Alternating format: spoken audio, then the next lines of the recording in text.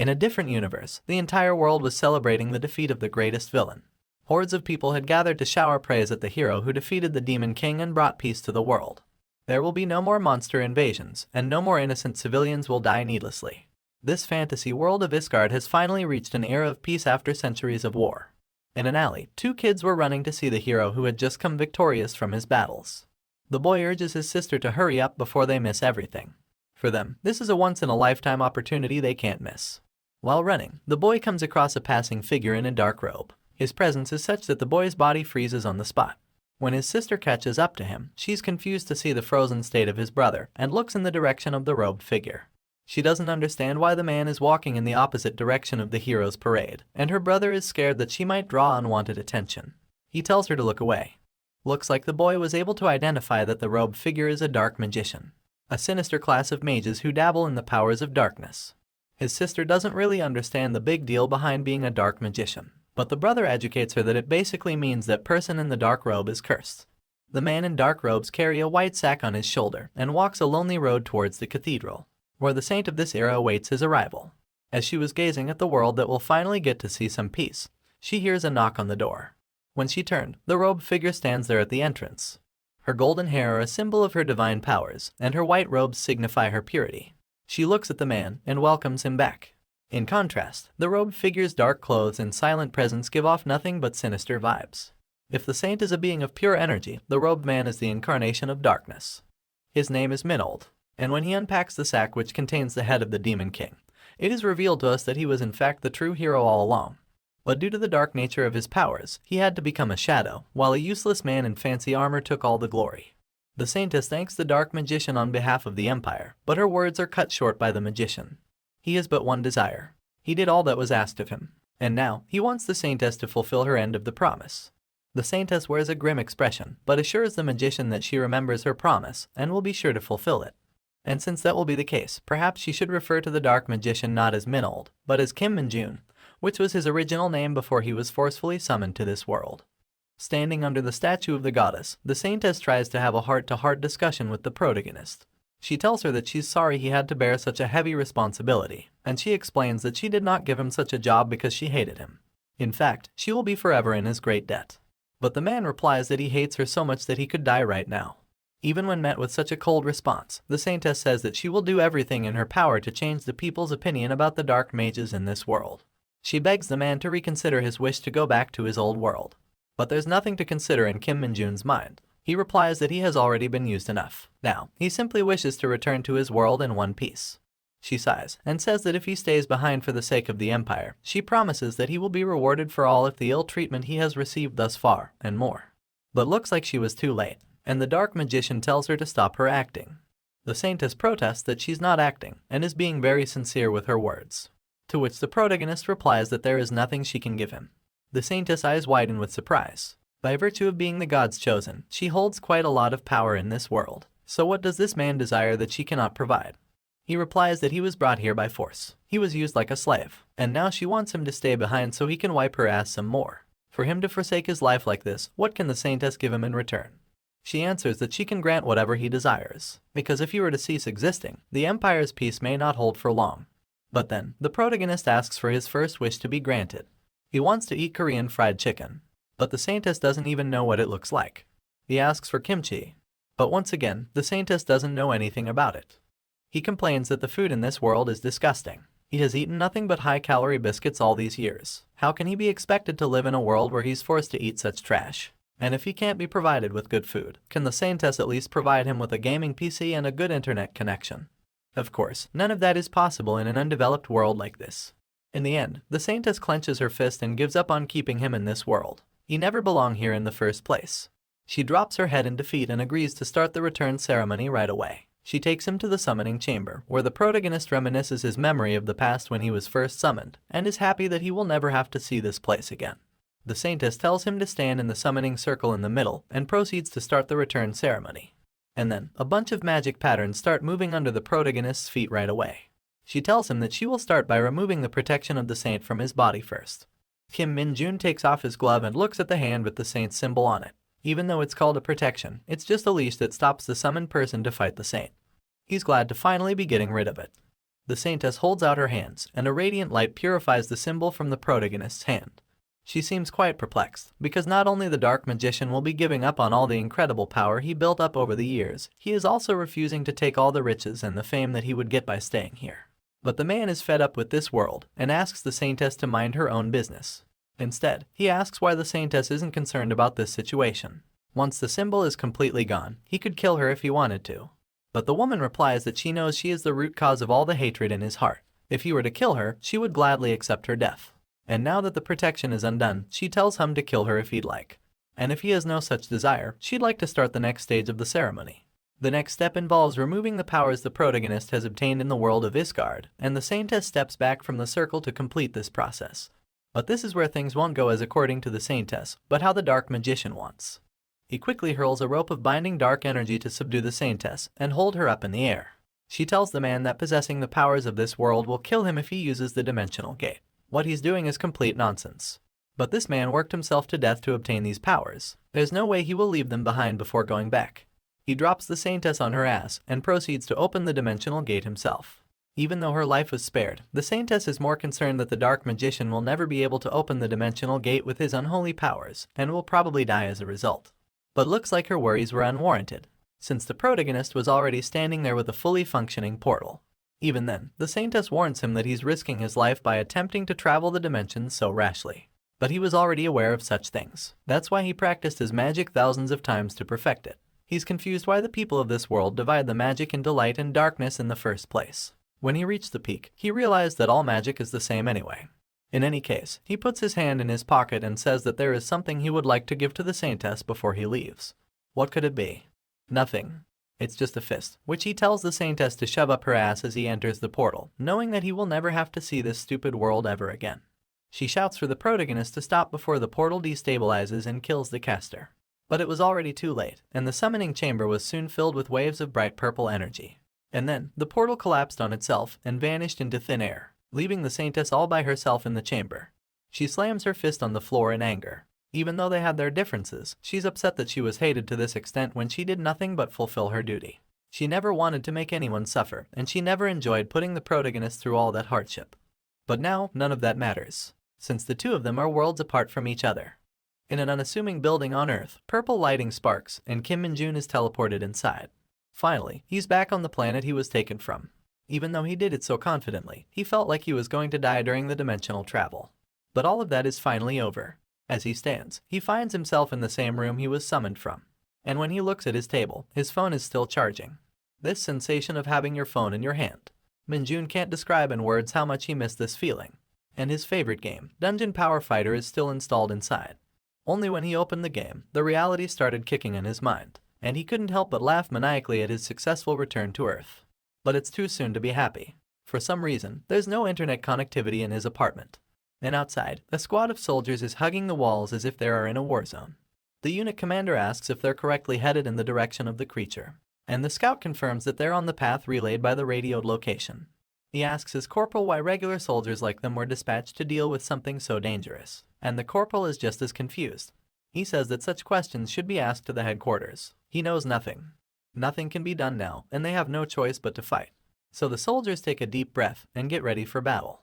On the corporal's signal, they rush to the road and turn the corner to shoot the enemy. But what they see is completely different from what they were after. Kim Minjun is walking the streets, pissed at the fact that his phone is getting no network connection, and not a single store is open in the area even though it's the middle of the day. The soldiers are confused to see a civilian in an area that was restricted from access, and shout for the young man to come back to them. Minjun is also surprised to see the armed soldiers. He wonders what the army is doing in a civilian area. He assumes that the soldiers must be doing their training drills, and apologizes for getting in the way.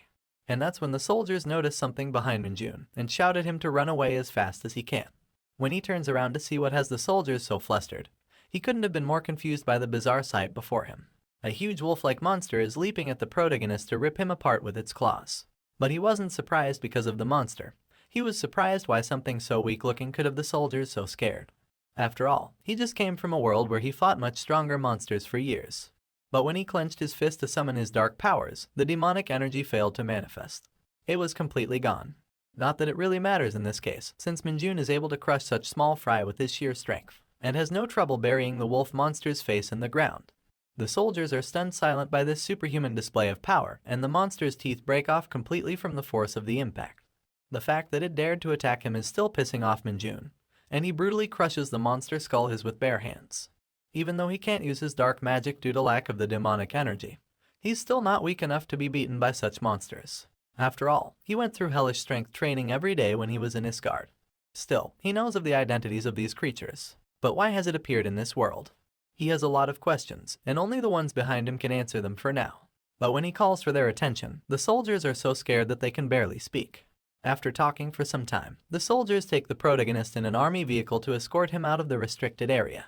The corporal warns the man that he was wandering too far in a monster-infested area. Under normal circumstances, he could have been arrested.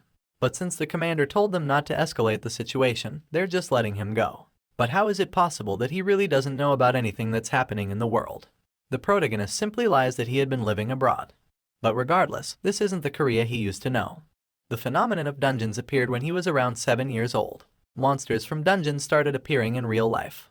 He recalls the soldiers and military beating them up like right now. And with the appearance of dungeons, superhumans called the Awakened also started appearing. They had abilities that surpassed the level of average humans. They joined the Hunter Corps, which was newly established at the military base, and completely wiped out the monsters as soon as they appeared. So prior to being summoned by that saint, Korea had no danger of being harmed in the civilian areas. And now, there's an even bigger problem. Due to the current chaotic state of the world, is it possible that the Dungeon Power Fighters servers are completely gone? If that happened, then Kim Minjun wonders what was the point of coming back to Earth in the first place. The corporal can't help but be suspicious of this man's behavior. The world is in a state of chaos, so how is it possible that he doesn't know about anything simply because he was living abroad? But then again, he doesn't have the balls to ask questions that don't concern him. He already witnessed the protagonist's strength firsthand. Kim Minjun calls for the corporal's attention and asks if the people evacuated safely during the crisis, especially people like game developers. And is it possible to get a job in this day and age, especially in a game company?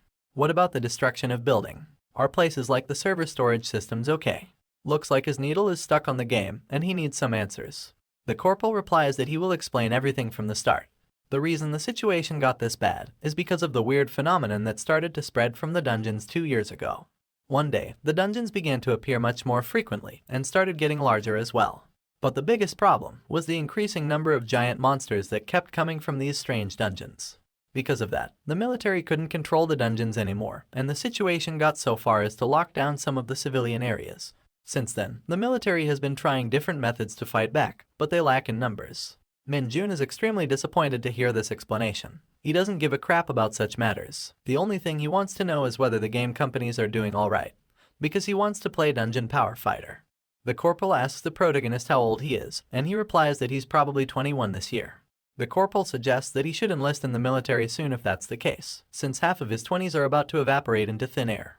Minjun doesn't understand. The mandatory military service used to be 5 years for the Hunter Corps and 3 years for regular troops, so why would he need to waste half of his 20s? But since the situation has worsened in recent years, all troops now serve for 5 years, not just the Hunter Corps. If Minjun is 21, he probably has his enlistment letter ready. What a disappointment. He came back so he could live the rest of his life in easy mode and play his favorite games. But now he has to serve in the military for 5 years. He's furious that he didn't even get to connect with the game servers yet. That's when his phone finally receives some network, and he gets a message from the military. It's an enlistment date notice to join the X Division, and the enlistment date is tomorrow. The timing couldn't have been more uncanny, so the protagonist assumes that this is probably some spam message. But the corporal assures him that it's real and not a spam. Once again, it is a huge shock to the boy. How can the military enlist people without even a physical examination? And how does it make sense to notify you only 1 day before enlisting? But the corporal replies that the military is extremely short on manpower, and such practices have become very normal. And for the notice, he's sure that he just saw it late. He suggests Minjun to go to the internet cafe close to the evacuation center and double-check his status himself. The mention of the PC cafe filled Minjun with new life. When his parents went missing, he just holed himself up in his house and played games. But then, he was summoned to Isgard when he was in grade 12, without even a single friend. And after years of hell, he gets to experience the forgotten paradise of humanity. An internet cafe, where the servers of his favorite gamer still live, and he can play it to his heart's content. As he wastes away his hours in this haven, he keeps ordering all the fast food that he missed eating in his previous world. Even the waitress is shocked to see how much he can eat. And now that his need to play games has been handled, it finally starts hitting him how the world has changed completely. He checked the internet news articles, and everything the corporal said was true, including the enlistment date that he'd been notified about earlier. As the text message had said, the due date was tomorrow. If he possessed all of his powers from Isgard, he would have been able to clear every single dungeon by himself. But for some reason, his body is completely depleted of the demonic energy that is the main source of his dark magic. But it's not like he's defenseless. In fact, he's confident that he can still clear all the dungeons by himself. And after thinking about it for a few minutes, he shouts out loud with his newfound resolve. If it means saving his favorite games from getting wiped out, he has resolved himself to solve everything by himself. The next day, he walked into the National Defense Center as per the enlistment instructions. He was surprised to see so many people who had come for the same purpose. Some were saying farewell to their families, and some to their lovers. No matter where he looked, he was amused to see everyone's depressed expressions. And then, the announcer called for all soldiers to report to the auditorium immediately. I guess the military isn't how it used to be, but Minjun doubts it will be as tough as Isgard. Inside the auditorium, the commanders were shouting and cursing at the new recruits to show discipline and stand up straight. They're dropping the F-bombs in every sentence and forcing miserable vibes on every soldier. The recruits are surprised to see this horrible treatment when they haven't even started, and Minjun is surprised to hear these weak insults as compared to his Spartan teachers from Isgard. In contrast, the military instructors are actually really nice. This is when the battalion commander steps to the podium and calls for everyone's attention. Before starting their agendas, he asks the new recruits to raise their hands if they want to apply to the Hunter Corps and didn't get the chance thus far. He incentivizes the recruits by saying that the Hunter Corps receives a different treatment and has a much higher base pay. But even then, no one raises their hands. The commander informs the recruits that this is just a formality for now, there is no need to be so nervous. But looks like he missed someone. Among the crowd, a single volunteer had raised his hand. Of course, it was none other than Kim Minjun. The commander asks for the volunteer to step forward immediately. Heeding his superior's first command, he pushes against the ground with such force that the floor cracks, and when he jumps into the air, he's flying well above everyone's heads. He lands majestically on top of the podium, and the battalion commander can do nothing but look at him with immense surprise. This is when he introduces himself as the recruit Kim Minjun, and says that he would like to apply to the Hunter Corps. This is how the legend of the greatest hunter to ever exist on Earth began. The story continues in the northern regions of Isgard. It is a dark and desolate mountainous area, a place full of rocky cliffs and lifeless dust that covets the atmosphere. There are not a lot of people populating it. Perhaps that is why it has a reputation as the Forgotten Canyon. The inside of a deep dark cave has a shining beacon of light within it as we hear someone's voice. So what I'm saying is, the protagonist, Kim Minjun, mutters, this dark mage job has no end to turmoil. He speaks the truth. This job is much more difficult than he had known, and he definitely believed that the dark mage was one of the worst character classes out there. He sits atop a spider's head. It's just there on the ground, lifelessly letting him trample on him. He breaks into a monologue. Even though we have insane skills, if we run out of demonic energy, it's all for nothing. This was true. Dark mages had a huge reliance on their demonic energy, which served as their version of mana. It's not like it will naturally restore itself like mana of the regular mages. He thinks of the White Wizard when he says that. The White Wizard would always have mana within him. In fact, his whole motto is that mana is always within you. Just collect it. Just collect it. But dark mages did not have that sort of choice in their life. The only way to truly replenish demonic energy is by killing monsters that possess it, and then drain them of it. The hero has realized that it's not very efficient to replenish demonic energy by using it, and he's also realized that his image as a dark mage will result in him never finding any party members. He's going to be alone in every battle, and that in itself is a tragedy. It's a bit crazy, but if he ever runs out of demonic energy in a dungeon, he will most likely just die. So, why is he smiling and in such a good mood? Well, he's got a question of his own. What is the best method for a dark mage to restore demonic energy and also retain it? He asks while sitting by a bonfire, waiting for someone to respond. Who is he speaking to? Well, it turns out, there's nobody to respond to him, because everyone he's around is dead. Not to fret though, they aren't people, they are large poisonous cave spiders that can easily bite someone's head off in one swift tug of their teeth. Kim is sitting on one of the 50 spiders he's killed. All of them almost exploded with green goo oozing out of their bodies with large holes protruding from within them. He hears a large thump behind him, something piercing the very ground he stands on. He looks back through his peripheral vision and notices that behind him is the Forgotten Canyon hidden dungeon boss, Arachnist. A humongous spider 5 times the size of any he's fought so far. Its large bulbous red eyes, sharp teeth, and tweezer-like claws are staring at Kim as it jumps towards him. Kim tries to make conversation with the thing, but quickly come to realize that it's just a creature of vanity, with no self-control over what it does. Arachnus looks at the carcasses of all its children, and lets out a large, terrifying and roaring scream, which simply does not even faze Kim. He's too confident of a dark mage to worry about a spider being his demise. In one swift movement of his arm, he pierces through Arachnus' thick skin and beheads it. In just one hit, he took down the boss, and he gave us an answer to his earlier question. What is the best method for a dark mage to restore demonic energy and also retain it? Well, according to Kim Minjun, the answer is to defeat monsters with maxed out strength levels. Honestly, that makes a lot of sense. 645 days before returning to Earth, Minold has taken on a dungeon of spiders and their queen all alone by himself and has come out triumphant. Fast forward to the present time, we see Kim Minjun in a normal-looking environment, with a cup of coffee being given to him. You say your name was Kim Minjun. The voice asks him, to which he responds yes. The man in the army uniform then tells him to wait there, and a troop from the Hunter Corps will come by. He thanks the man, and acknowledges that the coffee was made by the battalion commander himself, which is a big deal for Kim. The guy sits down with Kim and asks him some personal stuff. You seem enthusiastic. Why did you apply to the Hunter Corps? The man asks him. Things are pretty bad these days, and most people are pushing to return back to the regular army, despite them having special abilities. Why do you want to be in the Hunter Corps in particular? The man is inquisitive. Kim simply responds by saying he has some business in the dungeons. They both stare at each other awkwardly for a minute, before bursting out into laughter at the absurdity of Kim's answer. The battalion commander then tells him that since Kim is so funny, he won't charge him for the auditorium flooring that he smashed. While Kim's internally thinking that he's not joking, so why is his answer so funny to the old buffoon? Here, we get some context. All dungeons that spawn in Korea are managed by the army, and not just by any regiment. The Hunter Corps are a unit of highly skilled soldiers, and the only way to advance through the ranks is by showing your worth, showing your power and your abilities. Minjun wants to become part of the Hunter Corps so he can get access to dungeons. He wishes to clear a majority of them by himself, and when that happens, he thinks that he can get the ability to recover his powers. Of course, this is all Minjun's imagination, and reality may differ from this, though it's still fun to hope. He's so confident in his abilities that he thinks he can probably gain 10 stars, advance 10 ranks and clear pretty much every dungeon in 5 years' time. After that, he thinks that he can simply relax and spend the rest of his days being a highly paid public hero figure.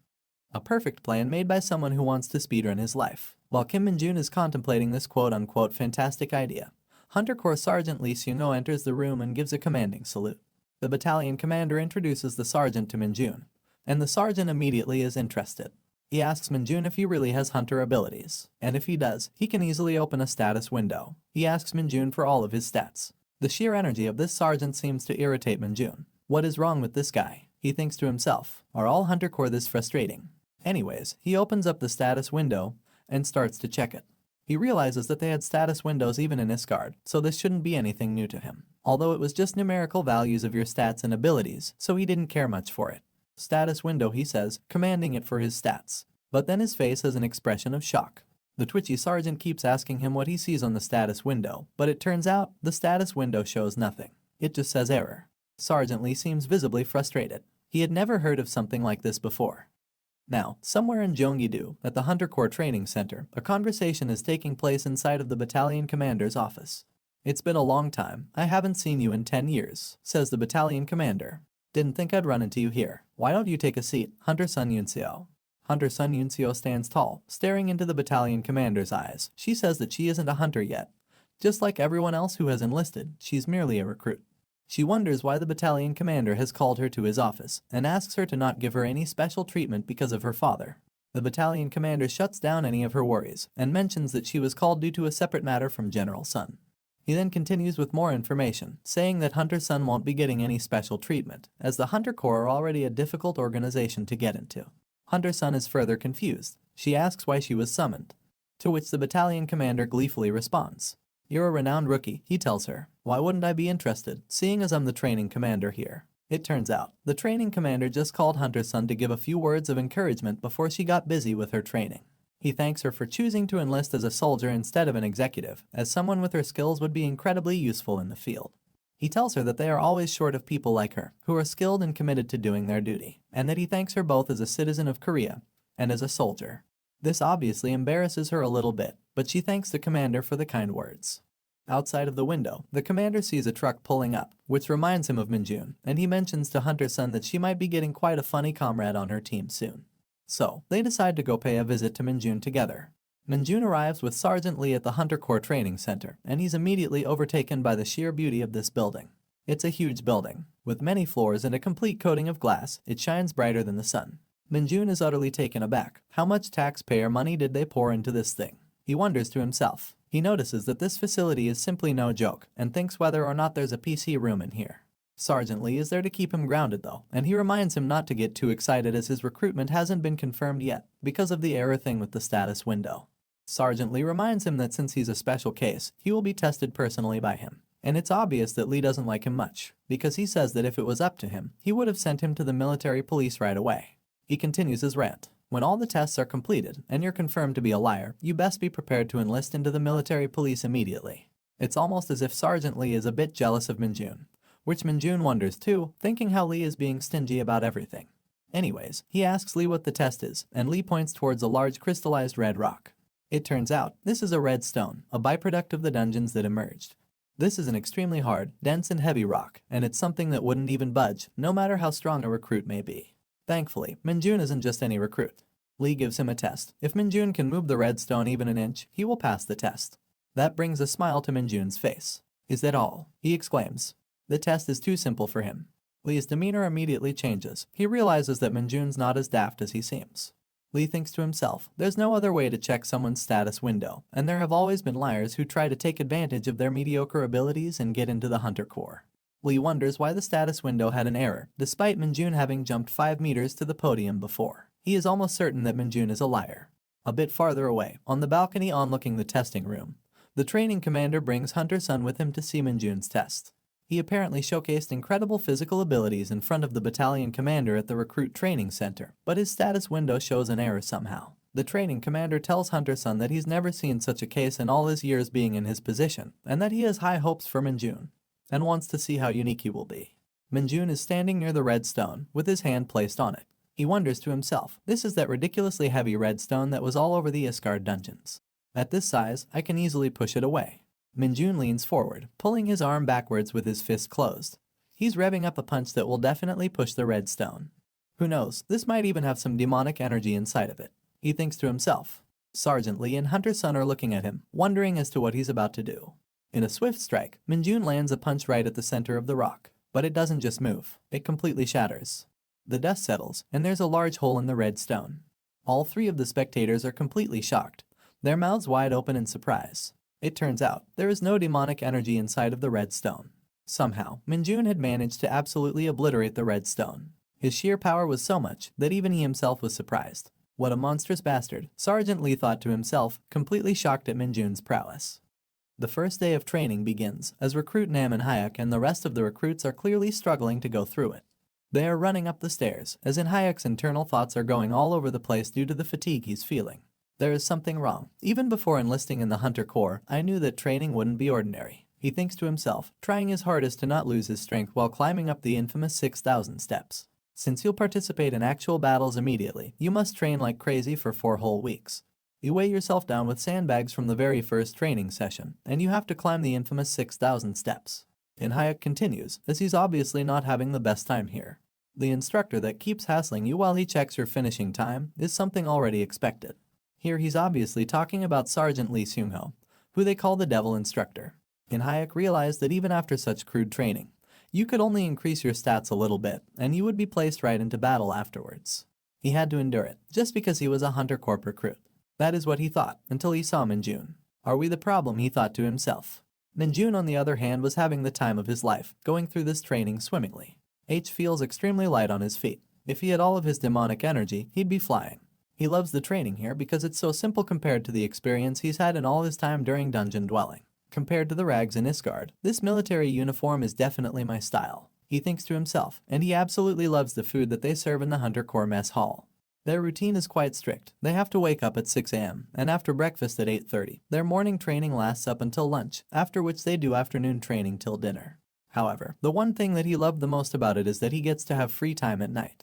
There's a PC room inside the facility that's equivalent to the level outside of the army, and if you're consistent and truly remain a part of the Hunter Corps, you can do whatever you want with your free time. He's truly living his dreams, from getting paid handsomely to being fed and having time to exercise and play games. It was all that Minjun wanted. He rushes up the stairs even faster due to the excitement of his thoughts, and the others stare at him confused on how he has so much speed and energy. Sergeant Lee is standing atop the mountain at the end of the 6,000 steps. He hears a large noise of footsteps going really fast and sees Minjun coming up. Kim Minjun, who is this guy? It normally takes an average recruit at least 1 hour to climb the steps. How is he done already? Sergeant Lee thinks to himself. However, Minjun seems disappointed. Is this it? He asks the sergeant and begins pestering him about something he mentioned earlier. Did you say that we would be getting an outing pass if we finish in less than 30 minutes? How long did I take? The sergeant simply chooses to not respond and hands him the outing pass instead. Minjun begins thinking on where he should be using this outing pass. Meanwhile, the sergeant is checking how long it took him to finish. And Minjun made a record-breaking 21 minutes, 1 second and 43 milliseconds, something no one had ever done before. He's the first recruit ever to receive an outing pass. But it isn't everything to have high stats and good strength. The most important thing is the ability to react to monsters for the Hunter Corps. The sergeant is slowly beginning to see the potential in Minjun. Looks like he'll be paying close attention to the protagonist from now on. Back in the common room, the recruits are having existential crises, worried whether or not they'd have to go through such strict training regimens every day. Hayek is excited looking at his status window. Looks like his stats went up, and Anna the recruit congratulates him. This excited everyone, and all the recruits around Minjun started to check their stats through the status window. He was sitting there wondering, they're all getting excited simply over one stat point. Really, he recalls his training days in Isgard, where his stats would go up by 10 per day. If he wanted to raise his resistance to physical damage, he would get beaten up until his stats went up. The other recruits begin speaking to him. You've got an outing pass, what will you use it on? Hayek asks him, and Minjun is just unsure of what he'll use it on for the time being. One of the other recruits expresses jealousy, while another one begins talking about something he heard. I overheard the instructors earlier, and they said no one has managed to obtain an outing pass from Sergeant Lee so far. This excites the other recruits. Hayek asks Minjun if he works out a lot, while another recruit tells him that it was incredible watching him climb up those stairs like it was nothing. This is something Minjun had never felt. Having people chat with him and converse with him like he was a normal person. He thinks about his time in Isgard. Since he was a dark mage, the people of Isgard pretended like he didn't even exist. Like speaking to him was some sort of sin. They even refused to make eye contact with him, because they thought that he was bad luck. He likes that communication is a thing here, and he honestly is a fan of it. He hears Hayek mention to another recruit, the PC room is open, are you going to use it? The other recruit says he's too tired. But when Minjun hears of this, he bursts with energy and jumps out of his seat with excitement. The PC room is open. Why are you just telling me this? He runs straight towards the PC room to get to gaming. Minjun and 2 other recruits are chilling in the PC room, with Minjun feeling more satisfied than he has ever felt in his life. He looks up at the time. It's 9 p.m. and he thinks to himself, since it's 9 p.m. right now, I'll get at least 2 hours of sleep when I'm done gaming. 2 hours of sleep was more than enough for Minjun, since getting an hour's worth of sleep was a maximum in Isgard. 2 hours of sleep is a luxury for him, and he was ready to end his gaming fatigue. The other 2 recruits in the room just stare at him while he's playing Dungeon Power Fighter and wondering there are people who still even play that game. As the training continues, Sergeant Lee is training the soldiers to run consistently with maintained speed. The recruits behind seem to be super tired, but they're still going on. Don't increase the distance, maintain your speed. If there are any recruits who cannot complete 40 kilometers in 2 hours, they will not be served breakfast, shouts the insufferable Sergeant Lee. Meanwhile, Kim Minjun flexes his abilities. I hit 10 max levels yesterday, he tells his fellow recruits while taking a sip of water after finishing the run. When a fellow recruit asks why he's not even sweating, he responds that this much is nothing more than a stroll. The recruit then asks him another question. Did you seriously just play games all nights except for 2 hours for the whole 4 weeks? Are you a monster or something? Minjun replies with a jest of his own. Monster? I brought water to share with my lovely comrades. I guess you guys don't want it. As he begins to spill the water onto the floor. The recruits all flock around to the water saying good things about him. They look almost like a flock of baby birds being fed in their nest. You guys are like baby chicks, says Minjun. Sergeant Lee walks into the scene. Attention, he screams. The lieutenant is very disappointed in all of you. He begins to bully the squadron for their frailty. Even though we are in the last week of training, only half of you are even able to pass the standard. You are the most lacking squadron we've had to date. Meanwhile, Minjun is just thinking about why he's referring to himself in third person. He continues, with a grim look on his face, as if he is about to drop the most terrifying piece of information that they've heard in a while. If you're deployed after your training is over, half of you will die in less than a month. With this kind of outlook, do you think you can even finish the last stage of training? It is called the Dungeon Adjustment. The final stage of training, the very last battle to become a proper soldier of the Hunter Corps organization.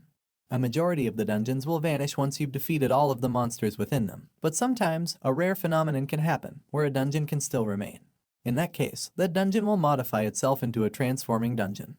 It will change its internal structure on a regular basis, almost like it is procedurally generated. It becomes a great training facility where recruits can experience every form of environment. The training that is facilitated within this transforming dungeon is known as the dungeon adjustment, and it is notorious for being extremely difficult for the new recruits. They are already scared out of their minds, but this kind of reaction is expected. In fact, the lieutenant prefers to maintain this level of tension. It's good to handle recruits as if you are handling race horses. When they need discipline, you must have a heavy hand on the whip, and console them with carrots when the time is right. He encourages the recruits by giving them a piece of carrot they would drool over. He announces that the recruit with the highest score from this training will receive a 2 nights and 3 days vacation pass. This is the part where he expected everyone to be overjoyed, but their reactions are as dull as a koala. He emphasizes once again that the highest scoring recruit will receive a vacation pass. It is something to be extremely happy about. He hypes them up with the amount of things one could do in 3 days. But no matter what he says, the recruits aren't the least bit happy with this lackluster reward. Of course, with the exception of our protagonist, who couldn't be happier to hear about a 3 days vacation. And finally, it came time for the hellish dungeon training to begin. The recruits were extremely surprised to see the sheer size of the dungeon gate before them. Some of them are still confused what they're supposed to be doing here. This is when an army truck nearly runs them over and stops in the front, knocking up the dirt in their faces. The recruits are confused, but it doesn't take long for them to see what the truck had brought along. What are these luminous eyes behind the cage? The story continues with 2 very important questions. What were those luminous eyes behind the cage, and what possible danger could the military be planning to introduce to the unsuspecting recruits? Those eyes glared through the bars in the cage, with growls that would send shivers down your spine. Upon further inspection, as the eyes adjusted to the darkness of the cage, the recruits saw beasts with large fangs and furry skin. The cage was filled with hounds. These weren't just regular hounds though, they were a bloodthirsty and an absolutely terrifying breed. The recruits were terrified, with 2 of them quickly choosing to hide behind Kim Minjun while another one of the recruits fell to the ground. Of course, Minjun didn't think of the hounds that way. Instead, he found them to be quite amusing. He thought they were equivalent to tiny puppies and did not fear anything about them. The lieutenant screamed at the recruits, wondering if they were scared of the hounds. He then tells them that those are the monsters that they will be facing during their time in the transforming dungeon. This scares the recruits even more. The lieutenant instructs them to form teams of 4 people before they can enter the transforming dungeon. The goal is to defeat at least 1 monster and then make their way back out of the transforming dungeon so that they can prove themselves as valuable future soldiers to the Hunter Corps. He gives them a small pep talk and basically tells them to push through any of the pain, and that definitely lifts their spirits up. He then tells them to gear up, as it seems that they are about to get some fancy armor for this mission. One of the instructors asked the recruits to proceed one by one and pick up their Hunter Corps exclusive safety suit, also known as the Mid-2. This suit looks like a piece of armor shining in silver, with a tough and heavy-looking exterior, almost like a steel chassis. However, the only purpose of this armor is to protect its wearer. It is roughly made and is quite rigid along with being incredibly heavy. The recruits seem a little skeptical about it, wondering if the Hunter Corps could have provided them with something tougher. Minjun doesn't like this piece of armor either. He feels really gross wearing it, knowing that this armor has probably been used hundreds of times by previous batches of soldiers. Since this armor cost around 50 million Korean currency to make, he asks the lieutenant if he can take off the armor quickly if he defeats the hounds fast enough. The lieutenant, being a stout bully for his recruits, just tells off the recruits for being too arrogant without even seeing who asked the question. Once he sees it's Minjun, he basically just says yes to him. He then takes a moment to remind Minjun that the transformative dungeon is a team training exercise. He has to make sure that his team is safe and secure while also ensuring the completion of their goal. Minjun's always known that the other recruits are kind of incompetent, so he comes up with a plan to teach his teammates how to kill the hounds. He begins to explain it to the boys by telling them that the hounds will leap at them to attack. Once they do, they should grab the hounds by their legs and snap their backs. He continues by saying that if the hounds don't die from that, then they should fold their backs in the opposite direction and then rip them apart into 2 pieces.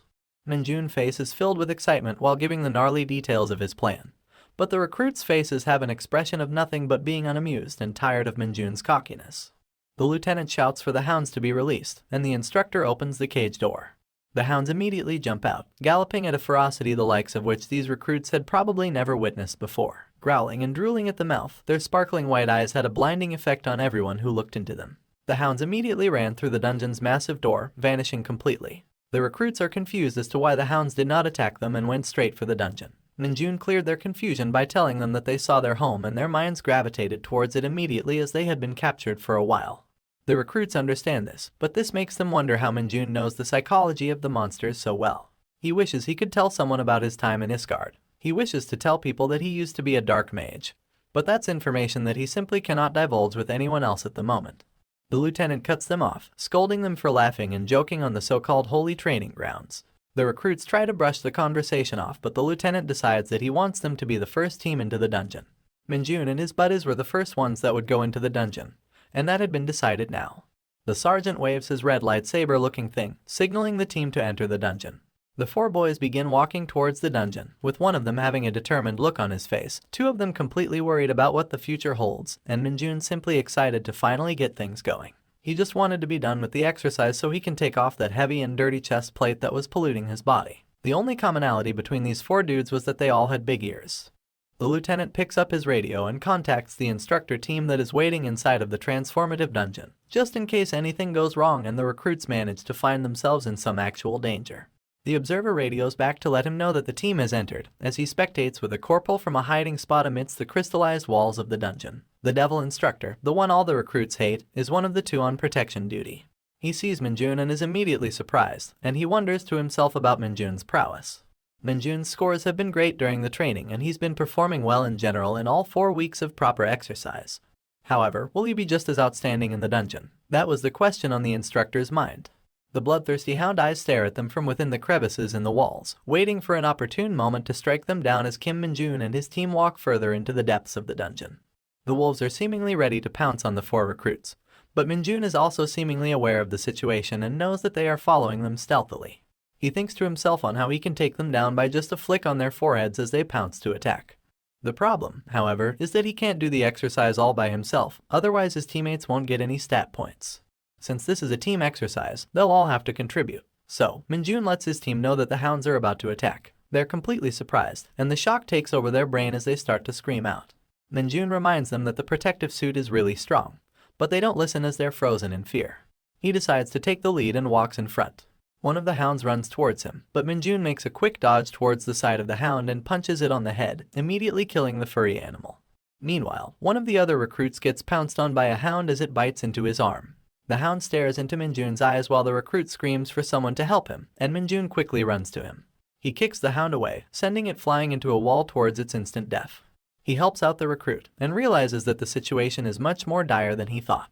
He starts to dish out some real battle knowledge, and tells them that they must fight back, otherwise the hounds will overwhelm them if they sense their fear. The hounds would think they are easy prey if they don't attack back, and since they are more in numbers, the recruits can easily overwhelm their enemy. He yells that if this was a real-world situation, 2 of them would be dead by now because of that fear. He tells his recruit buddies to put pressure on that last hound, and together all 3 of them begin attacking it with Minjun's guidance. The instructors hiding in the crevices of the dungeon are shocked to see this unfold. Seeing Minjun's attitude and how well he is guiding his team leaves them wide-eyed and baffled. The recruits grab the hound, overwhelming it with numbers and taking it down. The instructors begin to form conspiracy theories on the other hand, wondering if Minjun is really just a recruit or if he's a secret instructor that was deployed without their knowledge. They begin to calculate the scores of the team, and of course, Minjun scores the highest. He scores high because he not only showed great physical strength, but because he also showed great leadership skills. He helped his team overcome the challenge by encouraging them and making them work together. The rest of Minjun's squad is obviously going to get average scores. The squad celebrates and takes a sigh of relief, knowing that they have finally overcome their most daunting challenge so far. The instructors jump out of hiding and tell them that they did well. Now, all that they had to do was follow them back to the exit. Minjun wonders why there were instructors here, and he pesters them about whether or not he would get the vacation pass or a high score. He then makes fun of them, saying that they care a lot about the recruits, but act tough for no reason. The fun conversation keeps going until they reach the gate. The ground begins to shake vehemently and they are all worried if this is an earthquake. Minjun clears the recruits' confusion by telling them that the transforming dungeon is simply transforming at this very moment, so it's nothing to worry about. However, the instructors start to panic and the recruits are shocked to see that the dungeon door begins to shrink and close. The recruits also begin to panic as the dungeon door closes up. The instructors try contacting the lieutenant through their radio, but it seems the radio is dead due to the dungeon transforming too fast. They had over a month before the internal structure of the dungeon would change, but it seems that this unexpected occurrence changed things up quite a lot. The instructors decide to not think too much about that now and take the recruits to a safe space to hold out for the time being. They begin explaining the situation to the new recruits who are currently about to wet their pants out of fear. They explain to them that they will just wait for an hour and see if the door opens up, as explained in their manual, and they tell them not to worry. The recruits breathe a sigh of relief as the instructor tells them that the Hunter Corps is probably assessing the situation from the outside, and that the lieutenant is going to take the proper steps to get them to safety. Minjun, on the other hand, knows that they are just trying to keep the recruits calm, because they wouldn't have had the training exercises here if they knew that unexpected situations like this would come up. He understood that this was something out of the ordinary, and that a situation such as this, where their exit is completely closed off, is definitely an ominous sign. Minjun wonders if the dungeon has transformed into an enclosed dungeon, and if that is the case, then it may be a bit harder to defeat. On the other hand, Minjun knows that he can make sure that everyone is safe since he is there. The instructors try to have a conversation between themselves about their situation, but decide to go somewhere else to talk. In their private conversation in a corner, an instructor tells the other that the dungeon has transformed into an enclosed dungeon, which surprises the other instructor, who somehow had no idea despite being a literal instructor in the renowned Hunter Corps. He explains how the enclosed dungeons work. A transformative dungeon turns into an enclosed dungeon only when an outsider enters it. Their entry into this space made it transform into an enclosed dungeon, and the only way to get out of the enclosed dungeon is to defeat every single monster that is within it. So now there's a few things that our heroes have to get through. A bunch of monsters in a maze-like dungeon, along with the fact that they cannot be helped from the outside at all. The instructors tell the recruits of the situation, and now they're all tensed up. They have to clear this dungeon as 4 recruits and 2 instructors, and they have to do it all by themselves without knowing which monsters have appeared. The unfortunate thing here is that the instructors aren't fully equipped to deal with an enclosed dungeon, so they've got to make do with what they have and keep on moving. The head instructor knows that he'd be in big trouble even if a goblin showed up, since it would take at least 10 minutes for him to even take down one of those. The only plan he can come up with is to utilize the protective suits that the recruits have equipped. He considers using them as a meat shield, to put the recruits up front and defeat the monsters while the recruits try to hold on with their protective gear. However, he feels too responsible for them, knowing the grueling training he has put them through and the trust they have put in him. It would be unfair to them. His self-esteem would not allow it. The recruits are scared, but they keep pressing on and following their instructors. However, Minjun senses something going awry, so he looks back at one of the instructors. The head instructor notices this and begins inquiring what's happening. And then, everyone turns to look at the other instructor, who seems to be gripping on his throat, struggling to breathe. He falls down onto the floor, with thick foam frothing out of his mouth. The head instructor runs to him, and then he falls down onto the floor as well. Both of their mouths have foam coming out of them, and they are knocked unconscious. Kim Minjun runs to them. He checks on the instructors and tells the recruits that it's nothing serious, they have just fainted. He realizes that he smelled something familiar, so he picks up the instructors and throws them towards the recruits, telling them to catch them. He leaves the instructors in the care of his comrades and tells them not to follow him. He orders them to stay specifically near the exit and not go anywhere. They all scream at him to come back as he begins to go deeper into the dungeon. He begins to sprint into the dungeon. Bursting with excitement, Kim Minjun realizes what's going on. His internal monologue explains to us what has happened. The instructors apparently fainted due to the presence of demonic energy, which he didn't expect to find on Earth. It is something that even Asgardians need a protective veil for, and its very existence is that much more deadly for normal humans.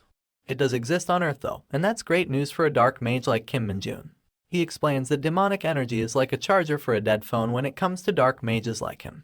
He runs deeper into the dungeon, and can begin to see the source of the super dense demonic energy. This brings even more excitement to our hero, who simply cannot wait to see the true levels of what he is about to face.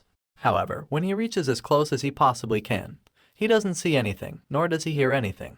There is nothing but the void of silence staring back at him through the glowing purple crystals in this enclosed dungeon. He simply cannot find a single trace of any monsters around him. However, all he had to do was to simply look up. The scent of the demonic energy had led him right towards his prey. Kim Minjun had finally found a worthy opponent, one that reeked of demonic energy. He saw a large alpha hound, pulsating purple with the sheer volume of demonic energy within its overgrown body.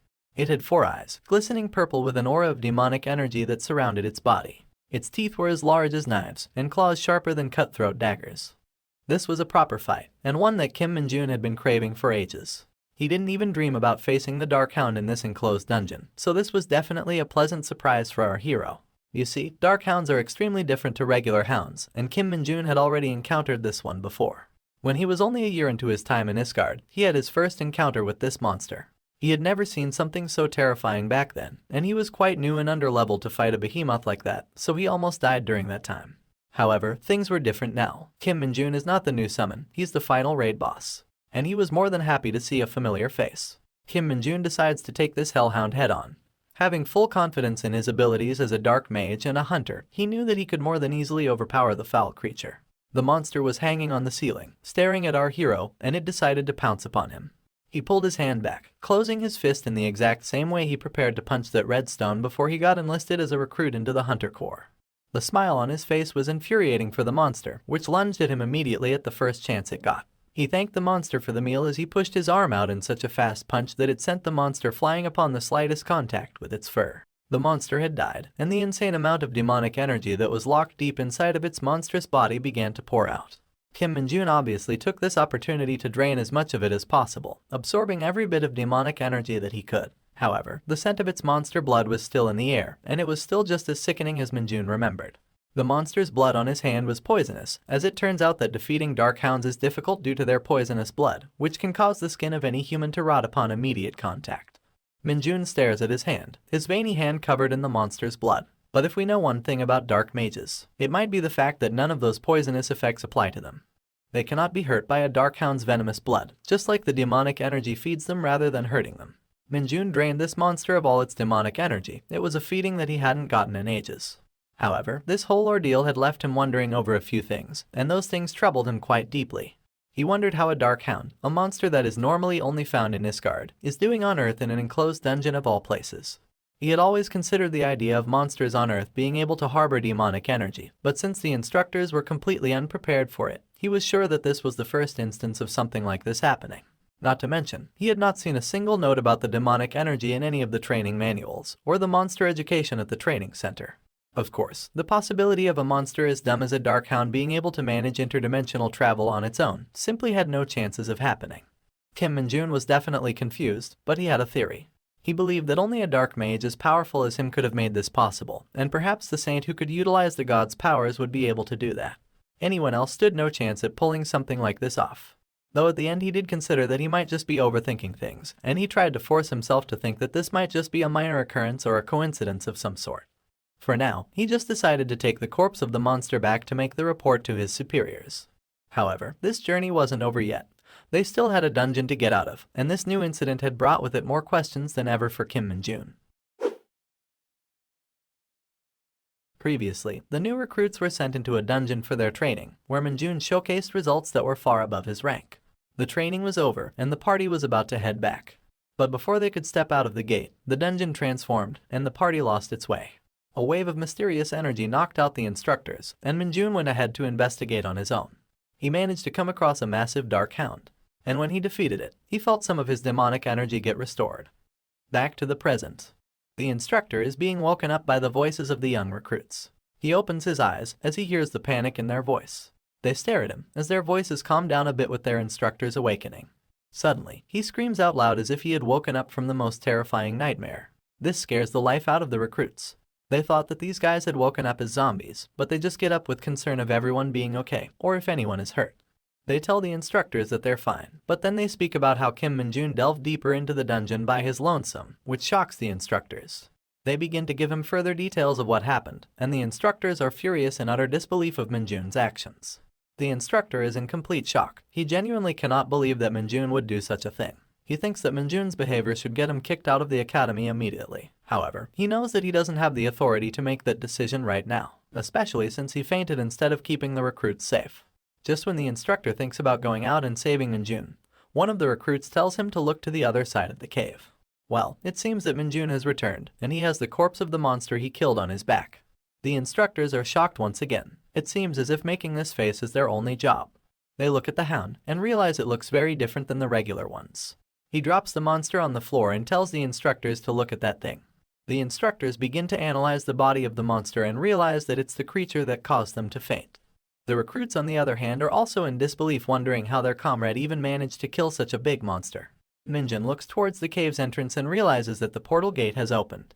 The instructor put his hand on Minjun's shoulder and asked him if he really defeated the hound on his own. He simply looks at the instructor, and instead of a verbal response, Minjun just nods. The instructor sweats now as he nods and acknowledges the recruit's achievement. The lead instructor orders the other one to lead the recruits out of the dungeon, while he'll stick around and talk to Minjun a bit. Once everybody leaves, the instructor knows he now has the opportunity to talk to Minjun. In front of the portal gate, he tells our hero to detail everything in a report and give it to the lieutenant about what happened in this dungeon, and of course, Minjun says he will do so. He tells our hero to leave nothing out of that report, make sure it's highly detailed, and it even talks about how incompetent the instructors were. It turns out this guy does not care about his reputation much. He is way too honest of a soldier. He covers his face in embarrassment as he says that they fainted instead of making sure the recruits were safe, and that he has no excuse for letting his guard down in such a vital situation. Finally, he thanks our hero for making sure that everybody's safe and that he really appreciates it. Minjun blushes as he's glad to be of help, but a little embarrassed of the compliments. The instructor puts his hat back on, saving the little dignity he has left, and says that he must accept his wrongs as a man. He then says that they must get back. As they're leaving the cave, with the portal glaring blue lights, the instructor wonders how to report the cause of his unconsciousness. Minjun, on the other hand, is ecstatic. He's just received a bunch of compliments from his comrades and his instructors. It's a good day for him. As he's about to leave the dungeon through the portal gate, a notification window pops up and tells him that the error has been fixed. Minjun is frustrated as he questions what kind of error this even is. He curses at the system, stating that it's as ridiculous in this world as it was in the other world. The window pops up again, and this time it shows him his stats. He has 60 points in strength, agility, and stamina. He also has 10 points demonic energy and an E-ranking possessed skill called corruption. He looks at the window and wonders if that's all, because he finds it extremely strange. Then his eyes glanced at something on the window. It states that he's the founder of a cult named Lumi Nuna is my favorite character. He's shocked to find this embarrassing information in the status window. Here we get some background to this particular embarrassment in our hero's life. He started the cult out of his love for a character named Lumi from a game named Dungeon Power Fighter. You see, he created this cult as a joke when he reached the peak of his powers in Isgard. This was to get rid of any of the stalkers and creeps that followed him around. They used to pester him a lot and would annoy him into pursuing the world domination quests with him, so he just came up with it to get rid of them. Of course, that barely worked, as that only made them like him more. As he looks at his stat window, he realizes that he's gotten much weaker and that his stats are much worse than he expected. He already knew this would happen though, because this was his penalty for the dimensional travel when he returned to Earth. The one thing that bothered him most though, was that out of his endless skills, only one remained, and that too was a low-ranking one. He's really annoyed now, as an expression of pure frustration takes over his face. He compares this situation to a third-rate novel, where the hero is sent back to start from level 1. Stories like this made him extremely nauseated. Of course, he knows he can't reach all of his objectives at this rate, but there was a silver lining. His confidence was just as unshaken. He knew if he could reach the peak of dark magic powers before in another world, he could do it again in this world too. For now, his objective was crystal clear. He had to recover his powers as soon as possible, so that the game development wouldn't see any more delays due to the monsters popping up. He shakes himself out of it and makes himself realize that it's doable. He knows that his experience here is not going to be much compared to the torture of Isgard. The scene switches to the training center where utter chaos had taken place. There were 3 reasons for this: the dungeon gate closing while training was in session, a lack of clear instructions from the lieutenant, and the fact that a single recruit destroyed a new species of monster they had never seen before. This all happened despite the instructors being unconscious. And due to these unforeseen events, the recruits should have received private ranks so that they could enjoy their freedom until they were dispatched. However, that wasn't going to be the case. In the recruits' conjoined sleeping room, they wonder why they're on standby despite the crazy events that occurred in the last week of training. They're annoyed that they don't even get to watch TV. One of them asks Minjun's teammate if he managed to capture a huge hound by himself, to which he responds by saying that he did indeed see it. Some wonder if Kim and Jun get the rank of sergeant within 2 years, but the rest aren't so sure, because the Hunter Corps exams are known for their extreme difficulty. In the battalion commander's office, we see our hero posting up and saluting the commander. The commander salutes back and tells him to come in, whereas the lieutenant is there on the floor in a very awkward-looking position. The commander tells the lieutenant to get out, and he salutes him before leaving the room with only the commander and Minjun inside. The commander laughingly talks to our hero, telling him that a lieutenant who doesn't check the dungeons properly should be punished. He puts his hand on his seat, beginning to sit down as he tells Minjun that they should leave the pleasantries aside. Minjun looks with wide eyes in confusion as the commander tells them that they need to talk about something. He tells them that since Minjun has received the highest score, he's going to give him a special proposal. He asks Minjun if he wishes to hear it. A crane in a flock of chickens, that's the commander's metaphor. This idiom is used to describe an outstanding person, someone who is much more skilled at a certain thing than the others in their batch. We see the commander sitting in his chair, looking at our hero and thinking how truly extraordinary he is. He is glad that he's alive in the presence of such talent. He never would have thought that there would be a crane in his flock of chickens. Kim Minjun is simply so good at what he does that he makes everyone else seem like nothing. The commander's mind is going places. He questions placing Minjun in the regular ranks because it would be a waste of his talent. He realizes that a certain group needs people. Maybe he could fit Minjun in. He tells Minjun that he knows about his ambition to rise among the ranks as fast as possible, but according to the rules, privates cannot take the promotion exams for at least 1 year after passing their recruitment finals. However, the commander proposes an exception to this rule for Minjun. Hearing this makes Minjun's eyes sparkle. The commander begins to laugh out loud. Speaking with his commanding voice, he tells Minjun that if he joins the Hunter Corps in Chiorwan, he will use his authority to grant him that exception. He tells him that if he wishes, he could take this opportunity, and he wouldn't have to wait another year. Minjun marinates on this opportunity, and the two stare at each other quietly for a moment. The commander wonders if he has proposed too tall of a task for the recruit, because even someone of his Minjun's skill would think before agreeing to joining Chiorwan. Now, Minjun is still thinking about this opportunity, and he wonders about Chiorwan. The 104 division known as the Invincible Hunter Squad is there, a place that all his comrades told him to avoid. You see, this is a place with constant snowfall and freezing weather, but it isn't a boring place, because monsters and dungeons appear out of thin air there. It is the most extreme version of the front lines you could imagine. What would Minjun's initial thoughts be? Well, he thinks it's a fun opportunity. He just wants to advance, doesn't matter where he's placed, and he's also going to be granted a promotion exception. Not to mention, there's a bunch of dungeons full of monsters, which are the best conditions for him to become as powerful as possible. He needs to advance at any cost for his plans to work, because the higher his rank is, the more leveling opportunities open up for him. He looks at the commander, and with a determination in his voice, he agrees to the proposal. The commander doesn't believe it at first, shocked completely at Minjun's answer. He tells him sternly that he will go, and he has a look of nothing but accomplishment and self-confidence on his face. Outside of the Hunter Corps Training Center, we see a group of newly made privates standing outside with their bags in their hands. We see Private Rocket crying his eyes out while saying goodbye to Minjun, telling him to keep in touch. He straight up puts his head out of the car and pesters him about it, but Minjun swears he will. There's another guy just looking at them and cringing. Raka asks why Minjun would volunteer to go to Chiorwan, and Minjun just looks at his friend and says it's a bit too difficult for him to understand, and that his goal is something insane. The sky looks beautiful as the two friends talk. Raka asks him whether it's something like achieving max level 100 times. However, Minjun says he's already hit max level 30 times, so it shouldn't be too difficult to reach 100. His friend tells him he's crazy, with a sense of admiration in his tone. He bids Raka farewell, as Raka is still heartbroken to be away from his friend. Afterwards, Minjun looks at him going and realizes that the loudest guy has left the base. He's standing alone outside the training center, wondering why he's the only one standing here. Suddenly, a large military truck pulls up in front of him, and it brakes right near his feet. The door opens, and he hears his voice being called out. He looks towards it, and a large man, with a heavily muscular physique and thick sunglasses stands before him. His name is Kim Minji, according to the name tag. He looks at Minjun, and asks him if he waited long, telling him that it took too long because of the snow. He looks at the guy with a sense of wonder, telling him that he hasn't waited too long while also wondering what month it is for it to be snowing already. Minji begins to walk away orders, tells our young hero that they must depart for the squad, and orders him to get in the back of the car. Minjun quietly gets in the back, and puts his stuff down on the ground, as the ride of his life is about to begin. On the ride, Minjun was glad that he gets to start his life as a soldier from now. He's not the sort to care much about going through difficult training exercises or battling monsters frequently. However, there is one thing that worries him. He's terrified of hazing. He doesn't want to be in miserable situations where he's getting trolled or pranked by his comrades. He simply lacks the patience for it at the moment. He is mature enough to know that he must endure it for now.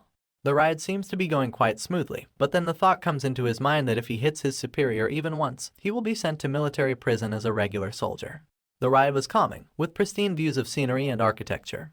Minjun had fallen asleep, but he woke up to see pieces of snow falling everywhere. He couldn't believe his eyes as they reached the Invincible Hunter Corps headquarters in Chiorwan, because there really was snow here. Minjun was walking with Kim Minji through the halls of the headquarters. Minji opens a door with his veiny, muscular hands and pushes Kim Minjun inside, announcing that he's a newbie. Minjun enters the room and sees a bunch of boys either cleaning or relaxing. He orders them to feed and instruct Minjun on what to do. The boys' eyes begin to glisten when they see a newbie. They rally around him, asking him his name, and once they find out, they talk about how Minjun was called Super Soldier and he was the guy who killed that hound by himself. One of them picks up Minjun's bag and throws it at another boy, telling him to unpack Minjun's stuff. Minjun looks at them and realizes that these might be the alphas of this dorm. There's one more thing he has noticed though, the way that these fools are looking at him. It's as if they've found a new play toy. They ask him why he chose to volunteer at Chiorwan, despite having such good grades. Minjun answers their query by saying that the front lines are the best place for experience and the fastest way to advance. They look at him in confusion for a second. Then their expressions completely change as they call him crazy and admire his choice. They begin bombarding our hero with questions, asking him whether he has a sister or a girlfriend. He says no to both of those questions, so they asked him to show them his talent. Minjun wonders if they'll buzz off if he shows them his talent.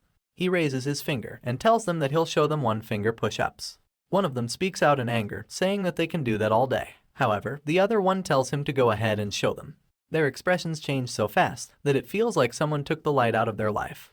However, it was just Minjun putting his finger on the ground and doing full-fledged vertical push-ups using just his finger. They're completely shocked because they never expected him to do it vertically. They wonder if anyone else in their platoon could do that, and one of them mentions that a particular someone they know could. As they're talking about that particular someone, we see a man dressed in uniform arriving at the door of the dormitory. He walks up to Minjun, who is still in the vertical push-up position, and tells him to go away. Minjun recognizes immediately that voice. He knows who this is. It turns out, it's none other than Sergeant Lee Seung-ho. Minjun is taken aback by seeing his previous instructor, Sergeant Lee, in the same dorm room as him. However, the other guys have gotten used to him, and they begin to berate him and annoy him for being dispatched as an instructor. They ask him how many days he's left of his time here. He just doesn't respond to them, and they begin to annoy him even further. In an act of frustration, he screams that he has 4 days left, and he tells them to leave him alone. Funnily enough though, they were already tired of his conversation, so they fling him the bird and move on. The sergeant says that he's pretty mad, but he can't really do anything about it. Meanwhile, Minjun is just glad they left. The sergeant lays down on a bed, turns on his phone and starts watching a video about volcanic dungeons. Minjun realizes that even in a space as tiny as this dorm, the rank difference between those occupying it is vast. The sergeant calls out to one of the privates named Dongjun, telling him to instruct Minjun since he's a junior here. Minjun looks at the guy introducing himself and wonders how that guy is his senior. Dongjun asks our hero if he wants to talk over some food because he has a permit to visit the PX. They head to the PX and Dongjun tells Minjun to pick out whatever he eats. He tells our hero to eat as much as he likes, and Minjun figures that this guy is just really nice. At the counter, the basket full of food leads to a bill of 300,000 won. Dongjun pays it, but he's shaking in his boots. Minjun is chowing down on the food that he's bought, and Dongjun tells him to enjoy it. Minjun asks why they're not allowed to use the PX regularly. Dongjun tells him that it's a rank system. Privates first class and below are only allowed to go there on weekends. On top of that, one needs to be a private first class or above to use gyms, and if you want to use the PC room, you need to be a corporal. Minjun almost choked on his food when he heard this news. He found it crazy that you needed to be that high of a rank to use the PC room. Dongjun agrees that it's unreasonable but knows that he can't really change anything at his rank right now.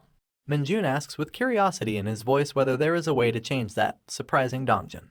He says that the only way is by getting to the rank of sergeant to even attempt it. Minjun is heartbroken and extremely frustrated, because he was really looking forward to the PC room. Dongjun dives deeper, and he tells him it's very difficult to become a sergeant in the Hunter Corps. He gives a little info about himself, saying that he had failed the advancement exam many times, so he's been stuck as a private first class for 3 years. Minjun thinks that he should get promoted quickly so he can bring Dongjun up with him as well. He encourages him to keep trying as he will surely get it in the next attempt. Here enters another bully, who puts his arms around Dongjun. He asks them if they're eating the delicious food by themselves, and Dongjun offers the guy to join them, seeing as he's a corporal. Of course, he says yes. The corporal begins chowing down on the food, eating away the chips and drinking all the soda. Minjun looks at him in disdain, thinking that this guy is a creep.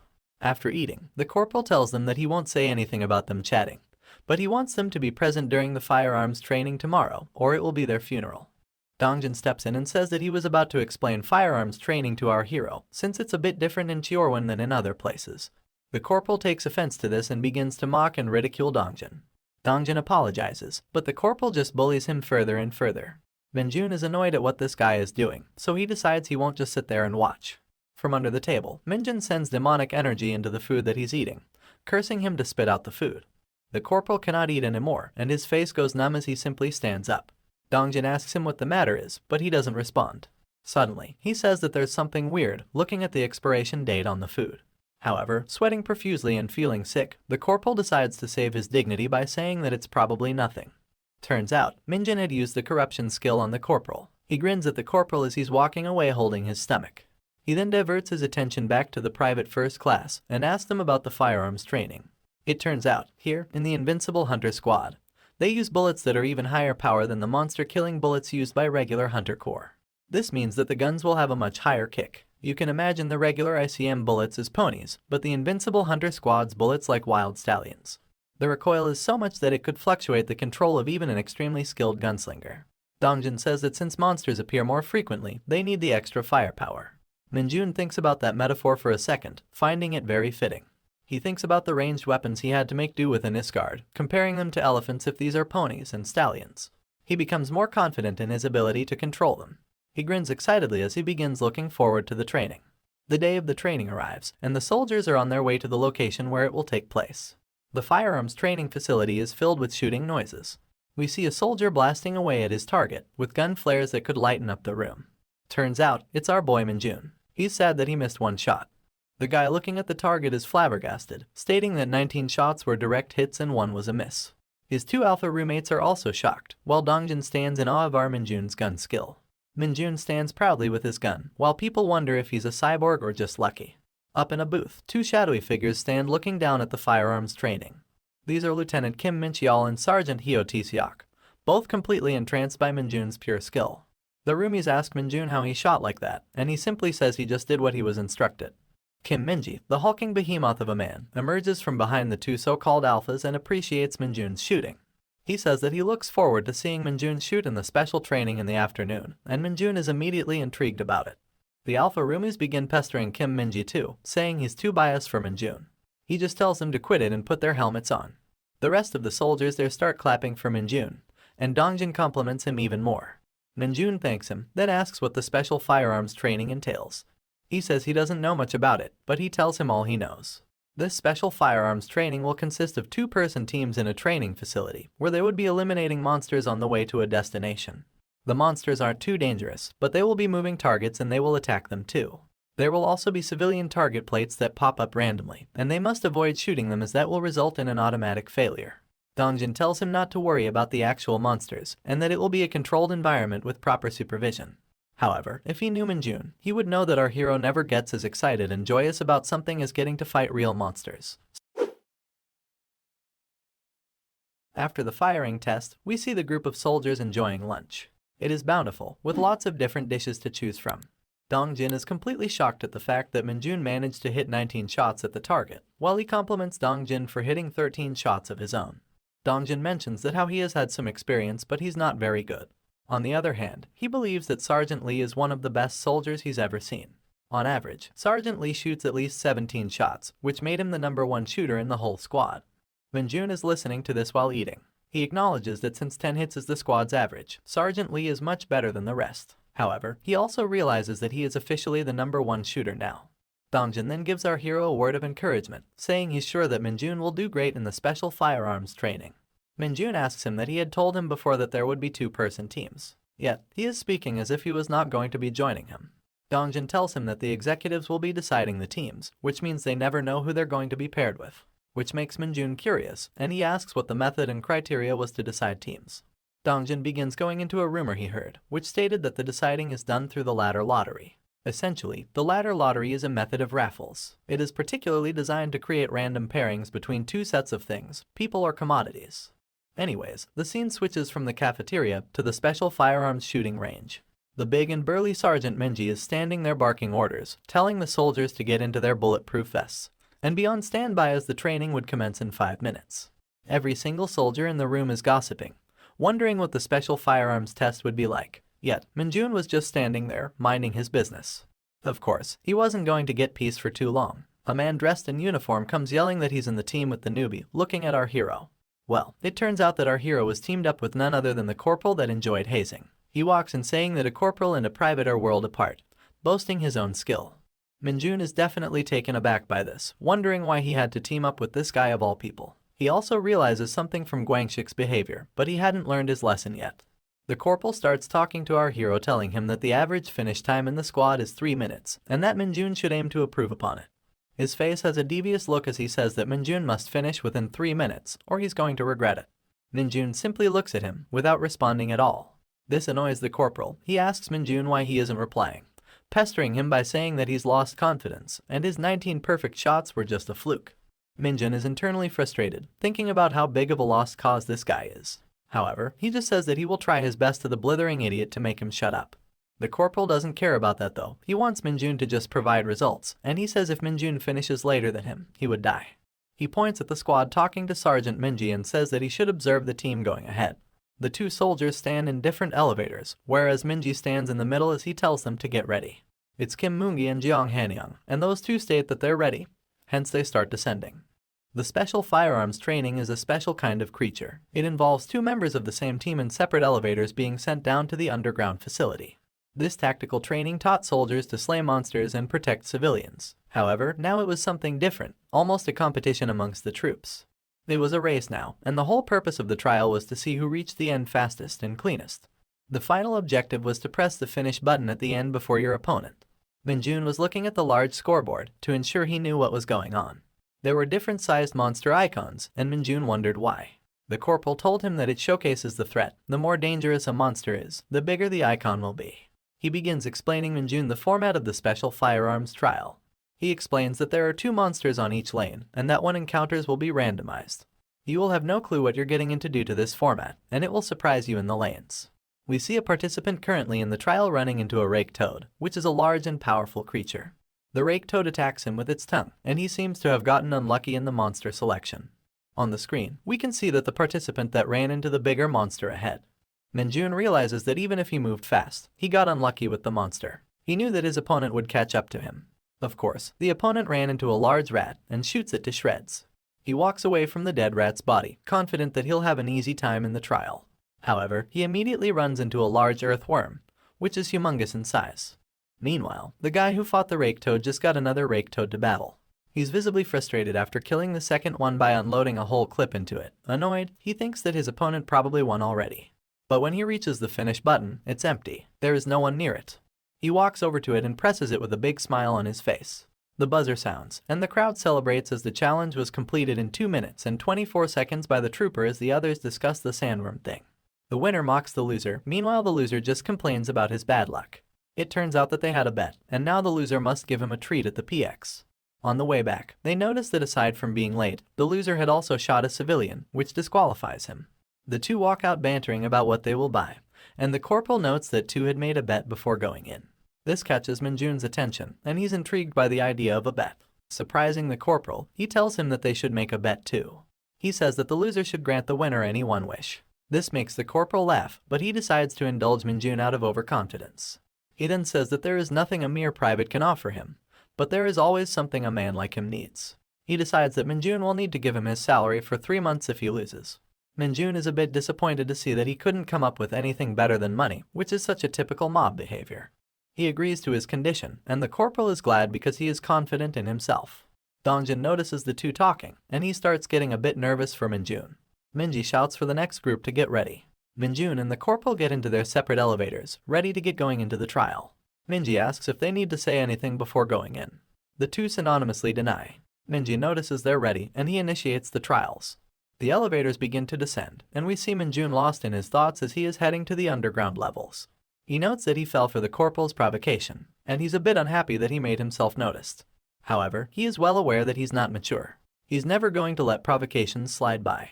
As the elevator doors open, his demonic aura begins to sense the demons in the trial. At the top level of the building, the other candidates are looking at the score screen and excited to see the trial. They're talking about how the two candidates made a bet, and they're confused how a private could possibly hope to win against a corporal. Suddenly, all of them are shaken as the ground exempts a harsh tremor. It begins to move rampantly, and some of them lose their footing in fear before the tremor stops. The candidates ask each other whether that was an earthquake. Dongjin says he doesn't think that it was. They look at the screen, shocked to see that one of the monsters is moving towards the other monster in Minjun's lane. The door opens and Minjun is making his way through the lane, wondering what that tremor was. His face is taken over by confusion and instinct, and his eyes are left wide open. It is a gigantic one-eyed monster, with humongous claws and horns, devouring a large rat monster. Looks like Minjun will have to face the toughest monster he has so far fought on Earth. Realizing that it's probably just another monster with a big body, he calms himself down immediately, but he's still confused why it's eating another monster. The monster sees Minjun present in the lane. Minjun looks up, directly into its big ugly eye. The monster begins to rage, pulling the rat out of its mouth. It throws the rat at Minjun, but he jumps and maneuvers around the hit. He lands safely on the ground, and a thought enters his mind. He wondered whether fried chicken was on the menu in dinner, and he wants to get this through fast so he can eat. He notices the civilian target he's not supposed to shoot, and realizes that he cannot shoot mindlessly. The monster takes a step towards Minjun, as our hero notices that the creature is trying to attack him. He loads up some demonic energy in his left hand, as he wonders why the creature is rampaging. The monster tries to grab Minjun with its massive claws, but Minjun strikes with a fistful of demonic energy. It carves through the creature's arm, cutting through it with 3 precision slashes. The monster begins to scream out in pain, as its hand is torn apart and dismembered. Minjun sees this and smiles. Now all he had to do was shoot it down. However, his attention is caught again. You see, the monster's arm begins to regrow right in front of Minjun's eyes. And to make things more interesting, instead of regrowing its hand, it regrew a giant sword in its place. The troops can see that Minjun is fighting a large creature on the screen. They're all confused on what's happening, and why one of the monsters is missing. Minji is looking at this and he has a revelation. If the first monster is missing, that means the second monster was the Cyclops. Cyclops are also known as the devouring demons. They consume a source of energy to increase their regenerative and attacking capabilities. Minji wonders something though. This monster doesn't attack unless its life is threatened, and he wonders what provoked it so much that it broke out of captivity and started raging after devouring the other monster. It was our boy Minjun, and the intense demonic aura that he carries around himself with a smile. As Minjun was dodging the excessive slashes from the Cyclops, he found himself high up in the air, battling the overly aggressive creature. He loaded up his gun, knowing it would be easy to kill it with his hands, but he'll indulge the gun fun since it was firearms training. He began raining bullets at the Cyclops' face. The bullets tears through its eye, and the monster roars out in pain. Minjun lands on the ground, as the monster is suffering but not in silence. Minjun notes that its eye isn't regenerating very fast, so he can end it now. The monster quickly turns its head towards our hero. As Minjun is running towards it, ready to strike, the Cyclops retaliates by swinging its sword arm. He is taken by surprise. He notes that the Cyclops knows his location even after losing its eye. Minjun pulls a Neo bullet dodge and ducks out of the arm slash. The monster takes the opportunity to attack with its other hand, and slams Minjun into the ground. At first, it looks as if it's over, but Minjun had the strength to block its attack. As he was holding back the monster from squishing him like a tomato, he considered how strange this whole thing was. There was no shot that the training center would use a monster this violent, and even though he squashed its eye, the monster knew where he was exactly every time. This is where he has the epiphany. Was the monster reacting to Minjun's demonic energy? The scene cuts to the elevator door opening within the lane. Minji walks into the second lane, carrying his incredibly large LMG. He is worried about Minjun's safety. He blames himself for letting something like this happen, as an energy-fed Cyclops isn't something a private could go up against at all. He runs through the lane as fast as he can, hoping Minjun hasn't succumbed to his death. Meanwhile, the corporal has had a great time in the trial. He's about to clock in at 2 minutes and 30 seconds, confident that Minjun never stood a chance. The corporal wonders what to do with Minjun's salary. He decides he will spend it on his vacations as he nears the finish line. Once he reaches it, his hopes and dreams are crushed. Minjun is already standing there, inspecting the finish button. He looks back at the corporal with an incredibly indifferent expression, before sprouting into a really devious smile and pressing the button. The corporal's reaction shows that his life is ruined, at least for the time being. Minji makes it to the place where Minjun fought the Cyclops. He looks at the corpse and questions how Minjun could have shot the monster for it to end up in the state that it is in. Everything above the monster's chest was so graphically brutal. The corporal and Minjun walk out of the elevator to cheering and applause all around them. The others show appreciation for Minjun defeating a fed Cyclops. Dongjin comes running in, asking him if he's alright. Minjun is glad to see his buddy and tells him he's not hurt at all. Dongjin asks him how he defeated the Cyclops, and our hero tells him that it was all thanks to his teachings. Meanwhile, the corporal is fuming out of jealousy. One of the troops reminds everyone that this team placed a bet and that the newbie won. The corporal smacks him in the back of the head. He threatens him and tells him that it's an unfair situation, so the bet was off. He starts giving excuses, saying he couldn't have won in that situation. He said the special firearms training was designed with 2 monsters in mind, and he did defeat 2. He then asks how many the newbie defeated, and reminds everyone that Minjun only defeated 1 monster. He points at them and tells them it was an unfair situation, and tells Dongjin to say something too. Dongjin is a meek person, and he feels a bit daunted by the question. The corporal orders him to say something and threatens him. Minjun wonders why the corporal has to be the worst. He thinks about how despite this scenario being unexpected, he doesn't feel good that he killed the monster with his fist. This is why he was planning to forget the bet. However, looking at him pestering Dongjin, he doesn't want to let it go. Someone walks up to the crowd after hearing the commotion. The assertive voice mocks the corporal, saying that the newbie took the bigger risk and that the corporal should be ashamed. The corporal looks back and sees who said that. The mystery man divulges information about the Cyclops, saying they're harmless but once they turn, they are horribly difficult to fight. He tells the corporal that the newbie faced a much bigger threat, and everyone knows this. They're all shocked to see who said such wisdom-filled words. It was none other than our very own, Sergeant Lee Seung-ho. We appreciate the casual appearances he makes. The corporal is embarrassed. He tries to mock Sergeant Lee, saying he's showing off his rank in front of the juniors. Sergeant Lee shuts him down, saying he's the one always showing off. The corporal tells him to stop embarrassing him over his jokes, and the sergeant decides to double down. He tells the corporal that everything that doesn't go his way becomes a joke to him. Sergeant Lee says that being higher rank is great, because he gets to embarrass stubborn donkeys like him. Minjun smiles as he now knows that's how things work. Meanwhile, the corporal is fuming red with embarrassment, anger, and every other bad feeling. Honestly, this is the face I wanted to see him make ever since this fucker made his first appearance. Comment down below if you're satisfied as well. Sergeant Lee turns his head to him, seeing his reaction, and asks him if he has anything to say. The corporal brushes it off and says he doesn't. The sergeant tells him he's right. He doesn't have anything to say because he shouldn't, leaving the corporal embarrassed in front of his juniors as he walks away. It's evening time, as Dongjin and Minjun are standing outside cleaning and conversing. They talk about Sergeant Lee receiving a double promotion. Dongjin tells Minjun that Sergeant Lee was a special case since he had the highest grade in the advancement exams. He continues, telling Minjun that the 2-rank promotion has now been made unavailable. It turns out that a staff sergeant that got it caused an accident in a dungeon. Sergeant Lee was the last case of this double-ranked promotion. Minjun wonders if there are ways to get special advancements, and Dongjin tells him that there are exceptions like rescuing a civilian during an emergency. There's also achieving outstanding accomplishments in a monster hunt, but they're all subjective cases. He tells our hero to forget that the regulation even exists, as there have been next to no hunters who have advanced with it. Minjun acknowledges that, while realizing that subjective means the commander will have the final say. He's quite desperate for an advancement at this point. He doesn't wish danger on civilians, but it's as if he's almost disappointed that there aren't enough incidents happening on this border as they said. He wants to advance already after being a private for 2 days, whereas Dongjin is just standing there encouraging him. Minjun wishes for a gate to appear, and just as he thinks that, there is an alarming all over the camp.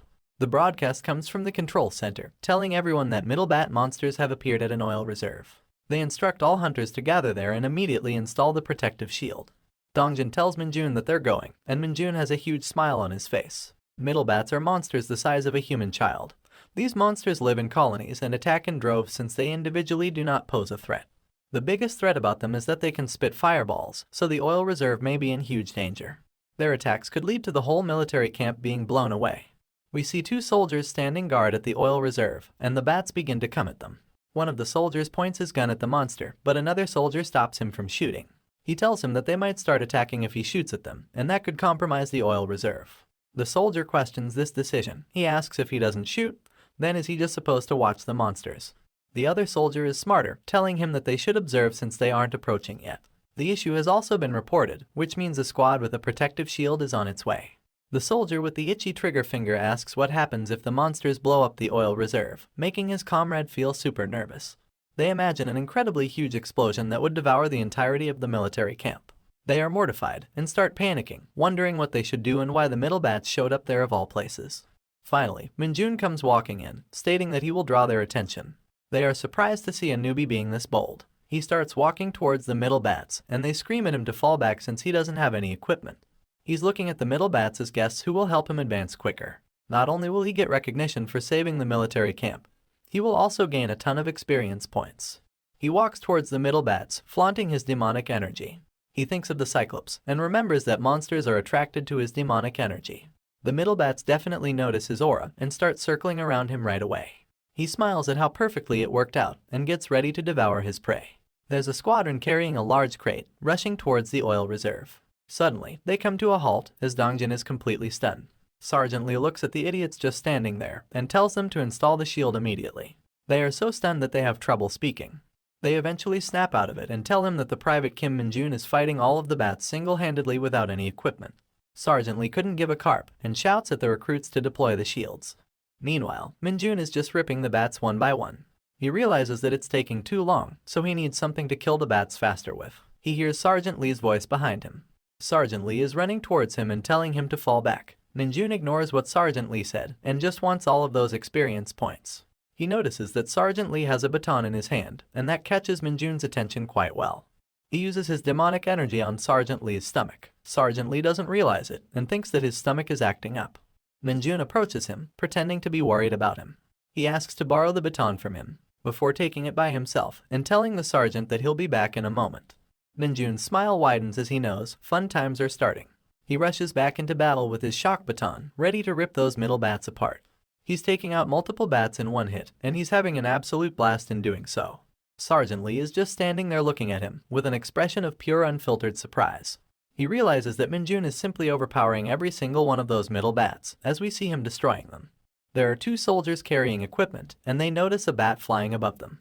The bat has a nasty look on its face, as it looks directly at the oil reserve. Its mouth is foaming with flames, and its eyes glowing red with violence. Sergeant Lee orders the boys to fire at the bat, and if something happens, he promises to take full responsibility. They are ready to shoot, aiming the gun at flying creature. Suddenly, they stop and start staring in confusion. Up in the air, behind the middle bat, Minjun appears with a smile on his face and the shock baton in his hand. In one quick strike, he overpowers the bat. Electricity fizzles throughout the sky as Minjun's shock baton connects with the monster. Meanwhile, the squad below him is left wondering how he even got there. The troops then successfully install the protective shield. The shield is activated, and they all gather around it while collecting the middle bat corpses. Someone calls out to Sergeant Lee. He quickly looks back and salutes. It was the operations officer, Captain Junshik. He tells Lee that he did a good job, but asks where the middle bats even emerged from, because no one detected them on radars. The captain reacts to the stench of the roasted bats and asks who barbecued those monsters, and how many of them did he kill. Sergeant Lee tells him it was a total of 30 bats, while wondering where the commander was. He tells the captain that the battalion commander will be arriving in a bit, and the captain acknowledges. Lee was thinking how embarrassing it was that the captain was absent during an emergency. He assumes that the captain was just watching the radar in the control center. The captain kills his chain of thought and asks him if he was the one to roast those bats. Sergeant Lee tells him that it wasn't him. Knowing it has to be someone extremely skilled with the electric baton, the captain asks for the identity of the valiant fighter. Sergeant Lee tells him that all 30 bats were killed by a single soldier and to report it as such. The captain is shocked. He cannot believe that every single middle bat was killed by just one individual. Minjun walks up behind them as they're talking and tells Sergeant Lee that he came to return the baton he borrowed. He's holding a broken baton with wires propping out of it as he asks whether the baton was expensive because it sure isn't usable anymore. After his exploits fighting the flying rodents, there's no wonder everyone was suspicious of Minjun. He had shown his strength publicly, and now all eyes were on him. We see the battalion commander's office, in which Sergeant Lee is quite seriously asking Minjun if he has re-enlisted. I don't know why Sergeant Lee's in the battalion commander's office, but alrighty. Minjun denies this, but then he's asked whether he's a regressor, but he denies that as well. Sergeant Lee tells him never to do anything rash like this ever again then. He tells our hero that he might have been lucky this once, but that luck won't be on his side forever. Minjun assesses how it wasn't luck, but he should keep his mouth shut. Sergeant Lee goes on explaining a bit more now, talking about how Hunter Corps are a special unit. They are smaller in scale and scope with 4 battalions each. Not to mention, each battalion consists of fewer troops than in the regular military too, but there's a reason for that. Minjun thinks about how that's because not all the awakened keep re-enlisting, but he doesn't want to say it. It'll only get more eyes on him. But Lee goes full patriot mode with the next sentence that comes out of his mouth, asking Minjun if he's aware of how this all works. Minjun doesn't reply, just looks at him like a lost little puppy who has no idea what's going on. With a passion in his voice and a burning determination in his heart, he tells Minjun that this is because every single person in the Hunter Corps is awakened. Of course, not all of them are going to be fighters. A lot of them specialize in different fields like administration, tactics, weapons research, and monster theory. Minjun is surprised upon hearing this. He thought the entirety of the Hunter Corps was all about fighting. However, Sergeant Lee clears up that confusion. It didn't matter what you did for the Hunter Corps. You only advanced based on your accomplishments and you needed to be awakened to get those. Minjun looks up at the tall boy standing in front of him and wonders why he's getting an exposition dump so early in the morning. Of course, Sergeant Lee wasn't going to disappoint him, as he tells him that if he expected something fun, then his expectations will come true. Minjun's eyes sparkle. What did this sexy son of a bitch have in store for our hero? Well, as we see a car driving in towards the HQ, we know that someone is coming. It's not just a regular person, as the car has a number plate with 2 golden stars. The 104th Hunter Corps resident celebrity was coming, the hunter who had killed the most amount of monsters out of any. We see the bearded man sitting in the back of the car, looking like he was being driven around by Colonel Lee Junbyum. The car drives into the HQ and stops. The door opens, and from within it, a burly man walks out. This deadly hunter was about to visit their battalion, and he probably had a whole lot to teach everyone. The battalion commander, Lee Junbium, was saluting hard and yelling the word at the top of his lungs. Meanwhile, the smaller fry, the captains and stuff, were also there, sweating nervously as they stood in presence of the most terrifying Hunter Corps member in the world. The man came up and shook hands with none other than our boy Sergeant Lee Seung-ho. He was genuinely shocked, but still appreciative that a man of his caliber was greeting him. Meanwhile, Minjun stood there thinking that this guy was quite lively. Our hero wondered how strong this guy was. He was a 2-star from the Hunter Corps, so he had to be something special. Right then, he walked up to Minjun and asked him if he was the Kim Minjun while shaking hands with him. Minjun was surprised and shook hands with him out of courtesy, even though he doesn't care much about anyone. And immediately, our boy noticed how strong this guy's grip was. He patted Minjun really hard on the back and told everyone to be at ease. He asked them all if they figured out which gate the middle bats came from. The battalion commander said that they did, stating that the gate was on 1.2 kilometers north of the battalion headquarters on a hill. They were also already investigating the gate's rank and had restricted access to the area. The 2-star told them to inform the division commander's office directly once the gate's rank was confirmed. He then asked them about their problem with the radar, and one of the captains noted that the alarm had not gone off until the middle bats approached the battalion. But there was no equipment malfunction, so they were still checking if there were any blind spots. The 2-star had knowledge of this, and he said that it might have to do with the sheer numbers of the demons, and to report it to the divisional ordnance office so that they can set up 2 more radars. The captain screamed in agreement, showing pure respect to this 2-star legend. On the other hand, Minjun was having the time of his life watching everyone shitting themselves and being so tensed up. He then turned his attention to our hero, telling him that while he was indeed courageous and his initial response was good, he should have been more careful and brought equipment. Minjun apologized, while still disagreeing internally, thinking that if he took time to get the equipment, the battalion might have gone up in flames. It turns out though, the 2-star was just joking. In fact, he was quite proud of Minjun for defeating the middle bats by himself, saying that if he hadn't reacted this fast, the oil reserve would have exploded. The captains were stunned listening to this. They wanted some of that appreciation, but they weren't getting any for being cowards. The 2-star brought a gift from the division commander for our hero. He slapped a sticker onto his chest. Minjun had finally achieved the rank upgrade he wanted. The 2-star congratulated him on the advancement, stating that it wouldn't have happened like this under regular circumstances, but a soldier like him who's achieved something exceptional should be rewarded as soon as possible. Our boy was now Private First Class Kim Minjun, and he was thankful. He ordered the battalion commander to give Minjun a vacation. He was getting 3 days and 2 nights of relaxation, while our hero was slightly shook about getting the advancement so quickly. The vacation made him really happy though. He could go in and vibe in the PC room now without any exceptions. The life in the military was getting more exciting by the minute. Minjun started walking out with Captain Kim, and as they were walking through the hallway, the captain began to show his appreciation. He was glad that Minjun had accomplished so much, but also happy that even he got commended due to Minjun's overwhelming performance. Minjun thanked him. He was as joyous as anyone could be. The captain asks him what he was going to do outside of the HQ. It was his first time going home after enlisting after all. Our hero had no idea though. This was entirely uncharted territory for him.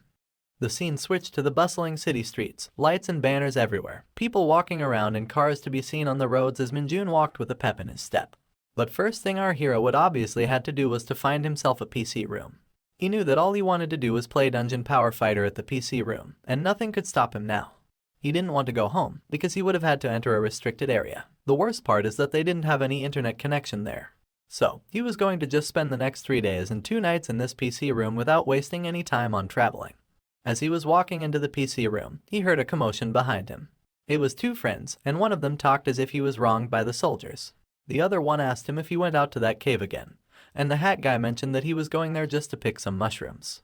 He was angry at being stopped, even though he had already obtained permission from the owner of the mountain and even deposited the money. The hat guy asked for a drink, but the buddy denied him. Talk about a low blow.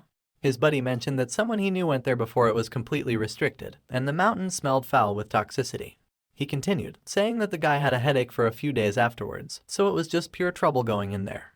The hat guy said that he'd wear a mask or something when he entered, but their conversation was cut by our eavesdropping gamer, Minjun. Minjun asked them where that place was, and they looked back at him nervously because he was in uniform. They looked at each other for a moment, thinking of what to say, but at the end they decided to tell him eventually. Actually, instead of just telling him, they took our guy. They dropped him off at the side of the road, just near a place called Huechin. They couldn't drive him any further due to it being a restricted area, but Minjun thanked the guy for the ride. The chonky boy asked him if he could really resolve whatever was on the mountain. Minjun looked into his eyes with determination, telling him that the restriction will be lifted by tomorrow and that they will be able to go there again. They noticed the 2 stripes on his chest, realizing that he was a private first class. They stared at him for a few moments, not knowing what to say. Then they drove off. They weren't going to hang around for someone to see them. Minjun looked up at the mountain, and he could sense the demonic energy that was radiating from within it. He had decided to come to Huechin for his vacation instead of spending it all on the PC room. He had smelled it from afar, that familiar scent. He could visualize it, that purple energy in the air and that foul smell. It was demonic energy, and our boy was happy he had found this opportunity to take it all in. There were guards protecting the cave entrance. They were wearing gas masks on their faces, because the demonic energy was too overwhelming. Minjun was hiding between the trees, looking at them. He noted that the security was quite heavy near the entrance, but he had to find a way in by any means whatsoever. He didn't want to get noticed, so he gestured his hand and a wave of demonic energy emanated from within it. It floated towards them like air. They couldn't see it, but they ended up breathing it. As soon as they inhaled it, they could feel that their stomach was hurting, as they clenched their tummies tightly. They looked at each other and thought about what to do, thinking that they'd just hold it in, but then they couldn't.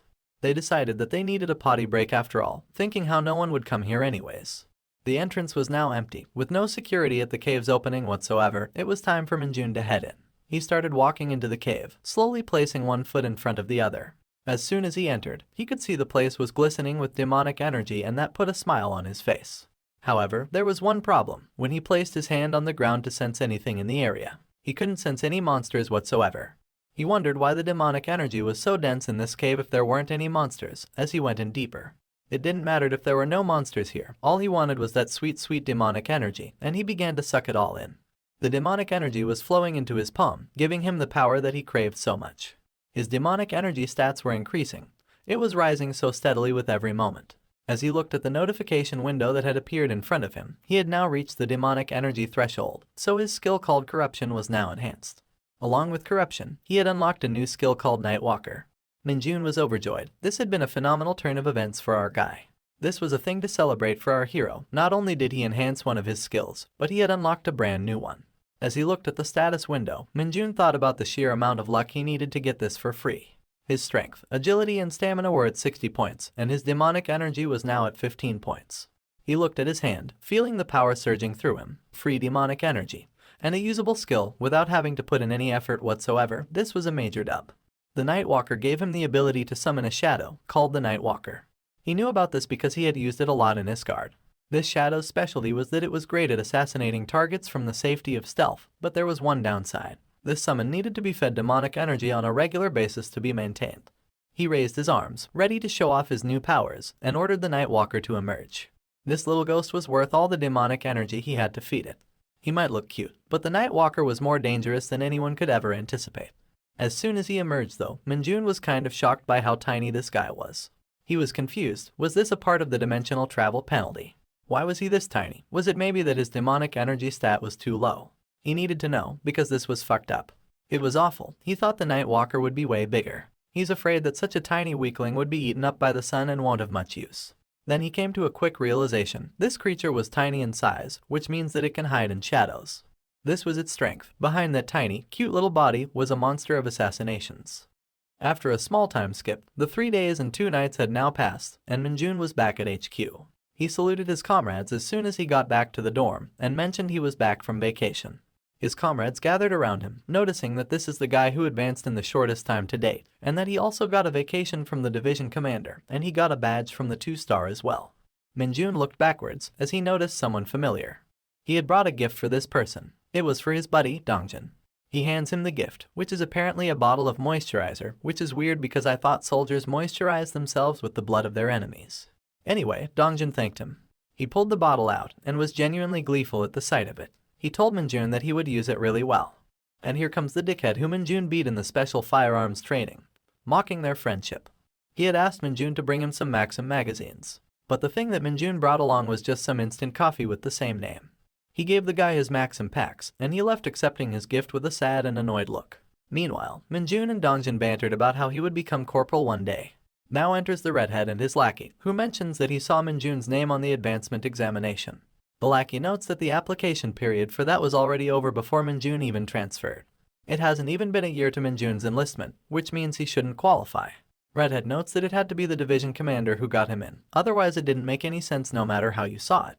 The comrades look at each other and discuss how this was even possible, but they decide to show him some respect now that he was a private first class. As they wait on Minjun for an explanation, Minjun begins to talk about how it was the training commander who had made him a special offer. If you remember, that guy sent him here on a special recommendation, and he had a huge interest in seeing Minjun succeed because he was so exceptional as a soldier. Minjun told them the whole story, and afterwards he was looking at them for their reaction. Their faces were filled with nothing but confusion. They had no idea what this all meant. Redhead noted that Minjun came here because he wanted to start advancement exams a year in advance, calling him a crazy fucker for having the balls to do this. The lackey notes that since Minjun is already a private first class, his advancement exam would turn him into a corporal. The comrades talk about how if he passes, he might be the most terrifying new recruit in the 104th Battalion, while the actual corporal himself is just making his maxim to drown his sorrows with. Lackey mentions that the advancement exam candidates will have an orientation, and that a special weapons training would happen afterwards too. They said that he'll be suffering the whole week. As the two leave the room, they banter why they aren't taking the advancement exams right now, even though they are both sergeants. Minjun thought about the specialty weapons training, and wondered if this was different to special firearms training. Another time skip happens, and we find ourselves at the orientation for the Hunter Advancement Examinations, where the instructor is talking about a quick orientation on how the examinations will go.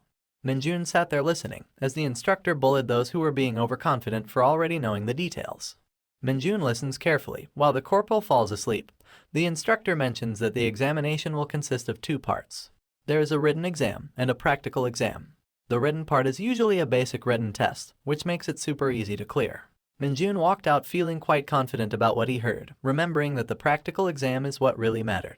It would basically be a test of their stats, their specialty weapons proficiency, and their ability to handle monsters. Minjun knew that he would pass, but he wondered what perks he would receive for getting the perfect score again. As he walked through the hallway, he thought about being more serious in his approach to the examination. The sun rose up, and it was time for the specialty weapons training. These were usually close-quarters weapons, swords, throwing knives, daggers, maces, and all that other jazz. The instructor stood above them, ready to teach them all how to get it done. He ordered the privates and privates first class to not pick any weapons other than swords. The academics yell in agreement. He orders corporals to take their weapons and go train far away, and if they're slacking off, he would bury them alive. He told the rookies that he will teach them basic swordsmanship from the Hunter Corps manual. However, he also warns them that following the guidelines blindly won't do them much good. He tells them that they must use it as a foundation to create their own styles, and adapt to any situation that comes their way. He asks them if they understood, loudly yelling at the top of his lungs. The rookies agree. After all, they can't really say no. He tells them to follow along with him, to concentrate on what he does and to look at nothing other than what he's doing. It doesn't matter if a naked girl was standing to their left. They had to keep their eyes peeled on him. He picked up a sword and showed them some incredible moves. He was flowing around like water, jumping from place to place, swiping and dashing, ducking and slashing. This dude had seemingly mastered the art of swordsmanship. As the sword let out dust, our hero stared at it knowing something was different about this weapons training. He understood why it was called the specialty weapons training, as he was joyful that he'll finally get to show off some moves. He knew that you can't just keep fighting monsters with rifles, and this lets you hone your skills if that situation ever arose. The rookies were trying their best to move their swords around, showing off their subpar skill levels. Meanwhile, Minjun was making the air flow around them with his swordsmanship, channeling the specialty weapon's true power. He knew how this shit worked, and the rest were suffering from a skill issue. As he swung those swords, his opinion on this swordsmanship was that it was better in Isgard. He leaped up in the air and tore through the air, making it quite literally visible to the naked eye, while the rest of the rookies stood flabbergasted. Minjun knew that the technique is all that mattered, as he showed off his impressive swordsmanship skills to the rookies. The instructor tells everyone to halt, and calls Minjun to the podium. Minjun notes this, and says that he is on his way. He walks towards the instructor, thinking what did he even do this time?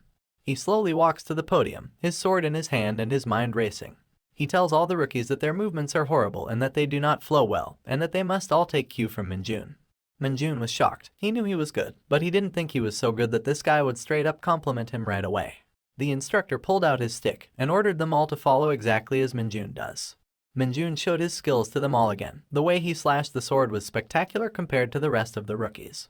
The instructor knew this, and he kept pointing out how he was doing this to the rookies and how they should follow him. He keeps blazing his sword around, carving through the air and atmosphere before landing on his knees. The rest of them were standing there. They had no idea how to even fathom replicating that. Minjun sat tired. It was a hot day and he basically served as the training instructor for the private and the private first-class soldiers.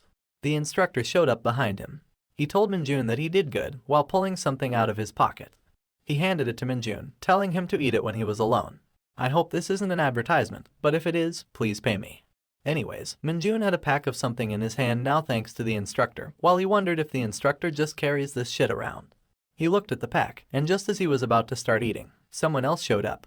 It was none other than Dongjin, who asked our hero to look at his form during the break. Minjun wondered why he wanted him to look at his form while hiding the packet given to him by the instructor. Dongjin said that his specialty weapon is the sword, but it's still tough for him to fight monsters with it. He wanted Minjun to take a look and give him pointers. Minjun had no idea what to say, but this was his boy, his homie, and he agreed to help him as much as possible.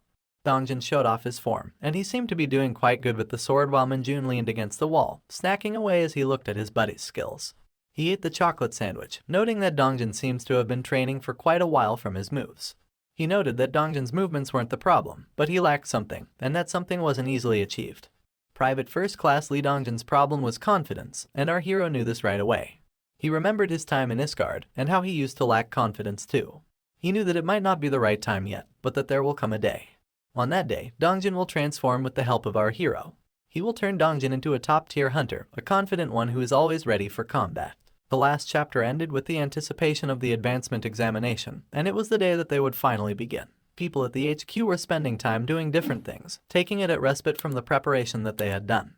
Some were watching TV, loving the music as they looked at idols. Others were playing basketball. Sports was always a fun way to relax. There were others that were playing board games. Suddenly, an announcement blared on the speakers. It was telling all of the hunters who were scheduled to take the advancement examinations to proceed to the military training ground immediately. Everybody was knocked on the head with this news, except for our hero. Kim Minjun stood ready to take on anything in the upcoming examination. He had a determination in his eyes, as he knew that today was the day he would be becoming a corporal. The sun was shining on the faces of the young examinees as they stood in the military training grounds. The instructor for this exam was 2nd Lieutenant Kim Cheolman, because everyone is going to be called either Kim or Lee in this series. He tells everyone that he will be their guide through the exam. The examinees listen carefully, but before that, he wants to see the number of personnel from each company. A bus comes up, as it seems that they will be taking the exam somewhere else. The 2nd lieutenant stands and checks as everybody enters the bus in an orderly fashion. Once everybody's in, he talks about how the exam will be held at the 105th Division. The bus takes off, and he tells them to look at their practice questions while they were traveling. In the bus, the examinees are a bit flustered to say the least. Minjun starts eavesdropping on a conversation between two examinees. He hears them talk about how the 4th Battalion is coming to the advancement exams, which means that they, and by extension we, would get to see some females in this series after so long. One of the examinees is really excited to show his weapons proficiency in front of the girls. They talk about how the girls might want their numbers and stuff. Meanwhile, Minjun is just listening and laughing. He knows that they're going to try their best, but it doesn't matter, he was too confident in himself. The road to the 104th Division was filled with beautiful vistas. It was very evident that this was a military establishment when they finally arrived, full of perimeters with security and shit. The scene switches to written examination room number 7. Here, all the examinees are seemingly done with their written examinations, and it was time for them to get their results. The invigilator, Kang, says that everybody has passed except for Cho Jeongwook. This was the same guy who was talking about getting the girl's number, and he's about to be really embarrassed because everybody is laughing at him. He starts to sweat nervously when he finds that out. He was not even going to get to show his skills off anymore. On the way outside of the written examination, his friends are bullying him for failing the exam, which was easier than a driver's license test. Minjun wasn't paying attention to anything. He was having the time of his life vibing on his own. Everybody was walking in a straight line, as it seemed that it was time to take the physical exam. Here, a familiar face pops up. This is someone we haven't seen in a while, but this blue-haired woman was staring at the examinees walking away. Inside of a beautiful-looking building at the 105th Division HQ, we hear a speech going on. Inside the auditorium, we see a bunch of soldiers as the speech giver is applauding the examinees on having come so far. This was Lieutenant Colonel Lee Cheolju. Like I said, it's just gonna be Kims and Lees in this series. This was the man in charge of the advancement exam. He talks about how his objective is not only to find people worthy of promotions. In fact, they wanted to showcase a friendly competition between 3 different divisions. Minjun is looking at this and feeling sleepy. He wanted the exam to start already so that they could finally advance. However, Lieutenant Colonel Lee talks about how there are members who are attending this examination based on special exception. He calls out Minjun's name. But he wasn't alone, as Elsie Lee takes the name of the blue-haired girl, Private Sun Yunseo. Elsie Lee keeps talking about how they are hunters who enlisted a year ago, but they're very exceptional at their job. Meanwhile, Minjun is incredibly happy to find out that there's someone special other than him. At this point, almost nobody is giving a shit about anything that Elsie Lee is talking about, except for the nerds. The nerds talk about how if you applied to the front lines you can get special exceptions. While there's another one talking about how a lot of people rejected the offer to join the 104th Division, and if they didn't, they could be like Minjun. There's another one who talks about how Minjun already became a private first class. They all get very excited and start looking at our hero. He was turning heads everywhere. His head-turning skills are so great that he eventually turns even the blue-haired girl's head.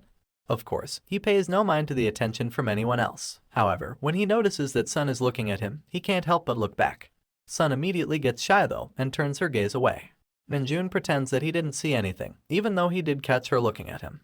Anyways, Elsie Lee tells everyone to do their best, which is something no one probably heard either. Finally, someone useful gets up on the stage. Thankfully, this guy isn't named Lee or Kim. This is Captain Jeong Sang-cheol, and he announces the commencement of the test for strength, agility, and stamina. The first one is going to be the strength test, which is going to be really simple. All they had to do was push back examiner Dave Bautista.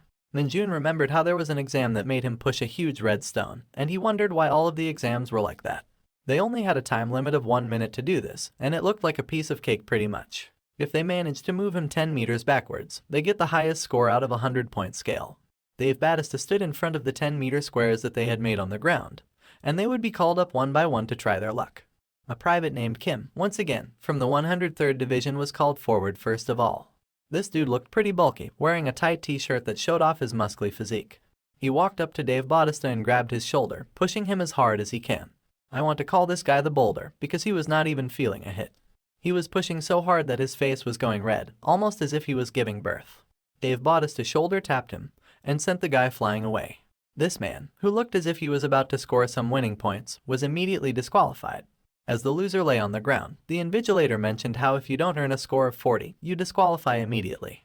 The rest of the examinees start shitting themselves when they see this ludicrous display. I mean, I would be too. After this, people were swatted away at the hands of big man Dave Bautista like flies. Some were earning 10 points and getting disqualified. The others were getting 20 and then getting disqualified just the same. There was no clear winner, and even the invigilator was getting pissed off by how incompetent these shitheads were. Finally, it was time for someone interesting. Sun Yunseo, the blue-haired special gal, was up next. She was sweating nervously, but thankfully she had passed. I mean, would have been cool if they showed us how she scored 50 points, but whatever. Everyone was shocked. They had no idea how this frail little girl had managed to get this done when they couldn't. Somehow, she had moved him 5 meters backwards. She walked away looking like a Chad. This is what you call a real girl boss. The boys were taken aback by her beauty, while some others were talking about how she's a nepotism baby because she's the daughter of the division commander. These guys were fanboying hard, and it was very pathetic to see in all honesty. She looked back at them, and I'm pretty sure she was judging them like me. She walked through the crowd of admirers, but the only one disinterested in staring at her was Minjun. Of course, Minjun was thinking about her too, how she's the one who received a special exception like he did. It was our hero's turn. The time had come for him to show off his incredible strength. He announced his arrival, mentioning his private first-class title as he came forward. He walked up to Dave Bautista, and he had an idea in his mind of how this was going to play out. He knew that he shouldn't treat this situation like the Red Stone, because if he did, Dave Bautista would die. However, if he manages to push him past the 10-meter mark, he might get a special bonus. So, he decided to go for it. Put both of his hands front and center, all 5 fingers open, ready to push hard and brash. Dave Bautista went flying. I'm pretty sure nobody in his entire life had been able to push him this far. The crowd was shocked. Their faces went white with envy and fear. Thankfully, Bautista managed to land on his feet. He wasn't just burly like a bear, he was nimble like a cat as well. His feet dragged him the ground with him, leaving behind a broken wood chips. Not only was Bautista shocked and enraged, even the invigilator had no idea how this was possible. Private First Class Kim Minjun was the only person here who had managed to acquire 100 points. He was smiling. He knew this was coming, but no one else had any clue, not even the blue-haired Nepo baby. As he walked away, feeling Sun's gaze, he realized there weren't any bonus points after all. Of course, Minjun wasn't the final examinee, and there were more yet to be disqualified. A girl was sent away crying because she failed to push Dave Bautista more than 1 meter, resulting in her disqualification. The rest of the examiners were just standing there wondering why this was so difficult. The strength test had finally ended, and it was time for the next one, which would be the agility test. Of course, being the agility test, it would start without any breaks. The ones who were disqualified were sent away. They made lines and walked away disappointed with their own performances. Meanwhile, the staff was changing up the equipment and bringing in new stuff that would be used for the agility stat test. They were setting up a big green net, and they were having some trouble setting this shit up. Then, they brought in a huge minigun. Honestly, it looked like an anti-tank weapon, but it was just a big minigun that they would be using for the agility test. The examiners were looking at this and they were terrified. They were wondering if they were going to be made to dodge bullets, after using up so much of their strength trying to push the behemoth Dave Bautista. The invigilator was laughing, as he finally revealed that they would indeed be dodging rubber bullets. It didn't matter if they were rubber bullets. They were being shoved out at an unprecedented pace from within an anti-tank weapon. In other words, it would still hurt like a bitch. He tells them to dodge everything, and they start to be nervous. This time, there was a lot more pain involved if they messed up. While they were all pissing themselves, Minjun found this amusing and just smirked at how interesting things had gotten. The man operating the gun was ready, and he was out for their blood. Okay, so the objective here was to dodge the bullets for a consistent 1 minute. If they would last 1 whole minute surviving the bullets, they would achieve the perfect score. Of course, all the contestants had to stay within the designated area inside of the net. The thing that made the examinees even more scared though, was that the examination could also be passed while tanking the hits for 1 minute. You just had to stay inside of the net for 1 whole minute, and you would pass with flying colors. Those who ran out of the safety net in less than 30 seconds, or those who became severely injured would be disqualified immediately. Now, it was time for the test to commence, but before that, Minjun heard a familiar voice behind him. As the voice called out to him, he turned his head in surprise and looked back. It was none other than his homie Private First Class Dongjun, smiling and waving at him.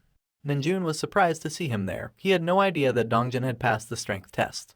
Dongjun asked him why he was this surprised. Did he really think that his homie was going to fail the strength test? Minjun denies that, even though he really did think that.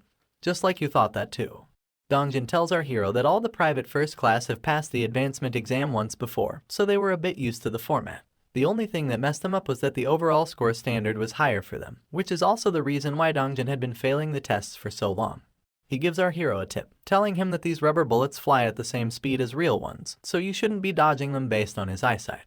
As the bullets came out of the gun, flying as fast as any regular bullet, he told him that it was important to predict the bullet's trajectory and dodge them accordingly.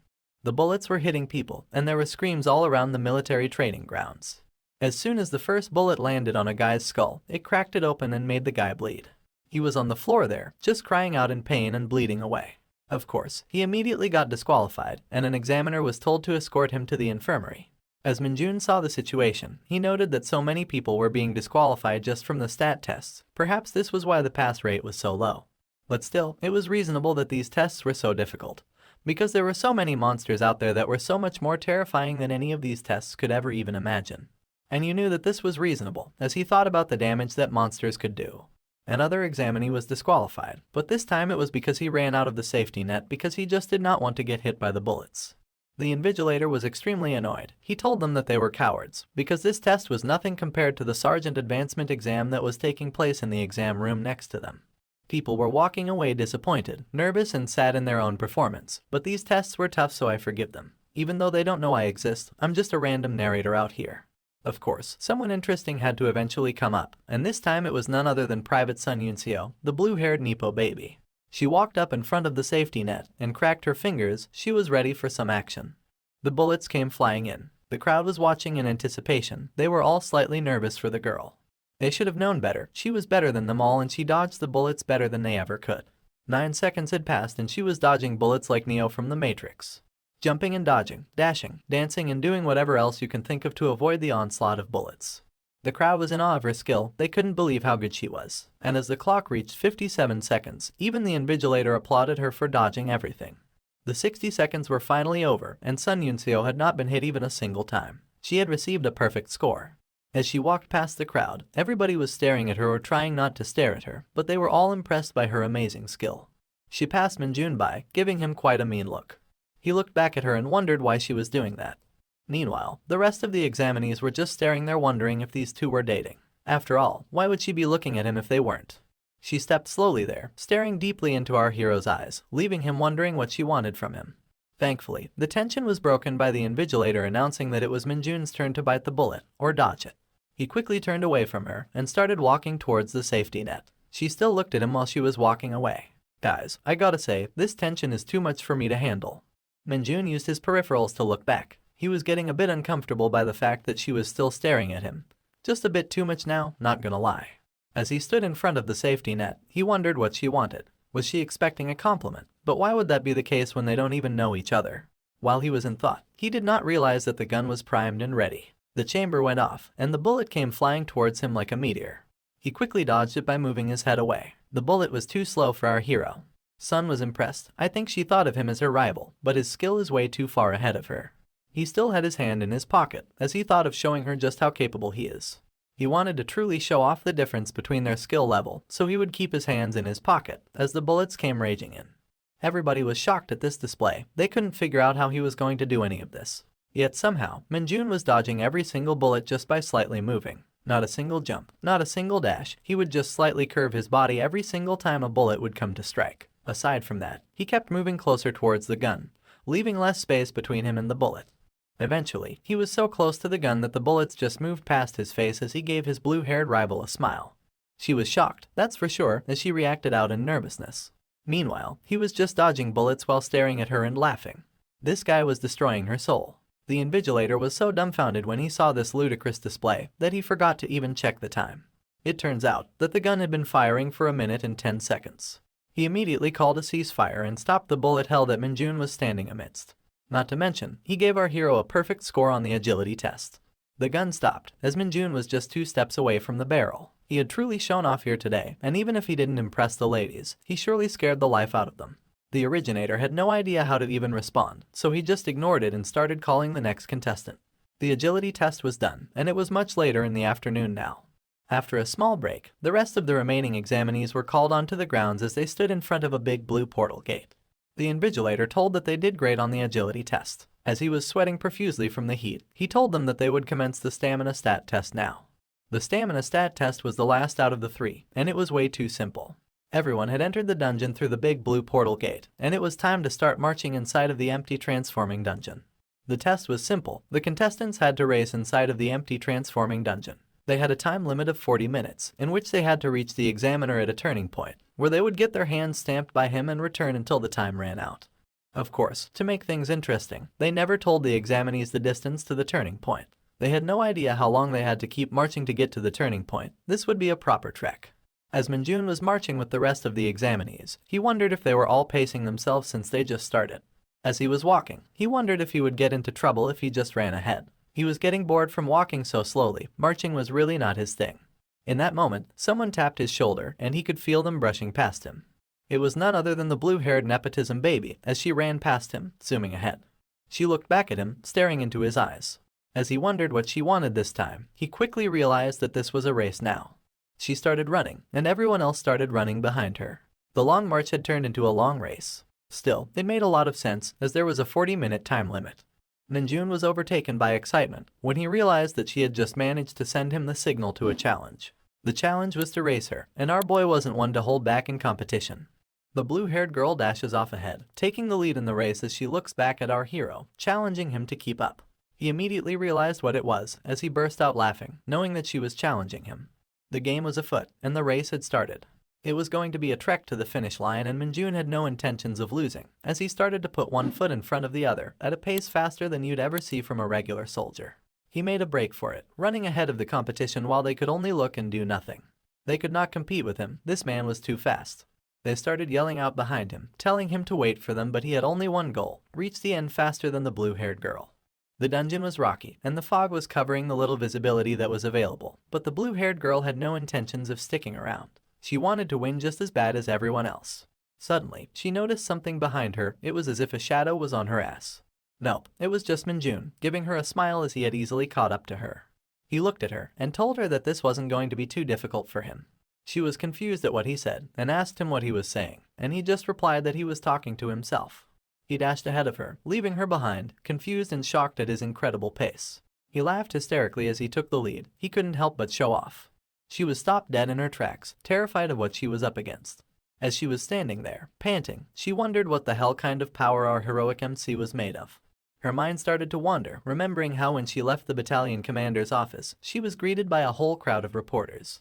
This is where we were going to get Sun Yunseo's backstory. We were finally going to learn more about her mysterious past. She was shocked at first. She wasn't used to so much attention from the world. They kept questioning her and bugging her about her meeting with the battalion commander, and asking her if the rumors were true and that she was indeed the daughter of a general and had incredibly high stats. She had no idea how to respond. It felt as if there was too much responsibility on her shoulder. As she walked away from the crowd of reporters, she could hear them whispering about how she was a nepotism baby, but that she was still a normal person and not too arrogant. They didn't know much about her. As she was walking away, she heard them and how they assumed that she was going to be the best recruit in the enlistment year. She took off her jacket. This is still the flashback, by the way. She wondered about our hero and how he broke the redstone in one hit. She was surprised and impressed by his strength and wondered what his deal was. The scene switches to a training center where an announcer is stating that the white team has won. What did they win? Well, let's find out together. Sun was standing atop a catwalk, waving a blue flag while she was in her training attire. She had a smile as sweat was dripping down her face. She made her way off the catwalk and went back to her team to celebrate. The announcer screamed that the blue team's flag was captured by the white team, and they had set a whole new record of 3 minutes and 34 seconds. He also told the white team to take a break for 10 minutes. He called up the blue team towards himself as another trainer walked towards the white team. She told the girls that they've set a new record for the training center and that they can rest here for now. The girls were happy. They had accomplished something great. Her team was celebrating as they rested. They were proud of our comrade for doing everything, recognizing that they hadn't even done anything. So they decided to cheer on their comrade, Sun Yunseo, who had won them the training. She was blushing. At this point, we know that she doesn't know how to take a compliment. However, she did have a faint smile on her face, as one would expect in this situation. Later, we're brought back to the girls' locker room. There, the women are engaged in different activities. Most of them have gotten changed, while others read books, fold their clothes, and use their phones. Suddenly, a short-haired blonde girl slams the door open as she enters the room. She came in and announced that the record they set for capture the flag in the morning was broken in the afternoon training. She seemed hella worried. Then she began to recount about how quick the new record was, which stood at 1 minute and 2 seconds. The girls were confused. How could such a record even be made? It turns out, it was none other than Kim Minjun, our MC, who had broken it. This immediately alerted Sun Yunseo. She remembered who it was, as she had been bested by him without much difficulty. In the girls' shower, we don't get to see much, but they seem to be vibing. However, Minjun's name is on every person's mouth at this point. This was during the time where he got a near-perfect score shooting the ICM bullets, and Sun Yunseo was starting to get annoyed by his constant record-breaking performances. Blondie kept talking about Minjun during every other activity or training, and at this point, our girl had had enough. It didn't even stop during midnight, when they were supposed to be sleeping, as she kept mentioning about how he caught a hound which was the size of an elephant in the dungeon. Sun finally told her to shut up and go to sleep. Blondie was not shutting up though. It's almost as if she was zoned out while talking about our hero, and Sun just wanted her to be quiet. Eventually, she spaced out herself into a sleep that would bring the memories of her past in her dreams. A solemn figure was tying the laces on their boots. They had rough hands, the hands of a soldier. It was a bulky figure. The physique seemed to belong to a man who had seen many fights in his lifetime. A little girl approached him. It was none other than Sun herself as a child. The man was her dad, a veteran of the Hunter Corps.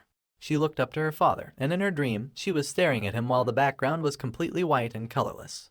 The entirety of the color went into that man. It seems that he was a huge source of joy for Sun, and his smile brought her happiness. He gave her a pat to the head, roughing up her hair and showing her some fatherly love. As he left through the door, she looked at him in yearning, almost as if she didn't want him to leave. In that moment, a small smile appeared on her face as she knew exactly what her goal in life was going to be. She was going to become strong. Just like her father, she was going to keep everyone safe and make a name for herself as a powerful soldier in the Hunter Corps arsenal. The scene switches to the battalion commander's office, who compliments her on the phenomenal training she's been doing for the past 4 weeks. He called her in his office so that he could discuss something important with her and asked her if that would be all right. She thanked him for the consideration and wanted to know more about what he wanted to discuss. He asked her where she wanted to apply and told her that since she has exceptional grades, she can be dispatched to any division that she wants. It was as if she was standing in a winery, but instead of wine bottles, these were military headquarters. She just had to pick her poison. She thought about her answer as the battalion commander insisted on knowing where she wanted to go. Did she want to be near her father or somewhere else? She just mentioned the name of our hero, Kim Minjun. This confused the battalion commander, trying to understand what she meant. She decided to clarify things after taking a deep breath. She asked him which division did recruit Kim Minjun apply to, because that was going to be her poison of choice. Finally, we are brought back to the race. As Sun Yunseo is running, splashing her feet through some muddy water, she remembered that she didn't apply to this division just so she could have childish competitions with her fellow recruits. As she's trying to gain more momentum, she realized that she provoked him because she was a little upset. Perhaps that is why he was mad and showing off. In her mind, she kept seeing him as the main rival during this assessment. He bested her each time they competed, first during the strength stat test, and then during the agility test. She realized her errors. Her jealousy had gotten the better of her. So, as she decided to run faster, she noted that she would apologize to him first. The goal was clear. She wanted to become stronger. She never intended on becoming number one. She came here just so she could get stronger without her father's help. But making enemies was not part of the plan. She knew that she had encountered someone extremely skillful here, and instead of being her rival, he should be someone that she learns from. She was not going to be childish anymore, as she had finally reached her destination, the Turning Point stamp validation booth. Yunseo noticed that Minjun had already gotten there, and the man in charge of the stamps kept telling him to go away. He was wasting time just standing there. However, he was just standing there in spite, just so he could show her that he got there first. As he ran past her from the turning point, he told her that he almost fell asleep waiting for the slowpoke that she was, which embarrassed her. The embarrassment quickly turned into rage. He had pissed her off real good this time. She started yelling at the invigilator to stamp her quickly because she wanted to get back in the race really fast. As she started dashing away from the turning point, she decided to fuck the apologies. Even the very sight of Minjun's face had enraged her so bad that she wanted to take revenge. Unfortunately for her, when they made their way out of the portal, they were all tired beyond expression. Of course, Minjun was just having fun. This was just another day at the office for him. The invigilator told everyone that Private First Class Kim Minjun was in first place with a record of 29 minutes. On the other hand, Private Sun Yunseo, the blue-haired Nepo baby, was in second place with 32 minutes. The invigilator congratulated Minjun, telling him that he got a perfect score in every single stat test. He thanked the invigilator. He was happy to just be there. That was the end of the stat tests. Every single hunter who passed would get to eat a delicious meal and then gather in front of the training grounds for more assessment action. All of the hunters yelled out in acknowledgement, showing their enthusiasm even though they were so tired they could fall on the ground. The hunters picked their jackets off the ground, as it was time to head back for lunch. For a brief moment, our hero made eye contact with the blue-haired woman. Instead of being mature though, Minjun simply showed her the tongue and taunted her more. She was not annoyed anymore, she was just embarrassed at this point. As he walked away from her, a familiar face found him. It was none other than Lee Dongjun, who told him that he was being rude while the girl just stood there watching. Yet, it seems that her embarrassment and anger had completely died out, as she giggled a little bit. She realized that she was the one who fell for provocation, and on top of that, she also lost. She didn't have anything else to say anymore. She just looked up at the sky and smiled, knowing that there was good competition in this place. She could feel the cold breeze of the air touching her skin. It was almost as if she walked into heaven after emerging from hell, and felt refreshed as her sweat dried off. She straightened her hat, preparing herself for the next assessment that was about to take place, and she started moving towards the rest so she could join the group for a hearty meal after the tough stat tests that she had gone through. After they had finished eating, it was time for the second practical examinations to start at the examination center. We see a wooden club slam into the ground, as it seems that the second practical examinations had already begun. There were a bunch of goblins standing around a lone fighter. The hunter had a sword in his hand, and he had already slain one of them. One of the goblins roared out loud, its yellow eyes piercing through and causing terror. The other goblin started laughing maniacally. It wanted to engage, but it was scared. The corpse of a dead green goblin sullied the ground, its tar-like blood splattered all over the place. The hunter was none other than Private First Class Lee Dongjun. He wiped the sweat off his forehead as he got ready to take on more of those ugly fuckers. He looked at them, analyzing their movements so that he could mark his target. A blue goblin jumped off, lunging towards the Private First Class. However, Dongjun was prepared as he maneuvered his sword. The one thing that he didn't expect, though, was for both goblins to attack at the same time. The other one started moving behind him as well, and he was about to turn into a meat sandwich if he didn't make a decisive move. He turned his eyes quickly towards the blue goblin, knowing exactly what to do. He immediately blocked the blue goblin's wooden club from turning his face into pulp, using his incredibly strong katana. Then, he used his foot to kick the goblin in its chest, giving it a pretty good heartache and also sending it flying far away. In the meantime, the green goblin had made its way exactly behind him, but the Private First Class was prepared for any attacks coming his way. Dongjun moved out of the way of the club attack, barely managing to save face and save himself from any damage. The counterattack was brutal, as he slashed the goblin through the chest, carving into him as a fountain of blood started to spurt out of its cut-open upper body. Yet somehow, that evil little goober managed to land on its feet. Dongjun was annoyed, but most of all he was frustrated that his sword swipe didn't kill him. The goblin was angry now, its iris turned red, as the carved-up chest kept leaking blood out. Both of the goblins were now standing in the same place, and they could overwhelm him if they decided to attack together again. As this fight was going on, our hero was looking at it from above and spectating. He stood up at a balcony. It was a spectator area, where people could look at the assessment from afar without putting themselves in danger or confusing the goblins on what their target was. Basically, the second part of the practical exam was called the Specialty Weapons Proficiency, and it was way simpler than what our hero had expected. All they had to do was display the techniques they had learned in the Hunter Corps to the examiners. That was essentially the whole test, and it didn't matter how strong their moves were. All they had to do was follow the manuals in order to pass. Most of the applicants had chosen swordsmanship as their specialty, and while our hero had gotten the perfect score, his buddy, Private First Class Lee Dongjin, ended up receiving a very high score as well. The invigilator congratulated him, and was proud of what the Private First Class had managed to do. Yet something was lingering on his mind, and that was the main combat itself. As Dongjin struggled during the combat, it seemed that his fears had been realized. Minjun expected that his homie would struggle during the combat, because that was one of his weaknesses in general. Goblins were closing in on Dongjin, as this was the last part of the practical exam, known as the ability to handle monsters. People would spectate from above, as a hunter would have to defeat 4 hounds. However, since Dongjin was a private first class, he had to defeat 3 goblins while wielding the chosen specialty weapon. As the goblins closed in, Dongjin managed to cut the green one into half, slicing through it like butter. Now, only the blue one remained, and it wasn't going to be much trouble alone. A splash of blood poured out of the blue goblin. It fell to the ground, breathing its last breath. Dongjin stood above it, with the sword pointing downwards as he was about to stab it through the chest and end its life. He pushed the sword down, cutting through the skin, bone and muscle tissue to pierce the goblin's heart. The invigilator announced that it took our boy a total of 7 minutes and 52 seconds to finish the ability to handle monsters tests. I guess this wasn't a good enough number, because instead of saying anything else, they just told him to return to his seat. The homie looked quite disappointed in himself, as he was drenched in sweat, huffing and puffing from tiredness. As he walked away, he knew that his performance wasn't as good as he wanted it to be. Minjun stood up there spectating still. He noted that his buddy had many opportunities to kill the goblins, but he hesitated each time. He would either fall back or keep defending himself by guarding with his sword, and at times, he would also get overwhelmed instead of attacking them himself. Minjun wondered if his boy had no confidence in his own abilities, but he did not want to make any assumptions. Dongjin emerged through the gates, but his head down in disappointment.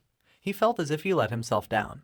He walked past our hero, still feeling depressed after that subpar performance. Now, it was the turn for our hero to show off his ability to handle monsters, and no matter what happened, today he would become a corporal for sure. He had confidence in himself, and he was going to tear his homie piece by piece until he gained confidence in himself and his own abilities. The other examinees stood by in shock, looking at their fellow hunter as it seems he had made a weird choice. Even the examiner himself, and even Sun Yunseo, the blue-haired Nippo baby, were shocked by his choice. It was a black baseball bat, not just a regular one. It had nails poking out at the head. Yup, our hero had chosen a baseball bat with nails. This was going to be his specialty weapon for this test. The examiner was confused. He assumed that since Minjun had picked this weapon, he was going to have a tough time during the ability to handle monsters tests. However, our hero had a smirk on his face, because he knew that the one thing you require for such a test was something he already possessed. As the gates opened, and the 3 goblins emerged from within it, our hero was confident in his abilities. He knew that all he needed was some powerful impact, as he smiled with his teeth out. The goblins immediately began to rush towards our hero. The fat one was running towards him, while the green ones were jumping around like monkeys towards his direction. But he just stood there nonchalantly, not worrying about anything. He gripped the baseball bat as hard as he possibly could, to the point that the veins on his hand began to show. You see, in his mind, these goblins were nothing but a frail little rabbit. As he swung his bat at the most aggravating pace, he thought of himself as a hawk that can kill rabbits with a simple grip. As the goblins had finally reached him, the swing of his bat was about to reach them as well. They looked terrifying. They had bloodlust on their minds and heavy clubs in their hands. Yet in one fell swipe of his baseball bat, it seems that they completely vanished. Just like a hawk only leaves behind a feather as a sign of its killer instinct. In only 4 seconds, Minjun had accomplished something that took everyone else minutes worth of effort. The goblins had turned into small pieces of demon meat, with nothing else left of them aside from their tiny pieces of flesh. The examiners couldn't believe it. Not only did he receive a perfect score in every practical exam, he simply destroyed those goblins in one hit. The other hunters cheered for him, while the main examiner and Sun Yunseo stood there in shock and nervousness of his ability. He looked up at the spectators, specifically at Sun Yunseo. She gleamed into his eyes, trying to understand what he had just accomplished. However, Minjun simply gave her a wide-jawed smile. He stood there, with his hands raised up, knowing that he was the most powerful hunter to ever touch this assessment. As the other hunters were clapping and cheering, Sun Yunseo was left wondering what kind of a reckless fucker our hero was. It was evening now, and the exam was over. All the hunters stood outside of the building near the buses that had initially brought them there. The examiner congratulated them on doing a good job on the exam. In particular, he praised our hero for doing a phenomenal job. Minjun was about to say his name with private first class before it, but he remembered that he was a corporal now. The examiner laughed it out as he tapped his shoulder, telling him that he was advancing so quickly that he was forgetting his rank. He told him to keep it up as he continued laughing. The examiner told them that he was concerned since he was the only one from their battalion who advanced this time, but the battalion commander was overjoyed with the report. Everyone circled around our hero, congratulating him on passing, because if he didn't pass, the squad would have gotten bullied when they got back home. They also told him not to bully them when he becomes a sergeant, because he was advancing rapidly. Minjun was overjoyed. He had somehow ranked up so quickly that nothing was off the table anymore. As they made their way back into the bus, he looked behind and saw his homie. Dongjin had a look of disappointment on his face, but our hero gave him a pat on the shoulder. This made him a bit nervous, but also happy that his friend was still being nice to him even though he had ranked up. However, being the menace that he is, Minjun had an entirely different plan in mind when it came to training Dongjin with the specialty weapons. In the bus, the other hunters looked out awkwardly at Minjun. This wasn't for no reason though, because Sun Yunseo had finally decided to approach him for that apology. She stood there, staring at him like a weirdo as he was about to head into the bus. He noticed that she had a private first class tag on her breast pocket. He knew immediately that she had advanced, and why wouldn't she? She was the second most achieving candidate during the exams. She had done phenomenally well at the ability to handle monsters test, and she was the only one even trying to compete with him on mostly everything else. He knew that it was obvious she would be passing, and with passing came the advancement. He didn't have time to chat though, as he got into the bus and sat down on his seat. However, when he looked outside of the window, there was so much more than the beautiful evening colors to behold. Sun Yunseo was still standing there, staring at him like a lost little puppy. As she looked at him, she wondered if she should take this opportunity to apologize to him. She didn't want to come out as rude like earlier, and started to try her best to apologize. Just as the words were about to leave her mouth, she saw something that made her eyes open wide. It was Minjun, with his face squashed against the glass window. He pointed at his lips to tell her to focus on what he was saying, and began to tell her to never provoke him again. If she ever tried to provoke him again, he stated boldly that she would be dead. I guess he didn't mean that literally, but that still shocked the girl who had just witnessed the incredible amount of strength he had. The bus immediately took off, blazing away in the evening light before the sun set. She stared at the bus as it drove away, leaving nothing but a trail of dust behind it. As she looked at them leaving, specifically Minjun, she finally realized what a crazy son of a bitch he was. It almost seems like he killed the love flag, but Yunseo seems to hold him in a much higher regard than before. Let's hope they meet again soon. This episode starts with the bus speeding away from Sun Yunseo. Although we don't see her, she was told to buzz off by Minjun. As the bus gets onto the freeway and starts to stabilize itself on the speedy motorway, we see that Minjun is about to have a crowd annoy him. The boys in the bus start pestering him, asking him why Sun Yunseo looked so interested in him as they left, and how she would keep staring her down even during the tests. They want to know more about what's going on between them, and they're adamant on knowing. Minjun doesn't know what to say, but he decides that honesty will work just fine. He tells them that she provoked her, so he just showed her who's the boss by bullying the life out of her during the tests. The guys are stunned. They look at him in surprise and slight shock. Then they exploded, asking him how she even provoked him. According to them, the look in her eye was definitely not provocation, more like some sort of infatuation. They surround him like wolves. They're mad that he didn't take the chance to get with the hottest recruit in the 104th Division. She was the girl of many soldiers' dreams, and they were pissed that he bullied her a little during the tests. Minjun could do nothing but sit there being annoyed. He told them straight up that she wasn't his dream girl, which annoyed the others. However, their curiosity was more empowering, and they asked him if not her, then who his dream girl actually was. He told them that it was someone named Lumi. The guys were confused. Who the fuck was Lumi? Minjun, give us the tasty deets about this whole situation. Lumi resurfaced in Minjun's memory, the most beautiful woman in the entirety of Dungeon Power Fighter, her beauty unlike any other that Minjun had seen. He was surprised that the others didn't know about Lumi, and he asked them about it. They had an expression of annoyance on their face when they realized who Minjun was talking about. I guess they didn't agree. They knew who Lumi was, but they probably didn't understand his obsession with her. It didn't matter though. These were fruitless conversations because they were on their way back to the training center, where life would go back to normality with no girls in sight. They were back home, back at the training center, and it seems that celebrations were in order. We see empty boxes full of bones. It was apparent that this was a chicken wing party, which reminds me that I should probably eat something, because I've been so busy keeping the channel alive for you guys that I didn't even think about eating. The boys are having the time of their life. The food was hella yummy and they were munching away like monsters. Just when they thought that the food was over, the lieutenant brought even more for them all. He told them that they could eat as much as they wanted today. Redhead and his lackey were pleasantly surprised by the lieutenant's attitude, guessing that he was probably extremely happy about something. The lackey looked back and gave Minjun a thumbs up, thanking him for the meal as he assumed that all of this was because of him.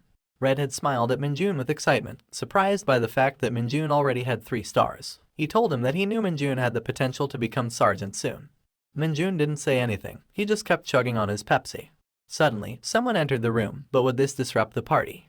It turns out that it won't, because it was Lee Seung-ho holding a big-ass crate of beer. The party was just getting started, as he asked all members of the second squad to gather in the lounge. The second squad boys agreed immediately, while others wondered what was even going on. Lee Seung-ho explained that after he gave the report to the administration about the squad dinner, it was like Christmas had come early. He talked about Minjun's perfect score in the advancement exam in that report, so while Minjun was drinking his soda, he was about to get treated for it.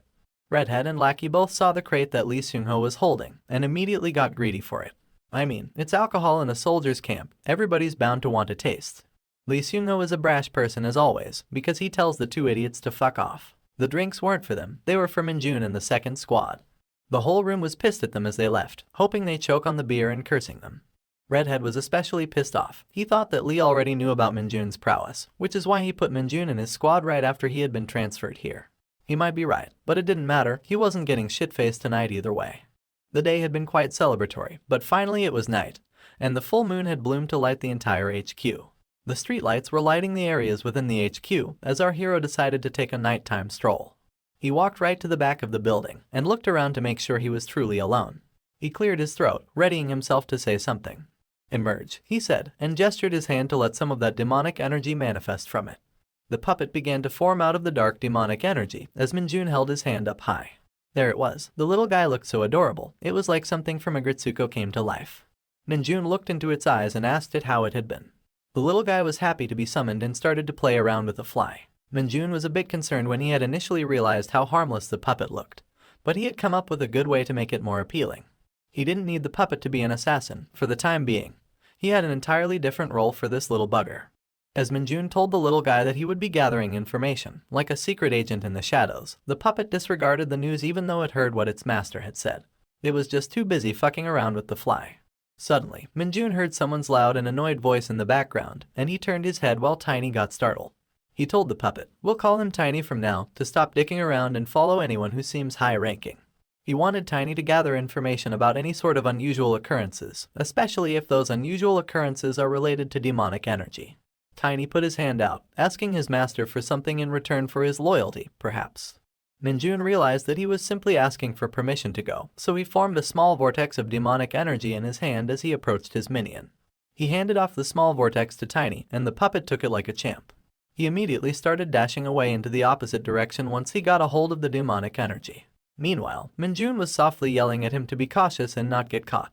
As Tiny ran off all excitedly, Minjun stood there feeling hella anxious. He was worried about what the consequences would be if someone saw him.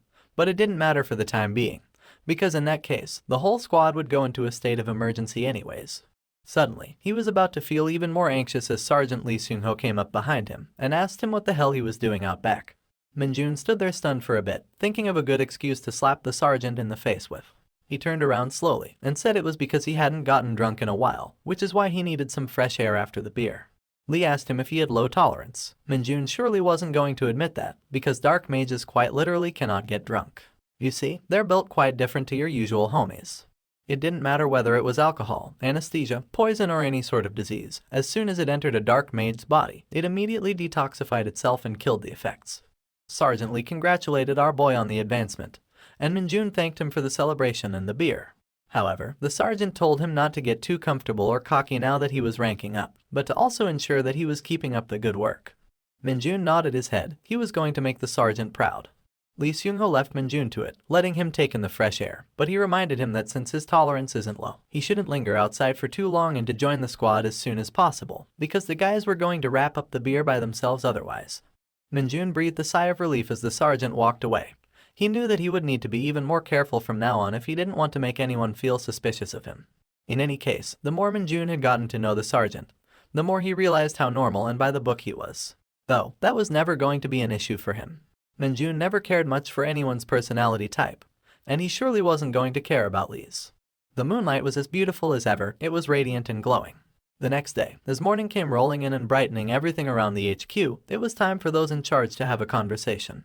The two in charge, the captain and the commander, were looking at the scores from the advancement exams, and realizing that Minjun was a separate beast. The commander was thinking of killing all of the fuckers who attended the test, but Minjun saved them by getting a literal perfect score. The captain mentioned how Minjun had set an entirely new record of 4 seconds in the ability to handle monsters test. This reminded the commander how much Choi Soonbyum from the training center kept praising him. Now he realized why. He had surpassed every single one of their expectations, and had raised the standards for all soldiers in the Hunter Corps. The commander then reminded the captain that Minjun was also the one who defeated all of the middle bats at the oil reserve. The captain knew of this. Minjun had been the first to jump into combat. He was the only one who had the balls to take action right away. The commander was so severely impressed by Minjun's skills, how he had become corporal in less than a month, and how extraordinary his advancement was. The commander knew that Minjun would be someone exceptional in just a short while from now. However, something lingered on his mind. He knew that soon the entire Hunter Corps will know about him, and when that happens, he will start to get observed by them. The captain asked if he meant the Hunter Special Forces Brigade, and asked the commander if he really trusted Minjun to that level of responsibility. The commander had full confidence in Minjun at this point. He had seen countless hunters till this point, and these hunters that managed to join that Special Forces Brigade were known as Hunter Corps legends. It was time for a new legend to rise up, and the commander had high expectations that it would be Minjun. The scene switches to a desert landscape. Among the tall sand dunes and rocky cliffs, a foggy aura lingers. We see a soldier, geared up in his battle suit, walking through the sandy arena. Suddenly, reptilian monsters started to emerge out of one side. The other side saw rock golems jump out. Meanwhile, you had brutish orcs and small goblins accompanying the lizard folk. This soldier was surrounded. As the monsters glared this lone warrior down, screaming at the top of their lungs to intimidate the man, he realized that they had him surrounded, the orcs, the goblins, all of the monsters' combined forces. It was none other than Minjun, as he looked at them and smiled. He asked if they had all finally gathered in one place for him, as he bonked his own helmet with his spiked baseball bat. The scene switches once more to a hunter chugging on a grape-flavored energy drink right out of the bottle. Perhaps he was trying to get rid of the hangover. Dongjin woke up, looking bizarrely overtaken by the effects of last night's drinking. Minjun, on the other hand, walked into the room looking as fresh as ever. The other two saw him, looking absolutely okay, while they were diving in their own nausea. They looked at Minjun, and he looked back at them. The ponytail guy, tired out of his mind, asked Minjun if he was alright. Minjun said that he was completely fine, which shocked Ponytail because Minjun had drank so much. Ponytail admitted that Minjun really was a monster, but our boy's attention was elsewhere. As Sergeant Lee walked into the room with a towel wrapped around his neck, Ponytail asked if he was alright. Turns out, Sergeant Lee was covered in sweat, but he was okay. He had been sweating himself out and had managed to detoxify his body. Minjun had a fruity moment where he admired Sergeant Lee's body and thought of how soldier-like he looked. Do not ship this, we ship Minjun with the Nepo baby. Sergeant Lee asked Minjun if he had been to the gym already, but Minjun hadn't had the time to give it a look-see so far. Turns out, Minjun could use it as much as he liked now, because he was a corporal, and he yelled yes sir in acknowledgement. As Sergeant Lee was leaving, he stopped as he was reminded of something else. He turned his gaze towards Minjun, and told him that the VR device for their squad was pretty good, and that he should give it a try sometime. This perked Minjun's attention immediately. VR was going to be his playground. He got insanely excited as he wondered if it was truly time to test out the Hunter Corps VR room that he had heard so much about. Minjun stood outside gym number 2. This is where the VR device was also located. He stood at the door and readied himself to enter a new world. His excitement knew no bounds, and he wanted access as fast as possible. So he grabbed the doorknob and turned it to enter the fantastic room full of new technology. It was an awe-inspiring moment for him as he took it all in. He saw how realistic the room looked, but I mean, it is a real room, so I am confused why he would think that. The idiot. He headed towards the control panel and tried to figure out how you manually choose a scenario. After fiddling around with some options, he saw a selection of monsters that he could choose from. Hounds, monster rats, goblins, and orcs were available, and he immediately picked an orc.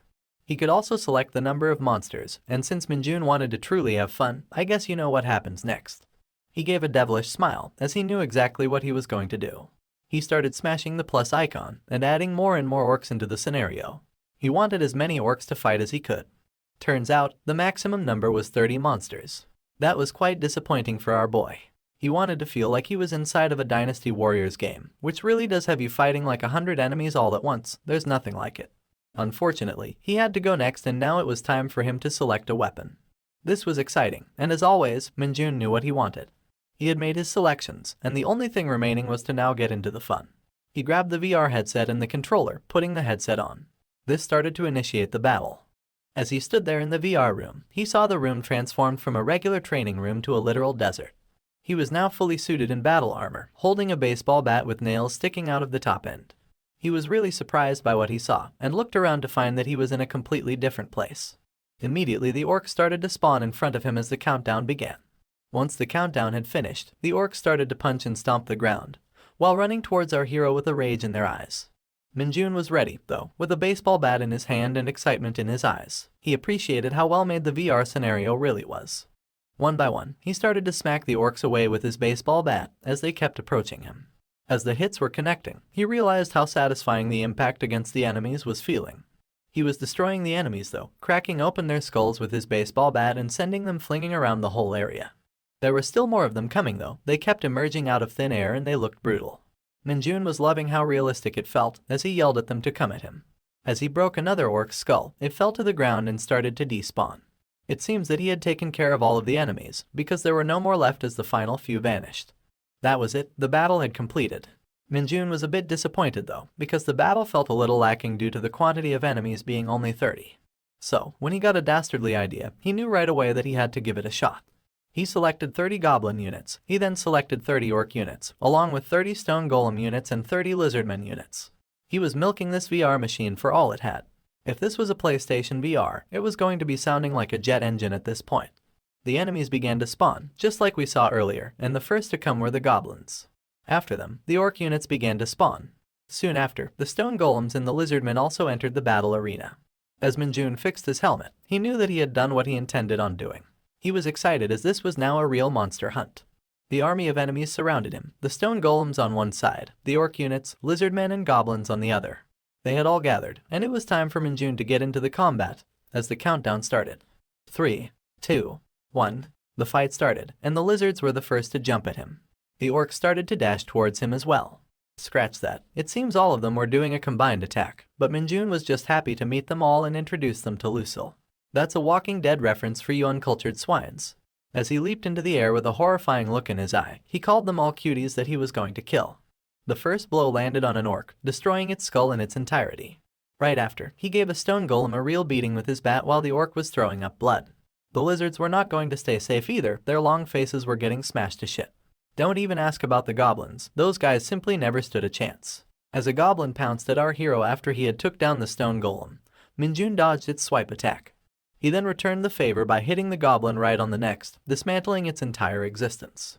As he beat up the goblin to kingdom fuck, the other monsters were shocked by the sheer might of this warrior. The fight lasted several minutes, but it was clear that these monsters stood no chance against our hero. Soon after, the only one remainder was a lizard who got hit in the face really hard. Poor bastard. And that was it. When that lizard hit the ground, it was game over for the monsters. He stood around a sea of bodies, different types of monsters all lay beneath his feet. The battle had completed, and Minjun had won with pure ease. He tapped his helmet so that he could get himself out of the virtual reality experience, and the simulation began to terminate. He was out, but he had a lot of fun doing that. As he took the helmet off, faced with reality again, he proclaimed how insanely fun that was as an experience. Minjun liked it so much that he claimed that this was the best thing after Dungeon Power Fighter. Suddenly, a notification window popped up and notified him that a skill called Basic Blunt Weapon Handling had been created. Minjun was a bit surprised as he looked into this. His proficiency with linked weapons had increased, and he wondered if it was this easily done. He was pleasantly surprised now, having skills was always a bonus. He had never even anticipated weapon skills, so this was a good thing to find out. Now he knew one thing that was a game changer. He didn't need dungeons anymore to acquire skills, he could do that simply in the gym. As he walked out of the VR room, he noted that he should come and play with other weapons too when he has free time. He noticed someone walking towards him. It was none other than our boy Dongjun, but he seemed to have a concerned look on his face. Minjun asked him what's going on. The private first class was terrified, pointing towards the board next to the VR room door. Minjun was confused as to what he was talking about, but as he looked, he realized what it was. All of the units that he had defeated in the second simulation were mentioned on the board. This was unprecedented, and everybody was going to find out about it soon. For a moment, both of them just stood there in silence. Dongjun asked him if he really defeated all of them. Minjun was a bit hesitant to answer, but then he got an idea, one that could both free him of this record and also help Dongjin get past his fear of handling monsters. He looked at Dongjin with a high-rank superior dickhead look on his face and told him that they were going to have a little chat in the gym. Dongjin was confused and somewhat scared. He asked Minjun why. The corporal was not going to give him an explanation though, as he carelessly looked away. Psych. He gave him a terrifying look of pure horror and told him that he was going to be training. He pushed Dongjin into the gym, while Dongjin pleaded that he was still hungover, but Minjun told him that he'd be fine once he breaks a sweat. The door closed shut, and I cannot imagine the horror going on behind it. In any case, someone else wandered around to the gym side. He looked at the record on the board, which stated how 120 monsters had been brutally killed in the simulation. It was none other than Corporal Dickhead, and he almost shit himself when he saw that list. He had never seen anything like this in all his years of being a hunter, and I'm sure that he was going to spread this news around. Which begs the question, will it actually affect our hero's life if his secret gets leaked? It's another snowy day at the base, and Corporal Kim is walking out of the command building with a face that certainly tells a story. A story about a man who may or may not have seen a literal god in action. When he comes back to the barracks, he finds his fellow douchebags loitering around in the locker room as usual. A private gets up when he sees the corporal walking inside. The corporal asks him if he has seen the others, but he's mainly only interested in knowing about Kim Minjun. The nervous private replies that everyone has gone to the storage room to fetch the snow removal equipment. And as for Corporal Minjun, the private states that he would be staying at the gym until the start of their scheduled activities. However, the poor private messed up his act by mistakenly calling Kim Minjun as the corporal in front of a narcissist bully. He was expecting to get punished for that, but surprisingly, Corporal Dickhead is now an enlightened being. He shows no signs of jealousy or hatred, and calmly orders the private to find Kim Minjun and tell him that the platoon commander is looking for him. The private accepts the orders, and immediately rushes out of the room before the bully changes his mind. The said bully then pulls up next to the remaining guys in the locker room, asking them what they're doing. It turns out, the men were being men and betting on something utterly stupid. In fact, they even asked Corporal Dickhead to join them if he wanted. It was a bet with their entire monthly salary on the line, and they were guessing how long it would take for Kim Minjun to rank up and become a sergeant. The corporal took a look at the sheet, and wondered why these idiots were always trying to bet on everything that happened at the base. But what's more interesting here is the fact that the ponytail dude wagered that Minjun would rank up in 6 months. The purple hair laughs hysterically at his ridiculous assessment, but Ponytail is confident in his bet. He makes the point that Kim Minjun is definitely not normal, so it wouldn't make sense to judge him with common sense either. Meanwhile, the corporal was simply looking at the sheet, making an assessment of his own. While the purple hair kept teasing the Ponytail on his terrible decision, the corporal decided to take part in the bet as well. He put down the sheet with the pen, and Ponytail picked up on his entry immediately. His eyes popped open in surprise when he noticed the time that the corporal had estimated for Minjun's next advancement, and shouted at him that he cannot be serious. And if he is, he won't be able to take this back later. The Ponytail kept shouting that he would lose his entire month's salary with such a stupid bet, but Corporal Dickhead simply did not care. He waved his hand and quietly exited the room. Seeing his confidence, the Ponytail comments that Corporal Dickhead is even crazier than himself. And I don't blame him either, because looking at the betting sheet, we see that Corporal Kim wagered that Minjun will become a sergeant within a single month. The scene then switches to the gym, where a bunch of weirdly colored dumbbells are placed neatly on their racks. Weighted bars are propped up on their stands. And a big sign on the wall warns us that using the equipment made out of redstone is prohibited, unless you have someone to spot you. I guess that explains the weird color of the equipment. And that would also explain why our boy is using the heaviest redstone bar by himself to do some squats. I mean, we all know that he doesn't really need a spotter. As he gets up with the bar, we get to witness the incredible buff body that he's always hiding under his unassuming clothes. I don't know about the accuracy of this anatomy, but I'm low-key drooling over his muscles. His back isn't the only thing he has to show either. My man has the arms of a Goliath. After a good few sets of dumbbell curls, he lets go of the incredibly heavy redstone weights to look at his gains. Although the special equipment is making him bulk up, our boy has been using these weights regularly, but his stats haven't increased all that much. In times like these, he can't help but remember the world of Isgard, where he had access to all his OP skills, and he could increase the level of his skills by increasing his stats. If he had such a skill in this world, Minjun is sure that he would be nothing less than a Super Saiyan. But for now, he has to put up with the slow increase rate of his stats. But this is when a notification window pops up, and our hero lays his eyes upon something really interesting. A newly ranked skill called Power has been created, and it has immediately increased his strength stat by 5 points. It looks like a really crappy and basic skill at first, but Minjun is just happy to gain something new, because he can rank it up with time anyway. Meanwhile, the private who was sent to fetch him has arrived at the door. He salutes the corporal with a stiff and nervous expression, and relays the information that the platoon commander is looking for him in his office. Minjun, drunk with the reward of just unlocking a new skill, looks back with his sparkly eyes, thanking the private and agreeing to see the commander. There's nothing else for the private to say here, but he's left truly confused at Minjun's weird as fuck expression. While our boy happily gets dressed to go and see the commander, the poor private is left wondering if everyone in the base has gone crazy without him knowing. The next thing we know, we find ourselves at the administrative office in the main building, where Kim Minjun walks in, saluting the platoon commander and confirming that he's here to see him as requested. The platoon commander sees our hero and waves his hand with excitement. I guess he was looking forward to their meeting. As Minjun comes closer, the commander gets up from his seat, letting him know that it wasn't anything serious, and they can continue the conversation in the counseling office. As he points towards the counseling office where they're headed, he asks Minjun about his life as a corporal, because it has already been a week since he attained his new rank. Minjun replies that he's having a great time, and congratulates the platoon commander on his advancement as well. That puts a sparkly smile on the commander's face, because I guess he was pretty excited about the whole thing. He takes the compliment, and replies that his advancement was only thanks to Minjun, because he took care of that incident with the middle bats. As the two take their seats, the commander once again thanks our boy for his excellent contributions, and Minjun replies that he only performed his duties. The platoon commander then hands out the file he had been holding this entire time, and explains that this was the reason he called Minjun to the office. As the platoon commander explains, this was something given out to Minjun by the battalion commander, who acknowledged his achievements regarding the incident with the middle bats, and also the fact that he obtained a perfect score on his advancement exam. We see that the file was actually an award of excellence for our hero. The platoon commander apologizes for giving it out so casually, but assures him that this award will definitely go down as a big achievement in Minjun's military life. Hearing that, our boy's ears perk up once again. If he can rack up such achievements, he asks with his signature sparkling eyes if they can be used to grant him further exceptions. Of course, the platoon commander isn't sure of that either. He tells the new corporal that such awards aren't easy to obtain, and very few people have been able to obtain them as early as Minjun. Not to mention, even fewer people have actually managed to get multiple awards of excellence. But none of that can discourage our excited puppy. Instead, he asks his senior that if he can get 10 of these rewards, will he be able to advance to the next rank faster. He keeps making up some fantasy scenarios in his mind on how he can get even more time to play his favorite games, and the commander is just sitting there silently, wondering if Minjun thinks that these awards are given out like coupon codes for Amazon.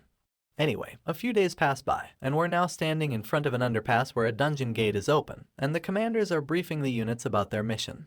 The platoon commander explains that their platoon has been assigned to clear this dungeon, and we see a lot of familiar faces while he further entails that if everyone completes their job like they were trained, he is confident that everyone will walk out of the dungeon without any injuries.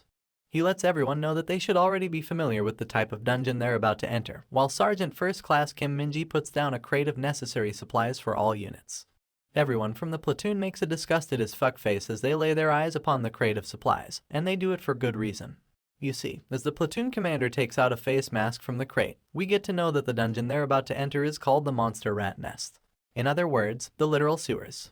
Soon after, we find ourselves inside the sewer dungeon, where the units are splashing through the disgusting and toxic waters. At the back, we have our trio of Corporal Kim Minjun, Corporal Ponytail, and our best friend, Private First Class Lee Dongjin. As the three complain about the rotting stench of these sewers, we see that Sergeant Lee and the second platoon commander Kim Cheolman are the ones in the lead, while Sergeant First Class Kim Minji and the privates follow our main group from behind. Let me tell you a little bit about this place. You see, the Monster Rat Nest Dungeon, that's referred to as the sewers inside the Hunter Corps, isn't categorized as highly dangerous.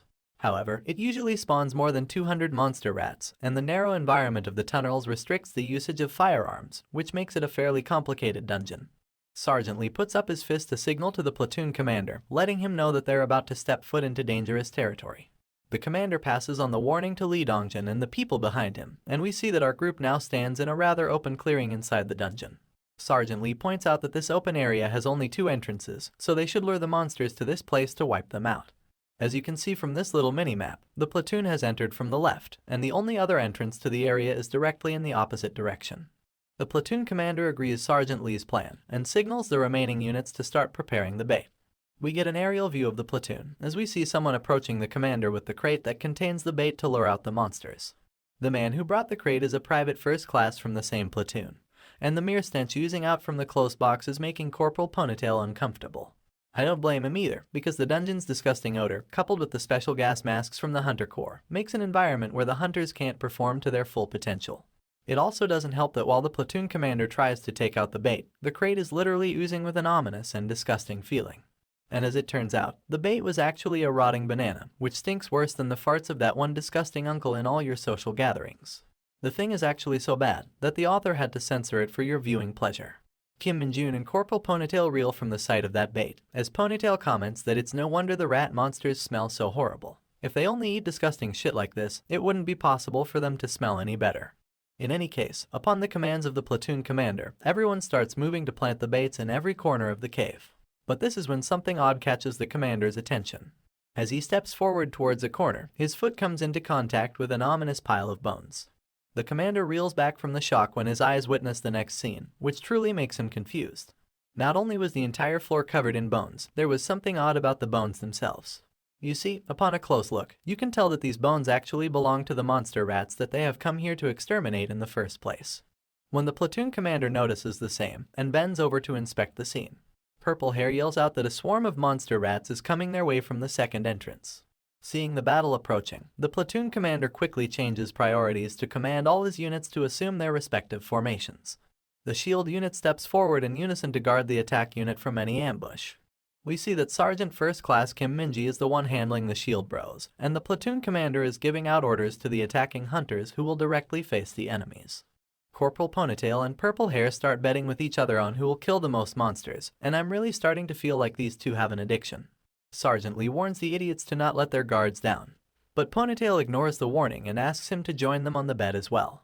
Strangely enough, that puts a smile on Sergeant Lee's face, because the idiot energy is a good source to lighten up the mood in such a tense situation. Meanwhile, Minjun is only focused on the task ahead.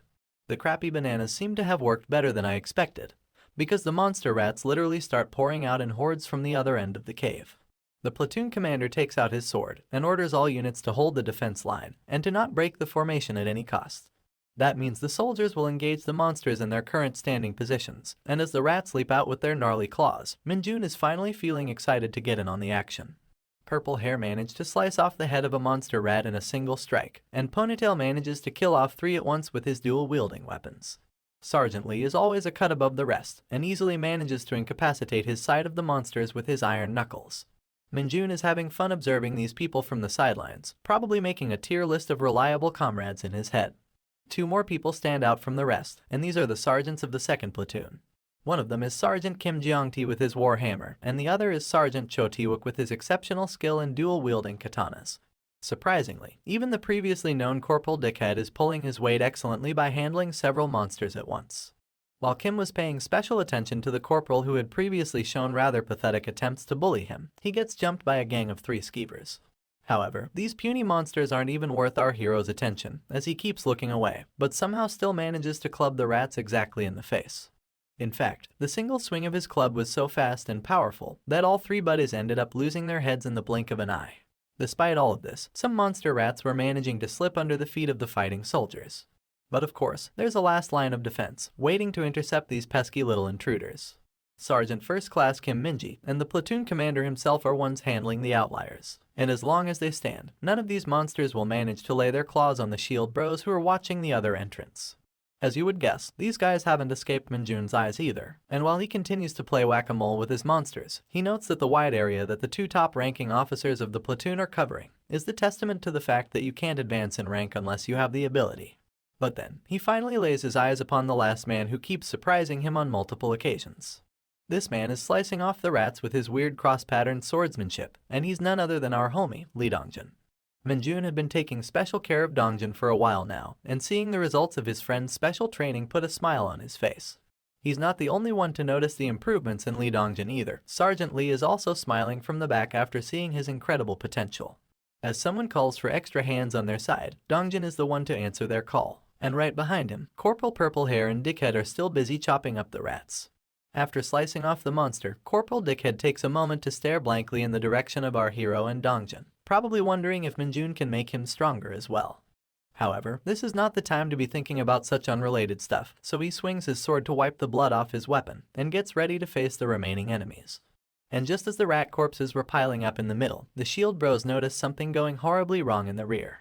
It's a fresh horde of the monster rats, and they're coming from the rear entrance which the shield bros were stationed to cover.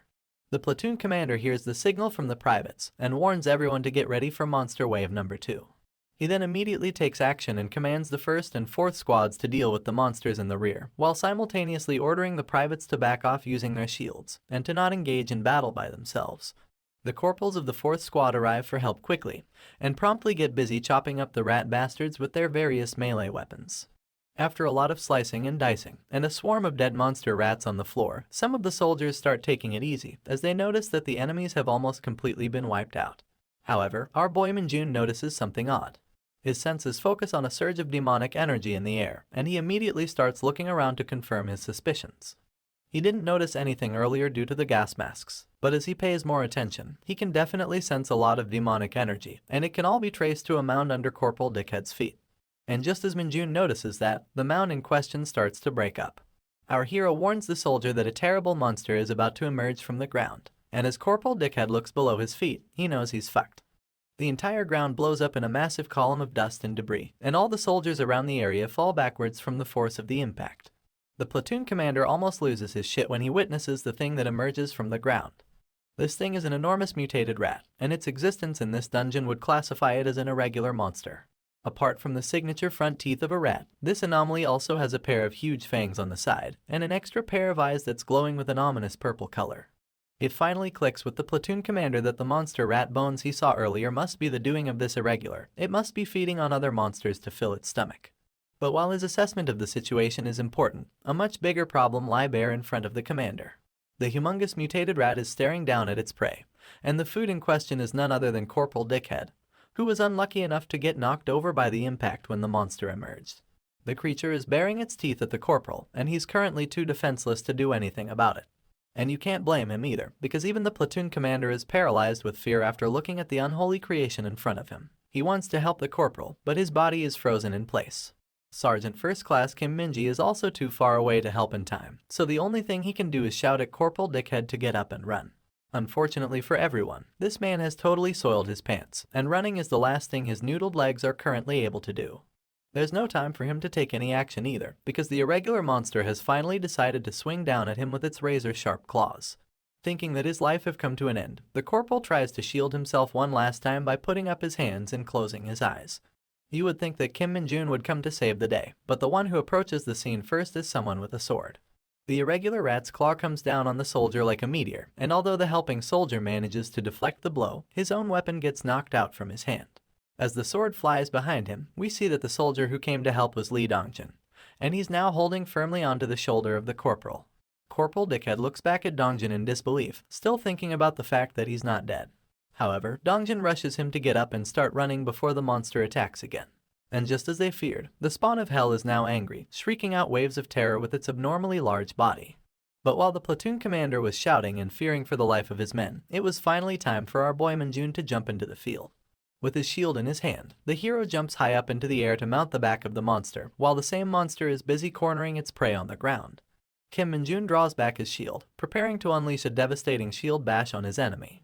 However, he takes one last look at the rat before attacking. He notes the defocused eyes of the monster and the exceptional fearlessness in its actions. There is no longer any doubt in his mind that this creature is possessed by the demonic energy. And since that much is clear, he turns himself into a literal human comet, pummeling down the face of the monster into the ground. Lee Dongjin and Corporal Dickhead jump back from the impact, shielding their eyes to protect themselves from any oncoming shrapnel. And then, out from the dust emerges a thumbs up of excellence. It's our boy Minjun, and the thumbs up is signaled towards Lee Dongjin for his valiant effort in protecting his comrade, without any fear for his own life. After seeing Kim Minjun arrive on the scene, Dongjin lets out a smile of relief. He knows that his homie will take care of the rest. So, he takes the corporal and rushes back to the defense line, where the platoon commander is shouting for Minjun to fall back, and Kim Minji is commanding the remaining corporals to get into formation. Meanwhile, Minjun is simply facing forward at the enemy. The irregular monster is up and about once again, bearing its disgusting fangs at the latest attacker. It unleashes an attack filled with demonic energy at our boy, and as we see from the aerial view, a shockwave of the purple energy starts traveling in all directions. This causes the stalactites on the ceiling to break and fall, and the platoon commander finds himself surrounded by a rain of rocks. All the dust knocked up by the stalactites act as a smokescreen for Minjun, who thanks the monster for helping him conceal the fight from the others. The gigantic monster is now going for a claw attack at our hero, almost feeling like it's ripping through the dimension itself.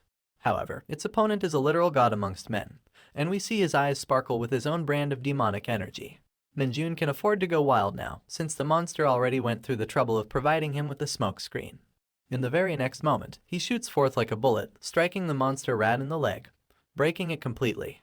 He follows up that attack with a shield rush, and manages to bash the monster with such immense force that it actually gets knocked back at supersonic speed. But it's still not over, as Minjun abandons his shield and rushes straight towards the monster to deal the finishing blows. He ends up unleashing a barrage of superhuman fist strike, and the poor monster can do nothing but screech in agony. After a few seconds, he stops his punch in midair to look at the condition of the monster. And needless to say, this poor bastard couldn't be any more dead. Its muscles have caved in where the punches landed, pieces of its ears are missing, and almost all of its teeth are gone. Seeing that, Minjun opens up his fist and begins harvesting the demonic energy of the monster. The energy leaves the corpse in waves and gathers on our hero's hand in the shape of a cackling ball, fueling him with even more power. As all the remaining energy gets sucked out of the rat, its eyes slowly start to lose the purple glow that once made it scary. And when that is over, a notification window pops up, letting our hero know that his demonic energy stat has increased by 1 level.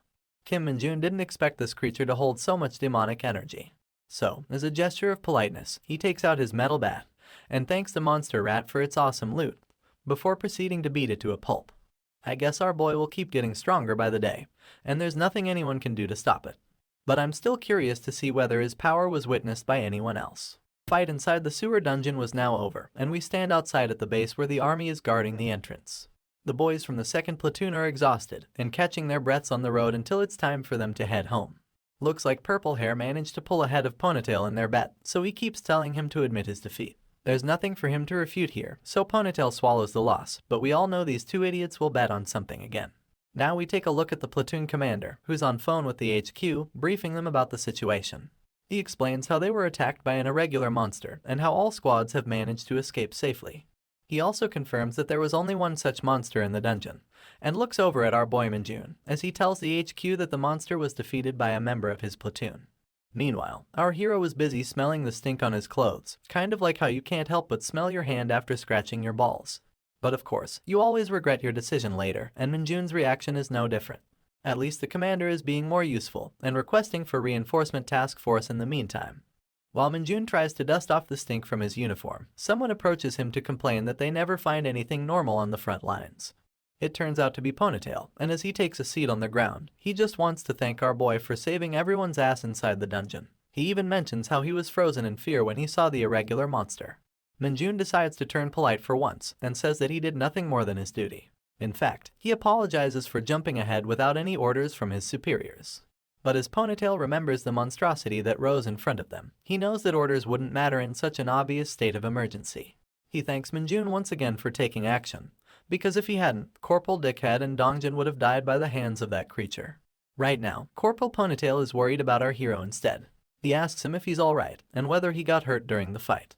Minjun doesn't say anything, but simply nods his head to confirm that he's okay. His expression tells us that he's glad to see that someone cares about his safety. But then, someone else asks him the same question, wondering if he's really not injured at all. This time, it's the platoon commander himself, and the seriousness on his face is a clear sign that he's starting to grow suspicious of Minjun.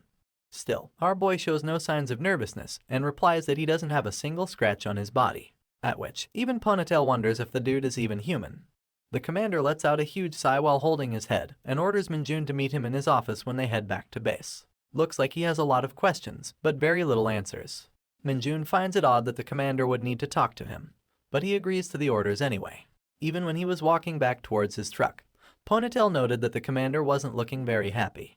Just as we see him holding his head in confusement, Kim Minji can be heard on the phone right behind him. After getting off the phone, he informs the commander that all members of the platoon have only suffered minor injuries. Dongjin has also completed his examination, and is headed back to the camp. The commander's face finally starts to lighten up when he hears that even the dickhead corporal only suffered minor bruises on his head and will be able to join the camp by tomorrow. The commander lets out a huge sigh of relief, and Sergeant First Class taps his shoulder to assure him that everything is fine. He then turns around on his feet in an attention stance and shouts the final command to all squads. He lets them know that due to unforeseen circumstances, they will finish their attempts to clear the dungeon for today. He then orders everyone to check their equipment and get ready to head back, and all units shout yes to the command. We now find ourselves back at the administrative office in the main building of the camp, where Minjun is sitting next to the commander, as the commander states that he called him here because of his report. He wants Minjun to write down in detail how he defeated the monster, and he will then submit the report to his superiors. Our boy takes up the pen and paper, but he doesn't really know what to write on it. I mean, he tried to beat the thing with his shield, but since that didn't kill it, he just finished it off with his fist. But if he writes something like that, he can't really imagine if the people at the HQ would even believe him in the first place. The commander notices his hesitation in the matter and puts down his bottle of 5-hour energy on the table. He couldn't see clearly because his vision was obstructed. But there's something he really wants to know about the fight, so he asks Minjun directly.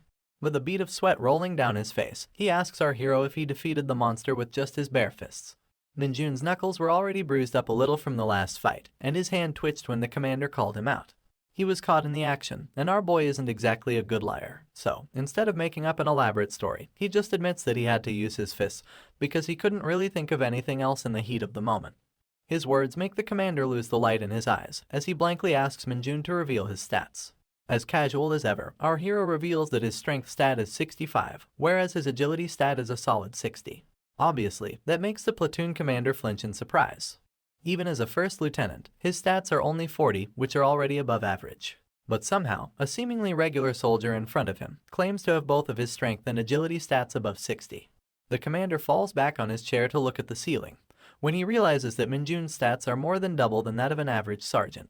He lets out a sigh when he thinks that Minjun could have been a part of the Hunter Military Academy, especially when he has such exceptional stats. But when he looks at the innocent face of our hero again, he remembers that Minjun is supposedly a high school dropout, which would complicate his enrollment into a prestigious academy, even if his talents were exceptional. Still, the commander plays his part of a responsible superior and informs our hero that if he ever plans on becoming an executive, he should take the GED tests to go to university. He further entails that once Minjun becomes a sergeant, he will be able to take up some online programs, which would help him prepare for the exams. But as you can already see from Minjun's face, he's not too keen about the idea.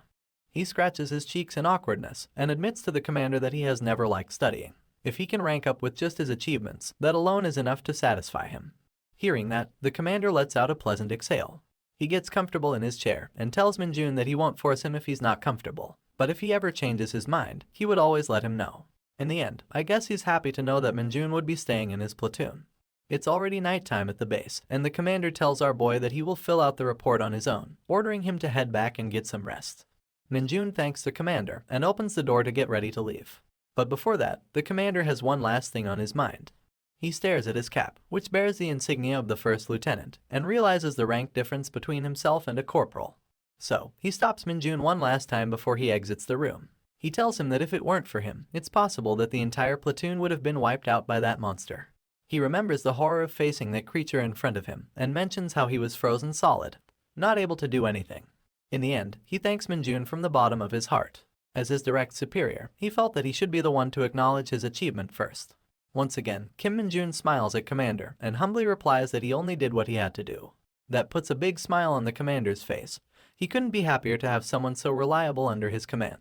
But of course, as our boy walks out of the office, we know that he's not such a simple person. It's true that he only did what he felt like doing, but the reason behind his actions wasn't the safety of his comrades. In fact, his only real priority was to obtain the demonic energy and to build up his achievements so he can keep ranking up. And speaking of his comrades, he comes across an unexpected face which kills his excitement.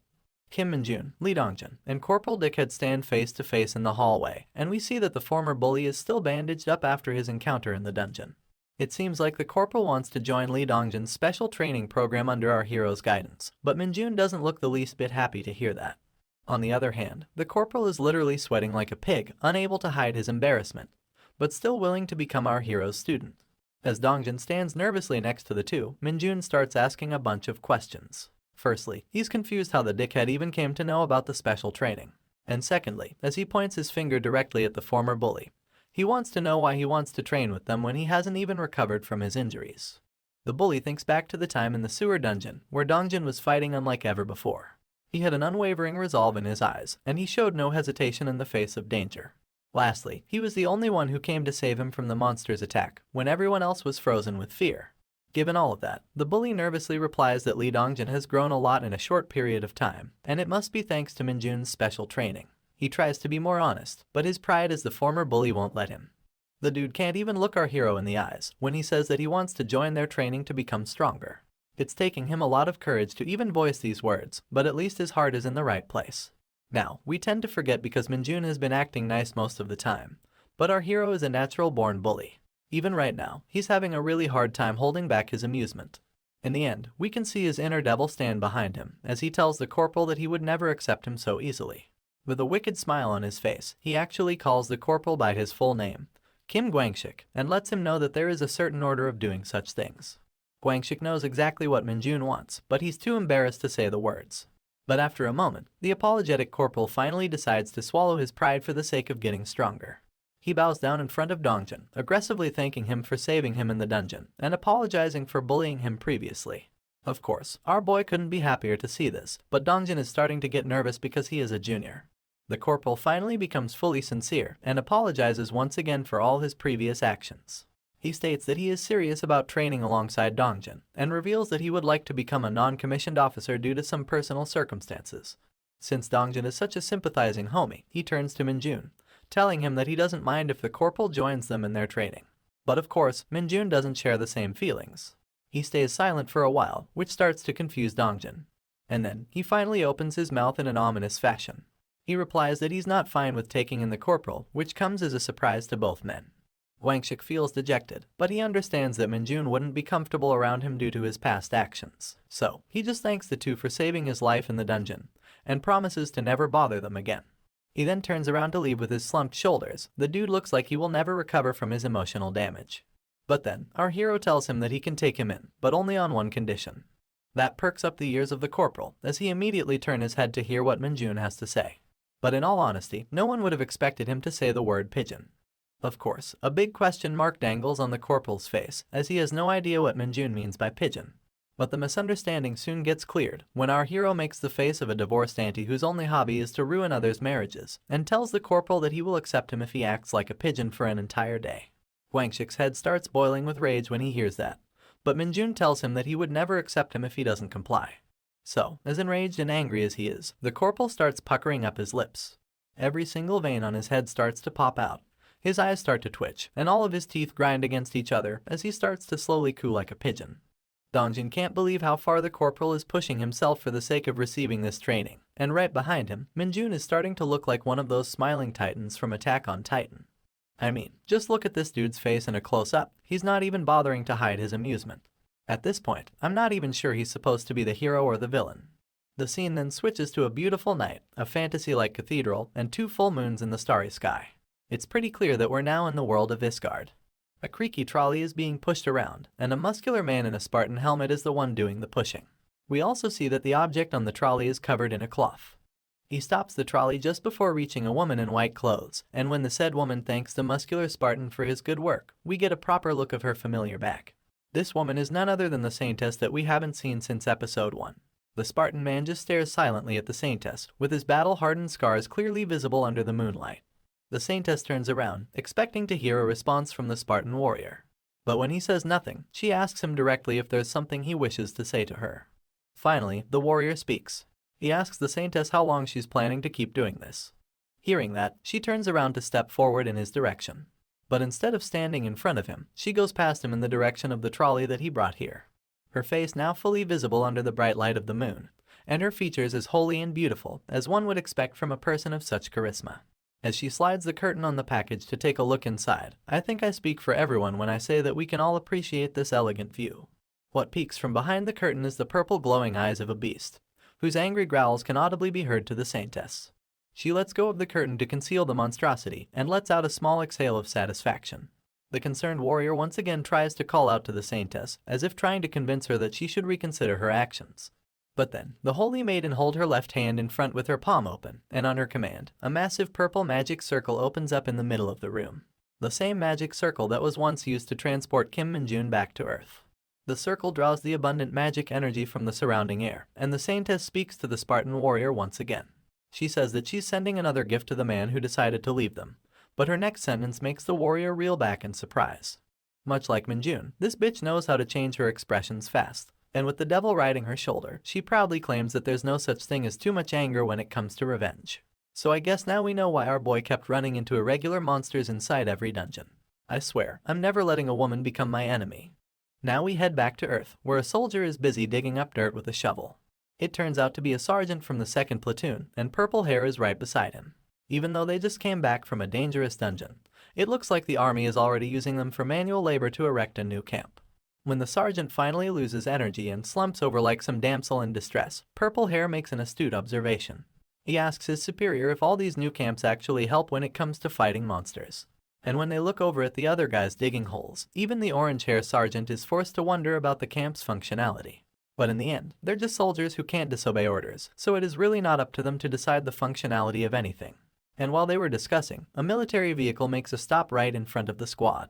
The sergeant and the purple-hair corporal both drop their jaws when they see the vehicle. Their faces tell us that they just received more work. And that is indeed the case, because the truck just brought in a material called stetl, which makes every single soldier sigh in unison. This stetl thing comes in the form of cubes, and the squad members immediately get busy transporting them, with Sergeant First Class Kim Minji handing them out from the truck. We see that Kim Minjun and his student are also hard at work, transporting the stetl cubes to their designated locations. And now, it's turn for the newest member of the main roster to make his appearance. Corporal Gwangshik is also on duty, and it feels like he has something to say. Out of nowhere, while obviously looking over-encumbered with the weight of a single cube, he starts explaining why this material is called stetl in the first place. According to him, stetl is a nickname given by the soldiers because they're not sure whether it's made out of stone or metal. This unassuming-looking cube is extremely hard and weighs a lot more than what it looks, which is precisely why the military uses this material to build their camps in different areas. Gwangshik was just about to explain how this material is actually extracted from certain dungeons, but then he notices our boy Minjun right next to him. Of course, this fucker is casually carrying 2 of these cubes on his shoulders, and they might as well feel like paper to him. Seeing one cube on his right shoulder and another one sitting on his left, the corporal is left stunned. But he should know better that anything is possible when it comes to Minjun. Realizing the same, the sergeant gives up on figuring out his unusual friend, and whispers to himself that he just wanted to explain a few things in case anyone was curious. I have a feeling that he'd be doing a lot of explaining in the future as well. In any case, the labor-intensive work of the soldiers continues, and each played their parts in transporting the special material to the camp. Minjun was sometimes seen carrying 4 cubes at once, which definitely surprised the others, but we're already past that point. When the truck gets emptied out, Kim Minji commands everyone to take a 10-minute break before starting again. As the tired soldiers make themselves comfortable on the road, Sergeant First Class Kim Minji approaches the platoon commander. He reports that he heard something unusual when he went to pick up the materials at the division headquarters, which immediately grabs the commander's attention. According to what Minji has heard, it would appear that a tin can dungeon has appeared somewhere in their area. As soon as the soldiers hear that, they all start losing their shit immediately. It almost feels as if they heard about the existence of a taboo. They all want to confirm that they hear correctly and start calling out to Kim Minji. All of the corporals and sergeants look scared and almost start crying out of desperation. They even start clinging to Kim Minji, begging him to let them sit out on the next raid. It looks like these guys are tired and would rather not deal with anything more troublesome. However, Minji tells them that they're still investigating the matter. Seeing the whole commotion, our hero gets confused about what's happening. Corporal Gwangshik notices his confusion from across the road, and the smug look on his face tells me that he's about to start another one of his random explanations. And just as we get a zoom in on his face, his annoying chuckle confirms all of my suspicions. According to Gwangshik's monologue, the tin can dungeons are quite special. Hunters refer to them as such when they meet certain criteria. Firstly, such dungeons are larger than normal. Secondly, the number and variety of monsters within these dungeons are above average. Thirdly, they neither have bosses nor any high-risk monsters inside. When all of these conditions are met, the resulting dungeon is called the Tin Can Dungeon. They are the perfect place for hunters to accumulate real battle experience, so they're often used as locations for divisional training within the military. In fact, this process has a name of its own, and according to Gwangshik, it's called the Hunter Field Maneuvers. Now we all know about the importance of his explanation, but our boy Minjun is simply confused about who the corporal keeps talking to. One more look at Gwangshik's empty face, and I'm telling you right now that he has officially become one of those explanation characters in manhwas. And it looks like he has realized this too, as he looks to the side and whispers that he just felt like saying shit because someone might be curious. I guess he has already accepted his new life. In any case, Minjun is a bit curious to know about the hunter field maneuvers. But when he turns to the side, the desperation of other sergeants in front of Kim Minji makes him feel like he might not need that training anyway. As Minji was just about to lose his patience with these idiots, the platoon commander stated that they don't have the option to skip this training. Not to mention, it's the perfect opportunity for the soldiers to build up their accomplishments. And of course, the word accomplishment is sure to get our boy's attention right away. He thinks about all the awards of excellence he might be able to stack up by participating in such trainings, and suddenly, he's the happiest man on the planet. He feels glad that he decided to join the front lines, because this gives him the best opportunity to stack all of his achievements. But just as he was feeling excited, he noticed a creepy face looking directly at him from inside his shadow. Minjun's excitement quickly faded to nothing, and he asked his tiny summon what the fuck it's doing here. Tiny did nothing but smile back with cuteness, and our hero stepped foot on his face to eliminate his cuteness. He squats over the little bugger to conceal its presence, and looks over at the others to check if anyone noticed. Thankfully, they were still busy whining about the training.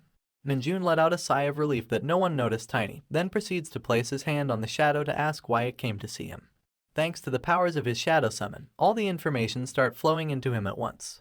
He sees the image of two executives of the Hunter Corps walking inside a hallway, talking about requesting reinforcements because an irregular monster has been sighted.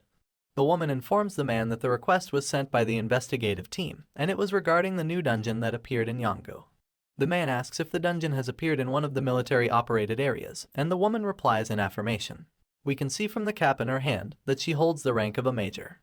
She entails that 2 members of the investigative team lost consciousness inside the dungeon, which is a phenomenon that has only made its appearance recently.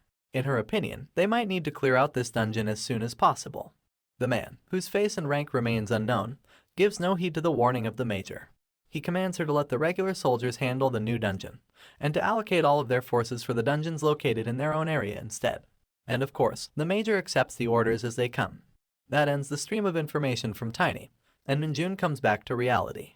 He looks down at his little friend with a smile on his face, and Tiny over here is looking hella cute as ever. But of course, Minjun steps on him anyway. He stands tall over the struggling minion with an ominous smile, and says to himself that he's going to take a day off soon. It would seem that he's planning to enter the dungeon on his own, but we already know that the Saintess has prepared for him another surprise. The story continues with a bright sunny morning in a normal residential area. Our boy was busy packing some stuff for his vacation that he applied in order to explore a rather peculiar dungeon. We see him putting on his hoodie, and his Hunter Corps uniform can be seen in a paper bag on the floor. The boy zips up his clothes and gets ready to leave. But before stepping out of the apartment, he takes a look at his surroundings. His eyes focus on a family picture, where his platoon commander can be seen with an elderly couple, most likely his parents. Going back in time for a bit, the platoon commander was a bit pleased to see that our hero was trying to take a vacation, which is also why he overworked while transporting those stettles. He comments that Minjun is really something else, and our boy's eyes sparkle as he thanks the commander. I mean, it wasn't really a compliment, but the commander is more concerned that Minjun's previous apartment is in a restricted area, and he doesn't really have a place to stay. When asked about where he spent his last day off, our boy meekly replies that he just stayed inside a PC room. The commander had figured that to be the case, so he has an alternate option in mind. He gives Minjun a key to an apartment, where he asks him to spend his day off comfortably. He explains that the apartment belongs to his parents, but since they're away on some business, it's completely empty. Minjun feels that the commander is being overcourteous, so he tries to refuse the offer. But of course, the kind superior won't let that be the case. He sighs and takes out a paper from his pocket, which contains the address of the apartment. He entails that it's a bit further from the camp, but it's still a much better place to live than a PC room. Minjun takes a look at the address, and since it's actually quite close to where he wants to go, he feels like it's not a bad place to stay. In any case, the commander doesn't care if Minjun stays in the apartment or not, but he tells him to take the key with him anyway and have fun with his day off. Rather awkwardly, our boy ended up accepting the offer and guessed that means that he now has a place to stay. Meanwhile, the commander was back in his office, leaning back in his chair and letting out some big sighs. He gets up to look at a certain report, which seems to be the reason he was a bit worried in the first place. You see, this report is about our hero, which states clearly that his entire family has been missing. It's rather concerning for the commander, because a person of unknown origins and unlimited potential is always a cause for concern. Regardless, he chooses to believe in his instincts, and looks the other way, hoping that Minjun would be one of the good people. And now, we come back to the family picture, which our boy is still staring at. Zipping up his hoodie completely, he takes one more glance at the commander's family, probably reminiscing something about his past. However, it is now time to go, so he puts on his hood. and slowly exits the apartment, completely ready for the adventure ahead. After traveling for a bit, our hero gets off on a bus terminal and resumes the rest of his journey on foot. While on his way to the dungeon, he reminds himself about the details of this mission. From what his little summon managed to gather, the dungeon is supposed to be open inside a deserted school in this area. Moreover, all units are advised to stay 1 kilometer away from the gate and control the civilians. As expected, the military barricades were soon in sight, and the troops were standing on guard to stop any civilians from proceeding further. Of course, our hero isn't a normal civilian, so you can see him sneaking off through the roofs above. After a few hops and some parkour, he lands in an alleyway, completely behind the defense line of the military. He eventually finds himself behind an electric pole, seemingly staring at his target.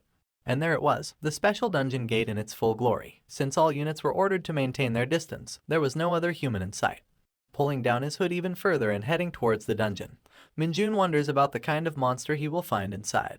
But he finds it a bit annoying that Tiny the Shadow Summon returned without completing its duty. It could have waited to identify the monster as well. In any case, as our boy calmly steps foot inside the cackling gate, he tells himself that he can simply choose to run if things get too dangerous. And then, a notification informs him that he has entered the dungeon. It's nighttime inside the dungeon's space, and you can see a lot of dead trees around. As usual, Minjun trudges through the terrain without a single care in the world. But as he passes through the forest, he notes that the area is quite humid. Eventually, he comes to a stop as his eyes lay upon something peculiar. He finds a broken sword on the ground, the likes of which the Hunter Corps units use very often. As he bends down to inspect the weapon, our hero wonders if a battle took place in this spot. But as he was staring, something felt odd. He could feel the presence of a creature trying to hide in the bushes, so he called out to it directly. Minjun openly told the creature to stop wasting its time and come out if it's hostile. And the next thing we know, a huge thing dangles over a pair of legs, and we can see our boy staring directly at it. Thank God it was just the cloth. I would have lost my shit if this was something else. In any case, the eyes of this creature glow ominously with the same purple energy that we always notice in other demonic monsters. It has a really huge and bulky build, and for a second, Minjun wonders if the creature is a goblin. He then takes a second guess, calling it a kobold, because goblins aren't usually so big. But whatever the creature is, its size is unusual for its species, which definitely puts our boy on guard as he gets up from the ground. He gets himself into a fighting stance, wondering how the investigative team managed to come alive after facing off such a monster. In the next instance, the massive creature leaps off the ground, and we can see him in the air, going directly for our hero. With a burst of the demon energy, the creature attempts a swipe attack at Minjun, which he dodges immediately. He takes this chance to go on the offensive, and aims a punch towards the monster. As always, the punch explodes in the face of the demonic bastard, with shockwaves of Minjun's energy scattering in all directions. However, as the flash of the impact dispersed, our boy laid his eyes upon a sight he hadn't experienced in a while. You see, the demonic creature was not only unharmed, but it smiled in the face of its enemy. But as soon as it opened its mouth to bite his hand, our hero shifted gears, knocking up the creature with an explosive kick to its face. The impact of the kick was so high that the monster was lifted a foot off the ground. With the agility of a cat, Minjun managed to land on his feet after the attack, keenly observing the impact on his target. And as it turns out, the monster was still fine, and it actually managed to absorb the impact from the kick as well. This is quite possibly the sturdiest opponent that we've seen our hero fight. The creature is not only sturdy, but also pretty reckless as it continues to swipe its claws at our hero. Minjun dodges the attack once again, but this time, you can tell from the smirk on his face that he prepared something extra. The creature's leg starts getting sucked into the ground where our hero was previously standing, and a notification informs us that he has used the D-rank corruption skill on the ground. It turned the solid earth into quicksand, and the monster's leg kept getting sucked inside. This was the perfect time to resume the attack, so our hero started rushing straight towards the demonic creature with his superhuman speed. He followed up the dash with an onslaught of powerful blows, each landing on different parts of the monster's face. Even while pummeling his enemy to death, Minjun was impressed by the monster's tenacity. It wasn't even trying to block. And then, as one more punch goes for the creature's side, a bluish hue lights up in the shadows. It swiftly blocks our hero's attack, which is the first time the monster tried to defend himself since the start of their fight. As the counter swipe reaches for our hero's face, his eyes get fixed on the blue light from before. As expected, something is definitely shining at the sight of this weird troll-like monster. But in his fixation, Minjun lets down his guard and gets rocket launched by the swipe. As always, he manages to land on his feet, and the monster is just growling without moving from its place. This is the first time an attack has landed on Minjun since his return to Earth, and the fucker managed to rip up his brand new hoodie. Now that things have gotten this far, our boy looks at the broken katana again, and equips himself with the weapon. Pulling back his hoodie and getting up from the ground, he looks at the monster to comment that his enemies on Earth so far have been nothing better than ants. However, he calls the troll a rhinoceros beetle, which is probably the highest praise it has given to any monster. The angry creature screeches at the top of his lungs, his ugly nose covering his entire mouth. And right away, it comes swinging at our hero with yet another powerful swipe of his massive hand. It goes without saying that the monster's jaw remained open, and its eyes started to show a hint of fear, when our hero not only didn't budge from its attack, but looked him dead in the face, commenting that a bug is still nothing more than a fucking bug. Minjun was now pissed at the monster, too pissed at it to give it a peaceful end. And with veins popping up on his face, he stabs the creature's side with his broken sword, demanding it to pay him back for his new clothes. Finally, the troll bastard had a reaction, and it opened its mouth wide to screech in absolute pain and agony. But our boy wasn't done with it, so he winds up another heel kick to smash the monster's head. His kick came down with lightning speed, and the effects of the attack made his eyes glow in adorable rage. However, the aftermath of the attack wasn't quite so adorable, as the troll was now a bloody mess, and Minjun stood on its smashed head as the victor. Naturally, the next step was to absorb all of its demonic energy, and just as usual, it started to gather in our boy's hand as a ball of purple lightning. After that, we're bombarded by a wall of notifications, each notifying our hero that his demonic energy stat has increased even further. Eventually, another notification informs us that since the demonic energy has reached a certain threshold, Minjun has the Dark Arrow skill. After the unlocking of the Dark Arrow, his Night Walker skill gets enhanced, and a new skill called Basic Swordsmanship is added into his arsenal. Excited by such plentiful rewards, Minjun gets curious and calls out to the status window to see his current stats. As the status window comes out, we get to see all the newly added skills in his information. Upon further inspecting the skills, we find out that Dark Arrow is a skill that uses demonic energy to shoot an intangible projectile. On the other hand, Basic Swordsmanship can slightly increase our boy's proficiency with swords. At the moment, both of these skills are ranked E. Minjun absolutely loves the fact that he has now unlocked a long-range attack option, but he's a bit confused why Basic Swordsmanship was added.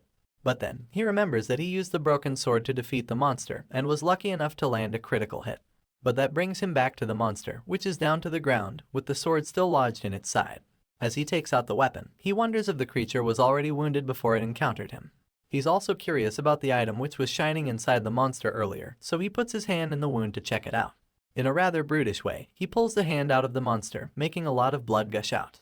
He looks back to take a peek at the item he found, and inside his bloodied hand, the thing that he finds is a little peculiar. It seems to be a piece of metal, with very sharp edges that are designed to penetrate deep.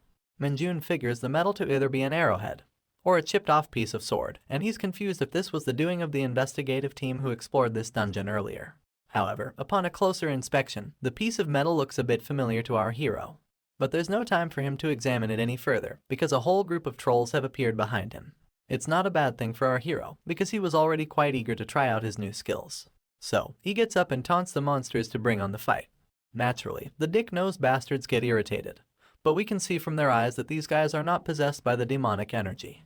Not that it matters to Minjun, because as he summons his energy to create the dark arrows, he knows that he's going to blast some monsters anyway. It is finally time to witness the power of a proper E-rank offensive skill, and our boy has never been more ready. The arrows shoot out from both his hands, each traveling an unpredictable trajectory, but heading towards their target nonetheless. Each arrow manages to take down Brian and Steve, while John just stands scared in the middle.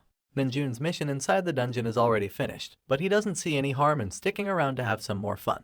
However, what's considered fun for Minjun is a nightmare for John, and he knows that he's royally fucked. Our boy will make sure to not only make some lasagna out of him, but also add all of his friends to the mix. After that unholy incident, a few hours pass by, and the gate inside the deserted school is still unguarded by any military personnel. Minjun eventually pops out of the gate, but you already know that he had a lot of fun. As he steps onto the solid ground, he looks back to confirm that he has finished clearing the dungeon. And since the trivial matters are out of the way, it's time to make some proper use out of this vacation. And in Minjun's case, that means spending the rest of his time playing Dungeon Power Fighter.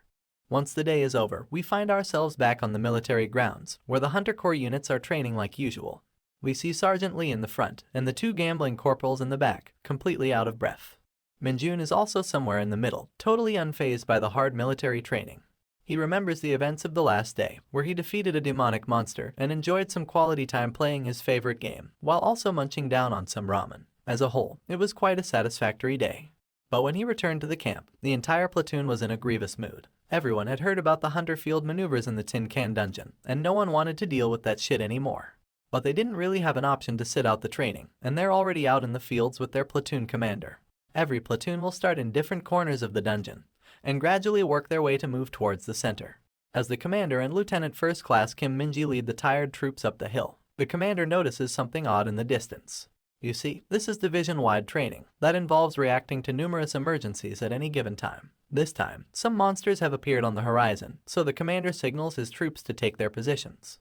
The corporals take up their weapons as soon as the emergency is announced, but our boy Minjun is just excited about it in the back. Up at the top of the hill, numerous black balls roll down towards the platoon, and as they come closer, we see that these balls are actually blood-sucking monsters with razor-sharp teeth. Funnily enough, the commander calls them the Dark Balls, and since normal firearms are effective against them, he orders his troops to sheathe their specialty weapons and take up their guns. All units get in their positions in a matter of seconds, fully ready to fire on command. Minjun also squats down to take aim with his rifle, and as we get a zoom in on his face, you can instantly tell that this dude finds this training to be the most fun out of anything so far. With their positions at the ready, the commander orders his troops to shoot at will and take down all their enemies. One by one, the soldier starts unloading their cartridges, and with each bang of the shot, a new ball gets popped. Even so, these fuckers were moving at such fast speeds that some bullets were bound to miss. That didn't stop the soldiers from shooting them though, and Kim Minji warned everyone that unlike my own balls, the Dark Balls are well known for their tough skin. And since they can also float in the air, they're harder to apprehend with melee weapons. But the balls were growing bigger and darker as they grew closer to the units, and the commander was starting to notice that they're too close for comfort. He immediately orders all units to cease the fire and start getting ready for close combat. Right now, there are only 3 of these monsters remaining, but dealing with them can get hard if they manage to suck on some human blood, which is why the commander asks everyone to be careful and not get bitten. Minjun can guess that it's probably game over once you get bitten, and if a lot of his teammates get wiped out in this manner, their platoon's score will hit rock bottom. Just as he was busy pondering that, one of the balls managed to lunge at the front units, who were a bit too nervous to react properly. Of course, our boy can't let his score take the fall because of some newbies, so he jumps into the fight himself. Approaching the free-falling ball, Minjun calls out to Sergeant Lee so he can get ready. And immediately, as the dark ball comes down, he kicks the thing up in the air with his incredible soccer skills. Sergeant Lee and the rest of the units are left staring at the bizarre sight in front of them, because the ball was shot up straight on a vertical axis, and it wasn't showing any signs of slowing down. Heck, even Kim Minji and the commander are just looking at the thing go up. Minjun has a proud look on his face, but if he could openly shoot the targets with his dark arrows, he knows that this would be a lot easier. Anyway, the troops took point and started to shoot at the dark ball while it was still in air. And of course, the monster exploded immediately upon being blasted. Following its demise, our boy sends another pair of big black balls into the sky, and the commander told all his troops to fire at will while they were still in the air. In a matter of seconds, the hill was littered with black matter of the monsters, and none of them were left alive. The troops finally had some room to breathe as they stood there silently to restore their energy. The commander announces a well-deserved 10-minute break and asks everyone to look for injured members in their respective squads. If anyone is harmed, he is to report to the commander immediately. With that, the commander taps Minjun's shoulder for a job well done, and our boy gets some more thumbs up from Sergeant Lee, and Corporal former bully as well. Lee and Guangshik accidentally meet eyes with each other, feeling a bit awkward while they're simultaneously commending a former junior. And with that weird exchange, the two decide to go their separate ways. Meanwhile, the other 2 sergeants take a seat on the ground, so exhausted that they can feel their souls leave their bodies. Orange Head comments why the training is so much more difficult than usual, because they have already gone through a great deal of monster encounters. The Sleepy Eyes replies to his comment that he's not sure about the reason, but he has heard some rumors that this may not actually be a tin can dungeon. When the Orange Head asks him what he means, the dude replies that according to some other platoons, there was apparently a boss inside this dungeon. But when the designated team went to clear it, they were left stunned by the sight before them. The monster was some sort of giant elephant, and it was already defeated by a familiar face. That familiar face was none other than the living celebrity of the military, the 2-star Hunter Corps officer. And judging by the blood on his fist, you can guess that he defeated the giant monster with his bare hands. He approaches the soldiers after noticing them, and the poor guys start shaking in their boots. The 2-star had nothing but a huge smile on his face, claiming that since the boss monster has been defeated, they can use this dungeon for the divisional training. Sleepy Eyes explains that killing the boss would close the dungeon, so they captured it alive in its incapacitated state, and are keeping it somewhere in a cave so the dungeon be used for training. Needless to say, this makes the 2 sergeants cry out in streams of tears. Their sorrow is only further intensified when Kim Minji hugs them from behind, telling them to get off their asses because the break was over. He drags the 2 sergeants away to get going, and Minjun over here was quite pleased with their talk from earlier. He had an idea, but he's now sure that the 2-star from the Hunter Corps is actually pretty good, and he's possibly looking forward to meeting him again. The platoon was now following their map once again and headed towards their destination. But just as the commander reached the top of the slope, he noticed something odd while signaling his troops to stop. The thing that he saw was so surprising that it left him with a meme face of absolute shock. The other units all started noticing the same as they reached the summit, each showing an expression of puzzlement on their face. Minjun was no different, as he looked down below and recognized a certain man.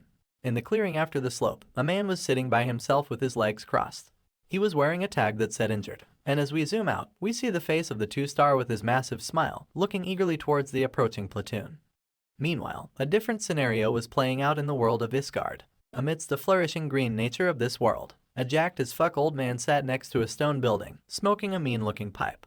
His ears perked up as he heard someone approaching, and when he looked up, the giant Spartan warrior was standing in front of him, with his hand over the sword on his hip. The old man comments that the warrior has come back really soon, and the Spartan shrinks in embarrassment when he adds that he must have broken his weapon again. But the old man knows that the loyal warrior was probably only taking care of the saintess's dirty business, so he asks him to hand over the sword, which the warrior does so politely. I guess this old man is probably a blacksmith, and as he looks at the weapon, he can't help but wonder how it got into such a bad shape. So when he inspects the blade up close, he asks the warrior if he had been hunting demonic monsters. The story continues at the central dungeon assembly point, where a bunch of military officers are discussing something important at one of the camps. The name of this glasses-wearing man is Ko Jiangxiao, but we'll call him Colonel Ko for the sake of simplicity. Colonel Ko is a battalion commander in the 104th Division, and he's currently worrying that something might go wrong in the Tin Can training dungeon. The person on the other end is Colonel Jiang, commander of the 1st Battalion in the same division. He states that the training is being held because the higher-ups are worried about the gradually decreasing combat power of the soldiers. Even so, Colonel Ko isn't pleased with the idea. He thinks that they're pushing the poor men too far. That's when Colonel Junbium, the 2nd Battalion's commander, walks into the tent, holding an assault rifle over his neck. They all salute each other, and Colonel Junbium asks for the whereabouts of the division commander. The 1st Battalion commander snickers, while Colonel Ko nervously tries to answer the question. A huge shout is heard from the tent when Colonel Junbium hears that the division commander is currently inside the Tin Can dungeon. The fat man simply laughs wholeheartedly, claiming that they should know about the troublesome nature of their division commander. There's no one in the military who can stop him. But that doesn't reassure the poor Colonel Junbium, who's worried why such a monstrous man has gone over to see the training of his soldiers. That's when the glasses dude steps up with the answer. Like every glasses character in any manhwa ever, the dude adjusts his frames to create really needless suspense. He states that the division commander said something before leaving. He said that there is a certain soldier he wants to see in action with his own eyes. And with those words, we come back to the man in question, the 2-star smiling emoji, the commander of the 104th Division, who sits patiently at the center of the dungeon.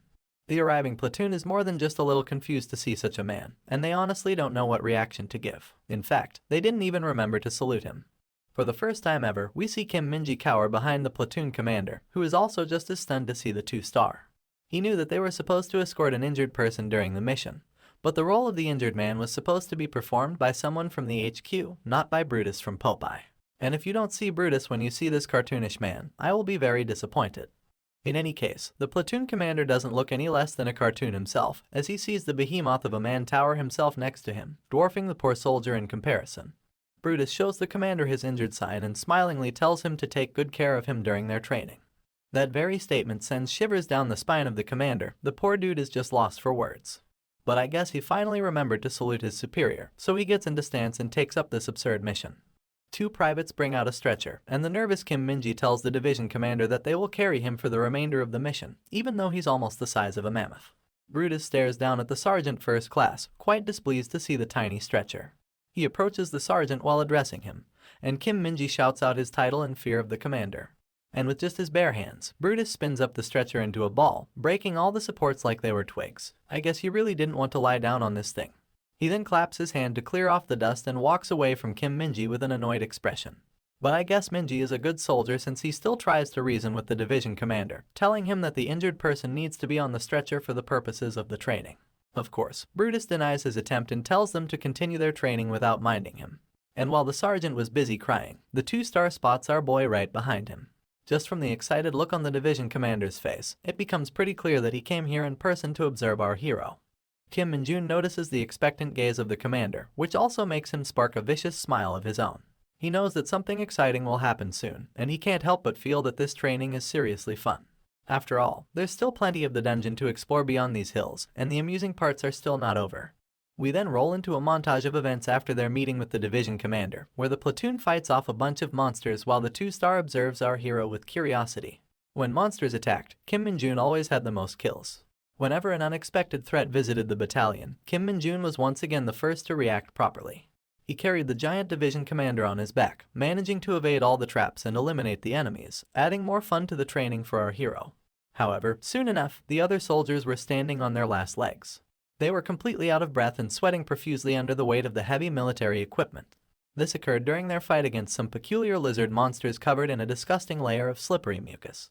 One of the privates swung his sword with his remaining strength, landing a slashing attack on the weird lizard.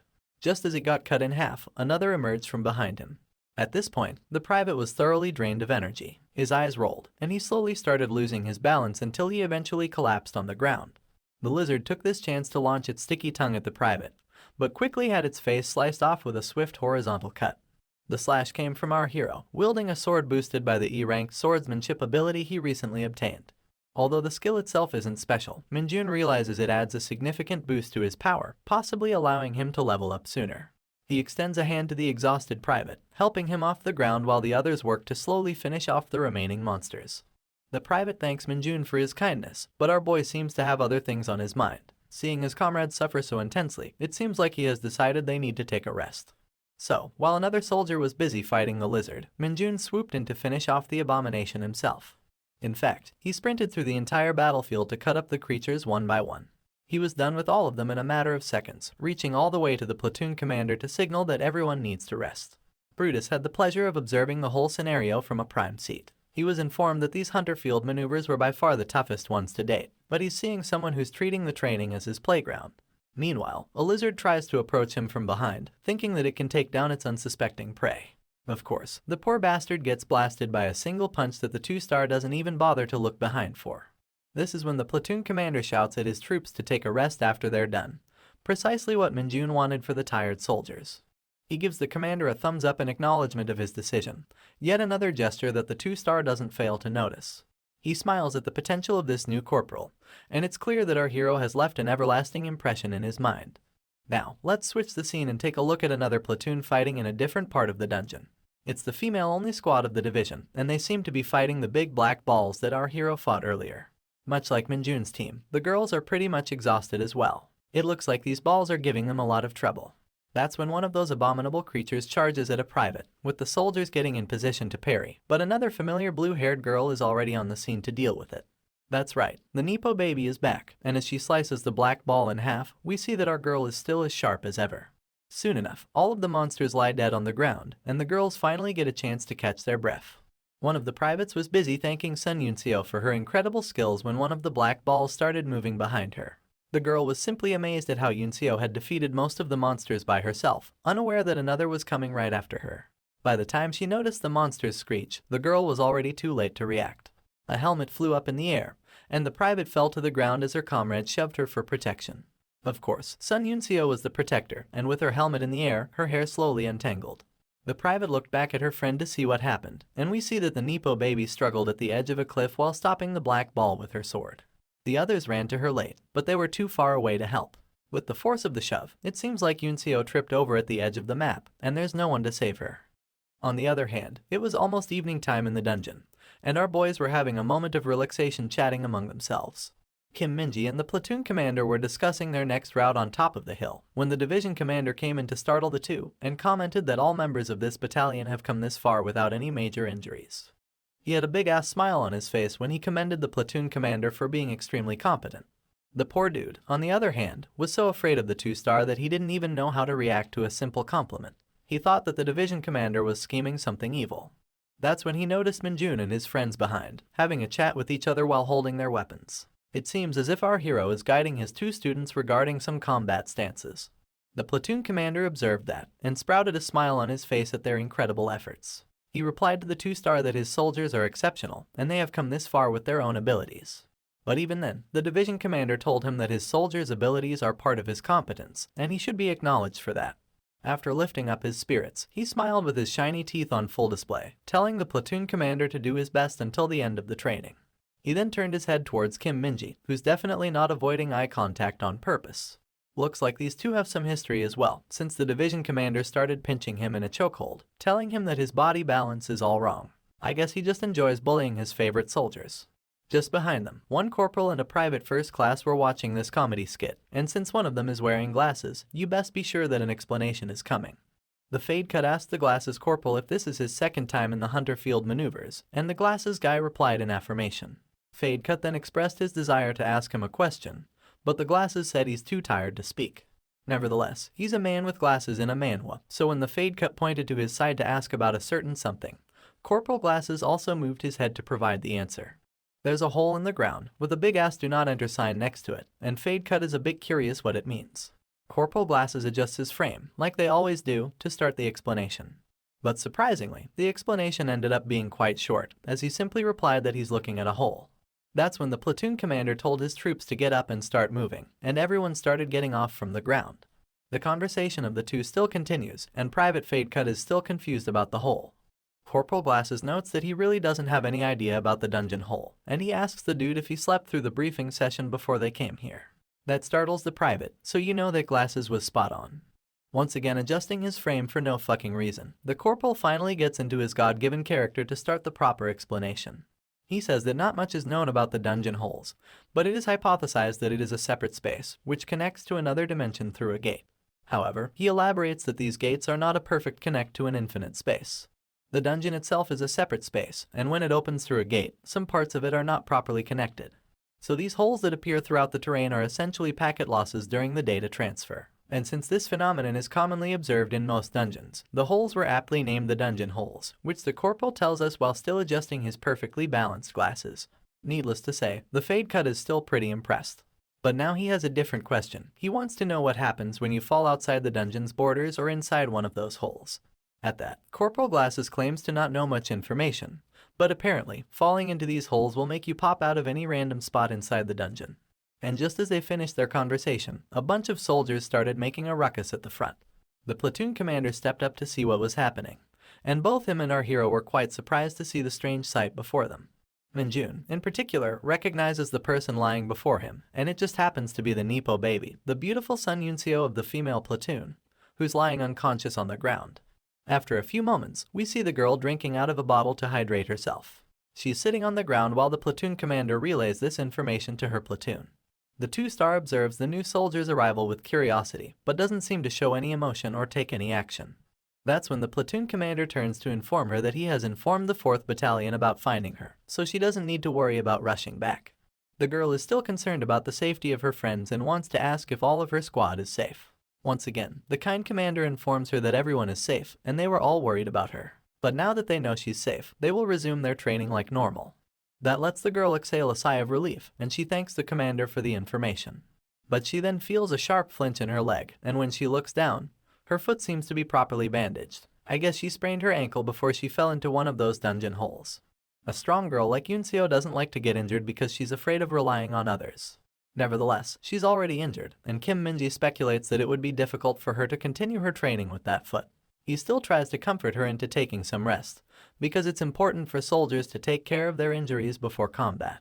The platoon commander shares the same sentiment. He informs her that someone from the HQ will arrive soon to fetch her, but it also means that her training session has come to an end for now. The girl expresses her protest to that. She wants to continue her training.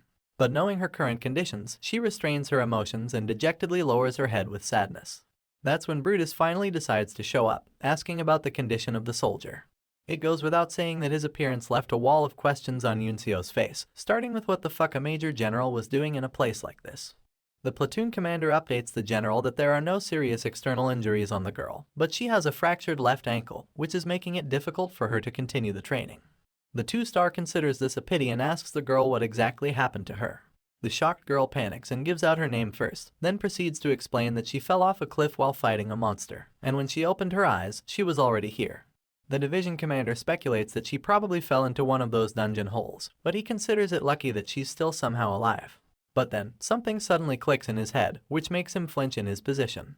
He asks the girl for her name once again, and the Nepo baby replies that she's a private first class and her name is Sun Yunseo. The division commanders seem to have an overreaction at that information. He yells if she's actually the daughter of Sun Tiho, who belongs to the 4th Company of the 4th Battalion. The girl seems a bit shy of her status, but reluctantly agrees with the general since he was right. In the very next moment after hearing her say that, the man puts on his injured tag on our girl and frantically starts looking around for someone in a panic. Everyone else in the platoon looks dead tired and unable to be of any use, but there's someone here who still looks to be in perfect condition and is even training his friends for combat. The Major General calls out to Kim Minjun, which makes our boy look in the direction of his voice.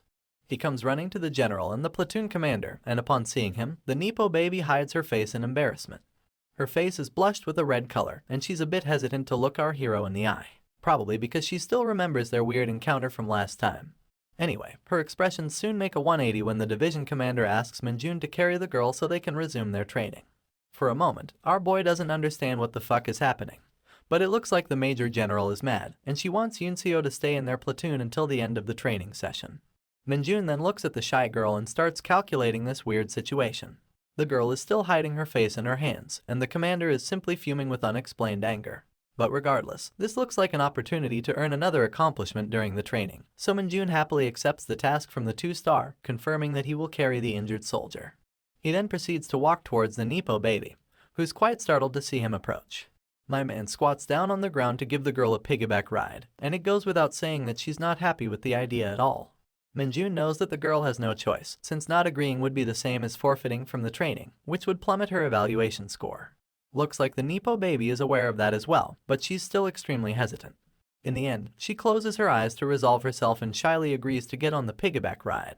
Our hero couldn't be happier to hear that, as it means he's well on his way to unlock a new achievement with the general. The others look at Minjun like he's a monster, not understanding where he gets his bottomless stamina from. But they're happy since they don't have to carry a person instead. Our hero picks up the girl on his back, and the platoon commander walks next to ensure they're okay. He tells Minjun to follow Vice Commander Kim Minji on the back and let him know if he gets tired and needs rest. Of course, this bastard over here doesn't have any intention to rest, and it's not like he's gonna get tired either, he's just too happy at the prospect of a new achievement. He looks at the Nepo baby with the same excitement, thinking of her as a ticket to his bonus. Of course, the girl averts her gaze to avoid looking into his eyes, she's still too shy about their last encounter. Not that it matters to Minjun, this dude is just busy grinning at such an opportunity. Meanwhile, the division commander observes the two from behind while still showing an unexplainable look of discontent.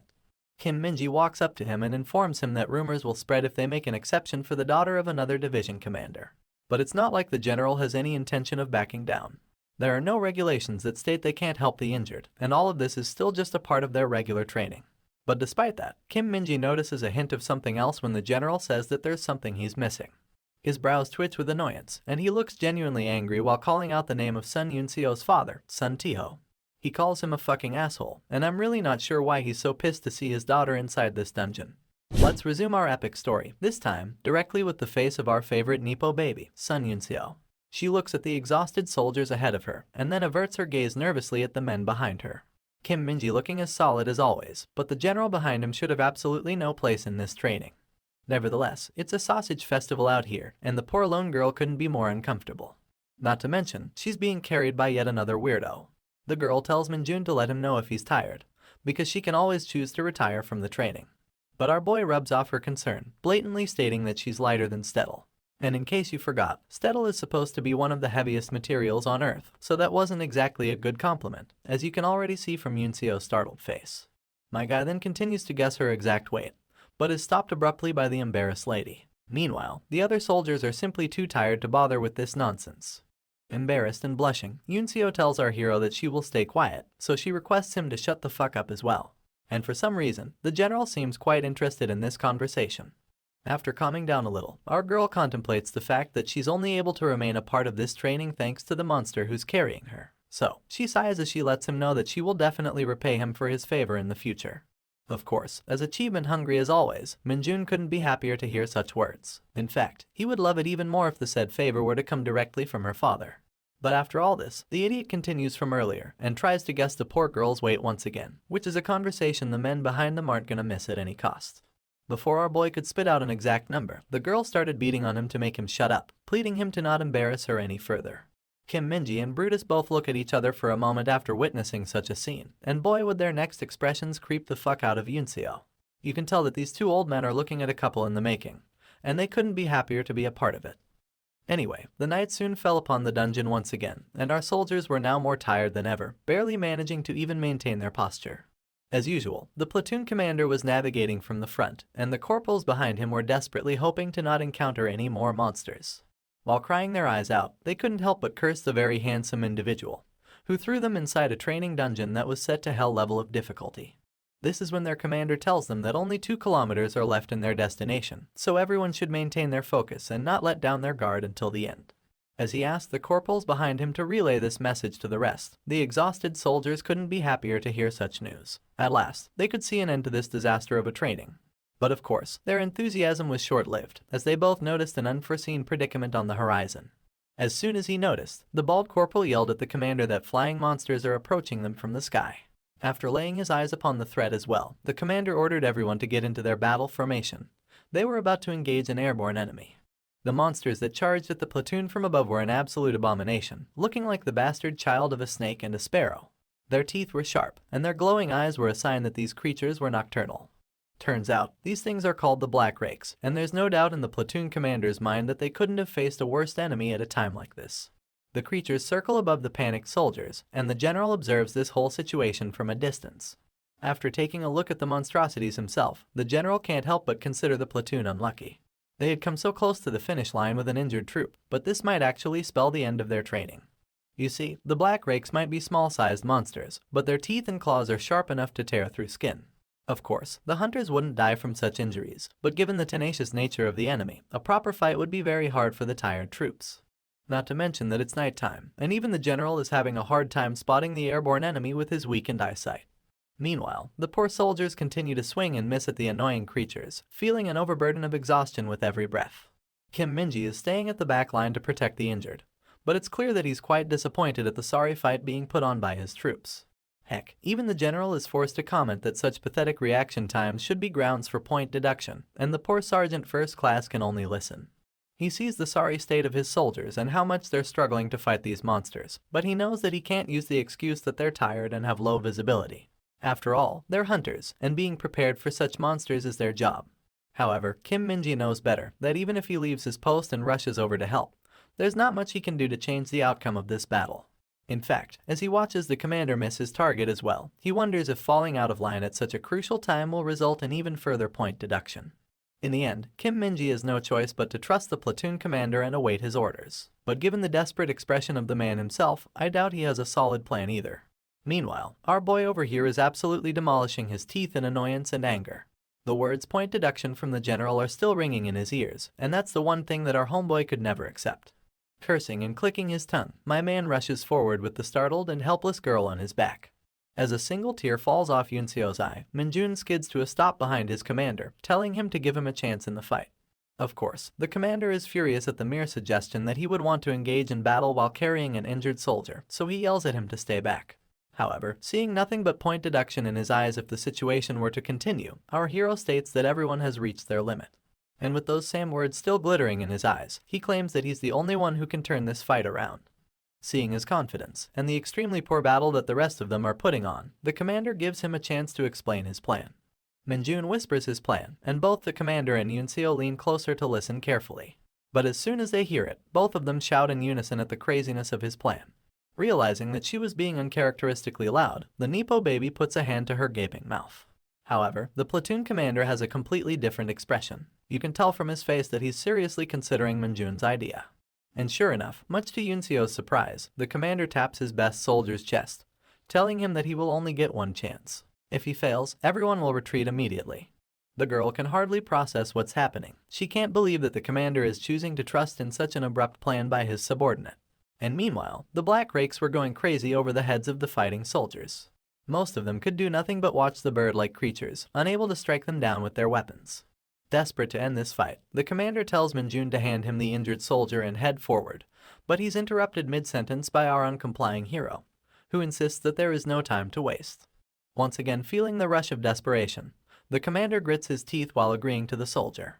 So, Minjun rushes ahead while carrying the Nepo baby on his back, while the commander orders everyone to clear a path for the corporal and get ready to open fire at the enemy.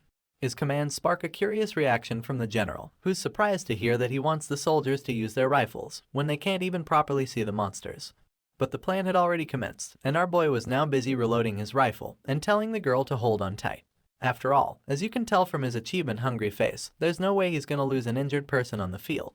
At this point, Yunseo has absolutely no choice but to follow his directions, so she closes her eyes and grabs on tightly to the lunatic's body, bracing herself for what is to come next.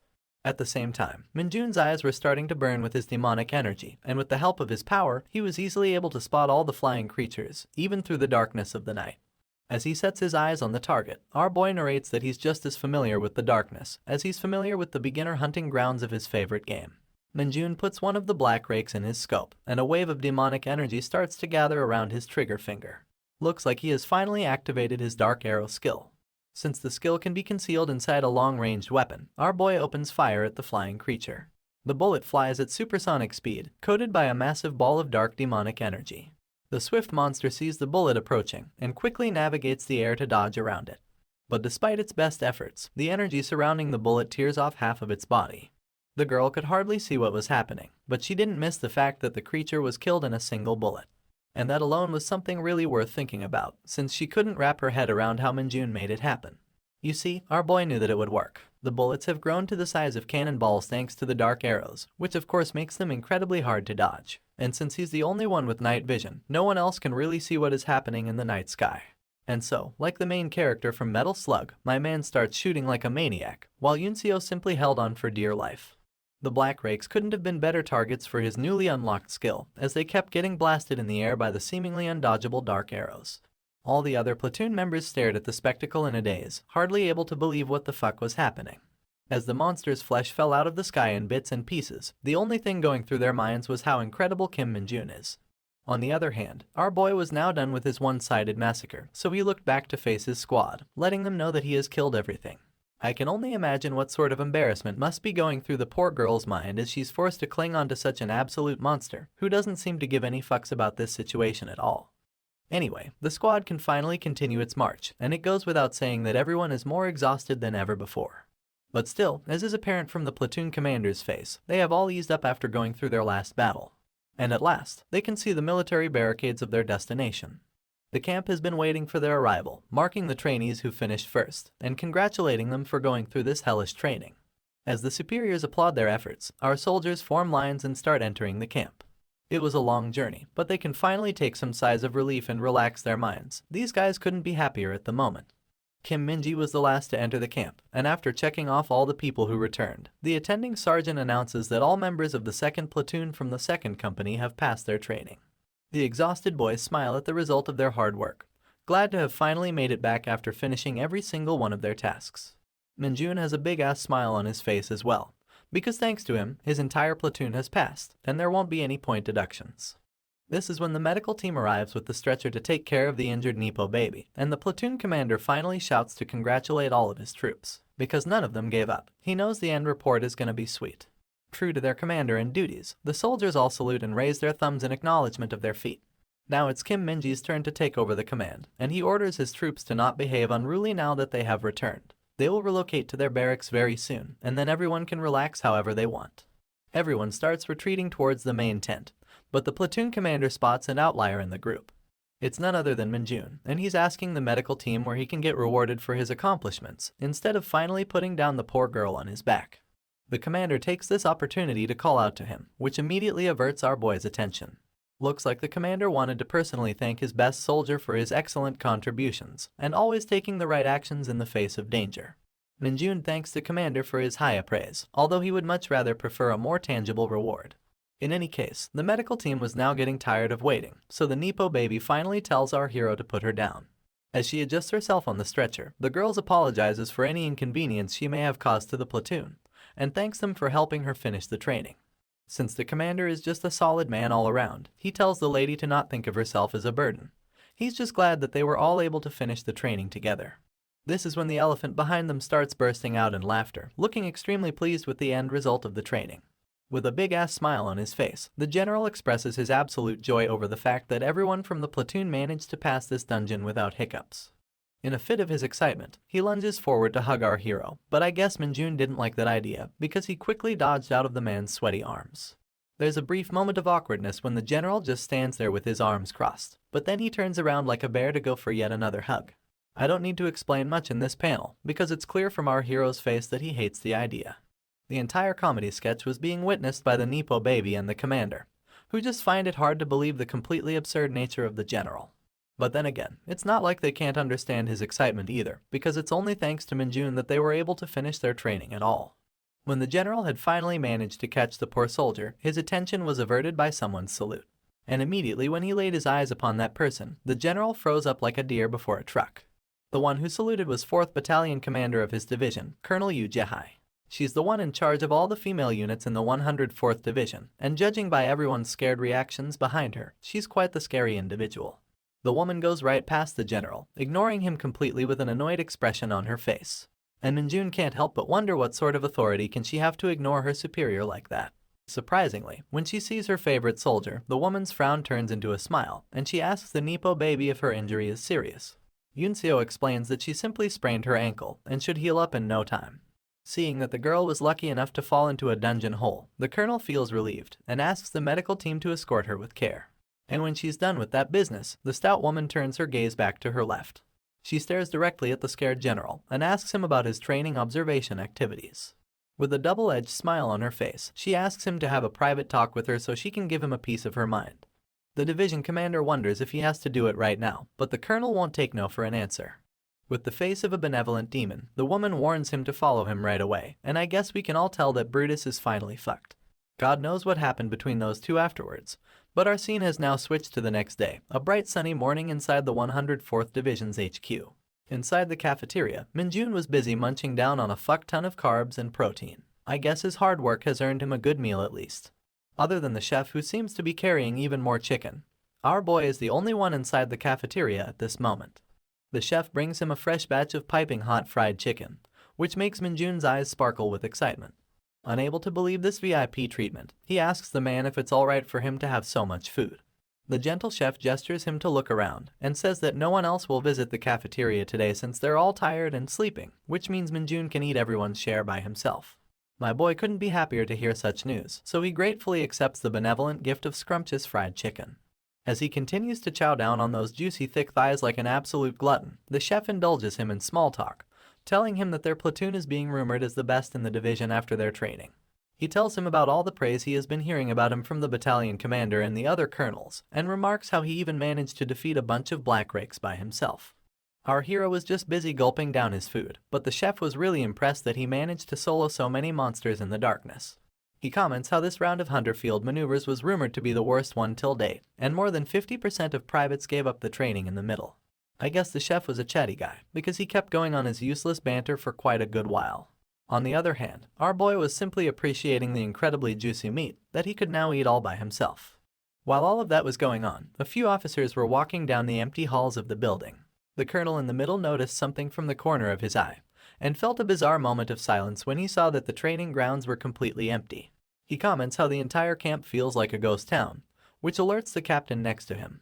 The captain with the scar over his mouth replies that everyone has been given a day off after their exhausting training, and the majority of the soldiers are just sleeping in their barracks. The colonel seems pleased to hear that, but comments that they should also get up and eat. And continuing their walk, he mentions how everyone did amazing in their recent training, and how the division commander looked quite pleased with the results. That sparks the interest of the other captain next to him, who loves the fact that the division commander personally went to observe the training. He finds him to be really cool, and not overbearing at all. Of course, he's the only one who feels that way, because the colonel isn't pleased to hear such words about Brutus at all. In fact, he finds him nothing more than overbearing. He remembers how the commander of the female battalion gave them all a serious lecture over the division commander's careless attitude, and the fact that he left his post to fool around in a dungeon. Captain Kim looks shocked to hear that. He finds it hard to believe that a colonel would yell like that in front of a major general. But his superior corrects him, letting him know that she wasn't in the wrong at all. After all, it is a fact that Major General Brutus left his post without saying anything. Since the captain still looks a bit skeptical, Colonel Lee lets him know that the 4th Battalion's commander is a scary individual. Imagining her as a super soldier with a blade on her shoulder, the man can't help but comment that everyone in the division fears that woman, and even he is not an exception. In any case, he's glad that the matter with her was settled thanks to Kim Minjun, because thanks to his incredible results, the division commander's interest in him was somewhat justified. Putting a wide smile on his face, the man couldn't help but look forward to our hero's future inside the military, and since he's a part of his battalion, he's also really looking forward to the next monthly meeting. Now let us move back to the main building of the division headquarters, where a meeting is taking place behind a closed door. Putting on his glasses that don't match his face at all, the division commander seems to be looking at a report. The one sitting in front of him is Colonel Yu, the commander of the 4th Battalion. Since she's slowly taking sips out of her teacup, I guess her rage from earlier has calmed down. Brutus is now finished reading the piece of paper and looks at the colonel to confirm that the dungeon cleanup schedule is good to go, before asking her if the Nepo baby is doing okay. The colonel puts down her cup of tea and replies that the girl didn't receive a fracture. She then continues that Yunseo is recovering pretty fast and should be finished with her treatment by tomorrow to resume her duties. Hearing that, Brutus remarks that the girl really seems to take after her father, and that's exactly when his phone starts to ring. Without wasting a single breath, he picks up the tiny phone in his hand to answer the call, almost as if he was looking for an excuse to get himself out of this meeting. But his day only got worse when the voice on the other end greeted him by calling him a bearded bastard. Annoyed at such words, the Major General demands to know the person's name. In response, the man on the other end doesn't really give out his name, but expresses his disappointment that Brutus has already forgotten his voice. Looks like the Major General has finally recognized the voice, and he asks with a look of shock if he's really talking to the person he's thinking about. His sudden change in tone seems to have alerted Colonel Yu as well, and the scene finally switches to the other side, where the man confirms the division commander's suspicions. We see on his title plate that he's also a Major General like Brutus, which means that they both share the same rank in the military. And as we finally zoom out to look at the man, we see his angry face with popping veins. This man is the division commander of the 107th Division, Sun Tiho, and also the father to our favorite Nepo baby. He seems absolutely pissed about something, as he refers to Brutus as an annoying fucker and challenges him to a duel. Last we left off, Nepo baby's father was on phone with Major General Brutus, giving him an earful of insult and challenging him to a duel. And now, as we start this episode, Brutus is retorting back while fuming, complaining why Sun Tiho called him a bearded bastard. In the background, it seems like Colonel Yu is already invested in this conversation. On the other side of the phone, Tiho won't stop insulting his rival division commander and desperately wants to duel him to settle their scores at once. At this point, Brutus is already holding his head to control his anger and questions if Tiho is acting so weird because his daughter got injured. Colonel Yu listens carefully as Brutus calls the guy a nerd and tauntingly asks if he's even a soldier who's worthy enough to fight him. Of course, Major General Sun Tiho fires back, telling Brutus that he just needs a little exercise and he's the perfect punching bag to warm up. Finally, Brutus acts like the bigger man and shouts that Tiho is acting extremely childish. But if you ask me, he's not much different either.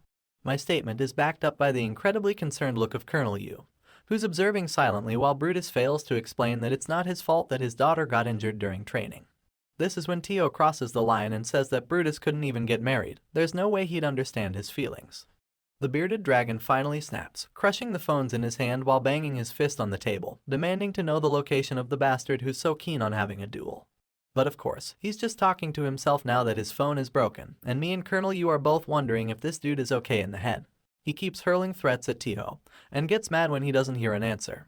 Finally, he replies back to the thing that got him triggered in the first place. He shouts that he didn't marry on purpose. It's not because no one wanted to marry him.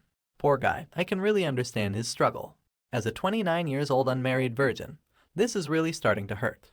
Anyway, Colonel Yu takes the hint and cautiously comes close to the raging idiot, while he's still going on about why Tiho isn't saying anything in response.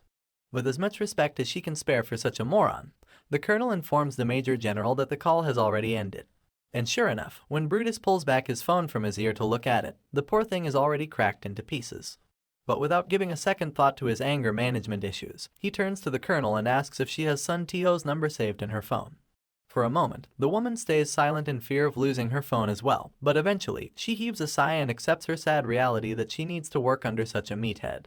Understanding the situation, she tells Brutus to calm down, and try to understand that Major General Tiho has every right to be angry. At first, the clueless idiot snaps at her for taking the side of the nerd who insulted him and his capability to get married, and even questions the colonel if she's the one who informed him about his daughter getting injured.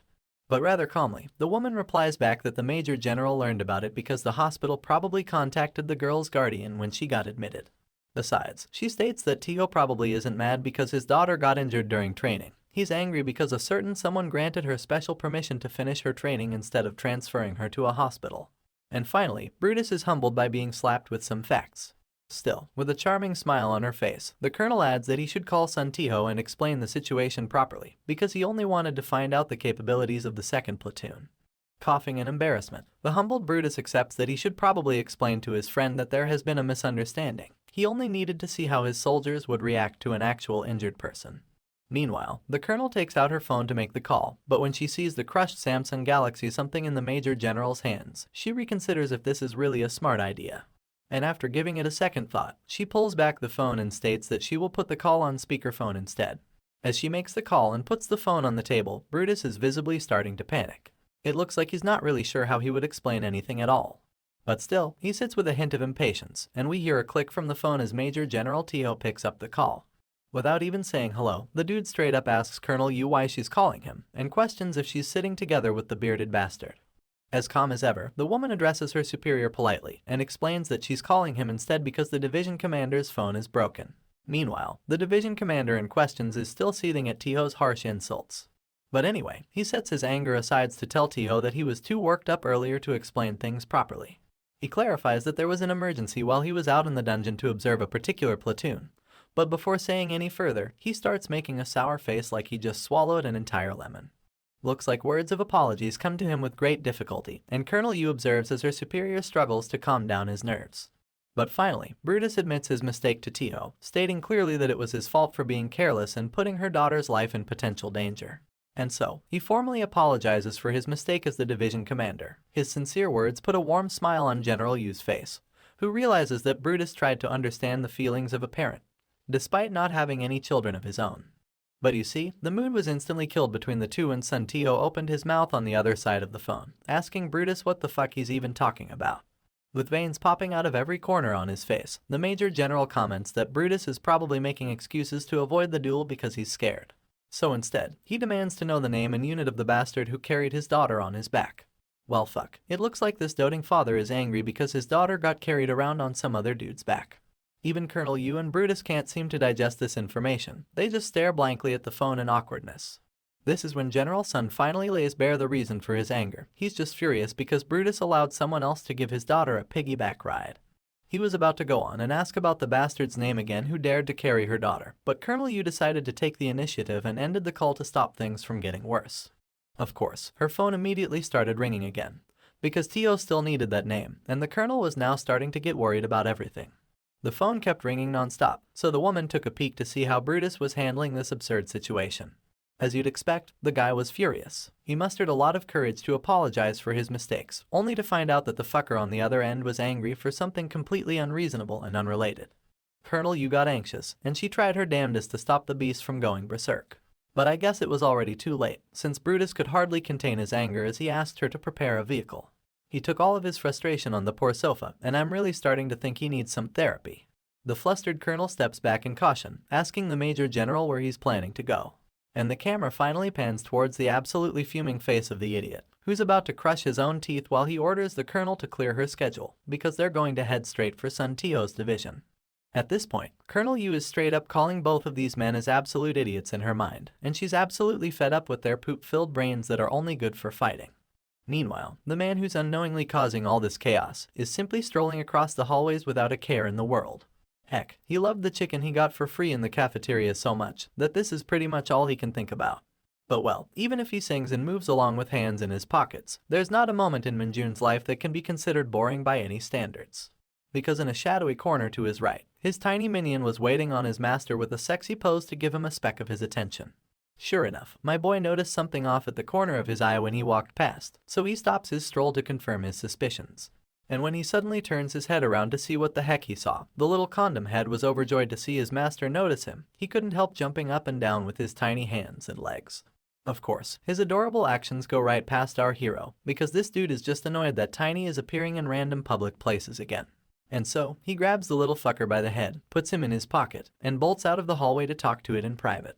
He finds himself a quiet backside corner of the building where no one comes around, and after confirming that the area is void of any human presence, he allows the tiny shadow demon to come out and state its business.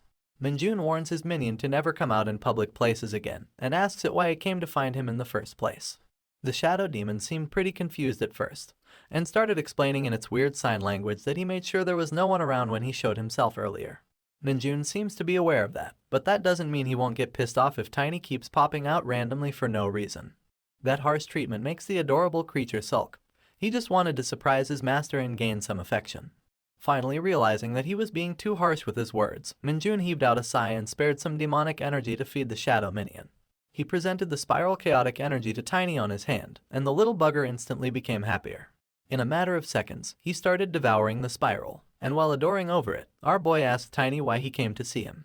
To explain the matter, Tiny pointed out his finger at his master. Minjun noticed that it must be something worthwhile if his minion wants to experience it in person, so he extends his finger as well until a link has been created between their memories. Tiny's memories take us immediately towards a scene of destruction, where an entire town block seems to be decimated by some sort of fight.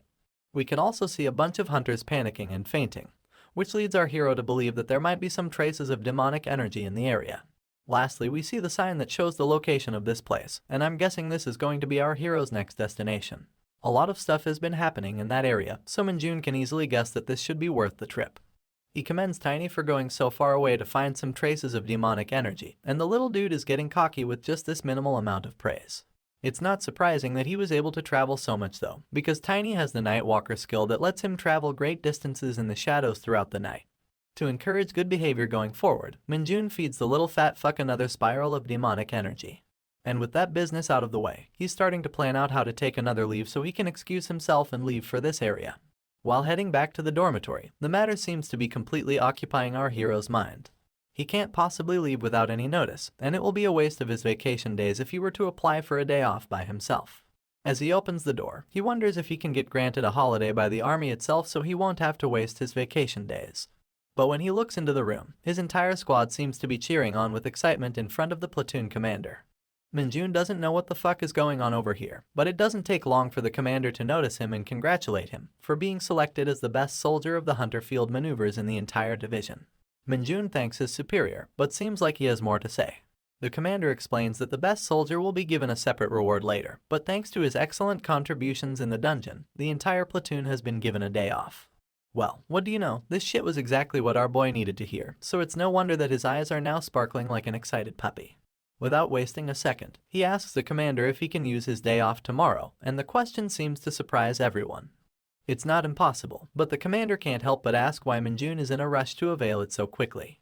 Of course, our boy won't be explaining his plans to him, he just states that he needs to do some private stuff tomorrow. Since no one can really argue with this psycho who always seemed to do things at his own pace, none of them question his reasoning. And after a short delay, the commander approves his leave for the following day, which Minjun doesn't forget to thank him for. And so, here we are in Huechin, the scene of destruction that Tiny showed to our hero in his memories. Minjun definitely arrived at the correct location, but this is not what he had expected to see.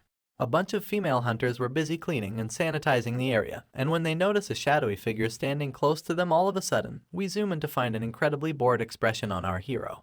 It seems to him that the situation is already over, but he doesn't understand why there's so many female hunters in the area. He stands there awkwardly as he tries to process the information, and comes to the conclusion that he'll need to ask Tiny to give back all the demonic energy that he fed him earlier, because he can't find anything for him to do here. But that's when a familiar voice calls out his name, and as the girl takes off her mask to reveal her face, we see that it's our favorite Nepo baby, who looks a bit confused to see what Minjun is doing here. Let's rewind the time a little, so we can get an explanation to what is going on in this place. Before Minjun arrived, the girls were already busy sanitizing the entire scene of decimation. A pink-haired corporal was getting tired and irritated. She couldn't process why they had to do something so tedious right after their hunter field maneuver training. The tall black-haired beauty right next to her was also a corporal, and she knew that their training results were quite bad, so this is a sort of punishment from their battalion commander, Colonel Yu. Even so, the pink shorty can't help but complain. Bad results or not, all of them are tired, and now they have to clean up after a monster outbreak without getting any rest. On the contrary, the tall girl is just happy that they weren't part of the attack team, who had to deal with the stampede of monsters that broke through the dungeon gate.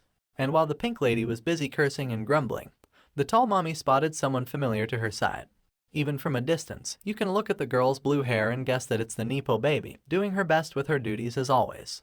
The corporal approached Yunseo, asking her if her injury is fine and requesting her to not overdo it with the work. As serious as always, the private first class stands on attention in front of the corporal and states that she has already recovered. The tall corporal commends her fast rate to recovery, but as the girl's superior, she advises her to take it easy for the time being. Looks like Yunseo really appreciates the corporal's concern for her well-being, and thanks her for worrying about her all the time. That's when they hear murmurs from the other girls, who are all wondering what a male hunter is doing here. The corporal may not know what's happening, but our Nepo baby has recognized the person right away. That's right, the dude is none other than our hero, and while some girls can tell that he's from the same division, none of them seem to know more about his identity. That's when we finally catch up with the last chapter, where Yunseo reveals her beautiful face to look at her favorite hunter, who also happened to carry her on his back to let her complete the training.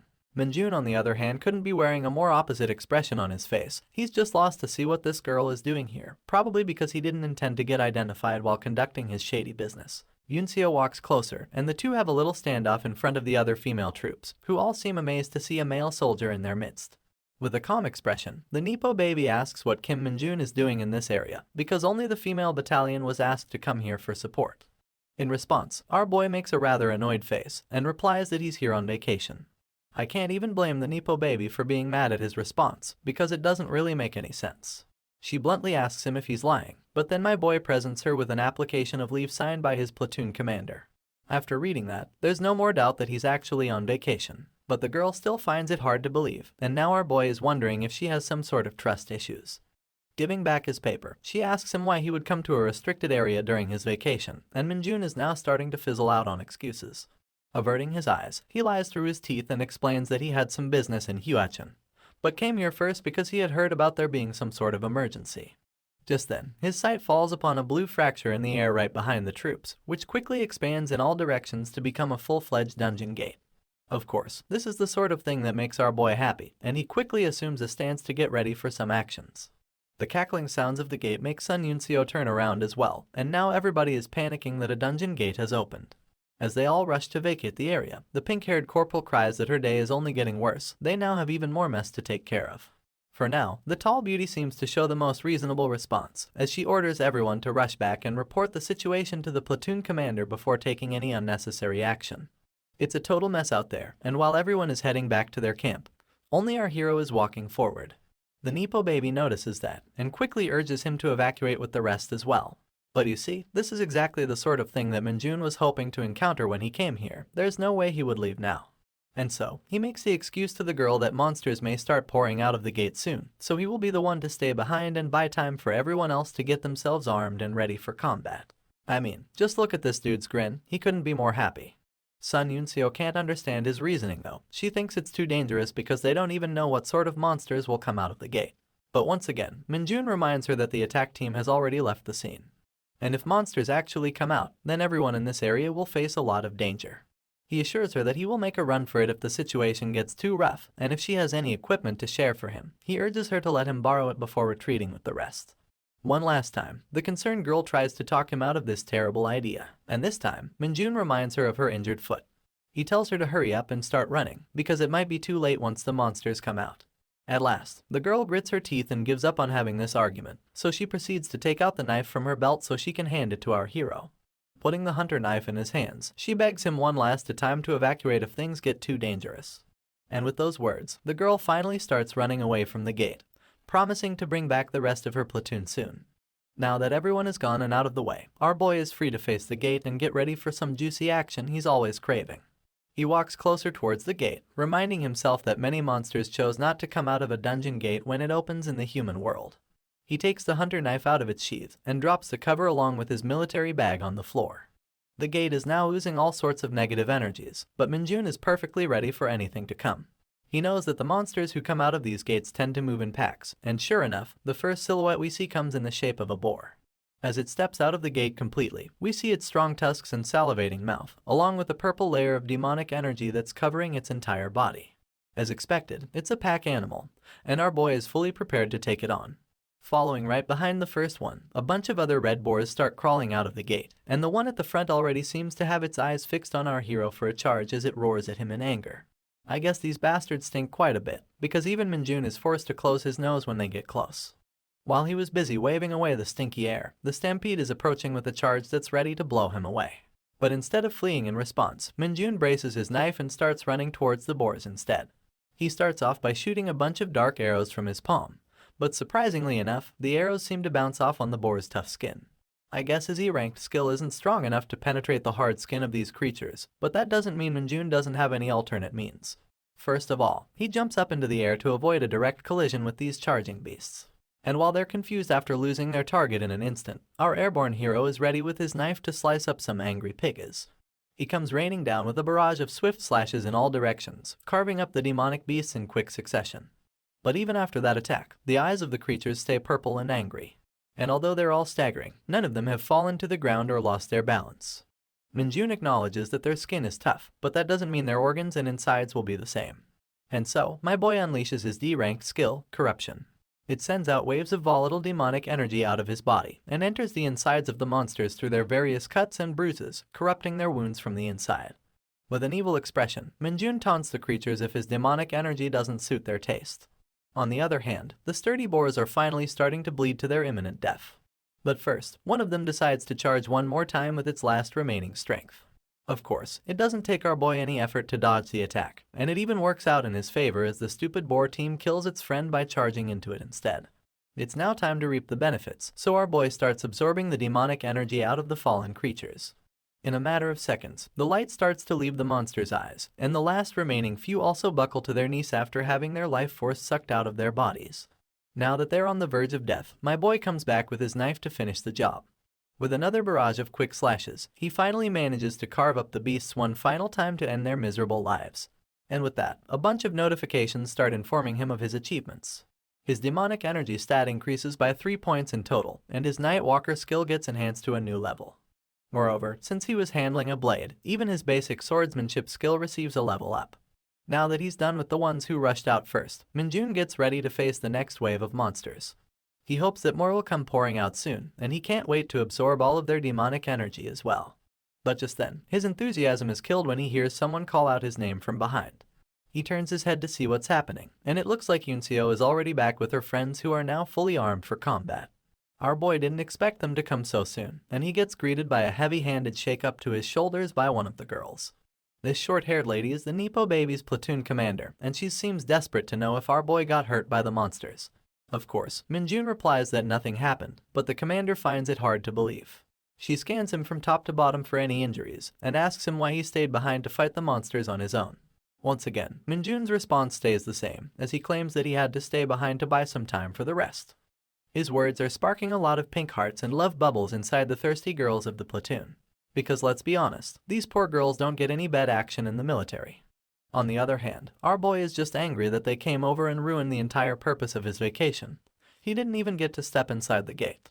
Anyway, the platoon commander finally asks him about the man's unit number and asks him what he's doing here in the first place. Our hero then takes out his signed leave paper once again and explains that he's Kim Minjun from the 2nd Company of the 2nd Battalion. The female commander verifies the leave, and Yunseo stares awkwardly in the background to see if her reaction will be any different afterward. Naturally, the commander has to ask why a corporal would be strolling around in a restricted area on his rare holiday, and wonders if it's because he lives nearby.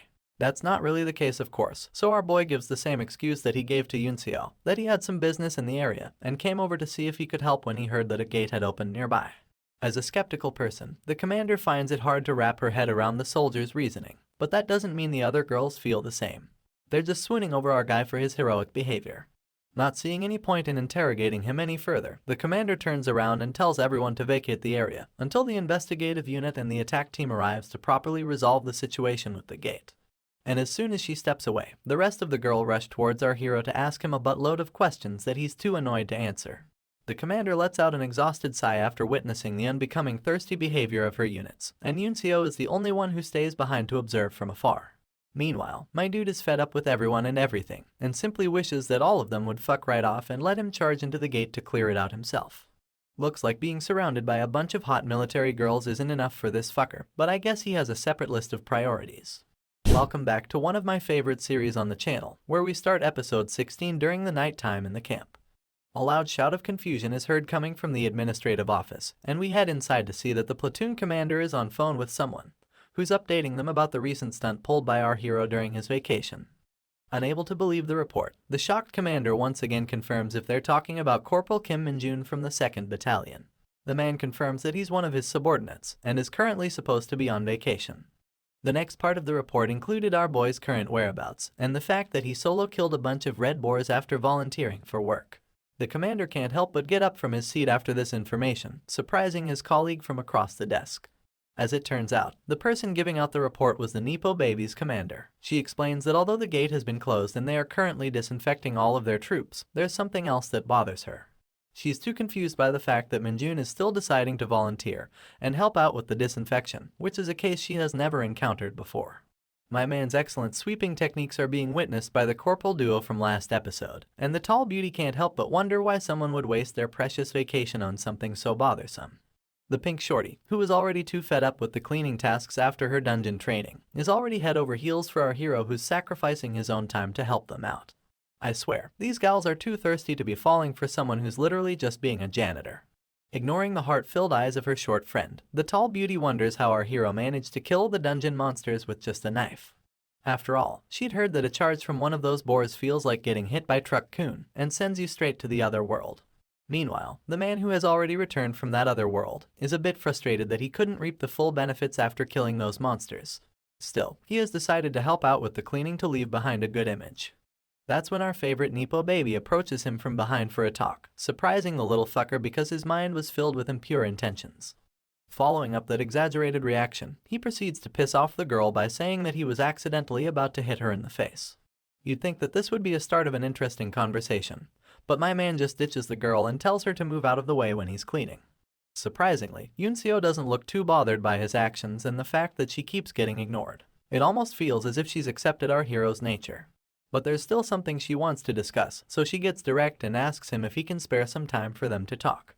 In contrast to the ruined structures of the town, the moon on this night was incredibly beautiful and radiating with its maximum glow.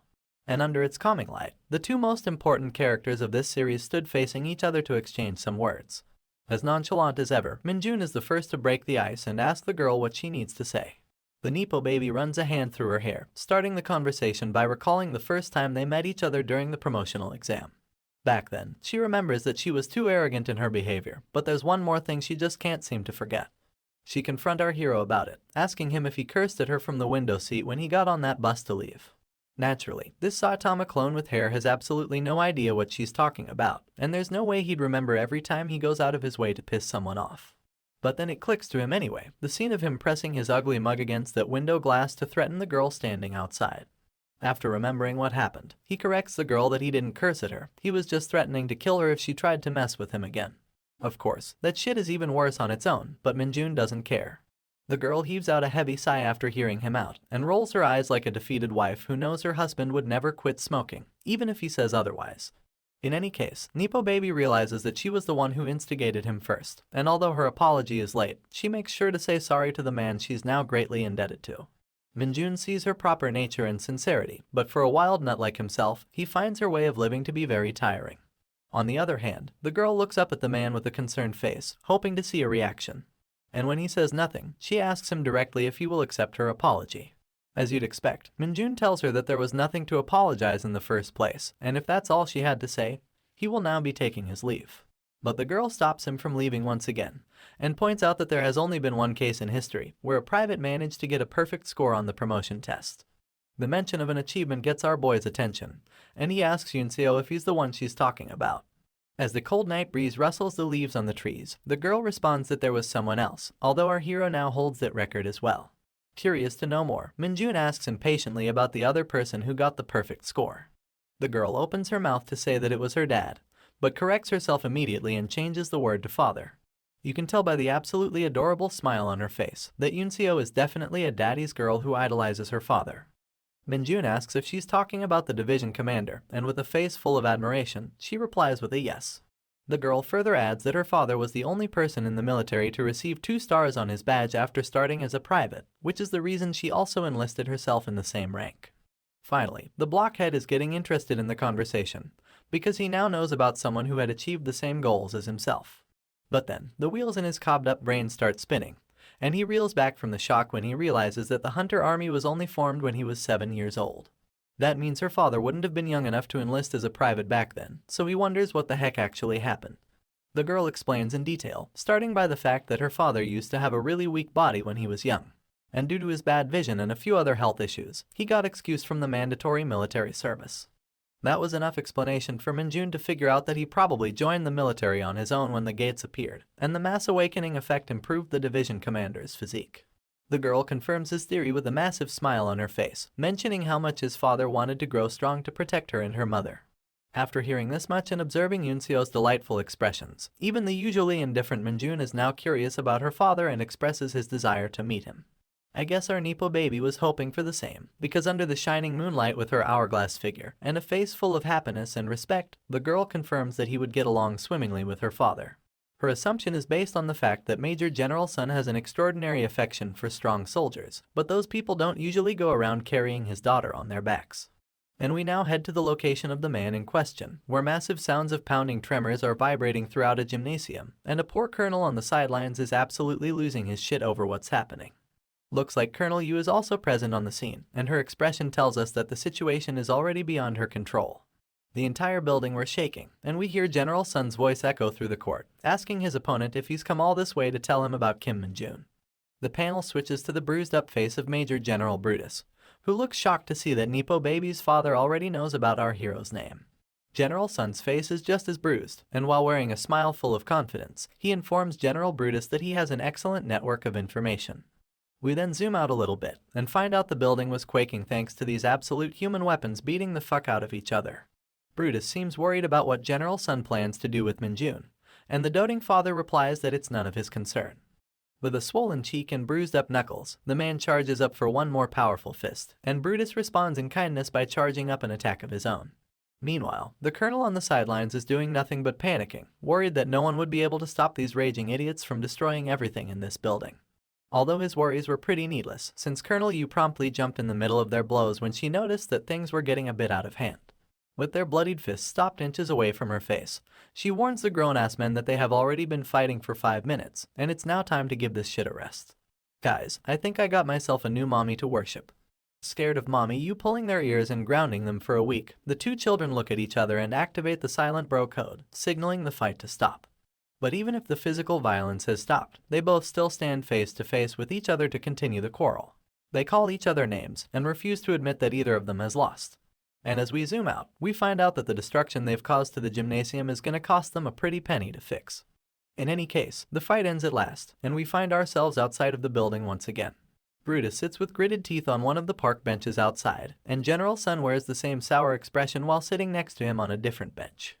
Colonel Yu comes to them with a report from the 3rd Battalion commander, and informs the two major generals that the Red Boar Gate has been cleared. Brutus acknowledges the report and the hard work of the 3rd Battalion commander, and also makes sure to commend Colonel Yu as their senior. True to her character of a strong soldier, the woman accepts the commendation with a firm salute. She then proceeds to exit the scene, and leaves the old friends behind to settle their scores in peace. With Mommy Yu out of the picture, General Sun finally speaks up and asks Brutus for the real reason he came here. The bearded behemoth takes a moment to glance in his friend's direction and judge his state of mind. And after seeing that he looks calm enough, he proceeds to inform General Sun to stay clear of Kim Minjun, because he's going to specially promote him to the position of a sergeant. The calmness on General Sun's face went to shit when he heard our hero's name, and he started fuming that Brutus was rooting for the guy who messed with his daughter. Of course, Brutus lets him know that no one did anything to his daughter, and he should be grateful that Minjun helped her out when she was injured. They both take a few moments to let off their steam once again, and I'm really starting to wonder how such idiots manage to climb to their positions. Anyway, now that he's a bit more rational, General Sun states that Minjun was only recently promoted to a corporal. And from what he hears, it also wasn't long ago when he was specially promoted to private first class as well. Brutus acknowledges that, and admits that he plans on at least raising him up to the position of a commissioned officer. The doting father lets out a heavy sigh upon hearing this, worried that such an action would give him a lot of unwanted attention. Not to mention, Gu Haxiao, the actual fucking general of the entire hunter army, would definitely want to recruit Minjun under his command, once he finds out that he's earned the acknowledgement of Brutus. Our bearded friend seems to be aware of that, and since he can't possibly go against the general's decision on his own, he has come here to ask Major General Sun to be on his side in the future. Of course, the doting father strikes back by saying that he can't possibly place his blind trust on a man he has never met, and he will decide what to do when he meets our hero in person. Basking under the beautiful radiance of the full moon, the two then stare off into the distance as Brutus asks his friend if he has any ulterior motives.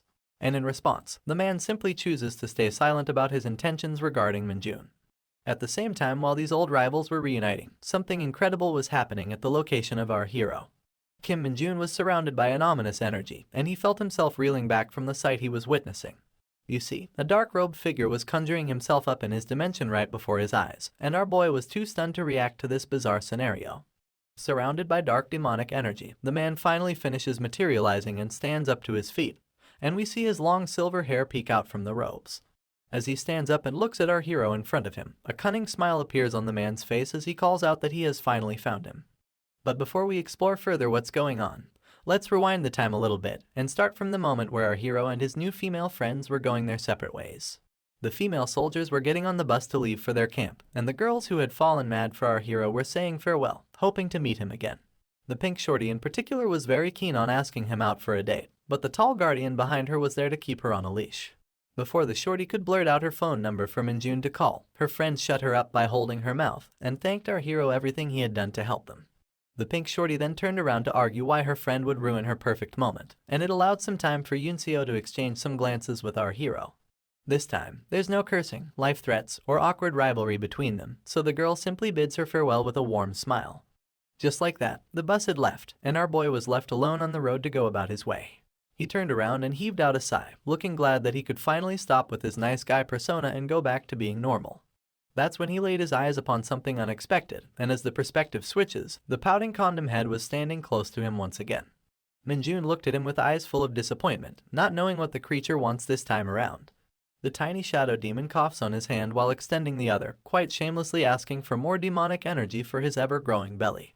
Of course, my man is already angry with Tiny for the misinformation earlier, so there's no way he's gonna reward him with anything good. Tiny looked a bit disappointed after getting rejected, but his expression soon changed once he picked up a weird signal in his head.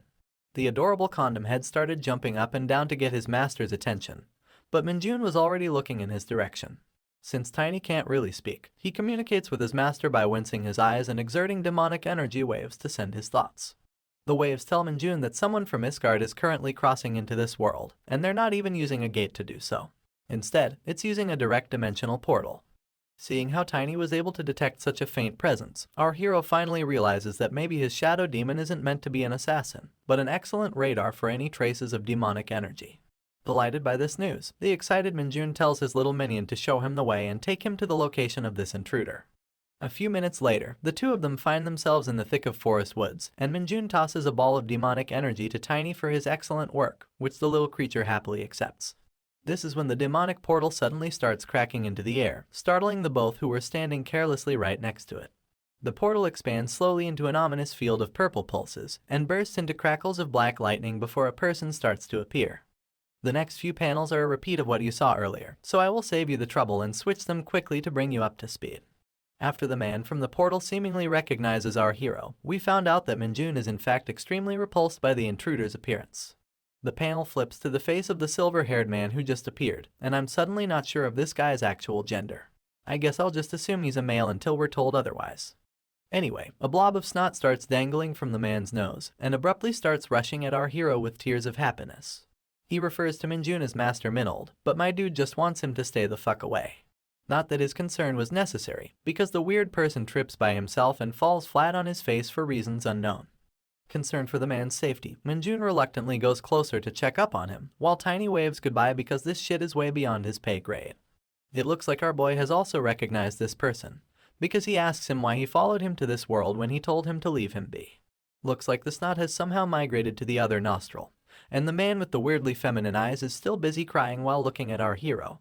Minjun sees how the man's devotion to him is the same as he remembers, and heaves a sigh of relief as he remembers their first meeting. You see, back in the other world, this silver-haired dude was once on the verge of death in the middle of a desert dungeon. A heavily clawed paw of a beast stomped close to him, and we zoom out to see that he was about to be devoured by a manticore monster. The man had accepted his defeat and closed his eyes, but opened them again when he realized that he was still somehow alive. To his surprise, the beast was stopped in its tracks by a mysterious ball of demonic energy. The volatile ball had killed the monster, and the owner of this power made his appearance on the scene. It turned out to be none other than our boy Minjun, and while calling back his powers, he was intrigued by the presence of another human in this desolate place. He then comes closer to the fallen man, standing tall over his head while inquiring to know his identity. The man was trembling in front of the dark mage's presence, and he was too famished to exchange any words. Our hero noticed that the silver hair was nearly at the edge of death, and leaned in closer to comment how he was strangely handsome for a dude stuck in a desert. He was about to ask him why he wasn't speaking, but that's when the man opened his mouth to ask if the dark mage was Master Minold. Our hero gets confused why he knows about him, and out of nowhere, the silver-haired handsome starts crying with tears in his eyes.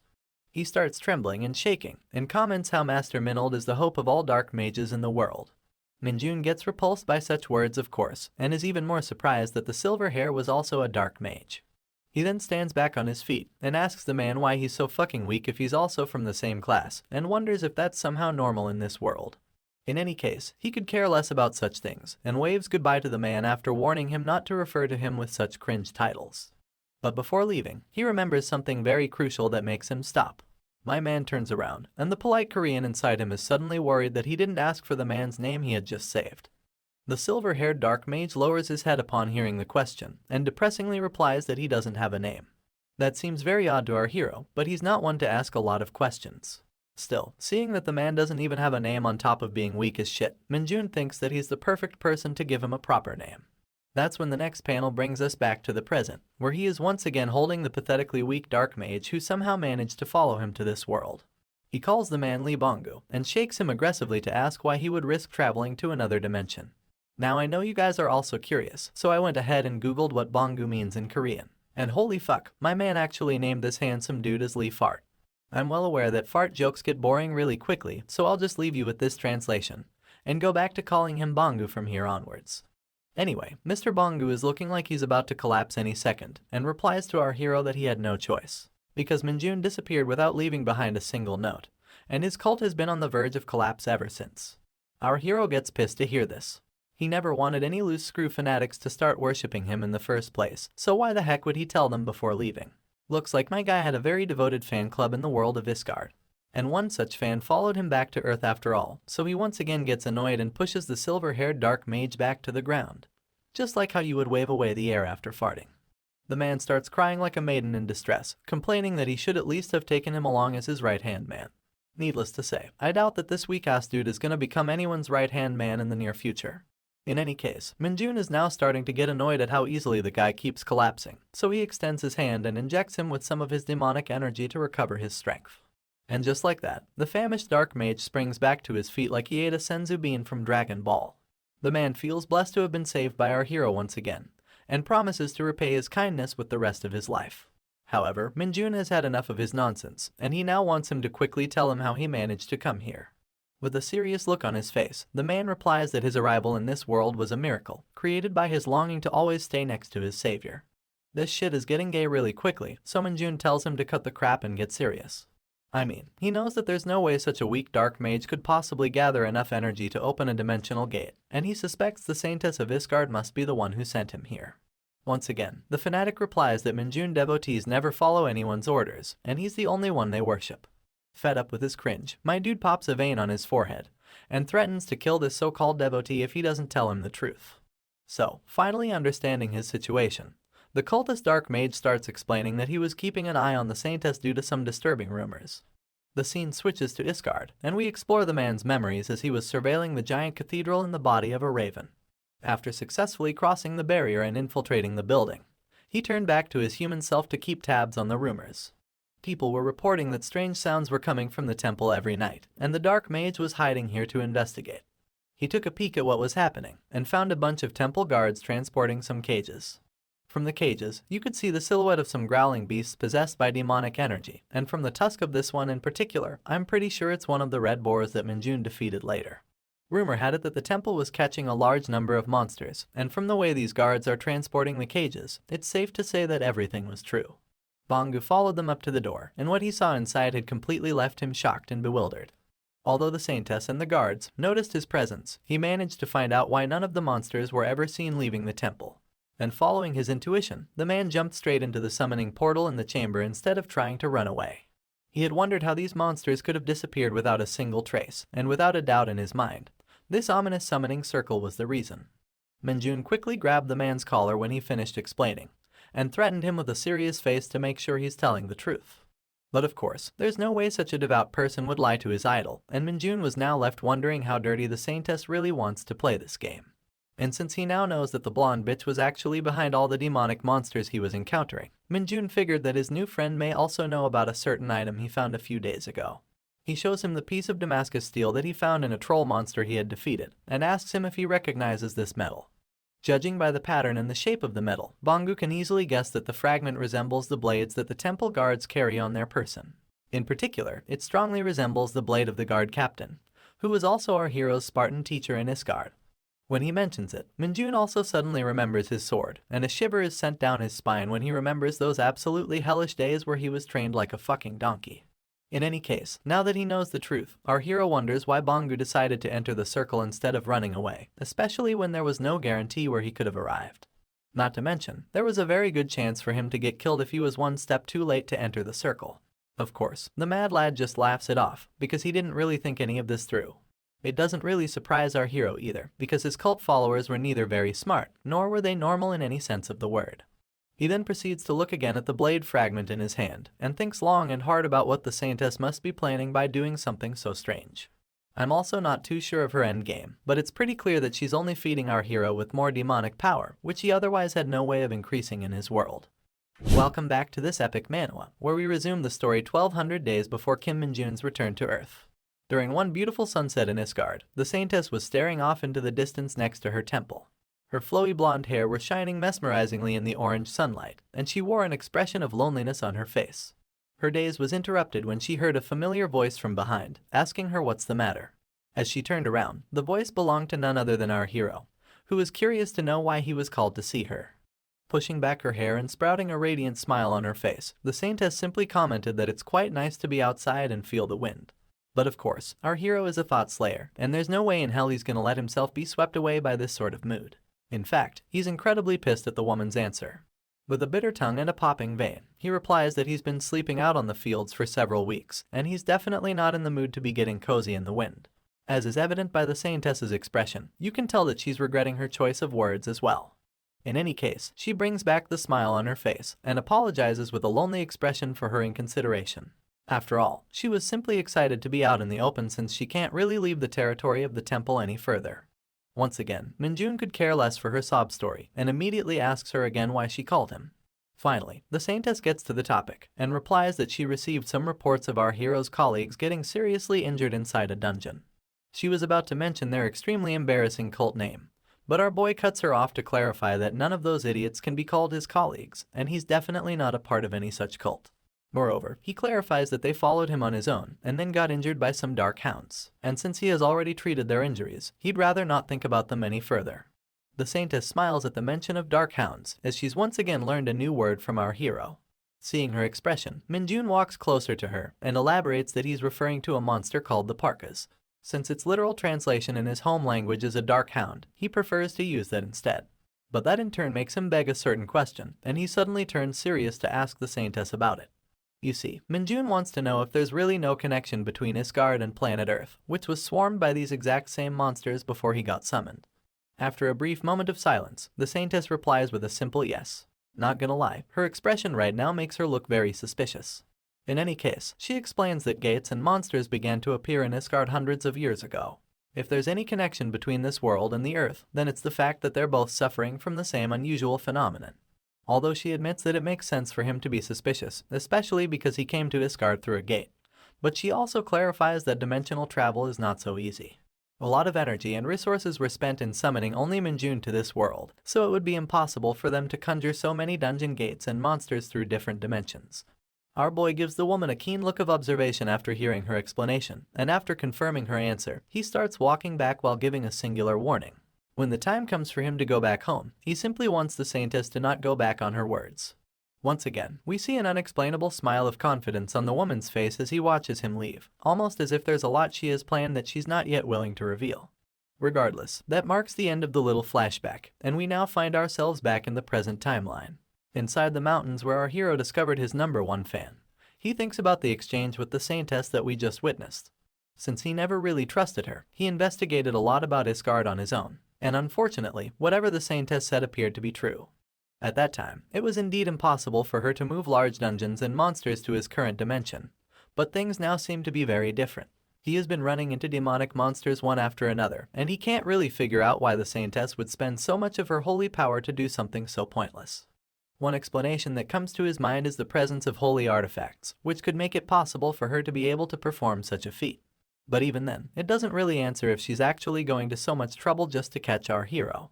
In any case, while he was wondering about all of this, his attention is diverted by the creature in front of him. Mr. Fart, also known as Lee Bongu, is currently bending the knee to proclaim his eternal loyalty to Master Minold, who has once again saved his life.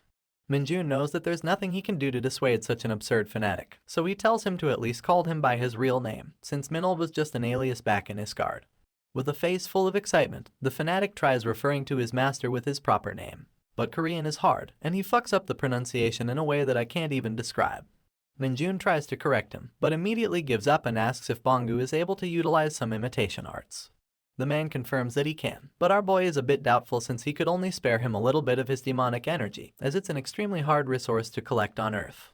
Once again, the fanatic thanks his master for whatever he was spared, and confirms that he's still able to transform into a small animal with his current level of energy. Minjun is happy to hear this, and points Bongu's gaze at a nearby crow, telling him to mimic the bird. Without a moment's delay, the dark mage coats himself in his demonic energy, and phase shifts into a crow within seconds. Appreciating his new look, our hero orders his subordinate to move with his other minion, and move inside the shadows unless he's called for. The minion in question is staring daggers at his new rival already, and I'm pretty sure he doesn't approve of his presence. With his tiny and chubby legs, he moves closer to the fanatic. The condom head turns into a dickhead to express his annoyance, and the crow stares back to stay his ground. The tiny creatures stand within kissing range of each other, ready to go on a brawl for no fucking reason. Minjun stops them of course, but the crow starts getting jumpy in anger and dissatisfaction. My dude tells him to stop fucking around and use proper words, so the man finally speaks while staring into the eyes of his rival. As the self-proclaimed right-hand man of his master, he wants to make his hierarchy clear in front of Tiny. But of course, Minjun is having none of this bullshit, and orders the both of them to shake hands and let this matter go, or he'll abandon them on the sidewalk.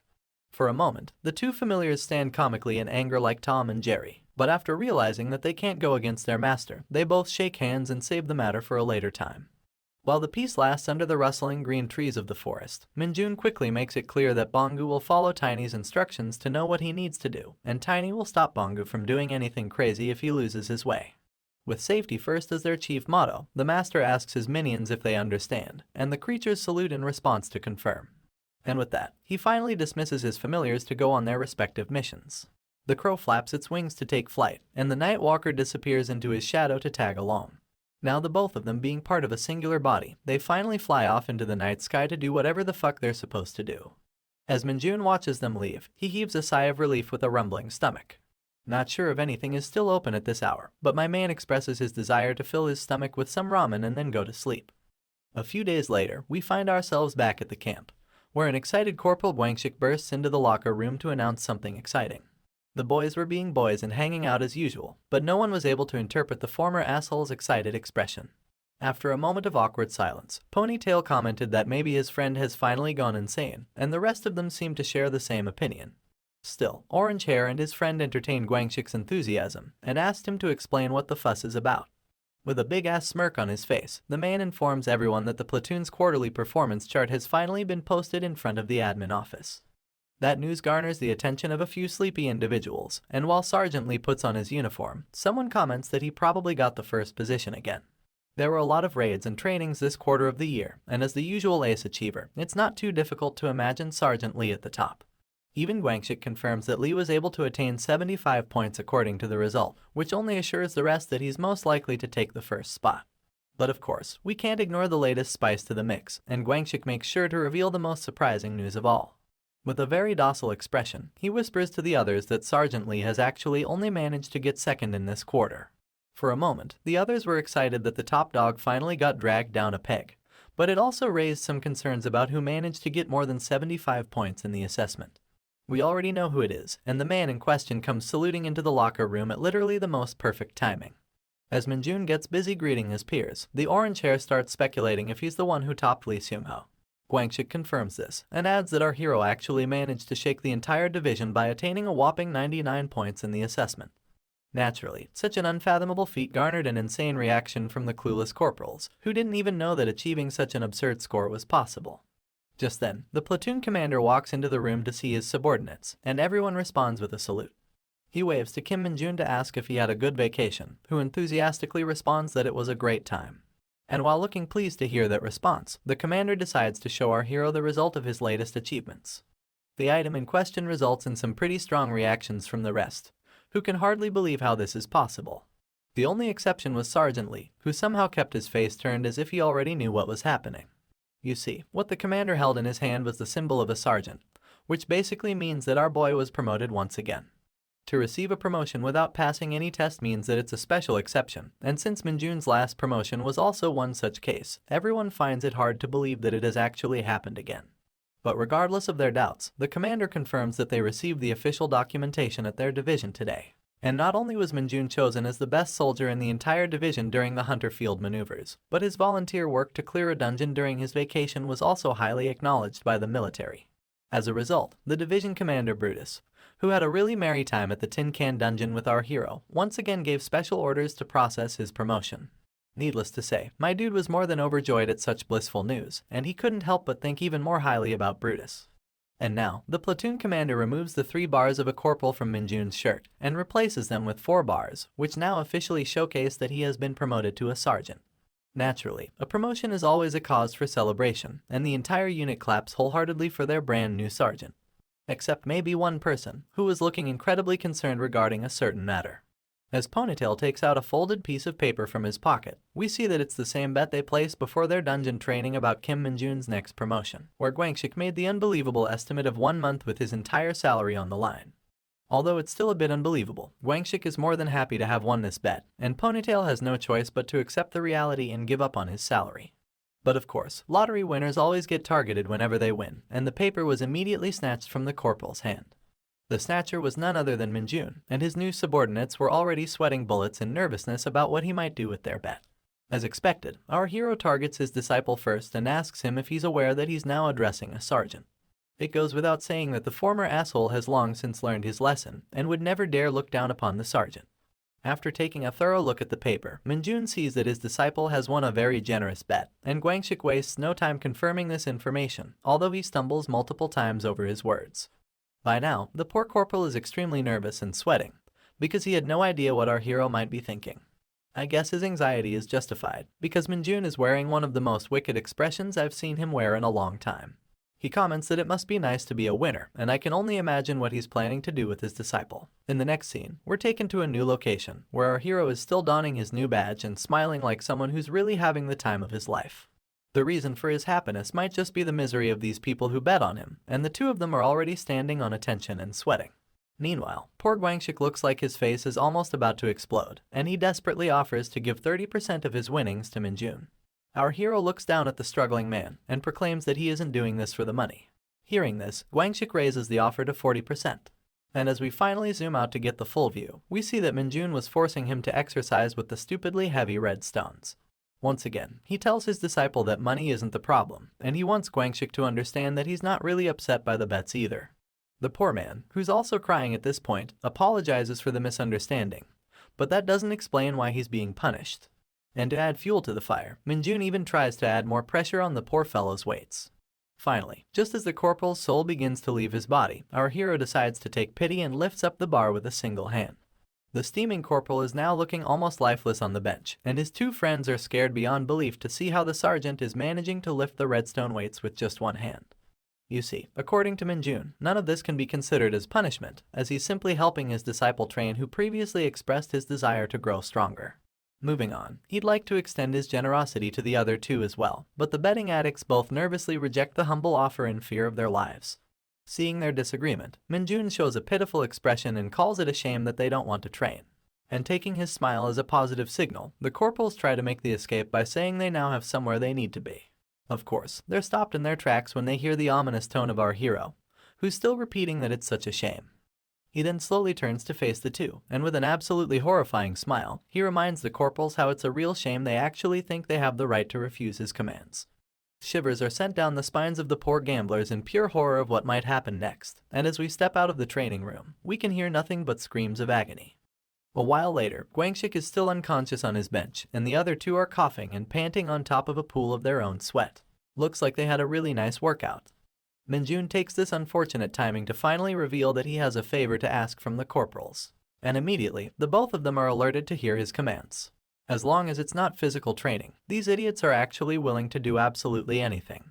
That's when Minjun starts hitting them with some facts of low-class injustice, where if a hunter is lower than private first class, he can't use either the training room to train, or the PC room to play games. At first, the two corporals were lost in the sauce, but then our hero starting expanding that anyone who's lower than the sergeant is not even allowed to use a smartphone, and the list simply goes on. After hearing his complaints for a while, the gamblers rise up on their feet. They have the most resolute expressions you're ever going to see them make, and they completely understand that such discrimination and injustice in this day and age is extremely barbaric. And so, although they don't really give a rat's ass, they both understand their assignment and look at each other to acknowledge that they must work together in order to eradicate such rules. That's exactly what our hero wanted for them, but he warns them to not go overboard with any of their actions. He says that he will try to convince the other sergeants to lift some useless regulations, but he's going to leave the rest to the corporal duo. Of course, his commands are immediately accepted by the cornered gamblers, who would love nothing more than to leave this room if they're done with the details. With a small chuckle and a sigh, our boy waves his hand and allows them to leave. Ponytail and his friends start bolting out of the room as fast as they can, and Guangxik finally regains his consciousness at the same time as well. He tries to follow behind the two with his trembling body, but is immediately stopped by Minjun once again. Almost fearing for his life, the man turns around slowly to acknowledge the call of his sergeant. But at this point, the poor man is hardly able to keep his eyes focused in one direction. And to add salt to his wounds, Minjun reveals that there has been a reshuffle of personnel, and Guangxik has been placed under his squad going forward. From now on and always, the poor corporal will be forced to train together with our hero with his life hanging from a thread, and there's absolutely nothing he can do but cry out his eyes and accept his fate.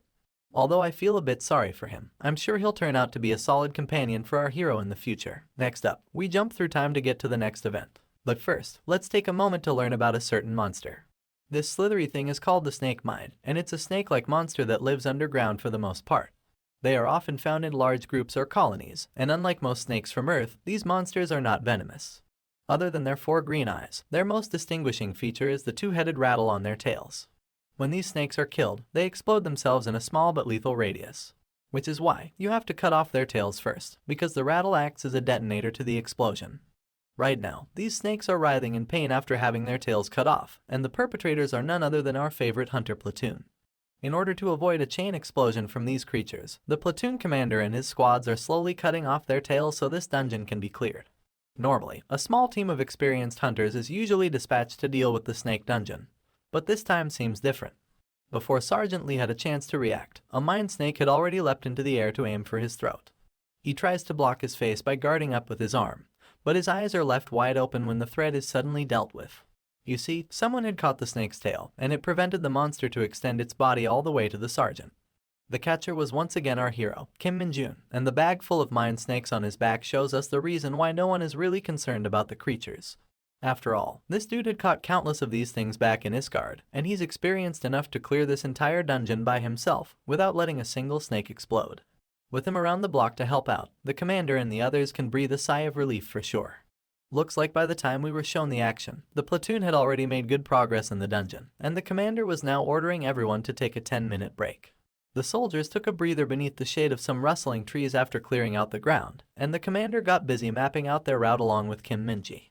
Sergeant Lee was busy inspecting his weapon for the next battle, and Minjun was seriously happy that he unlocked yet another skill. This skill is called the Agility Boost, and at its current rank, it's allowing our hero's agility stat to increase by 5. Our boy would have preferred for a class-exclusive skill to show up, but even something like Agility Boost is enough to make this trip worth his time. At the same time, while he was inspecting his status, his crow familiar started speaking to him via telepathy, which immediately alerted Minjun's attention. The crow informs him that he has detected the presence of some demonic energy, and it's gathered in a fairly considerable amount. This information is important, so our hero looks around to clear the coast before discussing it any further. He then expresses his absolute joy at the news and asks the crow about its current location. The scene then switches back to Lee Bong-goo's perspective, as he stands within electrocuting range on a pole in front of some house. After a needlessly dramatic pause, the crow responds that he's currently inside the Incheon metropolitan city. A few days later on a weekend, we see the same house that Bong-goo was scouting, but it's now during the nighttime. Our hero stands cautiously next to a nearby pole in his jacket, and as the crow comes swooping to land on his shoulder, he asks his minion about the current situation. As instructed by his master before, Bong-goo confirms that he didn't take any action and only kept watch from a distance. However, since he couldn't sense the presence of a monster, it's more likely that the demonic energy is the byproduct of a dungeon.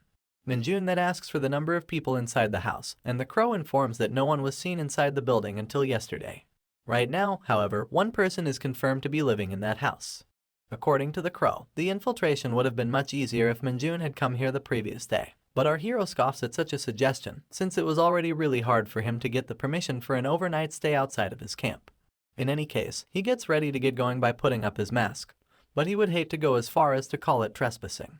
After all, he's simply going inside the house to remove some extremely dangerous objects. Now that might make some sense on paper, but it is still very blatantly a crime, so Minjun warns his familiar to not get caught. With that said, the next thing we're shown is our boy's boot on a ledge, and we zoom out to see that he's entered the house through an open window.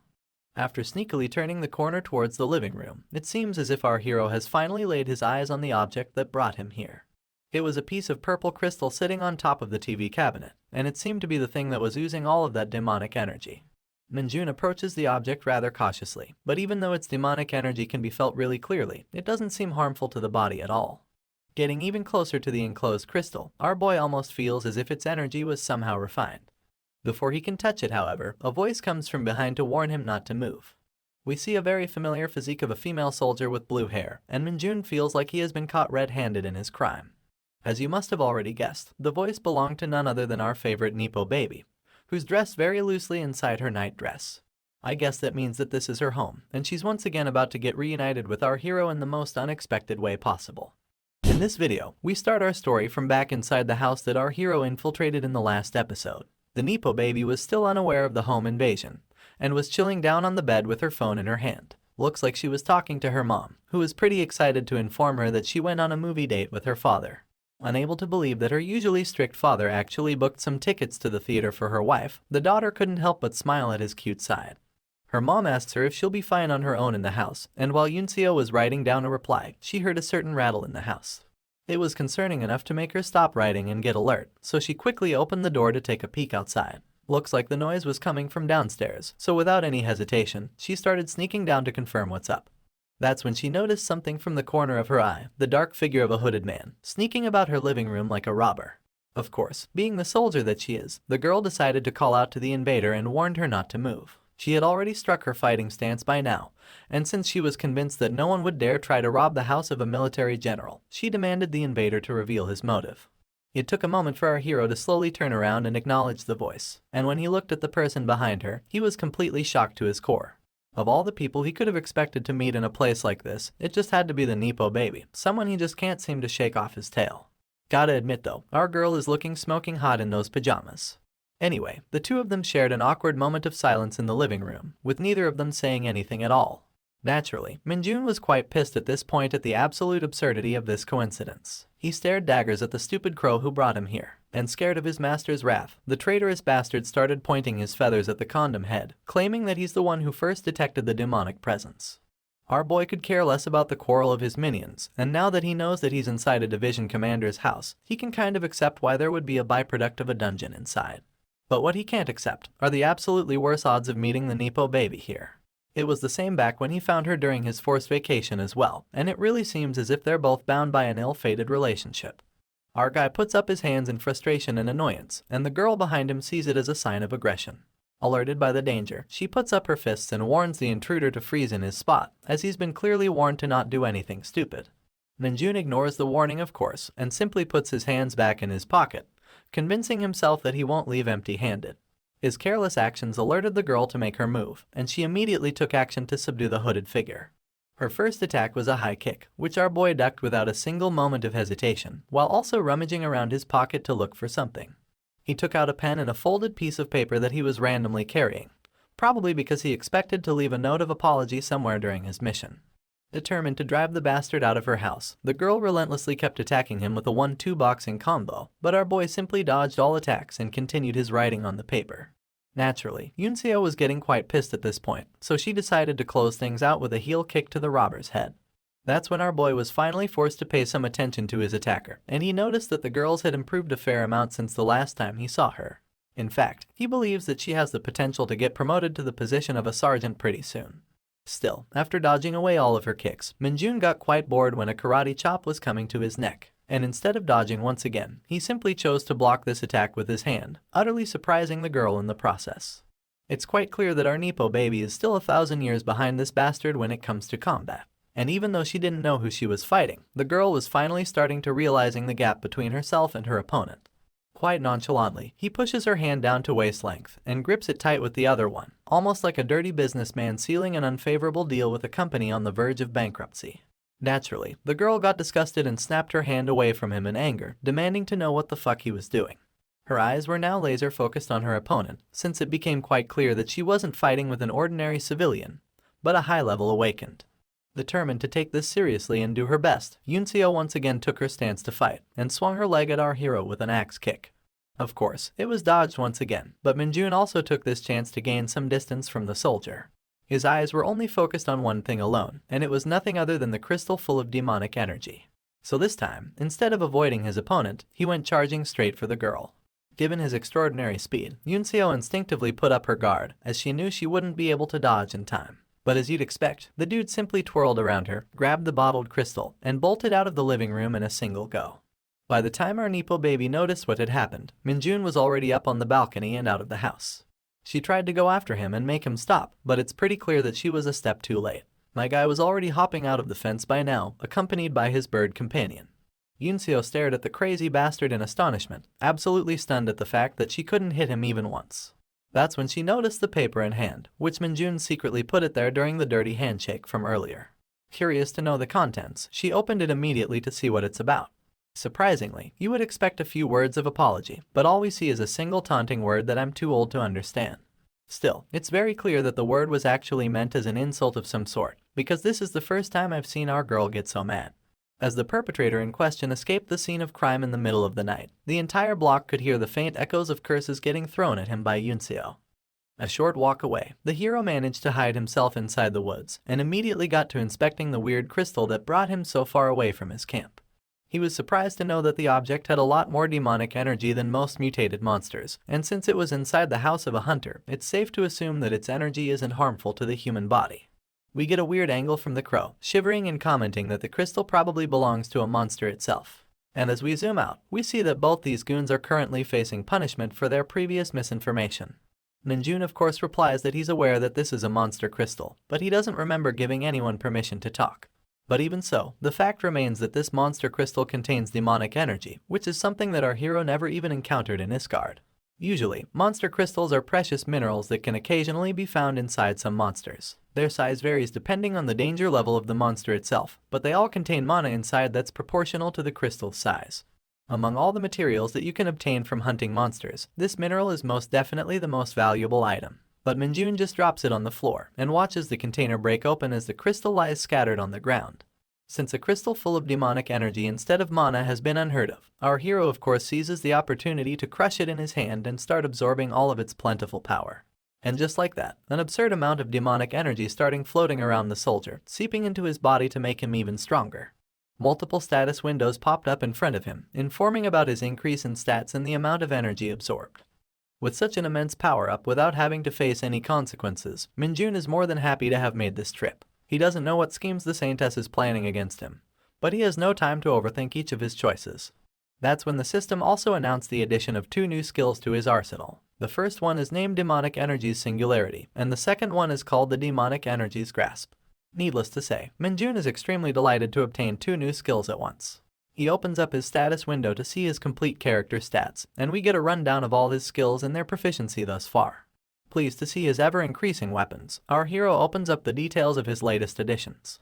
First up is the Demonic Energy's Singularity, which is a toggle skill to erase the odor and corruption effects of your own demonic energy. Since Minjun has been becoming extremely overpowered at an actually alarming rate, it was becoming hard for him to control all of his absorbed power. But with the help of his new skill, his concerns have been taken care of completely. I swear, the timing couldn't have been more perfect. On top of that, he also received back another skill that he's very familiar with, and he tries using it by extending his hand at his confused minions who are still being punished. All of a sudden, the crow gets lifted into the air against his will, and we find out that Minjun is using the demonic energy's grasp, which he just unlocked.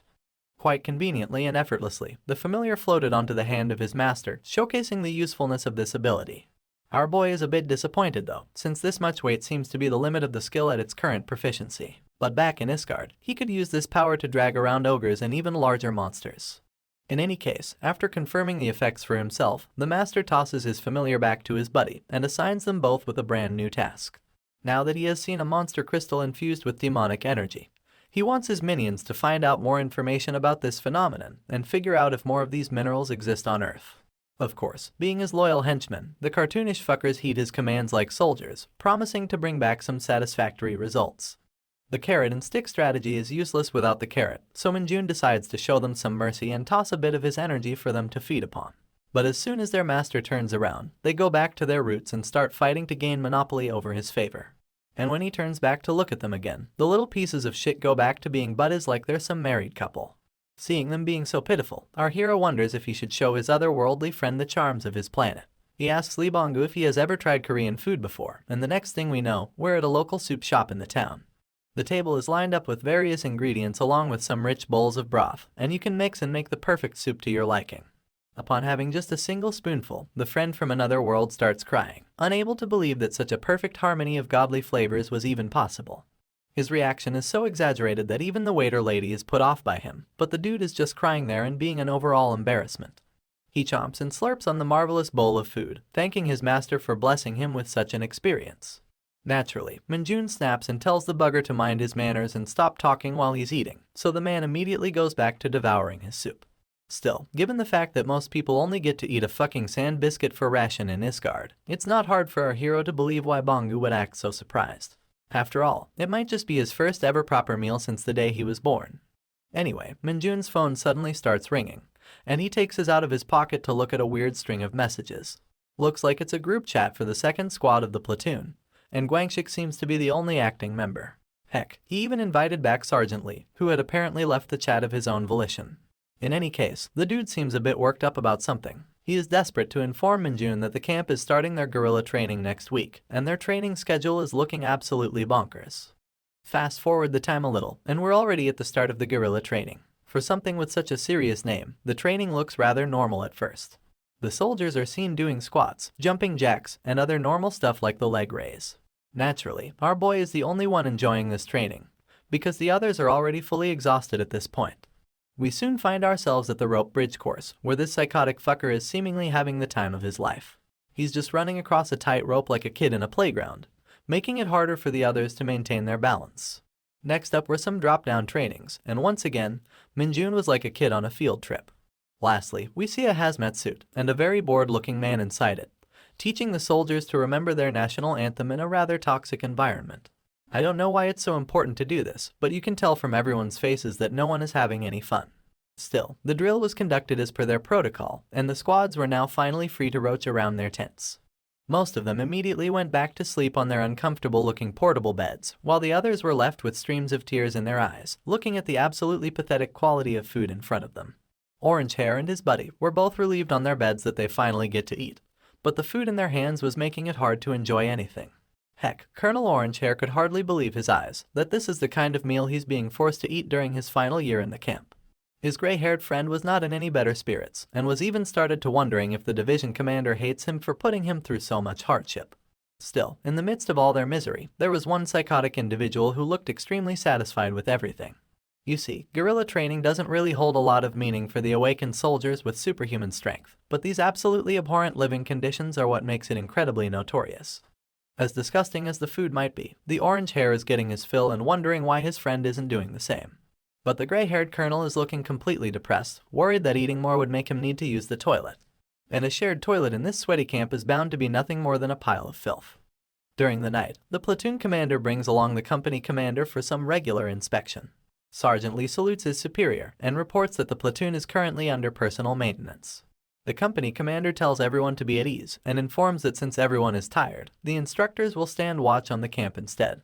He also congratulates everyone for doing good in their training, but is rather concerned about something else. With a fist full of determination and fire in his eyes, he shouts at everyone to do their absolute best in tomorrow's trench combat, which just so happens to be the real highlight of this training.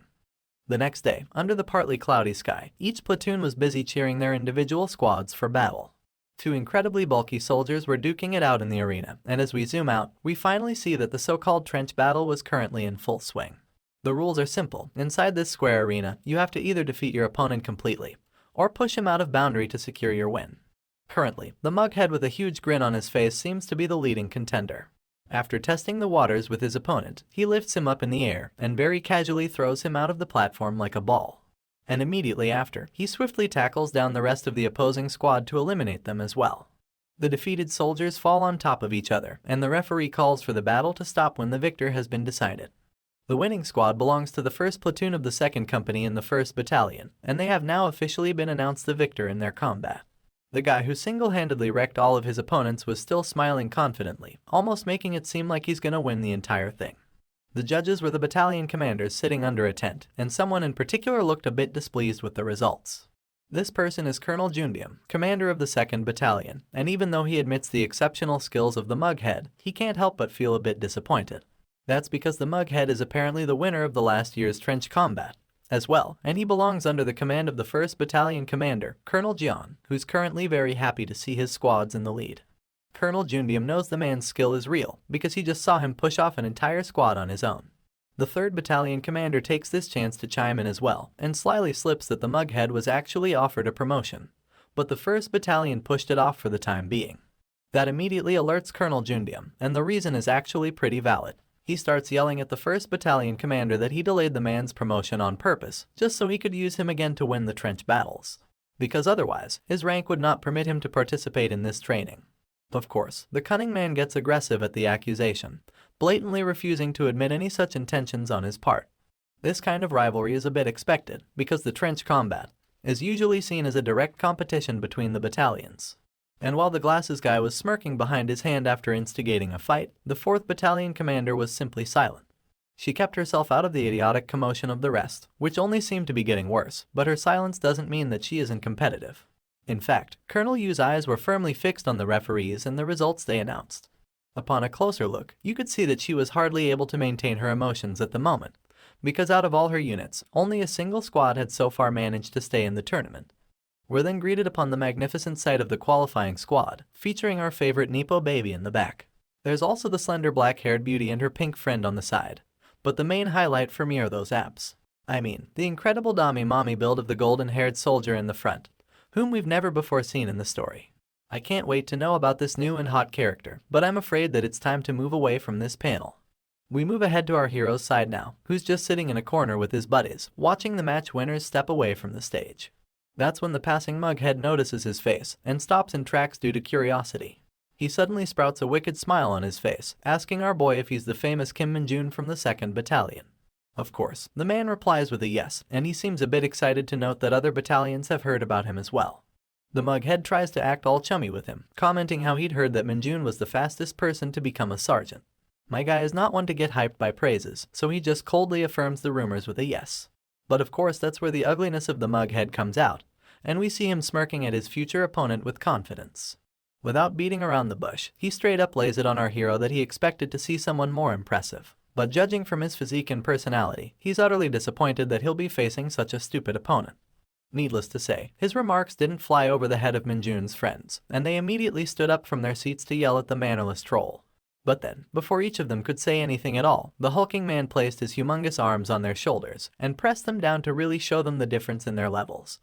With a face even more disgusting than before, he tauntingly responds that he didn't mean to say those words out loud and hopes that his behavior would be overlooked. His single palm is bigger than their entire shoulder, so it goes without saying that the two corporals are quite intimidated by the mughead's towering figure. And watching them shiver as he had expected, the troll bastard stands up again to smirk at his victims, before casually proceeding to walk along with the rest of his squad. In the meantime, Minjun did nothing but stand in his spot obediently. After the bully was gone, the corporals regained their anger and started talking behind his back as expected, but our boy simply told them that everything is fine. Guangxik was literally about to turn into an angry tomato after hearing this, and really wanted to go back to the troll and give him a piece of his mind. But then, he suddenly started shivering once again, and the fear he was feeling now was greater than anything the mughead could ever instill. You see, the reason he sat back was because he didn't need to get angry on Minjun's behalf at all. After all, even if he says that everything is okay, the man in question is currently more angry than anyone else. I'm already extremely excited at this development, because Minjun's anger means that the poor mughead is soon about to get his ass handed to him in a royal fashion. Anticipated episode 19 is here, and we're starting off by resuming the trench combat event in the training camp. The babes of the female squad are currently on standby, and it looks like our pink-haired shorty has something on her mind. Her name is finally introduced to us as Cha Mary, and she's irritated because she doesn't see the point of these battles. Not only are they tiring, but she's also someone who doesn't enjoy touching the sweaty bodies of other people. Surprisingly, it seems that her tall friend, Ms. Yunhyaju, is also inclined to agree. She seems to believe that the combat is slightly unfair, and they also get chewed by their superiors if they don't perform well. Not to mention, Mary is even more concerned that they are the only female squad who made it to the current round, and as she glances over at the direction of her battalion commander, she can't help but worry that she must be very angry. Her concern isn't baseless either, because we clearly see that Colonel Yu isn't pleased with these results at all. Her fuming face is caught perfectly by the pink shorty, and judging by her expression, you can tell that the girl is really fearful of the scolding that might come after the tournament is finished. That's when a certain mommy figure walks into the scene, assuring her team members that there's absolutely nothing to worry about. Right on cue, the referee calls for the female squad to step forward for their next battle, and we finally get to see the absolutely dominating figure of the mommy, whose abs I kept praising in the last episode. This magnificent lady's name is Osipil, and she's a sergeant and the leader of this particular squad. As she openly declares that she's going to win this tournament, we realize that her character isn't only defined by her abs, because she also has a really fierce personality. The round starts, and the first thing we see is the screaming face of the pink shorty. Looks like the ladies are off to a bad start, as Mary is running off from a guy who's trying to chase her, while the tall lady is trying her best to push back her own opponent. In the background, two more ladies are really struggling against a single giant, who's hardly budging an inch despite their combined efforts. These two ladies are merely private ranks, and they really can't compare to the build size of their opponent. However, as a single hand grabs the man's collar from behind, we remember that there's someone in the female squad who far exceeds his caliber. That's right, it's the Sergeant Dami Mommy, and we see her strength on full display as she effortlessly flings back the humongous soldier in the air. The man barely stops his momentum from pushing him out of the boundary, but the lady sergeant is already on the move to take away his initiative. The woman gives a single spear tackle to the man's body, completely uprooting him from his grounded position. And of course, the impact is so strong that he spit out all the oxygen in his lungs, and falls unconscious without getting a single chance to retaliate. The man lands outside the arena's boundary with his ass in the air, and the sergeant gets up elegantly to clap the dust off her hands and look at the rest of her team. Guys, I won't lie, but I think I'm in love. Anyway, even though the woman is a literal force of nature in the arena, it seems like the rest of her team isn't doing as well, because the pink shorty is still just running away from her chaser without fighting back. Looks like the soldier's hand is finally about to reach the girl, and just as he got excited that he'll be able to eliminate her from the round, Mary shows an unexpected display of skills out of nowhere. She grabs the unsuspecting soldier's hand from behind her, and flings him upside down with the perfect posture of a judo master. A loud thud is heard when the man hits the floor, and the sergeant huffs a smile, almost as if she knew this was going to happen. The pink girl isn't even the least bit exhausted after running out so much, and the confidence on her face tells me that she was simply toying with her opponent. We finally get a sense of her character when she boldly tells the defeated soldier that he was warned to stay away from her. After ending her own fight, the girl looks back to check the status of her tall friend, who's still just standing her ground against the opposing fighter. Looks like the man is slowly managing to push back the female corporal, but won't be enough to finish her off. That's when we see him smile and glance to his side, as his other friend rushes over to help him win the duel. The helper thinks that he has spotted an opening to take out the black-haired girl, but he doesn't even notice the hand that's currently grabbing his collar. And the next thing he knows, the idiot is flipped upside down in the air with his gaping mouth. As my man flies off in his reverse position, we see that the perpetrator this time was our favorite Nipo baby, Sun Yunseo. She smiles with satisfaction at her victory, making it clear that she's not one to be underestimated. And with that momentary distraction, Sergeant Yoon regains her footing and Monster grips the hand of her opponent, forcing his back on the ground with a powerful thrust. That earns her a wicked smile from her pink friend, who almost makes it seem like such a result was always expected. But it looks like these girls have two more people to deal with, who seem to be clicking their tongues at the pathetic display of their squad. These twin-looking bald heads are straight up bad-mouthing their own teammates and laughing at them for not being able to take down a single opponent. The defeated soldiers have no choice but to stay silent, as the still-standing twins claim that they're going to carry their asses to victory. The brothers seem very confident of themselves as they take their crouching positions, and they actually believe that they will be the ones to win this entire tournament. With their baseless confidence, they charge at the female squad to claim their victory. But then we suddenly hear the swooshing sound of the air, and the next thing we know, Sergeant Mommy is holding them both by herself with her well-developed arms and her incredibly muscular back. The twins laugh at her at first, thinking that she's crazy to think she can stop them on her own.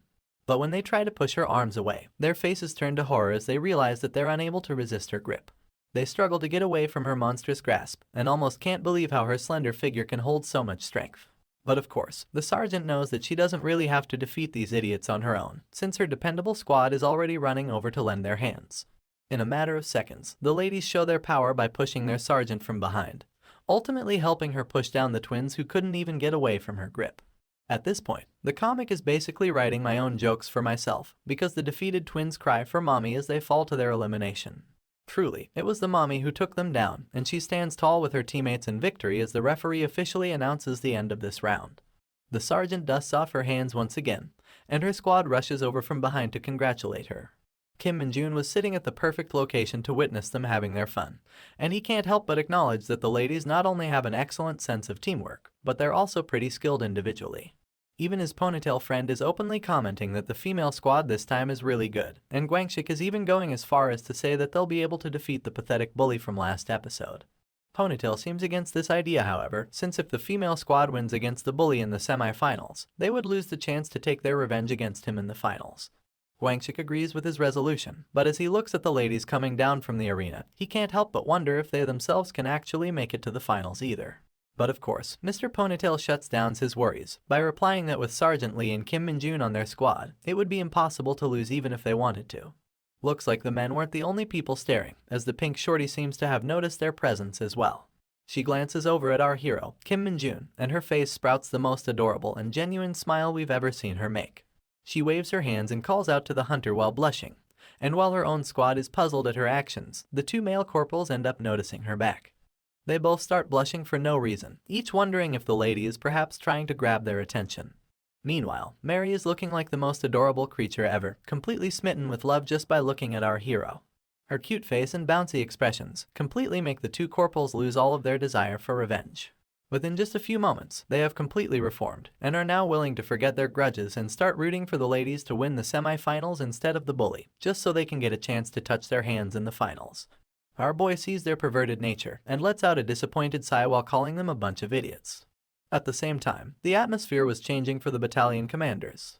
Looks like the squad who just got defeated belonged to the glasses dude, and he's definitely a bit disappointed at their crushing defeat. The 1st Battalion commander, on the other hand, is more than delighted, as he compliments the female squad for displaying such a perfect round. He further compliments Colonel Yu for raising such a dependable squad, but the woman just stays silent in response. Next up, the referee calls out for the next two squads to step up to the stage, and this time, something catches the eye of the female colonel. The reason for her attention is none other than Kim Minjun, and as the colonel remembers his time with the division commander and his past achievements, she can't help but get curious to see what he's got to show. While the boys were walking up to the arena, Mr. Ponytail nudges our hero to tell him that if they win the entire tournament, their whole squad will get a paid vacation as their reward.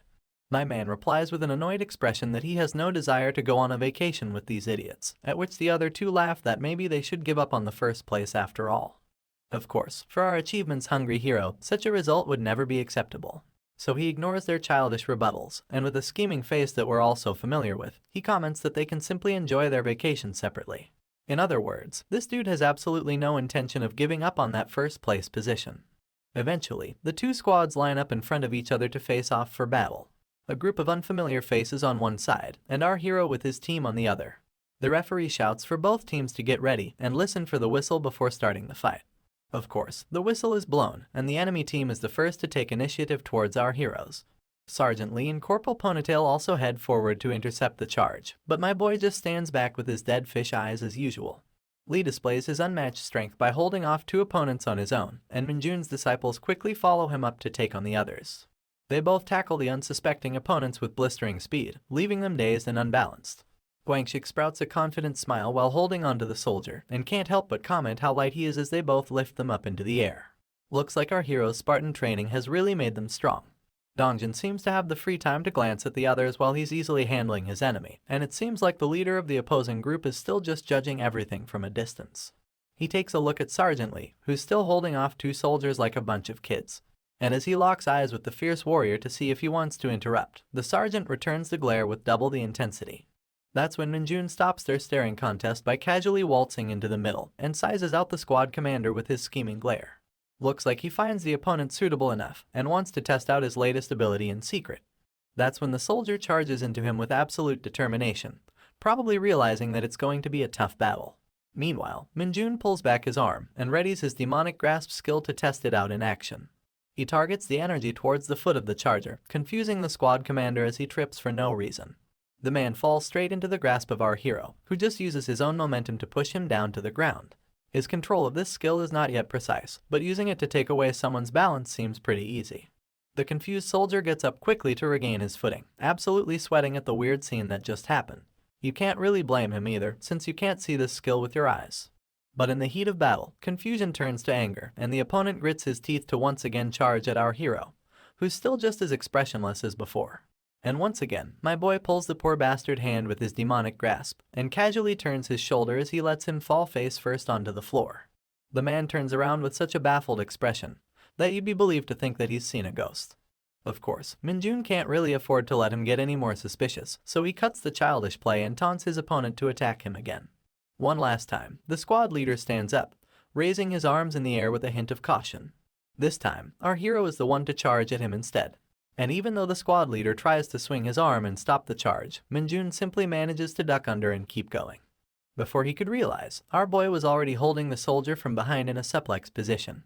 But instead of ramming his head back onto the ground, he just tosses the man behind him like he's some sort of trash. A single look at our hero from this angle, and you can really tell that there's nothing more he enjoys than a little bit of trolling. The scene then shifts, and it seems like a bunch of other battles have already been conducted throughout the day. As expected, Minjun and his squad made it all the way to the finals without any trouble. But as he glances to the side to look at his sulking comrades, it seems like something might have gone wrong in the middle. You see, both Guangxi and Ponytail are absolutely furious, because instead of fighting against the female squad as they had hoped, they'd be going up against the bully after all. At last, the referee signals for the last two squads to come forward and start the finals, so the soldiers start climbing the stairs to the arena. The face of the bully bastard hasn't gotten any less annoying, and he's smiling just as wickedly because he's certain of his victory.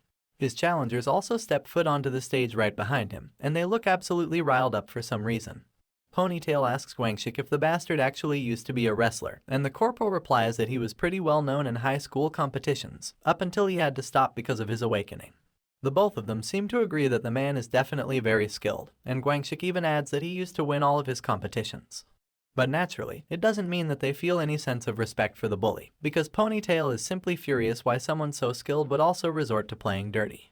As the both of them burn their heads hot with anger, Sergeant Lee grips them in place with a defeated sigh. Minjun is also a bit disappointed at their behavior, but he already knows the reason why they're so angry. You see, it all started back in the semi-finals. We are shown the face of the bully bastard blowing on his hand, and zoom out to see his whole squad standing tall at their victory. They had won their match against the female squad. But a single look at the struggling figure of the blonde mommy is enough to tell us that their methods were beyond aggressive. Bruised and battered, the female sergeant barely managed to stand up again as the last remaining survivor of her squad. The bully was of course surprised to see it, and the mommy soldier wasted no time to charge again with all of her strength. But once again, she was easily picked up by the gigantic wrestler and tossed back onto the floor to her crushing defeat. You see, in this match, the bully and his teammates defeated every member of the female squad, but made sure to not push even a single one of them out of the arena's boundary. Instead, these assholes kept beating them and tossing them, until they were actually unable to fight back and completely out of spirit. As we're brought back to the present, Minjun thinks about how the bully's method was definitely repulsive, but this is all part of the combat training in the end. He realizes that it's not the winner's fault for absolutely shaming their opponents, and as he glances over at the ladies who are obviously upset about their defeat, he can't help but think that it's the loser's fault for being weak. In the end, the mommy sergeant is so exhausted and dejected that she simply sits on her seat with her face covered in a towel, not saying anything to the others. Meanwhile, Guangxi is completely pumped and ready to teach some manners to those barbaric bastards. Our hero can't seem to sympathize with his feelings, however, as he believes that his reaction is a bit too extreme. He remembers all the comical and the horrible faces of the man who insulted him and smiles it off casually, completely unbothered. After all, he knows that there's no point in getting angry beforehand, when he can simply beat him up to a pulp during the fight. It finally comes the time for the mug face to fight against a proper enemy, and he stands with his squad on the left side, while our hero and his boys stand on the right. Since the mug face has been flaunting his strength and fighting off all the squads by himself, Ponytail taunts him by asking if he's going to do the same in the finals as well. As expected, the ugly-ass fucker smiles, and annoyingly replies that he doesn't want to disrespect the famous Sergeant Lee, but doesn't think that anyone else is worthy of being his opponent. He asks the corporal if he actually thinks he can shove him back a single inch, and Sergeant Lee is forced to hold him back from getting aggressive in response. The mug face then glances towards our expressionless hero, completely ignoring the burning head of Corporal Wangshik. The ugly dude snickers at Minjun for being so heartless and remaining unfazed, when he thought that he could definitely rile him up by beating his girlfriend. The statement comes off as a surprise to the boys, as Gwanchik asks the fucker what he's even talking about. That's when the mug face replies that he saw the pink-haired shorty waving aggressively at Minjun, and figured that she was probably his girlfriend. Naturally, the corporal gets furious to hear this and thoroughly denies such an absurd assumption. After all, he thought for some reason that the girl was waving at him instead. That's when the Ponytail chimes in, needlessly commenting that other than Lumi from Dungeon Power Fighter, Sergeant Minjun doesn't care about any other girls at all. That comment of course warrants an awkward moment of silence between the two squads, before the pig-nosed bastard suddenly starts snorting with laughter. The mere thought of having a crush on a beginner NPC from a trash game from ages ago sends the man and his squad in a fit of hysterical laughter. He repeatedly mocks our hero for being a loser, which puts all the boys in our hero's squad in a state of panic. No one knows better the anger and strength of our hero than his scared friends, but the mug-faced idiot just keeps fueling the fire and laughing at Minjun while calling him a pathetic loser. At last, the referee decides to signal the teams to get ready for their match, and asks them to wait for his whistle before engaging with each other. Tearing up with laughter and grinning like an idiot, the bully tells Minjun that he'll go easy on him in battle, so he can go back safe and sound to his two-dimensional wife. That's when the referee puts the whistle in his mouth, and the mug face takes his stance while still laughing and snickering. The whistle is finally blown, and other than our hero who stands his ground, all members from both squads start charging at each other. The camera zooms in on Minjun, and since we don't see what sort of expression he's making, we can only assume that shit is about to go south. I guess his non-responsive state puts him as a target for the bully, who's currently flying at him from his position while asking him why he's still spacing out. We see from his perspective that his hands reach closer to our hero, and just as he was inches away from grabbing him by his shirt, something unexpected happens. Rather than using his fists or his abilities, my boy chooses to stop the gigantic man with a straight-up headbutt to his face, sending shockwaves in the arena. At long last, as we start off the 20th episode of this series, we're greeted by the confused look of our hero's teammates after witnessing Minjun's headbutt to the bully's face. Needless to say, the colossal idiot is already holding his face in agony, barely able to utter a word. Still, despite the pain, he has to keep playing the tough guy, so he tells the referee that this happened because he tripped, and he doesn't want to penalize our hero for hitting him. He and our hero both look at the referee with completely different reactions, confusing the man on what to do. Hitting someone blatantly in this tournament is a clear violation of rules, but since the bully wants to pay back our hero for this humiliation, he wants to let it slide. The referee then looks at the colonels from afar, and a simple wave of hand from the 1st Battalion commander gives him the answer he was seeking. The man with the red cap acknowledges the instructions, and proceeds to announce to the contestants that the current hit would be marked as a mistake. But in the future, he makes sure to inform that hitting your opponent would result in an immediate disqualification. With the referee out of the way, the bully was now left alone to contemplate his next course of action. He thoroughly believes that he was caught off guard, and calls our hero's earlier attack cute, while also vowing to crush him thoroughly in the match. Minjun does nothing but smile in response, confused at the mughead's choice of words. And when the referee once again shouts for the match to be resumed, our boy replies in a cold voice, letting his opponent know that he's not done being cute. In the very next moment, we see him leap away from his current position in a completely unexpected direction. The bully's expression is relaxed to see this, as he thinks that our boy is now just trying to run away. But of course, it doesn't take him long to realize that something is terribly wrong. After all, this psychopath was charging straight at his own teammates with a murderous intent. Corporal Ponytail was already scared of Minjun, and seeing him charge at his face literally gave him the chills of his life. But before he could even shriek in surprise, him and his friend were both blown out of the arena with a thrust of our hero's shoulder. While in the air, the only thing the poor corporal could do was cry and wail at his horrendous luck. That's when the bully finally processed that the damned idiot was throwing his own teammates off the arena, and he was already on the move to his next target. Friendly fire was now on, and not just his own teammates like Guangxik and the others, but my guy was also flicking off the enemies at the same time.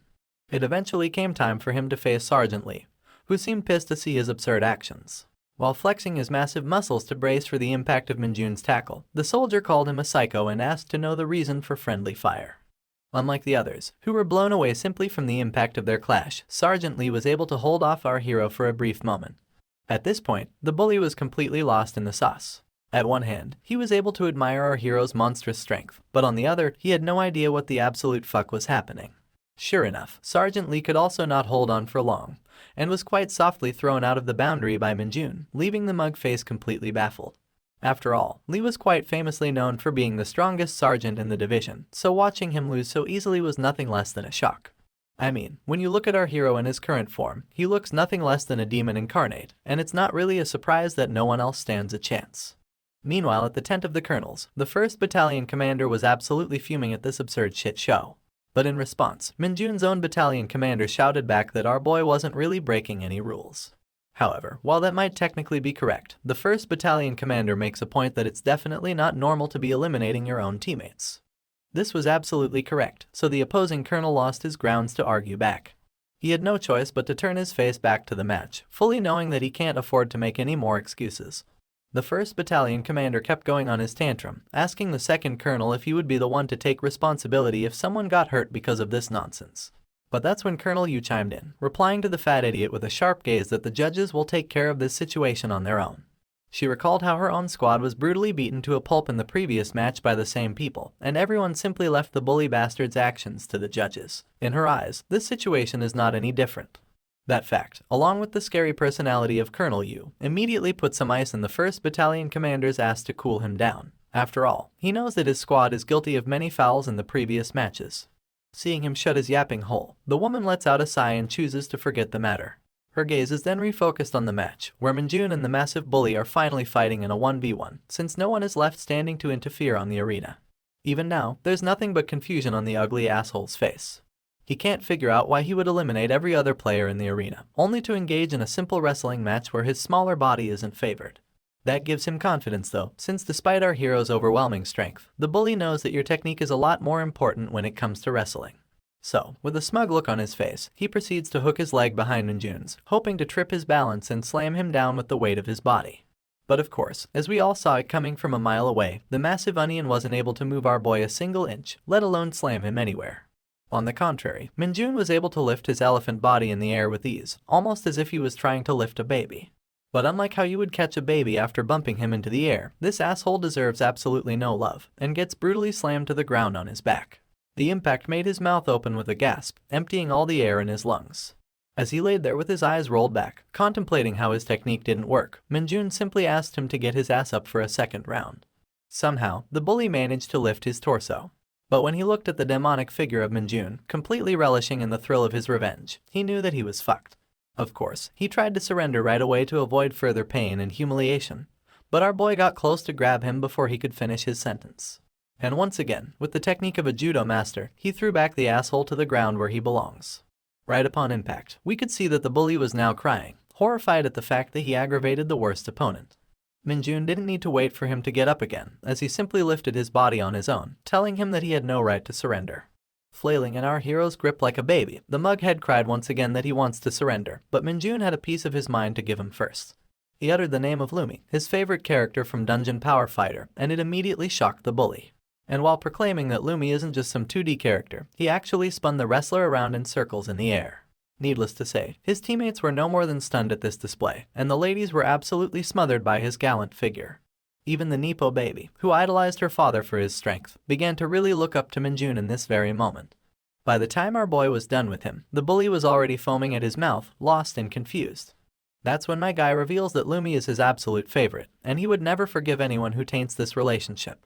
The dude actually went off on a rampage because someone laughed at his 2D wife, and I can't decide whether that's alpha as fuck or cringe as hell. Either way, the disaster he unleashed on his hapless victim would forever be ingrained in his body, and never again would he dare to laugh at a gamer.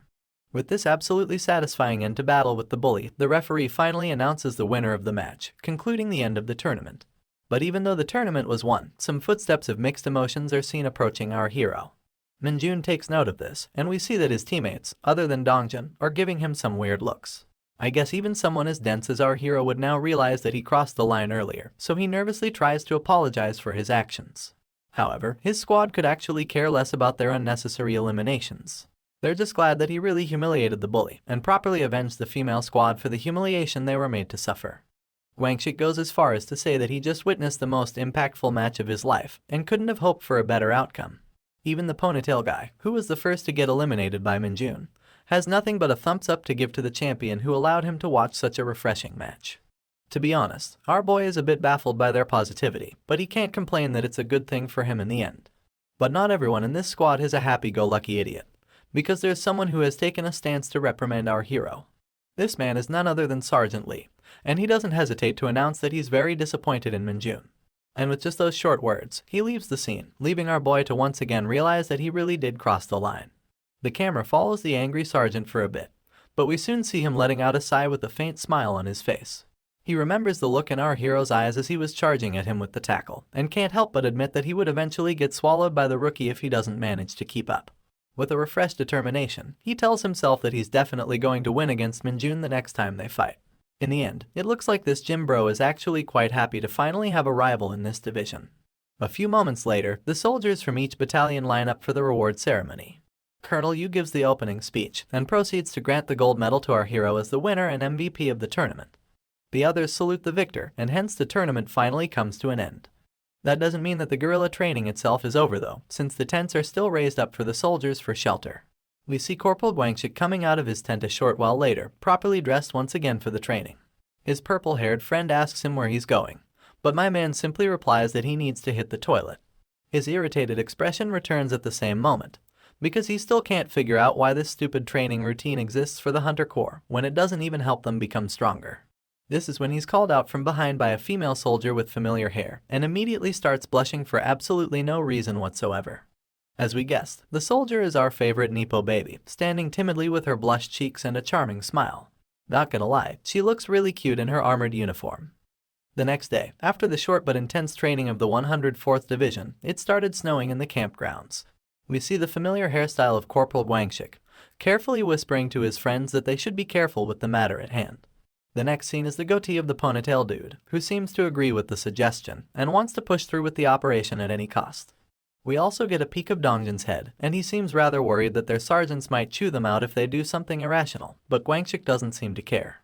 There's also another person with these idiots, and according to Corporal Ponytail, his role is the most important in their mission. Just when I was starting to wonder if they were doing some undercover training, these morons were simply seen sitting out in the open while it was snowing. Guangshik seems to be the one in charge of this meeting, and says that they don't have a lot of time to decide.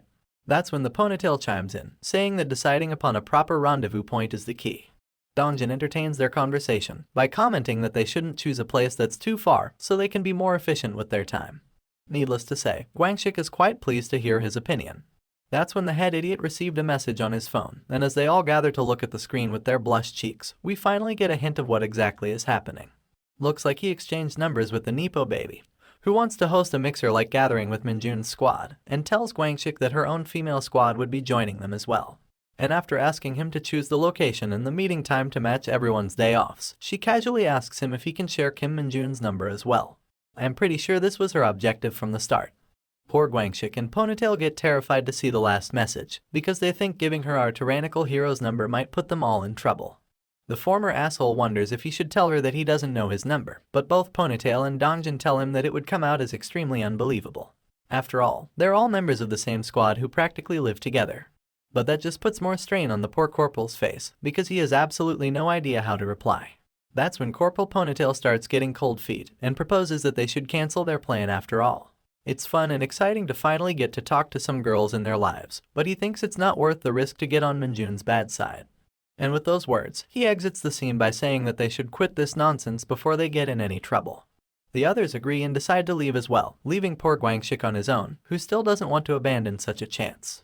He tells his friends that it's possible that the sergeants might want to join them as well, but his words fall on deaf ears, and no one thinks to entertain such a thought. At the end, this sad and lonely loser is left all by himself in the snow, completely isolated in his dreams and horniness. Switching locations, we move inside the camp building, where the main hero of this story opens the door to the training room. First things first, he's quite excited to look at his newly updated status. As you can see, it looks like he has gained a bunch of strength and agility stats once again, while everything is practically the same. As he remembers the mug face he tossed around the map in the previous chapter, Minjun can't help but thank him for improving his status. You see, it was getting quite difficult to level up his stats once they reached 60, but thanks to defeating that wrestler, his surprisingly gained a boost to his stats once again. Of course, as he casually benches the ridiculously heavy red stone weights, our boy is practically smiling from ear to ear. He pumps out a bunch of reps with absolute ease when he's suddenly interrupted by a voice to his head. Minjun places the weights back on their rack and continues his telepathic communication with the voice. The man on the other end is Lee Bongu, our hero's newest lackey, and his concern right now is that he wants his master to order some food to his current location. Naturally, Minjun is pissed to hear such a menial request, because he even gave the idiot dark mage some money so he could manage the food situation on his own. But after arguing for a while, he decides to order it anyway, for which the dark mage is thankful. As usual, our hero doesn't seem to enjoy his happy and idiotic attitude, but it looks like Bongu has something more to say. So he interrupts him once again when Minjun was just about to lose his shit, and mentions that he has discovered another mysterious aura. That quickly calms down our hero, as he sighs while asking why the idiot didn't start the conversation with such important information first. After staying silent for a while because he didn't have a response, Bongu starts explaining that what he sensed isn't exactly a source of demonic energy. In fact, it's something completely different that he has never even felt in Isgard. He suddenly stops talking during his briefing, so Minjun gets alert that he might be in some kind of danger.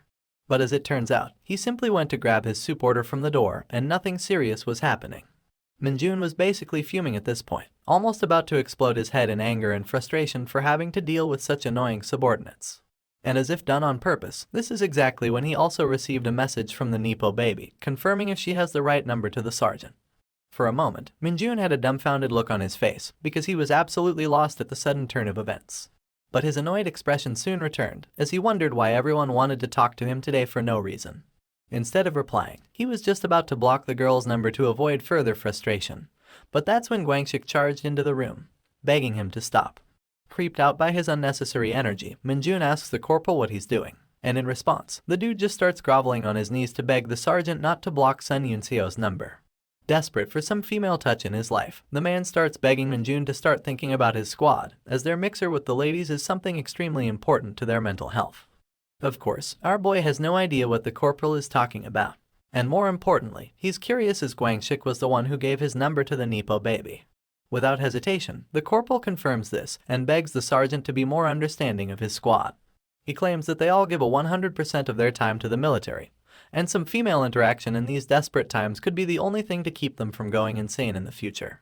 Confused and irritated, we can already tell that Minjun is fed up with Guangxik's abrupt behavior.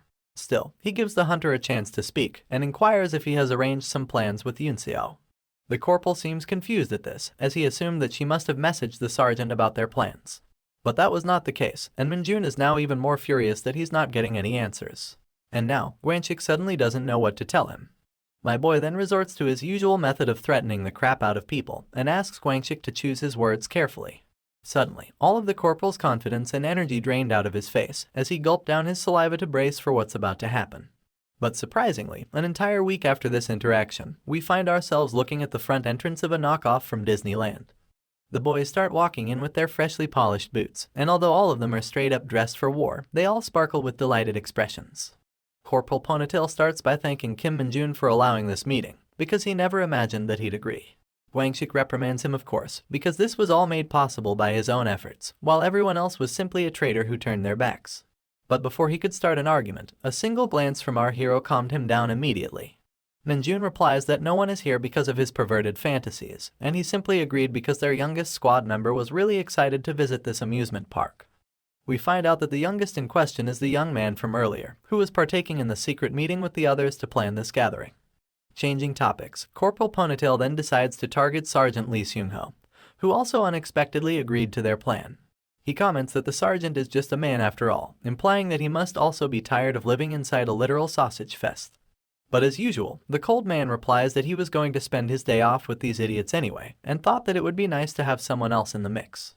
After getting roasted by everyone else in his squad, Ponytail starts looking around to see if the female squad is already here. and his eyes immediately perk up with an unimaginable amount of glow as he spots our favorite lady group from afar away. He calls out to the ladies, and we see that all the familiar faces are gathered in one spot, but there's a humongous figure shadowing behind the girls as well. The guys couldn't help but note the towering stature of the man, and even Kim Minjun was made to take notice of his presence. The person looked directly behind the Nepo baby, and it seemed like the girl was also a bit nervous because of him. As you might have already guessed, the Goliath was none other than the Nepo baby's father, Sun Tiho. The corporals of the male squad start to make assumptions, immediately wondering if the man is some kind of gangster. I don't blame them either, as our father-in-law looks extremely terrifying. But before they could do anything irrational, Sergeant Lee stopped them immediately, asking them to stand on attention. Followed by that order, he salutes the senior officer, who salutes back in response to the greeting, while Yunseo just blushes in embarrassment the whole time. This is when Dongjin also took note of the senior officer's face, and shocked everyone by revealing that it's the commander of the 107th Division, whom he once saw before on the TV. At the same time, Yunseo starts fumbling around her dad, begging him to please go back home, as it's extremely embarrassing to have him around her friends. We already know that the scary Major General is actually quite a doting father, and he gives her daughter the most lovely smile he could muster, telling her that he simply wishes to greet the hunters that work with her, and promises to leave right after. Despite his reassurance, Yunseo seems aware of her father's overprotective nature, and doesn't feel that this is a good idea. But the man simply moves her hand away, looking straight in the direction of our hero. Minjun is actually quite delighted to see that he got noticed by the senior officer, as he always admires strong people from Earth. At the same time, the smile fades from the man's face completely, and he's almost starting to resemble a Yakuza. He walks closer to our hero with his leathered boots, and towers over him menacingly, blocking out the sun.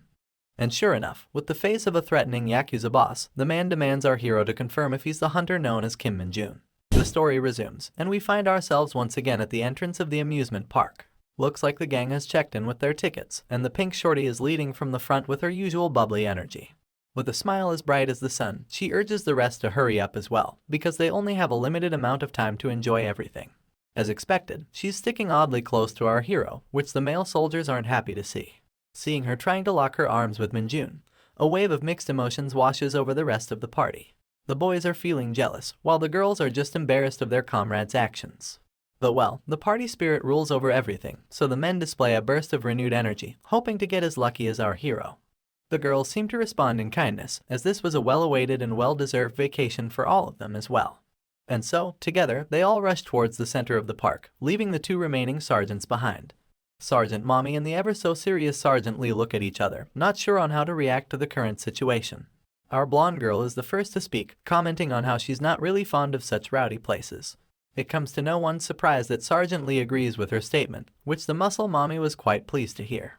Looks like the two of them are going to hit it off well, as they walk together towards the rest, having light chatter along the way like a pair of muscle enthusiasts. In the next couple of scenes, we truly get to see how much everyone is enjoying this event. They all throw their hands up on the pirate boat. The girls partake in some goofy festival costumes while the boys get some cotton candy. And of course, they all shout and scream on the roller coaster with a pure emotion of joy. Heck, Sergeant Lee and Muscle Mommy even have an arm wrestling showdown in the middle of the park for everyone to see. Later, we find ourselves at a children's shooting range, where the shop owner is announcing a price of 10,000 for 10 shots a person. Eager to show off in front of the girls, Guangxik tries to give it a shot and win the big prize. His eyes are focused sharp, and there's no way he'd allow himself to get embarrassed in front of the others. But the next thing we see is him holding a tomato plushie, which turns out to be nothing more than a consolation prize for participating. Looks like this goofball didn't manage to knock a single prize. Mr. Ponytail sees this of course, and tries to one-up Corporal Guangxik by taking the next place in line. The ladies are oddly impressed by his confidence, and he seems to boast a really nice posture with the air gun as well. But of course, my man ended up getting the same shit as Guangxik, openly becoming a laughingstock in front of the merciless girls. Although he's convinced that the gun must have been tempered for him to miss all of his shots, there's no way his fellow corporal is going to let that slide as an excuse, as he continues to taunt him for sucking balls. That's when our boy walks up behind the two, and notices something interesting on the prize table inside the shop. The first prize seems to be a mushroom from Mario, the third prize is a fucking banana, and there's an odd little keychain in the middle as the second prize as well. Zooming in, we see the figure of our hero's favorite character from his favorite game, and you already know what's coming next. That's right, he's got his eyes on the prize, as the girl on the keychain is none other than Lumi from Dungeon Power Fighter. Determined to claim the keychain at any cost, Minjun picks up the gun that has led down many others before him. We hear a bunch of gunshots echo through the air, followed by the absolutely stunned expression of the shop attendant. Our boy places the gun on the table after finishing his turn, but the attendant informs him that he still has one more bullet left to shoot. Minjun replies he doesn't need to shoot it, and I think you can gather the reason for this reply through the open-jawed faces of the people behind him. The girls are seen talking between themselves, wondering why he didn't shoot the last shot, despite hitting every single bullet on the target. The only exception is the pink shorty, who's just more and more in love with our hero. In any case, the shop attendant cautiously hands over the second prize to our boy, who accepts it gratefully with excitement. There's no wonder he didn't shoot his last shot, because he was only aiming to get this particular keychain from the beginning. Needless to say, the girls don't really understand the significance of this, as they don't even know the character on the chain. Finally, after hours of time spent in the amusement park, our hero smiles for the first time, because only now does he think this trip was worth it. Other than the shorty who's just fawning all over Minjun, I think the boys finally understand the irony of the situation. In fact, they don't even know if they should be impressed or annoyed. In either case, they decide to ignore the senseless behavior of our hero and decide to collectively head towards the next attraction. And as they move ahead, the Nepo baby takes this chance to finally call out to the hunter. Looks like she's still curious about his meeting with her father earlier and wants to know what they talked about in private. She manages to get our boy's attention rather easily since he's already in a happy mood, so he turns around with his smile intact, taking us into a flashback of their meeting. You see, from back where we left off in the last episode, Major General Sun and Kim Minjun had walked a fair distance from the group to converse in some privacy. The general starts off the dialogue by apologizing to our hero for dragging him to side while he's on his vacation. Minjun didn't seem to mind, of course, so he asks the general to be casual and tell him what he wants. I guess his overly straightforward response ticked something inside the general, so he proceeded to intimidatingly put his hands over our boy's shoulder in a show of dominance. Not gonna lie, my man's got the hands of a giant, and he squeezed his fingers on Minjun's shoulder with full force to gauge his resistance. Of course, our hero notices the general's intentions right away, so instead of reacting, he just stands his ground with as little reaction as possible. This gesture alone was enough to give the Nepo baby's father the answer he needed, so he smiles and puts his hands away slowly, respecting our hero's trained body and resilience. He apologizes to the sergeant for testing him so abruptly, and comments that he's definitely very well trained. Naturally, Minjun takes the compliment with stride. Once again, the general puts on a face that tells us that he's very impressed with our hero so far. He then casually reaches inside the dashboard of his car and says that he's got something to give to the sergeant, since his daughter seems to owe him a favor for that incident inside the tin can dungeon. He takes out a small box of black wood, along with his contact card in case Minjun wants to reach out to him in the future. Before our boy could ask him further about the box itself, Sun Tio starts to elaborate that it contains an item that's generally reserved for general ranks only inside the hunter military. Although their technology isn't advanced enough to evaluate this item entirely, it's supposed to give a random raise to your stats. As the box gets opened, we see that the item in question is a silver bracelet of sorts, which looks rather rough and worn down. Perhaps it was previously used, or perhaps it's just the texture of this particular material. In either case, it looks like our boy has hit the jackpot, as his inner thoughts leak out to reveal it as such, while he's busy thanking the general for his generosity. Reaching for his car door to exit the scene, Sun Tio tells Minjun to use the item to train himself further, and warns him to not tell anyone that he's the one who gave him the bracelet. He then offers to treat him to a meal if he ever decided to visit his division, and follows it up with one last warning. As we all saw coming, the devil's face returns on the general, telling our hero loud and clear that if he ever tries something funny with his daughter, he would make sure to kill him with his own hands. And with that business concluded, the man finally leaves the parking lot with his car. Looks like his warning wasn't really needed, because as Minjun puts the bracelet inside his breast pocket, he smilingly comments how such concerns aren't necessary, implying that he has no foreseeable plans to get together with anyone. That's where the flashback ends, and we're brought back to the present, where our boy tells the girl that their meeting wasn't anything important. Not convinced by that answer, Yunseo inches closer to make sure, asking if he's sure her father didn't say anything rude to him. While reaching into his pocket once more, Minjun confirms that no such thing happened. He then takes out the general's card from his pocket and shows it to the Nepo baby to rest her mind at ease. He informs her that he received it as a gesture of goodwill because her father wanted to treat him to a meal if he visits his division. As far as Yunseo is concerned, her father isn't the kind of figure who would show such politeness to his juniors, so she wonders why he received such a gift for no reason. That's when Minjun replies that it's probably because the general is bothered that his daughter owes him a favor. Of course, this triggers the memories of the tin can dungeon when the Nepo baby was helplessly clinging to our hero with an injured foot, and it blushes her cheeks pink with embarrassment. With the same shy expression, she tries to shake off the memory by addressing the sergeant once again, apologizing for the fact that he had to put up with her overbearing father. One last time, Minjun just snaps the card in front of the girl, and as she gets startled, he tells her that he's simply going to force his father to treat him to an expensive meal in return. Continuing on, we once again return to the main group, who's now just strolling inside the busy pathways of the amusement park. Guangxik tries to meekly approach the pink-haired shorty and starts getting embarrassed for no reason. Looks like he just wanted to thank her for this wonderful get-together, as she's the one who initially proposed this idea. But still, he's also curious to know the reason why she wanted to do this. The girl responds to the gratitude with a smile and proceeds to elaborate the reason as per his request. She reminds him of the trench combat and how her squad lost miserably to the mughead bully. And since Hunter Kim Minjun stepped in to take revenge for all of them, she just wanted to repay him for his kindness and effort.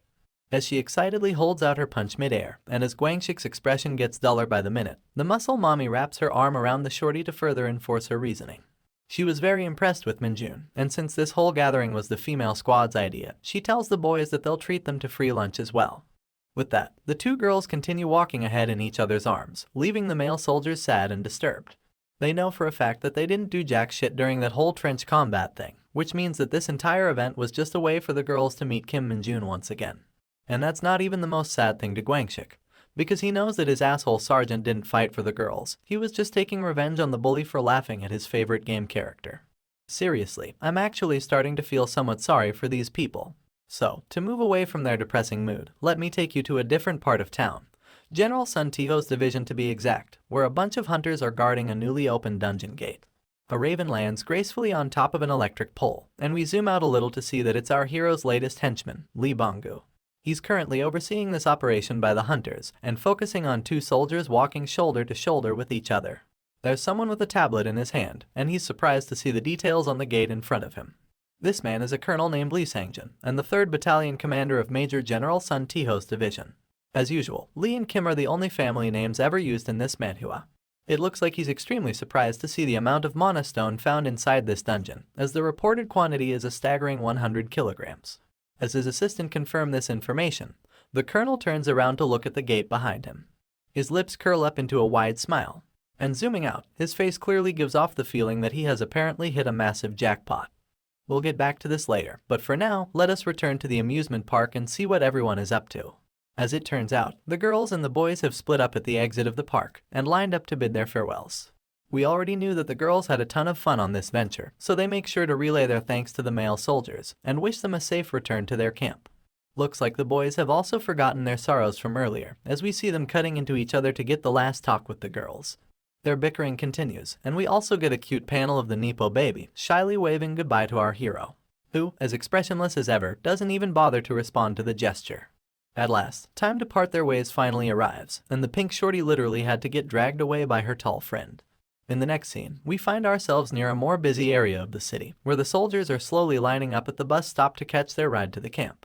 That's when Lee Bonggu finally starts talking into Minjun's head, annoying him and telling him that he has encountered an issue.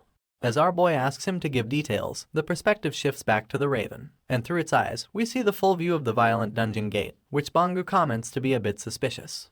He previously informed his master that the gate was under investigation and properly guarded by the hunters, so Minjun doesn't understand what's so suspicious about it now. Bonggu explains that there were only entry-level restrictions on the gate previously, but now it seems to be getting a lot busier, as hunters are seen carrying inside a lot of mining equipment. The perspective then suddenly shifts to a split screen on our hero and the colonel on site, both with polar opposite facial expressions to each other. While the colonel is just happy to have encountered this marvelous opportunity to extract a ton of mana stone, it looks like Minjun has spotted some sort of trouble. The next day at Daejeon, the jurisdiction of General Sun Tiho, a certain bus approaches its stop on time. Out from the bus, an annoyed-ass Kim Minjun emerges, who looks like he was forced to make this journey. He confirms the same to us as well, loudly mouthing that the current situation is an absolute mess. Back at the site of the gate, which is still being guarded by the hunter army just the same, we see a bunch of soldiers loading and unloading carts full of mana stone. Meanwhile, our boy reaches into his pocket and takes out the contact card that he received from the Nepo baby's father, wondering if this will allow him to enter the work site without any trouble. And while he's thinking that, we see a peculiar pigeon approaching him from the side. Minjun notices the cooing sounds of the bird, and as he turns to face it, the camera zooms into the goofy-looking creature, which is just Lee Bonggu changing his appearance. Our boy recognizes him and tries to ask why he looks different, but the minion just replies that he's been keeping diligent watch over the site up until his master arrived. I guess Minjun isn't in the mood to argue, so he simply lets out a sigh and asks if it's true that they discovered 100 kilograms of mana stone inside the dungeon. Bangu isn't aware of the weight system on Earth, so he doesn't know how much 100 kilograms is supposed to be, but confirms that this is definitely the figure he heard. This amount is definitely very suspicious to our hero, because it's 100 times more than what you would find inside a dungeon in Isgard, and that's only if you get really lucky. Sure enough, it finally surprises the little goofball as well, since he knows that such an amount is not normal. Minjun further confirms that it's an incredible amount of energy, and since the forces on Earth are currently working to weaponize it, it's no wonder that they're extremely greedy for it. Once again, he looks at the cackling and pulsing blue gate of the dungeon, and his brain picks up a strange energy signal that feels out of place. To confirm his suspicions, he asks Li Bangu if this is the strange aura he talked about earlier. And quite frantically, the pigeon flaps its wings to respond, confirming that this is definitely what he sensed from the gate. He can't sense any monsters inside the dungeon, but still can't help the feeling that the energy is very evil in its origin. This is when Minjun outs on his serious face at last, replying to his minion that it's no wonder he didn't understand it, because he has also only felt this type of energy once before in his life. And when Bangu asks if he knows what this energy is supposed to be, our hero starts gritting his teeth with frustration. He replies with a yes, and immediately starts bolting towards the gate at full sprint. Meanwhile, the workers at the site were still busy doing their tasks like before, but I guess that's not going to last for long. Because right in that moment, a bunch of slithering tentacles start shooting out of the gate. Chaos takes over the chain of command on the site, as the soldiers try to run away from this abomination, and the colonel tries to figure out what the fuck is happening. The platoon commander shouts that some of his squads are still operating inside the dungeon, but the colonel warns him to run away and save his own life first. Posing like a true hero, Minjun arrives on the scene just on time, confirming all of his suspicions from earlier. He comments that this is a fake dungeon, which might explain all the unnatural events surrounding it.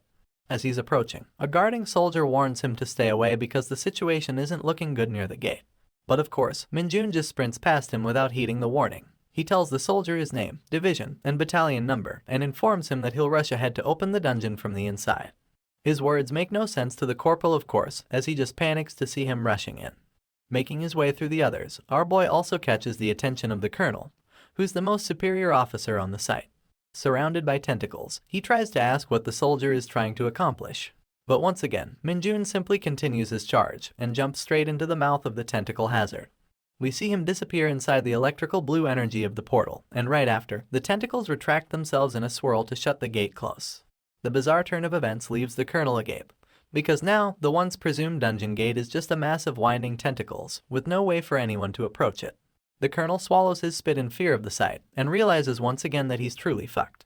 Meanwhile, a system window informs our hero that he has entered the dungeon, and we see him landing in the cavernous surroundings of this dimension. He notices a presence and looks up, only to find a bunch of mining hunters, scared of his sudden appearance out of nowhere. This is the point where the comic gives us the names and the class of each of these hunters, but I'm too lazy to remember them, so I'll just make up my own names as we move forward. Our boy notices from their badges that they're all privates and private first-class soldiers at best, so he asks to know if anyone else is present on the scene. One of the soldiers replies that this is all of them, and asks to know the identity of the intruder. Once again, Minjun gives them his name and other details, and responds that he just happened to be passing through this area when he found the gate. Before the privates could raise any further questions, he tells them quickly that the current situation isn't favorable, and he has no time to explain the details. He then asks them to ensure that no one is hurt, and confirm that they're all in possession of their equipment. After a quick inventory, we see that the privates were only carrying 3 katanas, 2 daggers, and a bunch of energy bars each. Naturally, Minjun is disappointed to see this, but the soldiers inform that they're just the transportation team, so this is all they get, and the inspection team has already left.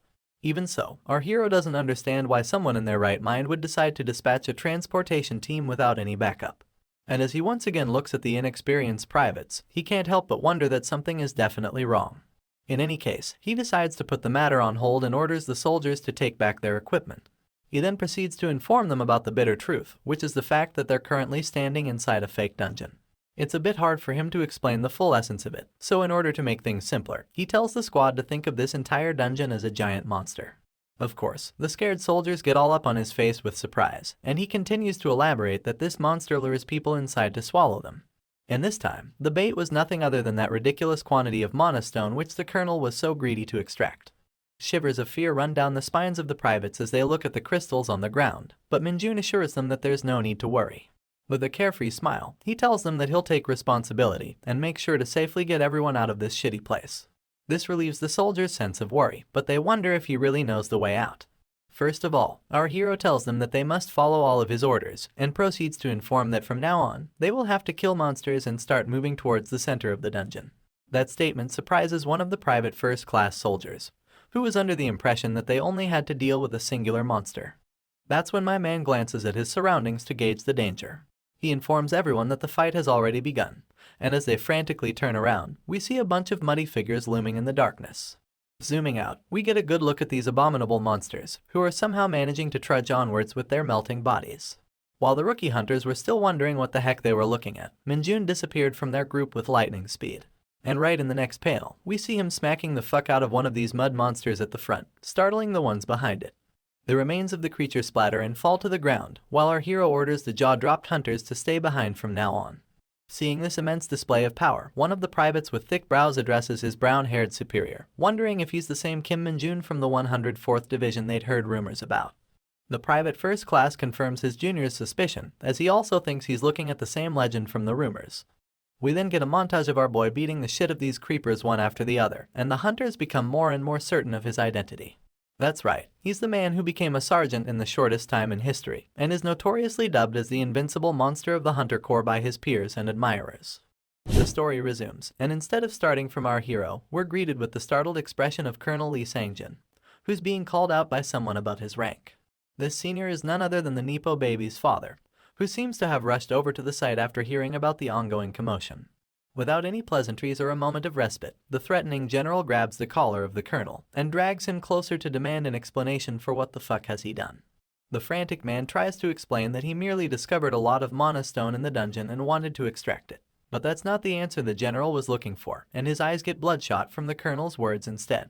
He shouts at the ignorant man in front of him, laying it out that he was never ordered to do any extraction, and even made the stupid decision of sending in soldiers without a proper raid team. Not to mention, this gate isn't even linked to a real dungeon.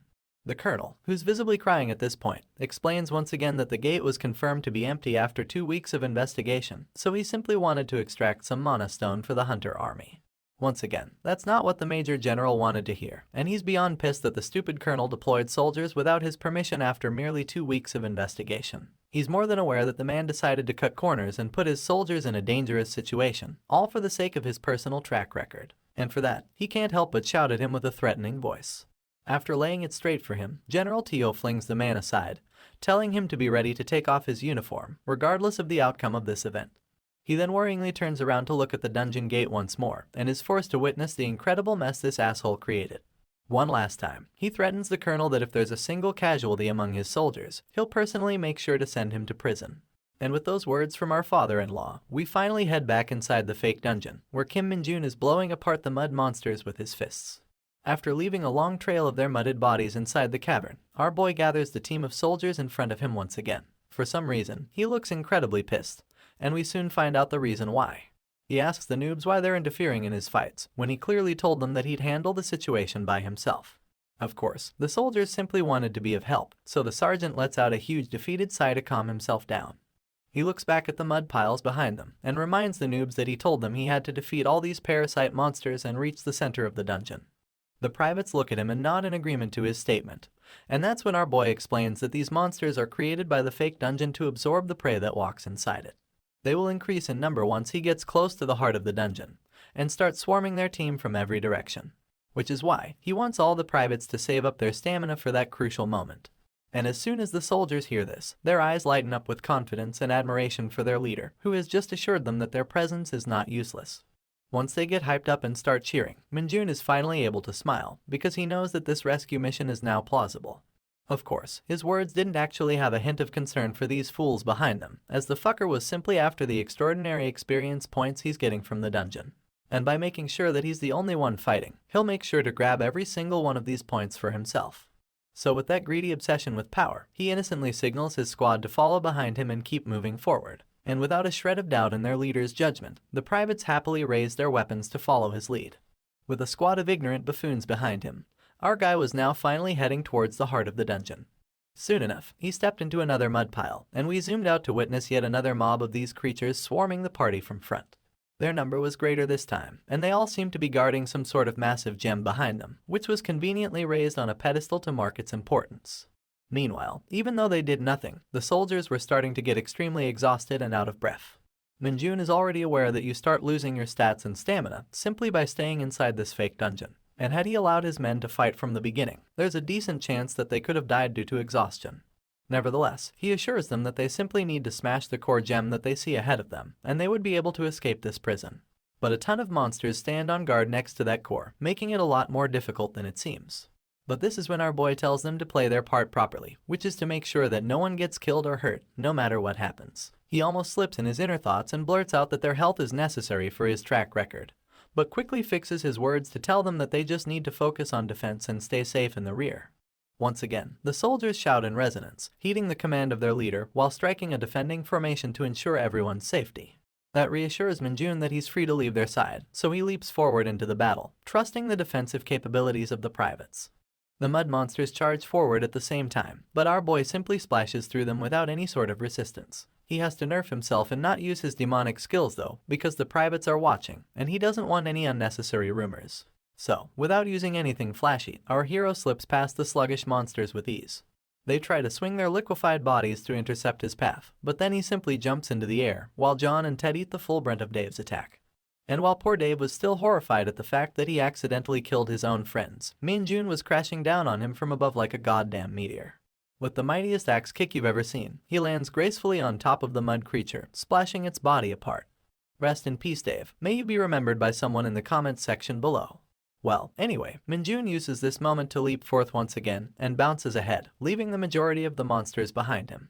Dave's family steps up to block his path once again, but Daddy Mudface over here gets punched in the neck by the ruthless fist of our hero. He does the same to the second monster, and once again continues to breeze past his enemies. By now, it seems as if even these mindless monsters are instinctively starting to back away from our hero, which of course makes him sprout a huge smile as he demonically orders them to keep coming at him with their sweet experience points. But then, all of a sudden, the purple core of the dungeon starts to radiate with its pinkish energy. It seems to have surrounded itself with some sort of mist, and Minjun's eyes widen immediately as he recognizes the threat. He knows that the core is starting to emanate poison, so he shouts at his squad to stand back immediately. That's when the core practically bursts with a purple cloud of poison, adding another layer to the already difficult situation. Our boy is immune to most poisons thanks to the demonic nature of his innate powers, but that doesn't eliminate the danger for his subordinates. He starts gathering a spiral crackling demonic energy in his hand to somehow deal with the situation, but he's aware that depending on the type of this poison, it might not be possible to keep his men alive. Plus, he's already running out of time, so his only option is to quickly clear this dungeon as soon as possible. This is the moment when a certain ringlet starts to shine silver. The shining power is coming through from Minjun's pocket, where he kept the silver bracelet that was given to him as a gift from the Nepo baby's father. A system window informs us that the item is reacting to our hero's demonic energy, and another window confirms that the item's hidden powers have been unlocked. Our boy of course doesn't have any idea what's going on, so he takes out the bracelet to grab a quick look. He remembers the Major General's words when he received this gift, and how he explained that although the military isn't able to fully evaluate this item, it is known to increase a person's stats at random proportions. Minjun had been wanting to save this item for later when it will get harder to raise his stats manually, but he's surprised to learn that the bracelet also contains some hidden power. Right then, another window startles him as it suddenly pops up in front, and this is where we learn the full specs of this item.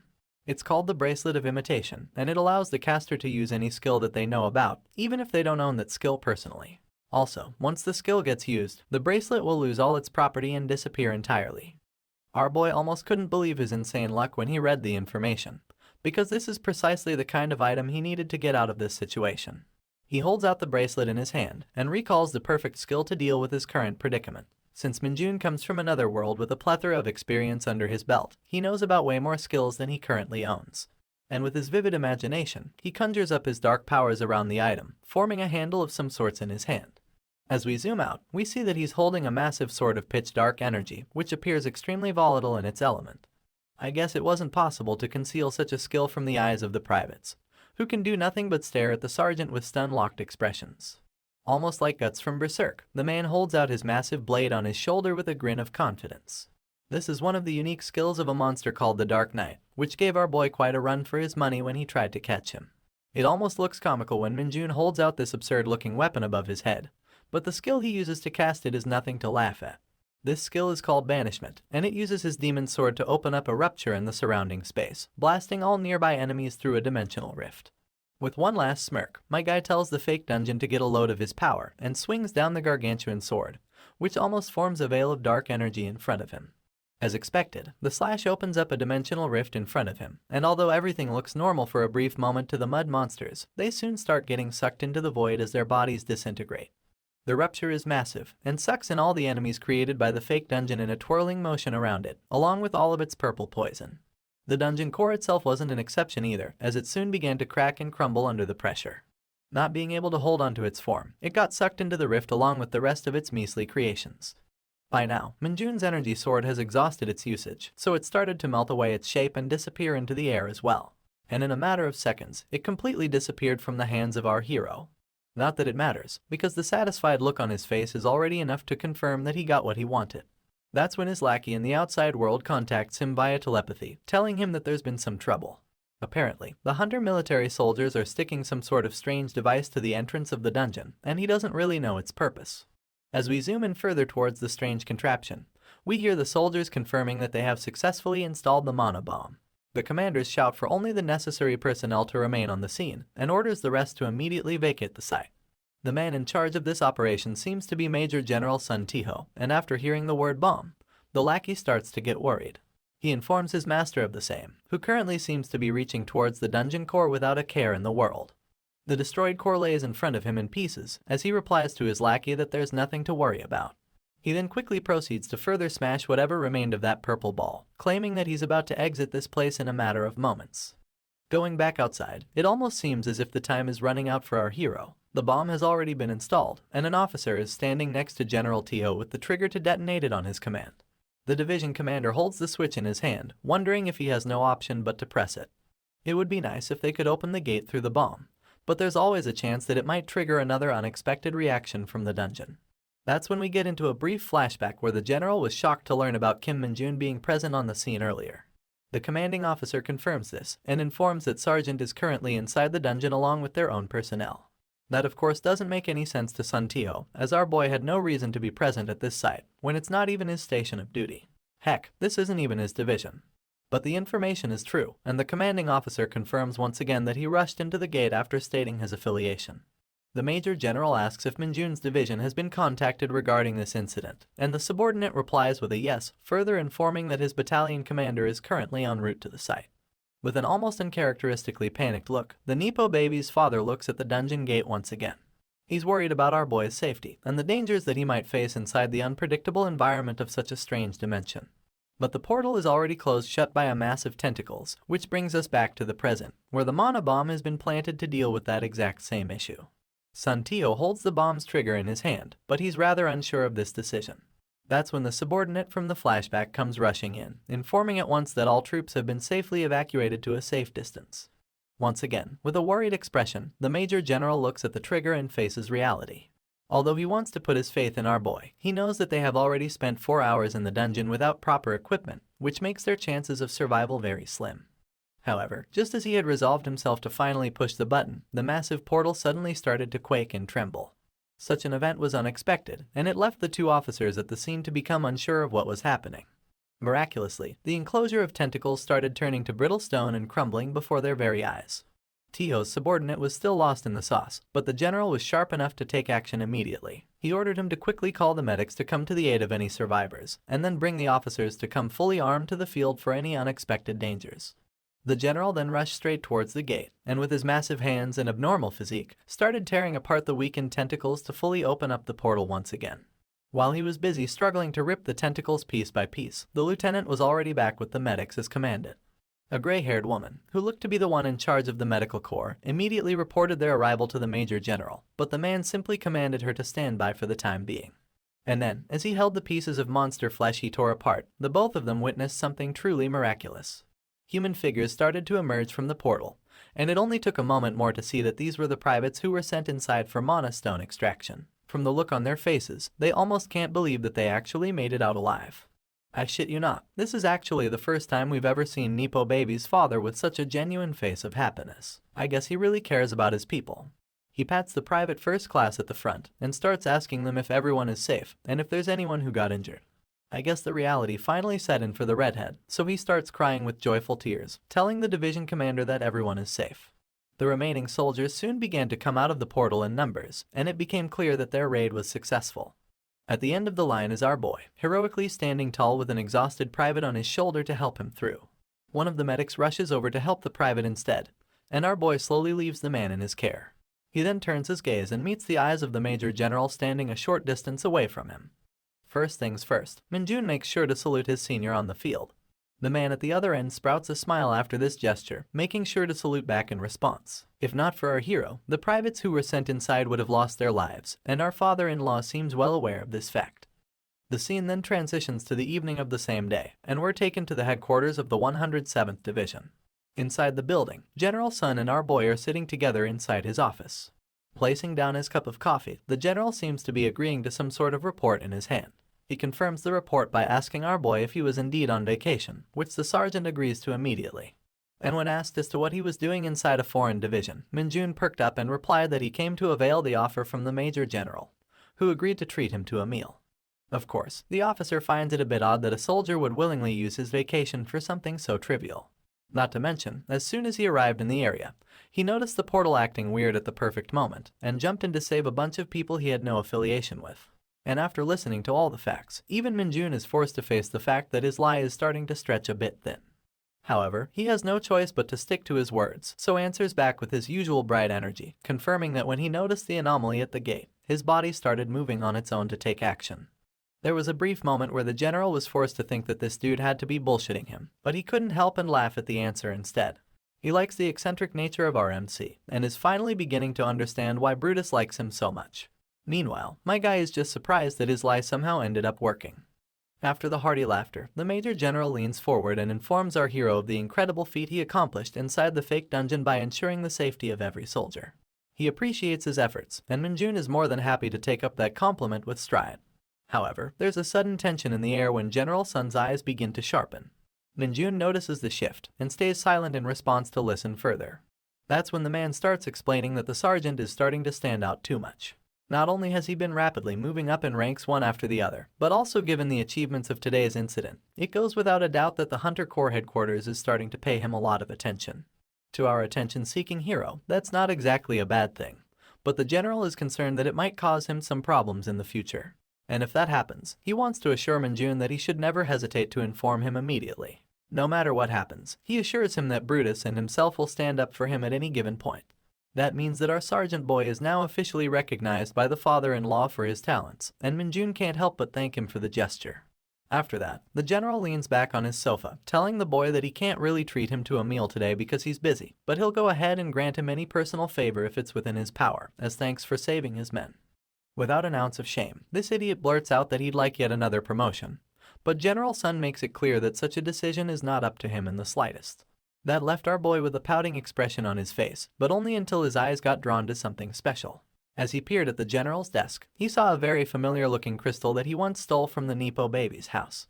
Just like the last one, this crystal is giving off a faint, yet an extremely refined smell of demonic energy. The general notes that the sergeant's gaze is fixated on the object, and he immediately picks up on the cue that the boy probably wants it. He asks him if he knows the object, but Minjun plays clueless and replies that it just looks like a really interesting rock, and he's like to add it to his collection. Once again, his eccentric nature and responses are really starting to grow on the general. He gives him a stern look for a moment, and while my man just stares back with his puppy-eyed look, General Sun says that the crystal is a byproduct of a dungeon and is rather valuable. He adds that there was recently a burglary in his house, which left him with only just one of these crystals. If he catches the culprit, father-in-law would surely tear apart his limbs, but we already know that the rascal is sitting right in front of him, pretending like he doesn't know anything. But anyway, the general takes the jar in his hand, easily offers it to the excited sergeant as a gift for his services.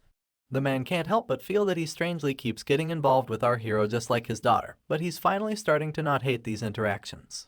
But thinking about his daughter, he suddenly regains his usual self, asking Minjun directly what kind of relationship he has with Yunseo.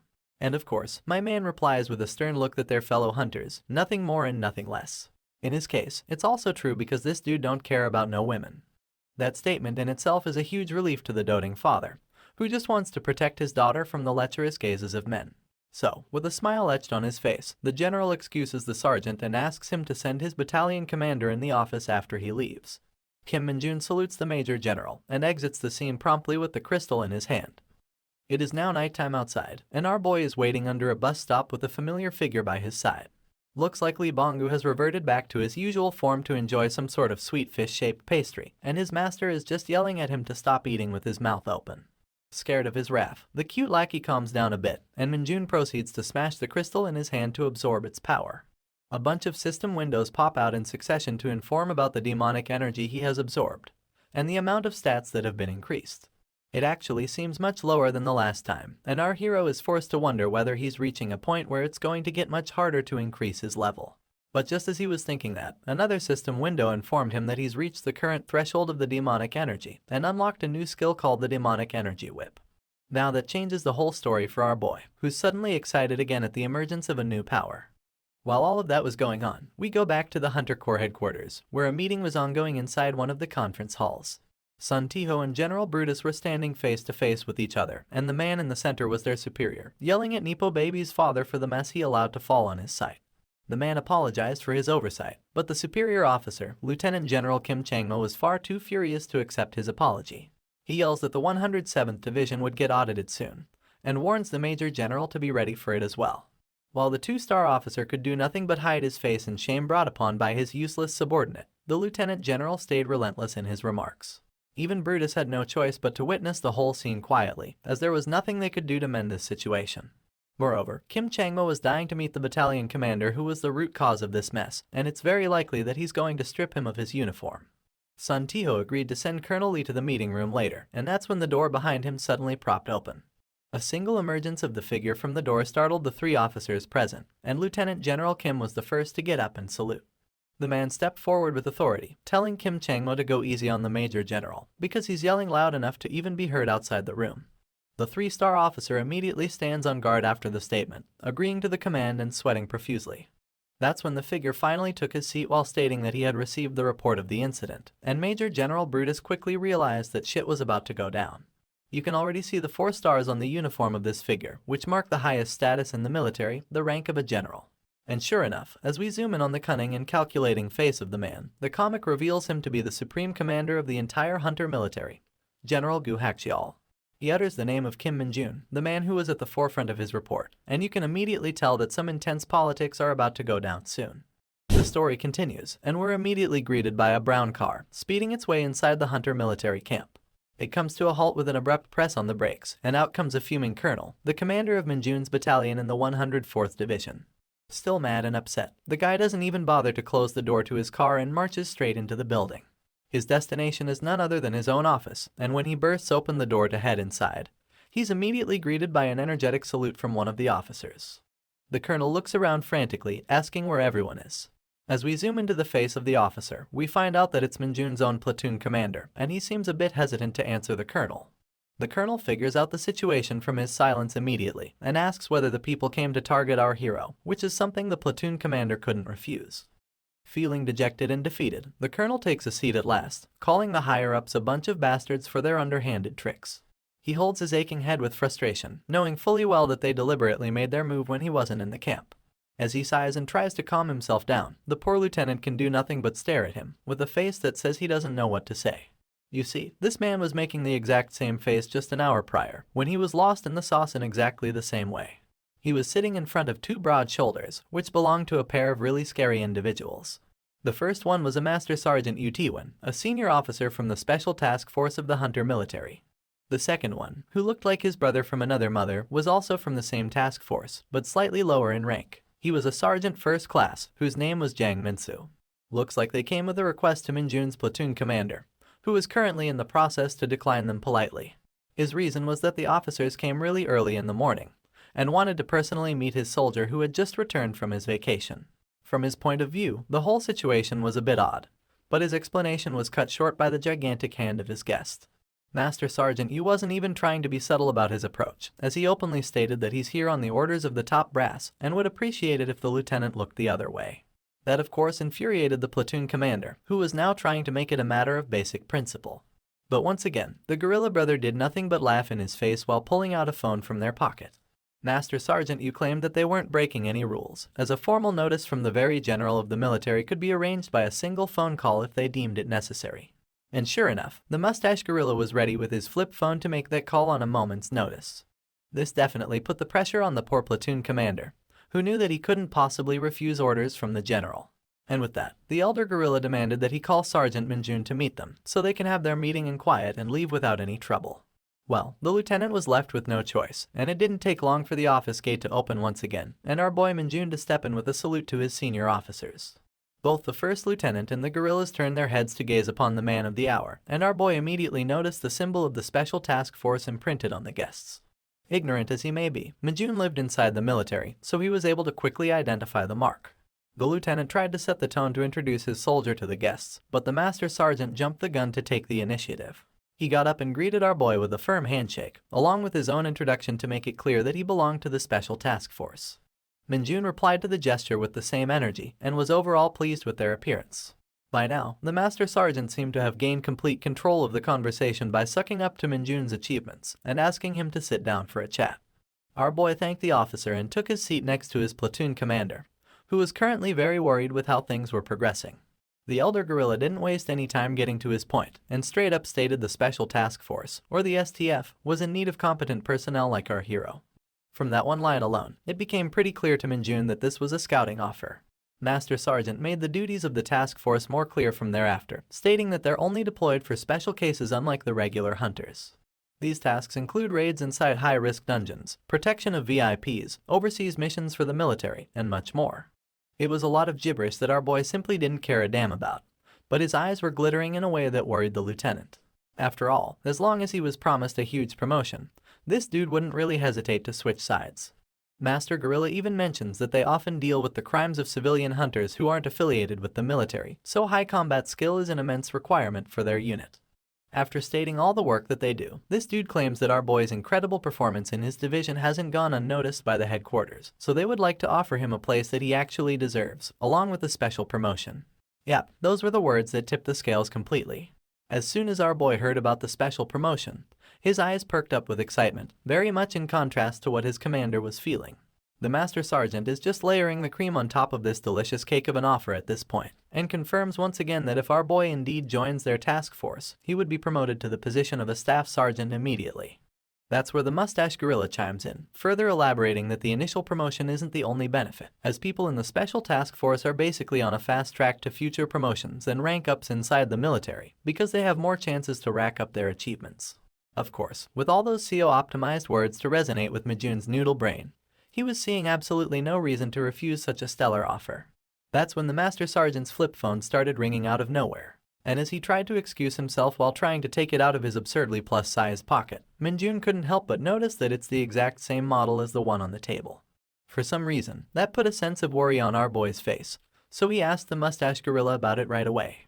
Feeling cocky and superior, Jang started putting it back in his pocket, while explaining that it's a special device that's only issued to the Special Task Force. It should not be confused with a regular smartphone, as this thing is specially designed for security and confidentiality. As much as he was being cocky in his explanation, it was starting to have the opposite effect on our boy, who was picking up signs of rigidness in the Special Task Force's way of operations. He surprises the Gorilla Brothers when he asks them whether he'd be allowed to use the internet and computers as much as he wants if he joins their unit, and as expected, the response wasn't to his liking. The officers explained that they deal with top-secret information regularly and have to control their environment to prevent leakage. In other words, not only are they not allowed to use the internet during duty, but also actively encourage not using it during your vacation as well. Well, that was it folks, our boy has lost all interest in their offer. Even his platoon commander is able to tell what's happening, because he now knows that these task force buffoons don't know shit about our hero. In any case, the Master Sergeant was about to close the meeting by handing over his card and saying how such an offer is extremely rare to come by, but Minjun straight up cut him off and told him that he'd just stay in his current division. Not surprisingly, that immediately broke the previously calm facade of these idiots, who couldn't wrap their head around his answer.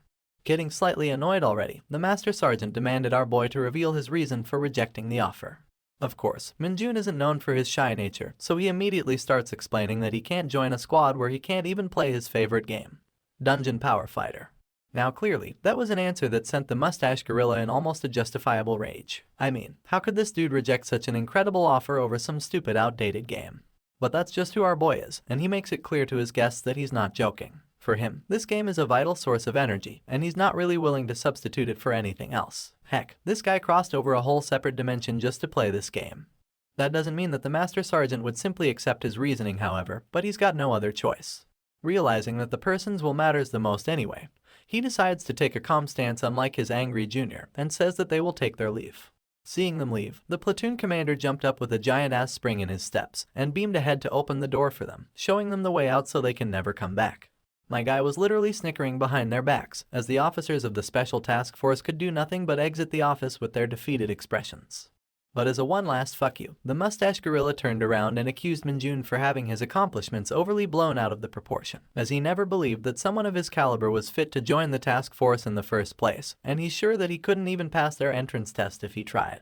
I don't know what to say, but we all know that our hero doesn't like backing down from a challenge quietly. He unfortunately took the bait and asked Jang how he could be so sure that he'd fail their test.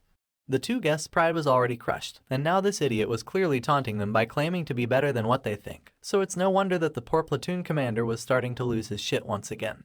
Minjun was already in battle mode in his head, so he provoked them once again, asking them how they could deduce that he would fail their entrance test. That made the mustache gorilla walk back up to him in retaliation, and as showed his teeth behind that bushy mustache, he confidently looked down on our hero, stating that he could prove his point at any moment. Right now, this asshole is clearly itching for a fight, and the platoon commander knows that nothing good will come out of such a mess, so he tries to stop the two from taking things further. But he immediately gets cut off and tapped on his soldier by the Master Sergeant, whose snickering face tells us that he's enjoying the direction this whole commotion is headed. Now that they've failed the mission anyway, he wants to take down our boy a peg, and requests the platoon commander to let them use their training center for a duel. In the next scene, we head directly towards the mentioned training facility, where the mustache gorilla and our hero are holding their respective weapons to face off against each other. The observers are the Master Sergeant and the ever-so-confused platoon commander, who still doesn't know how to sweep up this mess. We finally get to see the incredibly buffed-up body of the gorilla from a front view, who's explaining to Minjun that the Special Task Force's entrance exam is a freestyle duel against a senior member, so he should get ready to get schooled. Minjun makes it clear once again that he has no intention of joining the task force. So, if he comes out as the winner in this duel, he wants the mustached asshole to apologize before taking his leave. That of course sends the man boiling once again, who just can't seem to understand why our hero is still so confident. He mocks Minjun's choice to pick up a whip against him in a duel, and taunts him by claiming to fix his attitude for good by the time their duel is over. The Master Sergeant announces that the battle will be held over 3 rounds of 3 minutes each, and commences the fighters to begin their duel right away. Upon his signal, our boy starts cracking his whip, and the mustache dude takes up an offensive stance with his sword. The bell rings, and the gorilla is the first one to make the move, by instantly getting closer to Minjun to break his balance. Our boy manages to duck under the sword just in the nick of time, but the gorilla is now blocking his vision with his massive hand, while also bringing back his weapon for another attack. This catches our boy off guard, and sends him flying to the other end of the hall by a single thrust from the training sword of the gorilla. My man skids past his platoon commander and lands violently on the ground, leaving his enemy with an expression of satisfaction and victory. The platoon commander is quite shocked at such a scene, because this was probably the first he ever saw Minjun take any kind of attack from his opponent. On the other hand, our boy was lying rather silently on the floor with his arms spread. But as soon as we zoom in, we see that he's now actually grinning from ear to ear, absolutely thrilled at the prospect of this fight. The commander looks at the excited face of his soldier with worry, and this is where we enter a little flashback to see what happened earlier. You see, when Minjun was getting ready with his weapon of choice, the platoon commander called out to him. He wanted to ask what our boy's plan for the fight was, and of course, the up-and-coming sergeant was only planning to win overwhelmingly by thoroughly crushing his opponent. Now here's the thing that worries the platoon commander the most. He's not worried that Minjun won't win, but instead afraid that he'll beat up his opponent so badly that there might be consequences for them to pay afterwards. But even without him voicing out these words, our boy was starting to catch on. He straight up asked his commander if winning one-sidedly could have some sort of consequence later, and in response, his superior simply looked back at the gorilla brothers with worry. He explained that the Special Task Force is a squad that's well known for their overblown egos, so he's afraid that they might start targeting Minjun in the future if they lose face. Our hero gave it some thought, and eventually came to a very simple and effective solution that caught the first lieutenant's attention. He said that he'll just let the opponent hit him just once during the battle, which should be enough for them to save some face. Holy fuck, now it makes sense why he got hit like that in the first place, and why he was laughing like a maniac afterwards. Well, that brings us back to the present where our hero is down on the floor. And as expected, the mustache gorilla is definitely on his high horse after that single blow. Master Sergeant tried to end the spar right there and asked the platoon commander to take his soldier to the medics, but this duel was far from over. Heck, even the commander himself knew that these gorillas had no idea who the fuck they were messing with. The Master Sergeant was now getting overly condescending, telling our boy that he should be glad that he at least managed to dodge the first hit. But from the perspective of their unit, he's far from ideal. But you see, the man had no choice but to cut his words short and look surprised, because our boy immediately got up as if nothing had happened. With a confident smile on his face, my man deemed that the duel wasn't over and wanted to continue the fight. Of course, his crisp voice surprised the mustache bastard as well, because he knows that he hit him exactly where he wanted, so he shouldn't be able to get back on his feet so easily. He's worried and confused, but that doesn't mean he can back down from another round, because this was supposed to be a 3-round duel to begin with. The Master Sergeant, on the other hand, thinks that Minjun is trying to push himself too far, and even though he agrees to continue the duel, he's worried that it won't be good for anyone if he gets injured too seriously. But that won't be a problem for our hero, because the battle hasn't even begun from his point of view. His opponent sees his courage as an act of arrogance, and once again comes back to teach him a lesson. With a pissed-off face, he claims that such foolishness cannot be called determination, as it's nothing more than suicide. But well, he's talking to the wrong person entirely. Minjun is now ready with his weapon, and we finally get an explanation on why he chose it in the first place. It's because he wanted to use his latest ability called the demonic whip to encapsulate his energy into the weapon, and he further used his other skill to camouflage it completely from the eyes of others. The gorilla was now starting to look like an angry baboon instead, ready to tear apart his opponent for his arrogance. And just like before, he was once again the one to make the first move, coming at our hero directly with his load of overconfidence. This time, he launched a triple thrust attack with his sword, but our boy was as ready as ever. Without so much as a single flinch, he easily parried all of his attacks by tugging tight on his whip. For the mustache, who thought this round was going to be just as simple as the last one, this was the first of many surprises to come. He immediately pulled back to gain some distance from our hero, and lunged forward once again with a much heavier thrust, aimed directly at the throat. Not that it was going to matter though, because this time, our boy immediately captured the sword by turning the whip around it. The dude and his mustache were shell-shocked by what he just witnessed, and as Minjun tugged back on his weapon, the gorilla's training sword was flung 10 feet into the air, disarming him completely. Both the Master Sergeant and the First Lieutenant were mind-boggled to see this, but our boy had a lot more in store. Without relenting, he swung back his arm to direct the whip back at the gorilla, who was still stuck in his earlier position. This just goes to show just how fast all of this happened. The whip came crackling down from all directions, and the gorilla had no choice but to put his guard and endure the blows. Although disgruntled and furious, the man looked fine on the surface. But just as he was about to get cocky and tell Minjun that his lousy attacks weren't going to work on his buff muscles, his hands started to crank up from nowhere. His expression made a complete 180 in a matter of seconds, and the pain was so unbearable that he couldn't help but scream at the top of his lungs. As far as the Master Sergeant was concerned, perhaps this moment was the most shocking one to him. He couldn't believe that his brother gorilla was kneeling down from such a seemingly underwhelming attack, but the man was literally trembling and wailing in agony. But this was just the start of the suffering, and the Master Sergeant could instinctively spot the threat when he saw the whip once again. In the hands of our boy, who was swinging that shit around like some experienced cowboy and grinning like an absolute psychopath, this innocent training weapon was starting to look incredibly terrifying. The Master Sergeant was finally beginning to realize that they might have fucked up, and Sergeant First Class Jang was literally about to cry when he saw our boy approaching. Of course, his cries wouldn't be heard in a duel of pride, and he was made to eat the full brunt of Minjun's demonic whip to his chest. With a tear and snot-covered face, the man almost fell unconscious upon this last impact. He grunted in pain, and our hero just watched him suffer from his high position. From this exchange, he could understand that the STF was definitely a cut above the rest, but they chose the wrong opponent to go up against. This was probably their first time getting hit by a whip coated in demonic energy, so it's no wonder the gorilla couldn't endure the pain. After all, when it comes to the life forms back in Isgard, even the incredibly thick-skinned orc warriors curl up on the ground from the impact of this skill. So, when the whip wails and cracks in the air, cutting through everything as our hero gets closer and closer to his opponent, the fear sensors in the gorilla clock up to the max, and he literally starts fearing for his life. My boy's demonic expression isn't helping the Sergeant First Class either, who's having a lot of fun thoroughly breaking down the egotistical nature of his opponent. Seeing him wind up another attack, the guerrilla screams as loud as he can, and the master sergeant jumps in immediately to stop the fight and save his junior's ass. But my man is no warrior of justice, so he brings down the whip regardless. A loud clap of thunder-like impact is heard echoing through the training chamber, and we see that Minjun decided not to hit the poor gorilla after all. Instead, he hit the ground right next to his crotch. Well, not that it helped anyway, because the poor Sergeant First Class had already started frothing from his mouth when he saw the whip coming towards him, and rather pathetically, he fell down to the floor with an inch of his life remaining. Press F to pay respects for this poor idiot, who might never even appear in this manhwa again. Anyway, seeing him faint so abruptly, the Master Sergeant had no choice but to rush straight to his rescue. He lifted up his hulking junior, only to find out that he had fainted completely. For someone who never even blinked an eye while getting beaten up by terrifying monsters, Sergeant, you can't believe that his junior would faint from the fear of pain. He looked back at our hero, happily chatting away with his platoon commander, and truly wondered if a training whip could ever be capable of dishing out such destructive force.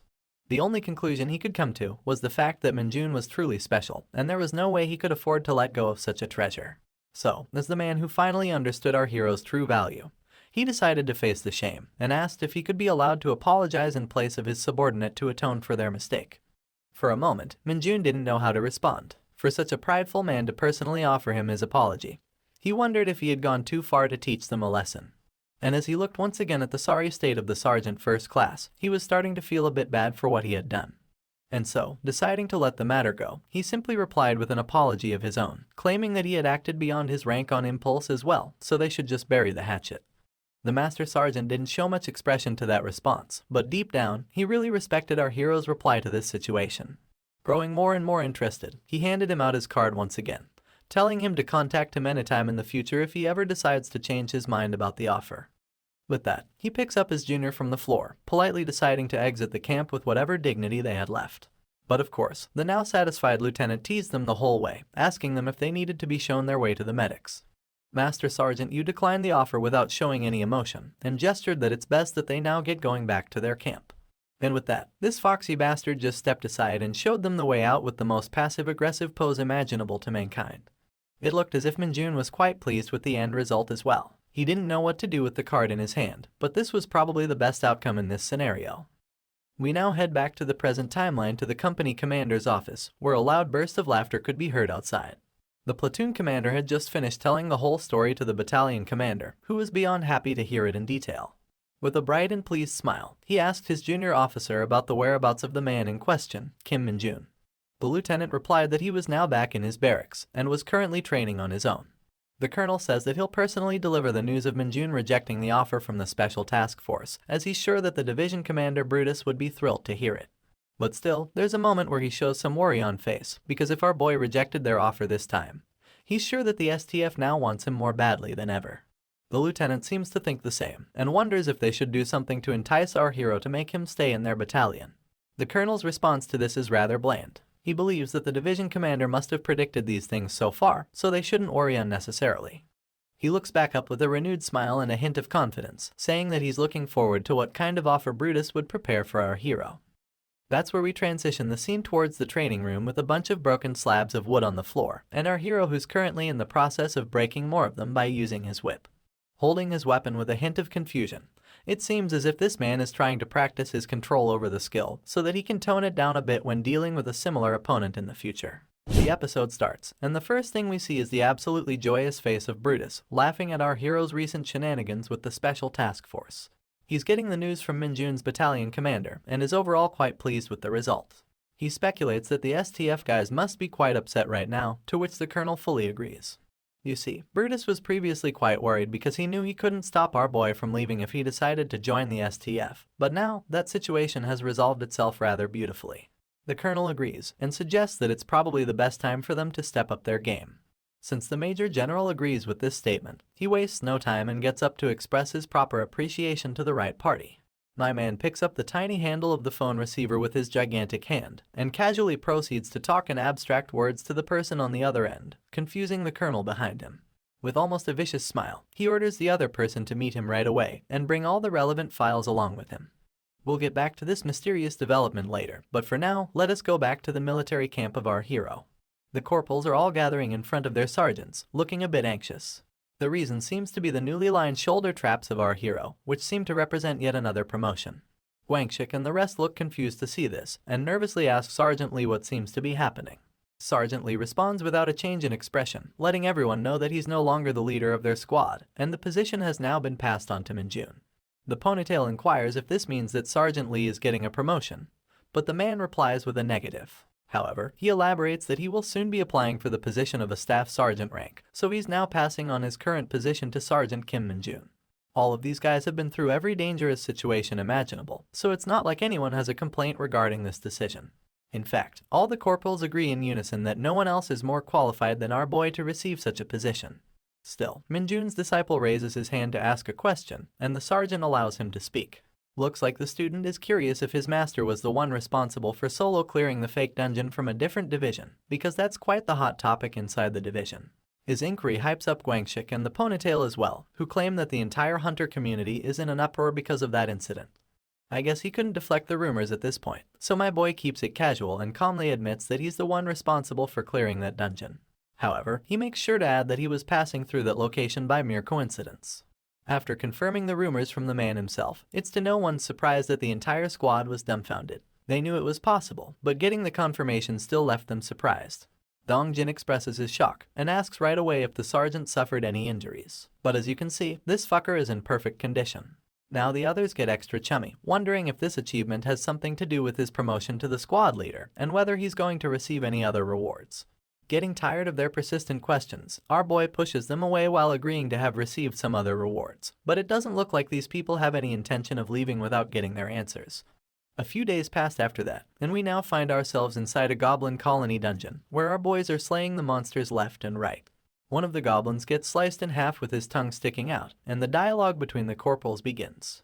Guangxik seems to be asking if Minjun really got a scouting offer from the STF after only joining the military recently, and the ponytail confirms it immediately. Not only that, while hacking away at his target, the ponytail corporal even confirms that our boy straight up rejected the offer and brutally beat up one of their sergeants. Guangxik knows that all of this must be true, but given how unbelievable it all sounds, he can't help but comment that no one outside the military would believe such bullshit. But it remains a fact that the division commander made Minjun their squad leader, and even Guangxik knows that he has already been promised the position of a staff sergeant within a year. Anyway, while they were discussing such matters, the two corporals heard an unbelievable roar coming from the forest. A massive green hand emerged from the shadows, crushing a tree bark with its bare grip. Its glowing yellow eyes and its shiny white tusk became visible, making it clear that the Goblin Lord had made its appearance.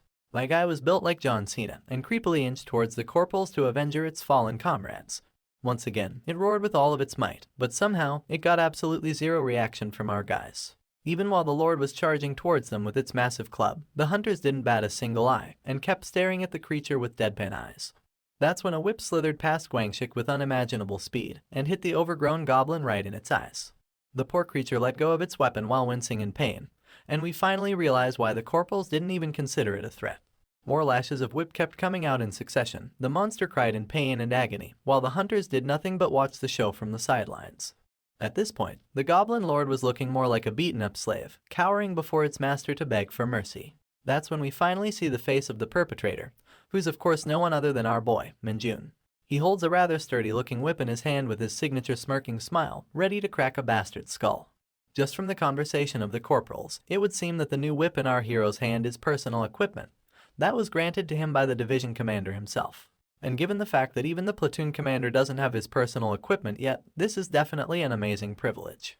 But privileges be damned, our boy out here just wants to have fun being merciless to a bunch of monsters while swinging around his new fancy weapon. The whip cracks like thunder on the poor creature, blasting him away to bits and pieces. At this point, Guangxik can't help but wonder why he was given a whip out of all possible weapons. The ponytail corporal replies, saying that this is something their sergeant picked for himself. And now that they see the effects of such rewards in live action, they're somewhat starting to understand why Minjun would reject a direct scouting offer from the STF. Even Minjun himself is really fond of his new weapon, thinking to himself how it's a lot better than he'd imagined. Swinging it around once more, he gets a near-perfect feel for its weight, balance, and the grip, which are exceptional to say the least. Not to mention, because of the mana stone engraved in the handle, our boy no longer needs to use his demonic whip skill for the impact to be effective. And with all of that combined, it's only natural that he's having a ton of fun using this weapon, blasting mofos into the nether realm, and surprising the fuck out of everyone who's watching him do it. He was promised another promotion within a year, but from the looks of it, and with the help of this incredible weapon, Minjun is quite confident that he'll be able to move that date forward by quite a bit. Now, let us move forward and time ourselves as the scene shifts to a chicken restaurant inside of the Chuncheon area. The delicious Korean meat is sizzling on a hot pan, but unlike the scrumptious nature of the food, our boy Minjun is looking pretty sour. Looks like someone is sitting in front of him, quite eager to eat the food, but my man isn't the least bit enthusiastic. He lets out a sigh, looks at the person in front of him with a frown, and asks them why they're here. Quite surprisingly, the person on the other end of the table is the Nepo baby, completely engrossed by the food in front of her. The waitress swoops in to mix up the ingredients one last time, and earns one of the most beautiful smiles this world had ever seen from Sun Yunseo. And right away, without wasting a single moment, the girl starts chomping down at the delicious treat, completely ignoring Minjun's question from earlier. This puts our boy in a bad mood, as he stares at the girl with a mix of annoyance and puzzlement. At last, Yunseo finally notices his hostile gaze, and stops the next bite to observe further. She innocently asks her if he's not going to eat as well, and offers to cover the bill by herself. But of course, that's not the issue at hand. Our boy is just curious how the Nepo baby knew that he was taking a day off, and also the fact that he was coming to this area. Heck, she even knew the exact restaurant he was gonna dine at. While piecing all of these things together, a thought suddenly pops up in our hero's mind. He remembers how he shared his plans with Corporal Guangshik, and immediately figures that he must be the bastard who leaked the information to Yunseo. As soon as he asks the girl to confirm this, she starts averting her eyes as expected. It looks like his guess was on the mark. Yunseo claims it to be just a coincidence, but the scary looks from our hero sets her straight that she's already been caught. So, she decides to own up to it, and apologizes to the hero while admitting to the fact that she was the one who requested the information. But the corporal's punishment is now up to the sergeant to decide, so he just cuts to the chase and asks the female hunter what she's planning by coming here. In fact, he straight up makes the assumption that maybe she likes him, which is a remark that the lady waitresses of the establishment are trained to overhear. Of course, our girl gets flustered and calls his comment nonsense. She blushes innocently and asks why the sergeant is suddenly talking to her so casually. Minjun doesn't see the problem with that, of course, since they're both of similar age, and he'd actually prefer it if the Nepo baby would use the same casual tone. In any case, the girl rejects the notion that she likes her, but her reply only makes the old ladies in the distance smile with joy, almost making it seem like they know her true feelings better than herself. Anyway, Minjun once again asks her why she's here if that is not the case, and the girl finally admits that the sizzling meat wasn't the only reason she came here. Looking a bit shy and averting her eyes to the side, she suddenly mentions the tin can dungeon that they entered together for training. Minjun gets confused at the unexpected reply, but then Yunseo keeps listing other events such as the Red Boar dungeon, and even the recent fake dungeon incident. In all of these places where our hero is present, some sort of unexpected incident occurred. And although it's just a curiosity at the moment, Yunseo just wants to stick around to confirm if something might happen again. Still, now that she said it out loud, it sounds so ridiculous that she's actually getting embarrassed that she brought it up in the first place. The two share a moment of silence in the restaurant, and quite cutely, our girl tries to lift her head to confirm Minjun's reaction. She expected ridicule and annoyance, but what she got was an unexpected laughter, followed up by a sweating face only a guilty criminal could ever make after getting caught red-handed. The girl tilts her head at him with a question mark above her head, not understanding his reaction. And our boy, absolutely losing his shit and unknowingly crushing the glass in his hand, can't help but panic that she might be onto him and his demonic powers. Once again, silence is shared between the two, until our hero notices the badge of a corporal on Sun Yunseo's uniform. He tries to take advantage of it to change the topic and asks if she got promoted, and Yunseo replies that she just passed her promotion exam last week. Minjun tries to egg on her some more, saying that it's an amazing feat to be promoted so quickly, but the remark only seems to annoy our girl. After all, he's sitting right in front of her as a sergeant, even though they both joined at the same time. Her annoyance brings her back to why this dude is still being so casual to her, to which he replies once again that she's allowed to do the same. The Nepo baby starts pouting once again, and even though the crisis seems to be averted, our boy's attention is quickly drawn towards a demonic call from his familiar. Looks like a dungeon gate is about to form near his location, and he's live footage of the scene through his ability. Minjun clicks his tongue, because this is literally the worst possible time for a dungeon to appear. After all, this girl over here is sitting right in front of him, actually waiting for someone to randomly happen while he's on vacation. You see, she was right on the money as well, because the only reason why Minjun took a break in the first place was because his employee of the year, the condom head demonic familiar, had informed him of a dungeon's arrival in advance. But now, his plans are completely ruined due to the Nepo baby's presence. Actually running out of options, my guy brings back his straight face and pulls out the oldest trick in the book to bail on your date in a restaurant, which is the excuse of needing to use the bathroom and silently exiting through the back door. Yunseo allows him to leave, and the next thing we know, the idiot is out and about in a nearby park, waiting for the portal to emerge. He finds the crackling energy rather quickly and starts looking around for his familiar. The camera pans towards a park bench, and our tiny condom head peeks through from behind it after spotting its master.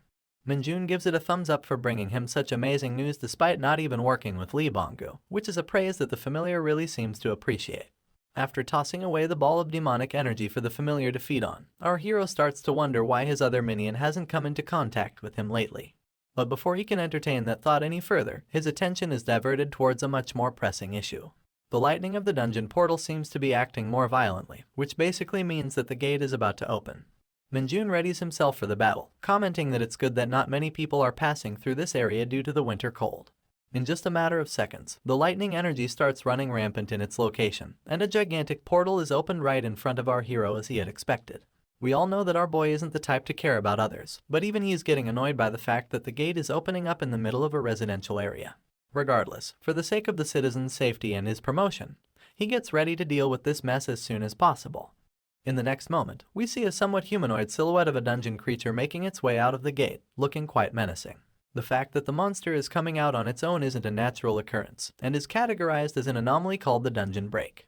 This is when Minjun's phone starts buzzing, and he takes it out to see a message alert from the Hunter military, informing the citizens to escape the area due to the appearance of a dungeon.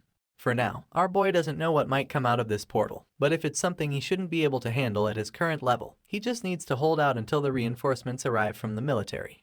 After all, they already seem to be aware of its presence, so our hero just needs to think of a way to stall for time. Soon enough, a giant blade-like object comes out from the portal, and out emerges a massive creature with incredible muscles, sharp canines, and a face without eyes.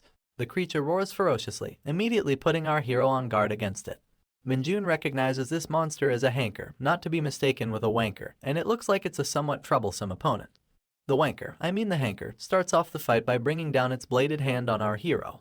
The attack gets dodged rather easily, but Minjun is still left with a lot of questions about this monster. First, he wants to make sure if it's the only one coming out of the gate, and secondly, given its abnormally dangerous arms, he wants to know if it has consumed a fuck ton of demonic energy. The sergeant leaps away from the creature's follow-up attack, and immediately starts preparing his dark arrows to smite him into smithereens. However, before he could launch his attack, the hanker somehow propelled his left blade forward like a hand cannon. It definitely caught our boy off guard, and the resulting impact from the blow was rather flashy. But of course, we all know that this wanking hanker would never hit our hero in the first place. The blade was lodged to the ground, and zooming out, we see that it missed our hero by just an inch of a margin. Minjun admits that he didn't expect such an attack, but as he holds the chain, he remarks that this is nothing more than a petty trick. I guess the monster has an ego after all, because we see that it's pretty pissed by the comment. With its enormous strength, it pulls back the chain swiftly, forcing our boy to swing along with it. Not only that, it further follows up with another hand cannon attack with his other arm. Once again, showing incredible athleticism, my man dodges the unexpected attack midair by swirling around his body like a tornado. Let's zoom out and look at the scene in slow motion. This shit looks straight out of some superhero movie, with the wankers both chain arms swinging in the air, and our hero being suspended in the air with a forward momentum. He comes crashing down at the monster's jaw with his demonic punch. The Hulk falls to the ground with the impact, and Minjun lands gracefully right behind him. But as he turns around, he can immediately tell that his earlier attack wasn't enough. After all, even with its broken jaw hanging by the torn flesh of its face, the monster still managed to stand erect. As expected from the tenacity of a wanker, Minjun was now getting ready to launch another attack, but he finally gets interrupted as someone calls out to him from behind. He recognizes the voice and turns around his head with a face full of worry. And lo and behold, our favorite girl was sprinting right towards him, holding a fucking signpost of all things imaginable. Seeing a girl in its vicinity, the wanker started moving its arms as expected. Its shiny blade was aimed directly at the Nepo baby, but our hero saves the day once again by holding firmly onto the chain and deflecting the blade's path immediately. While doing so, the sergeant asks the girl what the hell she's doing here. On the other hand, the wanker was still busy roaring and screeching, probably wondering the same question. However, instead of replying to Minjun, Yunseo simply shouted back with the same question right back at our hero. After all, my guy ran off on her in the middle of their dinner. Minjun doesn't care about that either, he just wants to know how she figured out his location. In response, Yunseo holds onto the signpost even more firmly, before throwing it straight at our hero, telling him that she saw the message alert and sprinted her way over here immediately. At first, our boy just looked at the flying signpost with his straight face as usual. But zooming in, we see the smile on his face, signifying that this is just the thing he needed. He starts sprinting, following the post's trajectory, before leaping into the air, grabbing the handheld makeshift weapon, and coating it aggressively with his demonic whip ability. And with that momentum and a burst of power, my guy brings down the post of justice towards the poor wanker's head, crushing it completely. And all the while, he's just wondering if the Nepo baby at least paid the bill before leaving the restaurant. He now sits on top of the crushed monster, while on the other hand, the dust cloud made by the impact of the blow obstructs our girl's vision. Without wasting a single moment, Minjun takes this chance to immediately absorb all the demonic essence out of the creature. As soon as he finishes, he hears the coughing sounds of the girl, who, despite getting the confirmation, is still a bit confused that they were actually facing a hanker. It's a high-danger monster, and she's just stunned that our hero defeated it by himself. But of course, Minjun just looks at the signpost, and comments that she's the one who helped him, so it wasn't a solo feat. Although truth be told, he knows that he would have had a much easier fight if she hadn't interfered. Yunseo goes down to observe even further, and immediately notes that this version of the monster is also not normal, as it seems mutated, and much more dangerous than its normal counterparts. So, given all the evidence right in front of her, the girl gives a stern look to the sergeant at last, telling him that they need to have a serious talk about all the recent events involving him. But before such a conversation could be initiated, another silhouette starts to emerge out of the dungeon portal. The hunters both sense its presence and look back to confirm their suspicions, and we immediately see a total of 5 wankers, casually marching their way out of the dungeon. Seeing their numbers, the Nepo baby suggests falling back and regrouping with the reinforcements when they get here.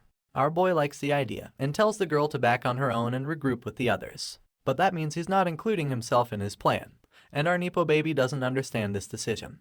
But the time for such talk is over, as the group of wankers with their popping veins and ferocious nature are right upon their throats to rip them apart. Minjun sprouts his signature smile at the scene, confusing the girl even more. Immediately in the next scene, we see him make a battle-ready pose, coating himself in the signpost with a layer of demonic energy, and then quickly leaping forth in battle while leaving the girl behind. My man is happier than ever, already sure of himself that his next accomplishment will land him the position of a staff sergeant. We then move away from the fight, to a faraway location in Isgard, with 2 full moons in the starry night sky. A hooded figure makes their way into the depths of a thick forest, treading ever so lightly with their leathered boots. They stand in front of a rather peculiar-looking rock, and start chanting in a language that's unknown to us. Upon their chant, the rock splits in half, and slowly starts crumbling into little pieces, revealing a mysterious staircase leading to the underground. After revealing the hidden entrance, the figure starts descending the stairs slowly. We see their cloaked face, walking inside a fairly long and well-designed hallway. Soon, they reach a certain gate at the end of a hallway, and head inside into an open hall, very similar to the summoning room used by the saintess in the central cathedral of Isgard. The figure stops in front of a shrine, pays their respect to the deity, and slowly reveals their crimson hair by unveiling the cloak. From a distance, we can tell that this person is a woman, wearing an outfit that's very common among the dark mages of Isgard. And zooming in, we also see that she's quite the beauty. To me, her slightly ruffled hair shows the character of a hard worker who doesn't care for her appearance, and her soft gaze gives off a vibe of intelligence. Zooming out, we see that she's standing in front of the shrine of Luminuna, the video game character that Minjun adores, and the figure around which the Minjun's entire church of fanatics was found in Isgard. And standing right there, the girl mutters a single sentence, asking Lord Minold, also known as Kim Minjun, to wait for her to join him.